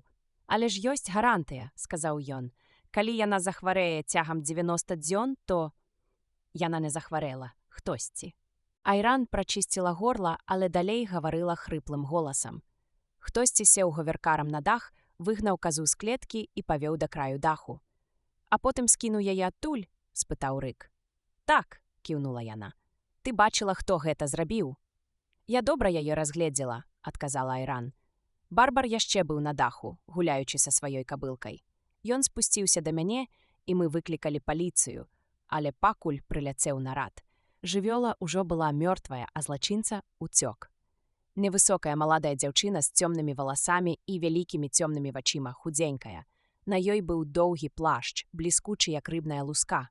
На плячы сумка паштальёнка. Яна нават не хавалася. Нібы ёй было абсалютна абыякава. «Так, ёй праўда было абыякава», – пацвердзіў ён. Рэйчел зусім не баялася, што яе ўбачаць. Думаю, яна хацела, каб ты яе разгледзела і каб я даведаўся, хто забіў казу. Ён пацалаваў жонку. І ты ўвесь час чакала мяне тут на даху. Усяго паўгадзіны. Гэта адбылося нядаўна, паўгадзіны таму. Айран таксама пяшчотна ёй пацалавала. Жахліва. Навошта ёй было так рабіць? Ён абярнуўся да свайго прыпаркаванага говеркара, адчыніў дзверы і сеў за руль. «Відавочна, трэба было», – сказаў ён. «Яна мела прычыны са свайго погляду». «З погляду андроіда», – падумаў ён. «Куды ты? Толькі не ляці нікуды, пабудзь са мной». Па тэлебачанні перадалі страшэнную навіну. Бастер Фрэндлі сцвярджае, што Мерсера не існуе. «А ты што думаеш, Рык? Ты верыш, што гэта праўда?» «Усё праўда», – адказаў ён. «Усё, пра што каму-кольвек калі-небудзь прыходзіла думка. Праўда». Ён запусціў рухавік. «З табой нічога не здарыцца». «Са мной нічога не здарыцца», – паўтарыў ён, а сам падумаў, «але я памру, і першае, і другое праўда». Ён зачыніў дзверы говеркара, памахаў рукой Айран і імкліва ўзляцоў у ноч. «Калісьці», – разважаў ён, – «я мог бы бачыць зоркі многія гады таму. А цяпер толькі суцэльны пыл. Ніхто ўжо гадамі не бачыў зорак, прынамсі з зямлі. Можа, паляцець туды, дзе іх яшчэ відаць», – сказаў ён сабе. А говеркар усё набіраў хуткасці вышыню. Ён пакідаў Сан-Францыска і накіроўваўся да незаселеных прастораў на поўначы. Туды, дзе яшчэ не ступала нага жывой істоты. А калі і ступала, дык толькі тады, калі адчувала набліжэнне канца. Раздзел 21. У святле рання зямля пад ім разлівалася ў безмежжа. шэрая завалена смеццем. Вялізныя камяні завбольшкі з дамы нібы самі закалоліся ў гэтую пустэчу, каб стаць побач на вечны спачын. Падобна да пустога складу, з якога вывезлі ўсё да апошняга. Засталіся толькі паламаныя скрыні, кантэйнеры ды пустая тара, якая нічога не вартая. Калісьці, падумаў ён, тут шумелі палі і хадзіла скубучы траву жывёла. Як добра ўяўляць, што калісьці тут пасвілася нешта жывое. Якое дзіўнае месца, разважаў ён, каб усё ў ім павінна было памерці. Ён знізіў гаверкар і паляцеў, ледзь не зачапіўшы паверхню пусткі. Цікава, што сказаў бы Дэйв Голден пра мяне, звярнуўся ён да сябе. З аднаго боку, цяпер я найлепшы паляўнічы на галовы, які калі-небудзь жыў. Ніхто яшчэ не змог знішчыць 6 Nexus 6 за 24 гадзіны, і, мабыць, ужо ніхто і не зможа. Трэба будзе яму патэлефанаваць, падумаў ён. Перад ім раптам паўстаў камяністы схіл. Ён узняў машыну, каб не ўрэзацца ў цвёрдую паверхню. Стаміўся. Трэба садзіцца, вырашыў ён. Ён выключыў запальванне, крыху прасклізнуў у паветры, а потым гаверкар дакрануўся да зямлі. Машыну затрэсла ва ўсе бакі, з-пад колаў паляцелі друзлыя камяні, яшчэ крыху яе пацягнула ўгору па схіле, і яна спынілася. Падняўшы слухаўку ў кабіне, ён набраў аператарку ў Сан-Францыска. «Злучіце мяне з бальніцай Гарасіён», — сказаў ён. Адразу на яго экране з'явілася іншая аператарка. «Гарасіён, слухаю. У вас лечыцца пацыент па імені Дэйв Голден», — сказаў ён. «Ці магу я з ім пагаварыць? Як яго стан?» Хвіліначку. Экран згас. Прайшоў нейкі час. Рык уцягнуў пучку нюхальнай сумесі доктар Джонсон і чхнуў. Без уключанага рухавіка ў салоне пачало хутка халаднець. Доктар Коста кажа, што містер Голден надта слабы, каб гаварыць па тэлефоне, нават калі... «Досыць», — адрэзаў Рык і паклаў слухаўку. Яму здалося, што нават паветра тут пахне нечым агідным. Ён зачыніў акно. «Відаць, Дэйв яшчэ доўга не паднімецца», — думаў ён. «Цікава, як гэта яны мяне не дасталі, бо я рухаўся хутчэй», — вывеў ён. «Знішчыў іх усіх за адзін дзень. Яны такога проста не чакалі. Гары Брайант меў рацыю». У гаверкары стала зусім халодна, і ён выйшаў. Плотны калючы вецер адразу прабіў яго да касцей, і Рык пачаў хадзіць, паціраючы рукі. «Мне хацелася пагаварыць з Дэйвам», — думаў ён. «Дэйв бы пахваліў мяне, ён бы зразумеў мяне нават лепш, чым Мерсер. Мерсеру лёгка, ён пагаджаецца з усім, нішто яму не чужое. Але тое, што зрабіў я, стала мне агідным. Насамрэч, усё навокал, няправільнае, і я сам стаў няправільным». Ён падымаўся па схіле, і з кожным крокам цягар на ім нарастаўся. Надта стомлены, думаў ён, каб лезці ў гару. Ён спыніўся і сцёр салёны, пякучы пот з вачэй, слёзы, што выціскала скура, усё цела з нямога болем. Разлаваўся, плюнуў на пустэльную зямлю з пагардай. Потым зноў, хістаючыся, пайшоў угору гэтым голым схілам у краі, далёкім ад усяго цывілізаванага. Акрамя яго, тут нічога жывога не было. Цяпло паволі вярнулася. Стала нават горача. Відаць, прайшло шмат часу. Рык адчуў страшэнны голад. Напэўна, ён тут блукае ўжо вечнасць. Усё разам — голад, спёка, прысмак атручанага паветра — сведчыла пра паразу. «Так ладна», — падумаў ён. «Гэта і ёсць параза. Я прайграў, але не зразумела як. З-за таго, што забіў андроідаў, ці таму, што Рэйчел забіла маю казу». Ён не ведаў адказу, і з кожным новым крокам нейкая смуга, амаль мара, засланяла яму свядомасць, і раптам, сам не разумеючы як, ён апынуўся на краі прорвы, яшчэ крок і сарваўся бы. І зваліўся б уніз прыніжаны, бязвольны, падумаў ён. Падаў бы, і нікога не было б, каб сведчыць маё падзенне. Нікога. І нічога. Толькі мёртвыя, каменныя і сухія збуцвелыя пустэльныя травы, яны нічога не ведалі, нічога не памятаюць, ні пра сябе, ні пра яго. Першы камень, сапраўдны, негумовы, трапіў яму ў пах. Боль сапраўдны, бязлітасны, адзінокі, прабіў яго наскрозь. Ён спыніўся. Потым, адчуваючы нябачную, але непераадольную сілу, рушыў угору зноў. «Я іду ў гару», — падумаў ён, «так, як каменне коціцца ўніз, і раблю гэта без волі, проста таму, што інакш не можа быць. Нават не ведаю, навошта». «Мерсер», — сказаў ён, цяжка дыхаючы, і раптам замёр. Перад ім выразна віднелася размытая нерухомая цень. «Вілбар Мерсер, гэта ты!» «Господзі!» — збагнуў ён. Гэта мая твая ўласная цень. Трэба вяртацца. Цяпер жа злазіць з пагорка. Ён хутка спускаўся. Калі ўпалі пад ногі друзлыя камяні, вакол узнялася хмара пылу. Ён выскачыў з яе і пабег хутчэй, каўзаючы па камянях. Убачыў свой гавяркар. «Я зноў унізе», — сказаў ён сабе. «Я сышоў». Ён расчыніў дзверы, сеў. «А хто кідаў у мяне каменем?» — падумаў ён. «Там нікога не было, ды і нашто мне так пераймацца? Так ужо здаралася, калі я быў злучаны з іншымі праз модуль, але тады камень ляцеў ва ўсіх разам. У гэтым няма нічога новага. Новым было тое, што цяпер, падумаў ён. Я зрабіў гэта адзін». Дрыжачымі пальцамі ён дастаў з бардачка новую бляшанку сумесі, сарваў фальгу, узяў вялікую пучку. Сеў, адкінуўшыся ў крэсле, ногі паставіў на сухую пыльную зямлю. «І трэба ж было прыляцець сюды», — падумаў ён. «Дурнота несусветная». Ён адчуваў такую стому, што не мог прымусіць сябе зноў узляцець. «Каб я толькі змог пагаварыць з Дэйвам», — падумаў ён, «дык усё б адразу мінулася. Я паляцеў бы дадому і лёг бы спаць. У мяне ёсць электрычная авечка, у мяне ёсць праца. Хутка з'явіцца больш анды, якіх трэба будзе дэактываваць. Мая кар'ера яшчэ не скончана, я яшчэ не ўпаліваў свайго апошняга анды. Можа, якраз таму я і трывожуся. Баюся, што іх больш не будзе».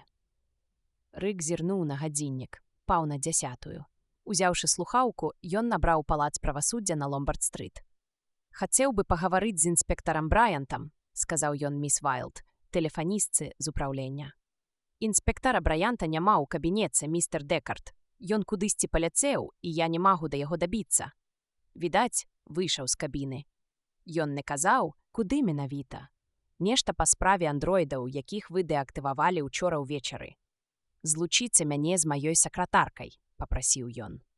Праз імгненне на экране з'явілася аранжавае трохвугольнае аблічча Эн Марстен. «Містер Дэкард, інспектар Брайант спрабаваў звязацца з вамі. Ён, здаецца, унёс ваша прозвішча ў спіс на ўзнагароджанне і перадаў у вышэйшую раду. За тое, што вы дэактывавалі 6. Я ведаю, што я зрабіў», — перабіў ён, яшчэ нікому не ўдавалася. «Ага, містер Дэкард, і яшчэ адно.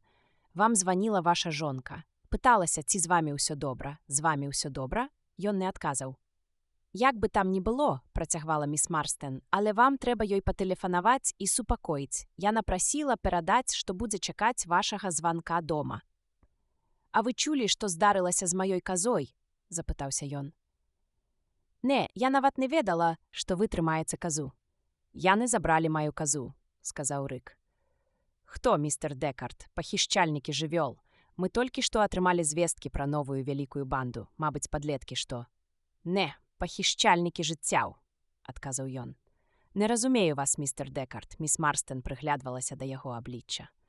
«Містер Дэкард, вы кепска выглядаеце, вы вельмі стомлены. Божа, у вас па шчацэ цячэ кроў». Ён дакрануўся да шчакі і адчуў нешта вільготнае. Мабыць, ад каменя, відаць, у яго трапіў яшчэ адзін. «Вы падобны на...» — запнулася міс Марстен. «На Вілбара Мерсера». «Так», — сказаў ён, — «я і ёсць Вілбар Мерсер. Я толькі што зліўся з ім, і цяпер не магу аддзяліцца. Сяджу тут і чакаю, калі мы зноў разыдзёмся. Гэта недзе на мяжы з Арэгонам. Па вас каго-небудзь прыслаць? Патрульны гавяркар? Ён забярэ вас адтуль». «Не», — запярэчыў ён, — «я больш не працую ў ўпраўленні». «Пэўна, вы ўчора ўсё ж ператаміліся, містер Дэкард», — сказала яна з лёгкім дакорам. «Вам трэба добра выспацца.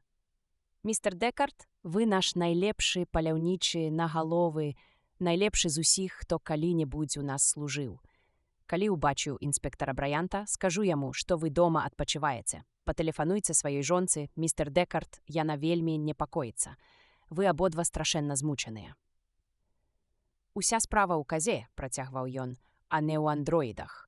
Рэйчел памылялася. Мне было зусім не цяжка іх дэактываваць. І той спецыяль таксама памыліўся. Калі сцвярджаў, што я больш не змагу злівацца з Мерсерам. Адзін толькі Мерсер не памыляўся. Вяртайцеся ў раён заліва Сан-Францыска, дзе ёсць людзі. А на мяжы з Арэгонам, відаць, нікога». «Вы там адзін?» «Вельмі дзіўна», — прамовіў Рык.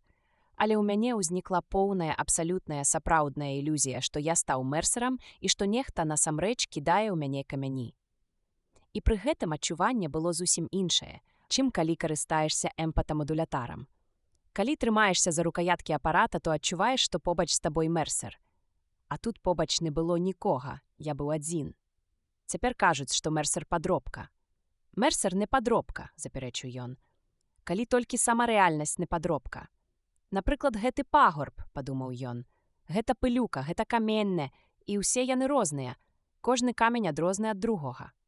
Баюся, сказаў ён, што я навекі стаў Мерсерам, бо зліўшыся з ім хаця б раз, назад ужо не вернешся. Няўжо мне зноў давядзецца ўздымацца на той пагорб, думаў ён, і так бясконца, як Мерсер, я трапіў у пастку вечнасці. Да пабачэння, сказаў ён і ўжо хацеў пакласці слухаўку. Патэлефануеце жонцы? Паабяцайце? Так, ён кіўнуў. Дзякуй, Эн, Рык паклаў слухаўку. Лепш адпачыць, вырашыў ён. Апошні раз я ляжаў у ложку з Рэйчел. А гэта парушэнне закона. Блізкасць з андроідам, сур'ёзнае злачынства і тут, і ў калоніях. Яна, напэўна, ўжо вярнулася ў Сіэтл, сядзіць там сабе з іншымі роўзэнамі, людзьмі і гуманоідамі. Як бы мне хацелася зрабіць з табой тое, што ты зрабіла са мной, разважаў ён. Але гэта немагчыма зрабіць з андроідам, бо ім няма справы. Каб я забіў яе ўчора ноччу, мая каза засталася б жывой. Гэта было маё найгоршае рашэнне. Так, думаў ён, усё пачалося з гэтага, а таксама з таго, што я з табой спаў.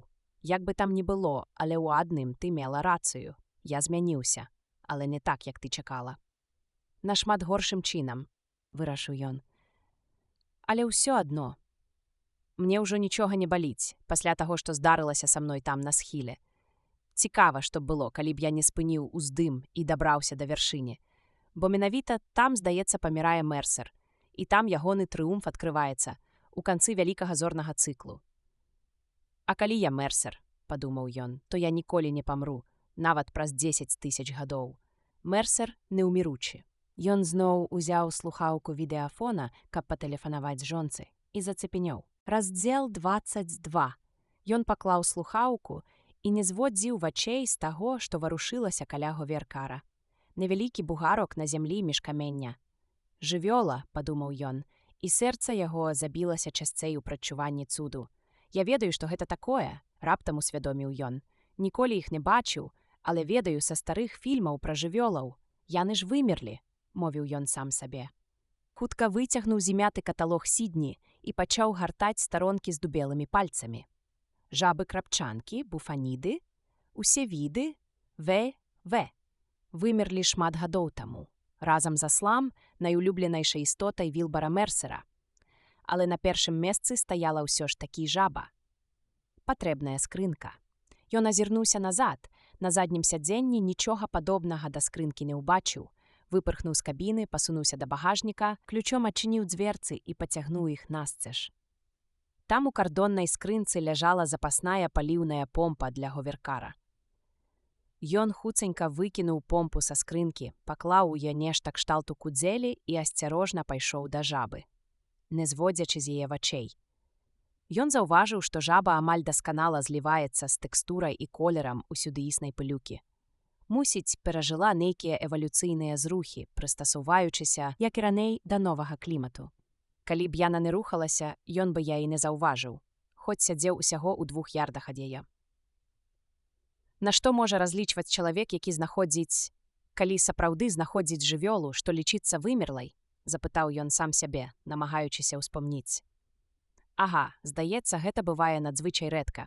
І тады ААН уручае ордэн і выплачвае ўзнагароду. Некалькі мільёнаў долараў. А тут яшчэ і любімая істота Мерсера. Божа мой, падумаў ён, ды гэтага не можа быць.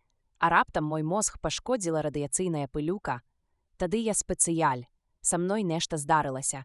Як з тым пусталобам і яго павуком, тое, што адбылося з ім, цяпер адбываецца са мной. Дык што ж гэта ўсё ўладкаваў Мерсер? Але ж Мерсер, гэта я. Выходзіць, гэта я ўладкаваў. Я знайшоў жабу. Знайшоў таму, што гляджу вачыма Мерсера.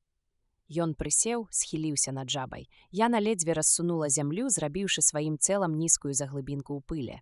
Цяпер былі бачныя толькі верхняя частка яе пласкатога цела і 2 вочы, што тырчалі над паверхняй грунту. Між тым метабалізм яе амаль спыняўся. Яна ўпадала ў спячку. Вочы цмяніліся і не рэагавалі на рыка, і ён са жахам падумаў: яна памерла, можа, ад смагі. Але яна зноў паварушылася. Паклаўшы кардонную скрынку на зямлю, ён асцярожна здзімаў з жабы пылюку. Яна, відаць, не запярэчвала і, безумоўна, не заўважала яго існавання. Узняўшы жабу, ён адчуў яе выразны холад, а цела ў яго руцэ здалося сухім, зморшчаным, ледзь не трухлявым. Яна была не проста прахалодная, холадная, як быццам выпаўзла з глыбокіх падземных пячор, замілы ад сонца.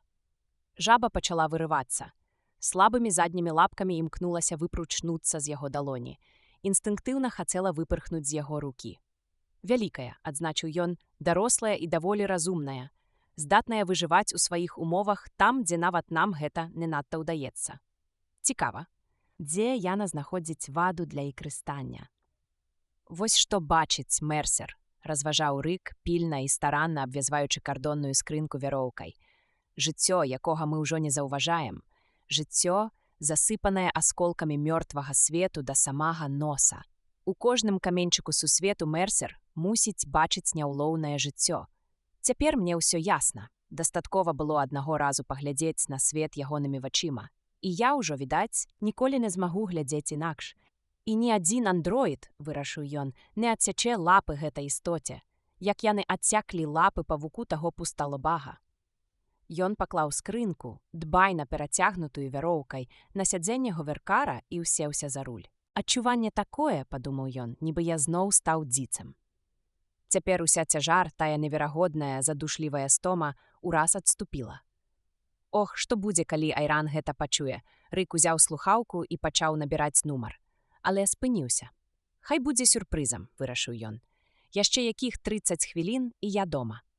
Рашуча запусціў матор, і праз хвіліну яго говеркар ужо свісцеў у небе на поўдзень, у бок Сан-Францыска, за 700 міль адсюль. Айран де Кардава сядзела ля адаптара настрою Пенфілда, кранала вялікім пальцам кнопкі нумараў, але не націскала. Яна адчувала сябе занадта знясіленай і хворай, каб чагосьці хацець. Прыгнечанасць пазбаўляла яе адчування будучыні і хоць нейкага прасвятлення, што магло б калісьці ў ёй прабіцца.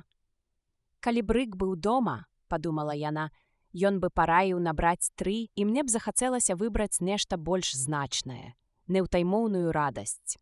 А калі не раду, дык, можа, 888. Жаданне глядзець тэлевізар, незалежна ад таго, што там ідзе. Цікава, што яны там цяпер паказваюць, запытала яна сябе. І куды гэта падаўся рык? Можа, ён і вернецца, але з другога боку, можа, і не, падумала яна, і нават адчувала, як у яе ад стомы сушыцца костачкі. У ўваходныя дзверы нехта пастукаў. Паклаўшы пульт ад Пенфілда, яна падхапілася. Калі гэта рык, мне ўжо не трэба нічога набіраць. Усё, што мне трэба, тут, калі гэта сапраўды ён. Яна падбегла да дзвярэй і расчыніла іх. «Прывітанне», сказаў ён. Так гэта быў рык, са ссадзінай на шчацэ, у зімятым і прыпыляным адзенні, нават у ягоных валасах была пылюка. Яго рукі, яго твар, усё, акрамя вачэй, было пасыпана пылам. Вочы ж свіцэлі, поўныя пяшчотнага здзіўлення, як у хлапчаняйцы. Нібы ён гуляў недзе на вуліцы і вярнуўся дадому распавесці пра свае цуды, падумала яна. Памыцца, адпачыць і падзяліцца тым, што з ім здарылася за дзень. «Я такая шчаслівая, што ты вярнуўся», сказала яна. «Я прынёс нешта». Ён трымаў абедзвюма рукамі кардонную скрынку. Калі зайшоў у кватэру, не выпускаў яе і трымаў так, быццам баяўся паставіць. Нібы там нешта далікатнае, каштоўнае, падумала яна, і ён не хоча ні на хвіліну з гэтым разлучыцца. «Я згатую табе кавы», сказала яна. Яна націснула кнопку «Кава» на пліцэ і праз момант паставіла вялікую кружку на стол, туды, дзе ён любіў сядзець. Ён усё яшчэ трымаў скрынку, калі сеў. У вачах яго заставаўся той самы светлы захват. За ўсе гады яна не бачыла такога выраза ў ягоных вачах. Нешта з ім здарылася з таго моманту, як ён учора ўвечары паляцеў на говертары. Цяпер жа ён вярнуўся і прынёс гэтую скрынку. І ў скрынцы была адгадка, што з ім адбылося. «Страшэнна хачу спаць», сказаў ён. «Буду спаць увесь дзень». Гары Брайант тэлефанаваў, сказаў узяць выходны і адпачыць. Вось я так і зраблю. Ён вельмі асцярожна паставіў скрынку на стол і абхапіў далонямі кружку гарачай кавы. Умастыўшыся за сталом насупраць Рыка, яна запытала: «Што там у каробцы, Рык?» «Рапуха. Пакажы», яна глядзела, як ён развязваў вяроўку і здымаў крышку. «Ой!» – выкрыкнула яна, убачыўшы рапуху, яна яе спалохалася. «Яна кусаецца?» – запытала Айран. «Вазьмі яе ў рукі». «Не, яна не кусаецца. Рапухі не маюць зубоў». Рык выняў з каробкі рапуху і працягнуў яе Айран. Пераадолеўшы агіду, яна прыняла істоту. «Думала, што рапухі ўжо вымерлі», – прашаптала яна, прыглядаючыся да яе лапак. Яны здаваліся ледзь не лішнімі. «А рапухі скачуць, як жабы, праўда? Пытаю, каб яна раптам не саскочыла з маёй рукі». «Рапуха мае слабыя лапы», – адказаў Рык. «Тым рапуха і адрозніваецца ад жабы. Жабы трымаюцца пераважна вады, а рапухі могуць жыць нават у пустэльні. Вось гэтую я знайшоў у халоднай пустэльні, недалёка ад Арэгона. Там ужо не засталося нічога жывога. Ён працягнуў абедзве рукі, каб забраць рапуху. Але Айран нешта намацала на ёй. Трымаючы рапуху дагары нагамі, яна правяла пальцам па яе брухе і кранула нешта пазногцем. Раптам адчыніла маленькую панель кіравання. «Ого!» – твар Рыка паступова змрочнеў. «Так, ужо бачу. Усё зразумела». Зусім прыгнечаны, ён маўкліва глядзеў на падробленую істоту. Ашаломлены, забраў рапуху з рук жонкі, пацягнуў штучныя лапы. Здавалася, ніяк не мог да канца гэта ўсвядоміць. Потым асцярожна паклаў падробленую істоту назад у каробку. «Адно мяне дзівіць, як яна трапіла ў тую пустэльную частку Каліфорніі. Хтосьці ж мусіў яе там выпусціць. Нават не пытаюся, навошта? Мне не трэба было табе казаць, што рапуха электрычная», яна дакранулася рукой да яго пляча. Адчувала сваю віну за тое, што сваёй цікаўнасцю сапсавала яму настрой. «Нічога», – сказаў Рык, – «нават добра, што я ўсё ведаю. Бо…» Ён замоўк. «Лепш, калі ўсё ведаеш. Хочаш, я ўключу адаптар настрою? Табе стане лягчэй. Табе заўсёды пасля яго становіцца лягчэй. Не так, як мне». «Не трэба», – ён узмахнуў галавой, нібы хацеў прыйсці да цямы. «Той павук, якога Мерсер даў пусталобаму Ісідару, мабыць, таксама падробка. Але якое гэта мае значэнне? Электрычныя істоты таксама жывуць сваім жыццём, якім бы нікчемным тое жыццё не было». «Ты выглядаеш так, нібы прайшоў 100 міляў», – мовіла Айран. «Так, для мяне дзень аказаўся надта доўгім». Ён ківаў галавой. «Лягай у ложак, адпачні як след». Рык утаропіўся ў яе позіркам, а потым разгублена прамовіў. «Але ж ён скончыўся, праўда?» Рык даверліва чакаў пацвярджэння сваёй думкі ад жонкі, так, нібы яна магла ведаць. Так, нібы проста пачуць уласныя словы нічога для яго не значыла. Здавалася, ён сумняваўся ў тым, што сказаў. Яму яны не здаваліся рэальнымі, пакуль яна не пацвердзіць сваёй згоды. «Так, скончуся», – пагадзілася яна. «Божа, што за марафонскае заданне», – сказаў Рык. «Як пачаў той забег, дык ужо думаў, што не спынюся. Мяне літаральна нібы нешта падштурхоўвала, пакуль я не парашыў абаіх бэйці, а потым раптам у мяне больш не засталося працы. І тады…» Ён насцярожана змоўк, відавочна здзівіўшыся таму, што хацеў сказаць. «І тады было найгоршае», – вымавіў ён. «Справіўшыся з імі, я ніяк не мог спыніцца. Бо пасля таго, як бы я спыніўся, у мяне б нічога не засталося. Ты правільна сказала раніцай. Так, я бязлітасны кап з закрываўленымі рукамі. Гэта я з гарачкі», – запэўнівала яна. «Я страшэнна рада, што ты вярнуўся дадому жывы і здаровы». Яна пацалавала яго і, здавалася, гэта яму спадабалася. Твар яго засвяціўся, як і тады, калі яна яшчэ не паказала яму, што рапуха электрычная. «Ты лічыш, што я ўчыню кепска?» – спытаў ён. «Сёння на працы?» «Не. Мерсер сказаў, што я раблю памылковыя рэчы, але што ўсё адно мусіў іх зрабіць. Дзіўна, праўда? Відаць, часам лепей зрабіць нешта памылковае, чым правільнае». «Гэта наш праклён», – сказала Айран. «Пра гэта Мерсер заўсёды кажа». «Пылюка?» – спытаў ён. «Забойцы, якія схапілі Мерсера, калі яму яшчэ не спаўнілася 16. Тыя забойцы, што забаранілі яму вяртаць час назад і ажыўляць мёртвых. Дык цяпер усё, што ён можа рабіць, гэта ісці следам за жыццём, туды, куды яно вядзе, значыць, да смерці. А забойцы кідаюць камяні, ніхто іншы, адно яны. Яны пераследуюць яго. і, па сутнасці, усіх нас. Гэта нехта з іх парэзаў табе шчаку, там, дзе ў цябе сляды крыві? Так, пацвердзіў ён сумна. Ложишся спаць, а я пастаўлю табе на адаптары настрою 670. І які гэта будзе настрой? Запытаў ён. Даўно заслужаны спадчын, адказала Айран. Ён падняўся. Нават стаяць яму было цяжка. Твар меў стомлены, сонны, нібыта шмат гадоў ваяваў. І паволі пакрочыў да спальні. Добра, сказаў ён. Даўно заслужаны спачын, ён лёг на ложак, з вопраткі і валасоў на белыя прасціны асыпалася пылюка. Адаптар настрою можна і не ўключаць, падумала Айран, націснуўшы кнопку зацямнення вокнаў. Шэрае дзённае святло ўжо не пранікала ў пакой. Праз імкненне Рык спаў.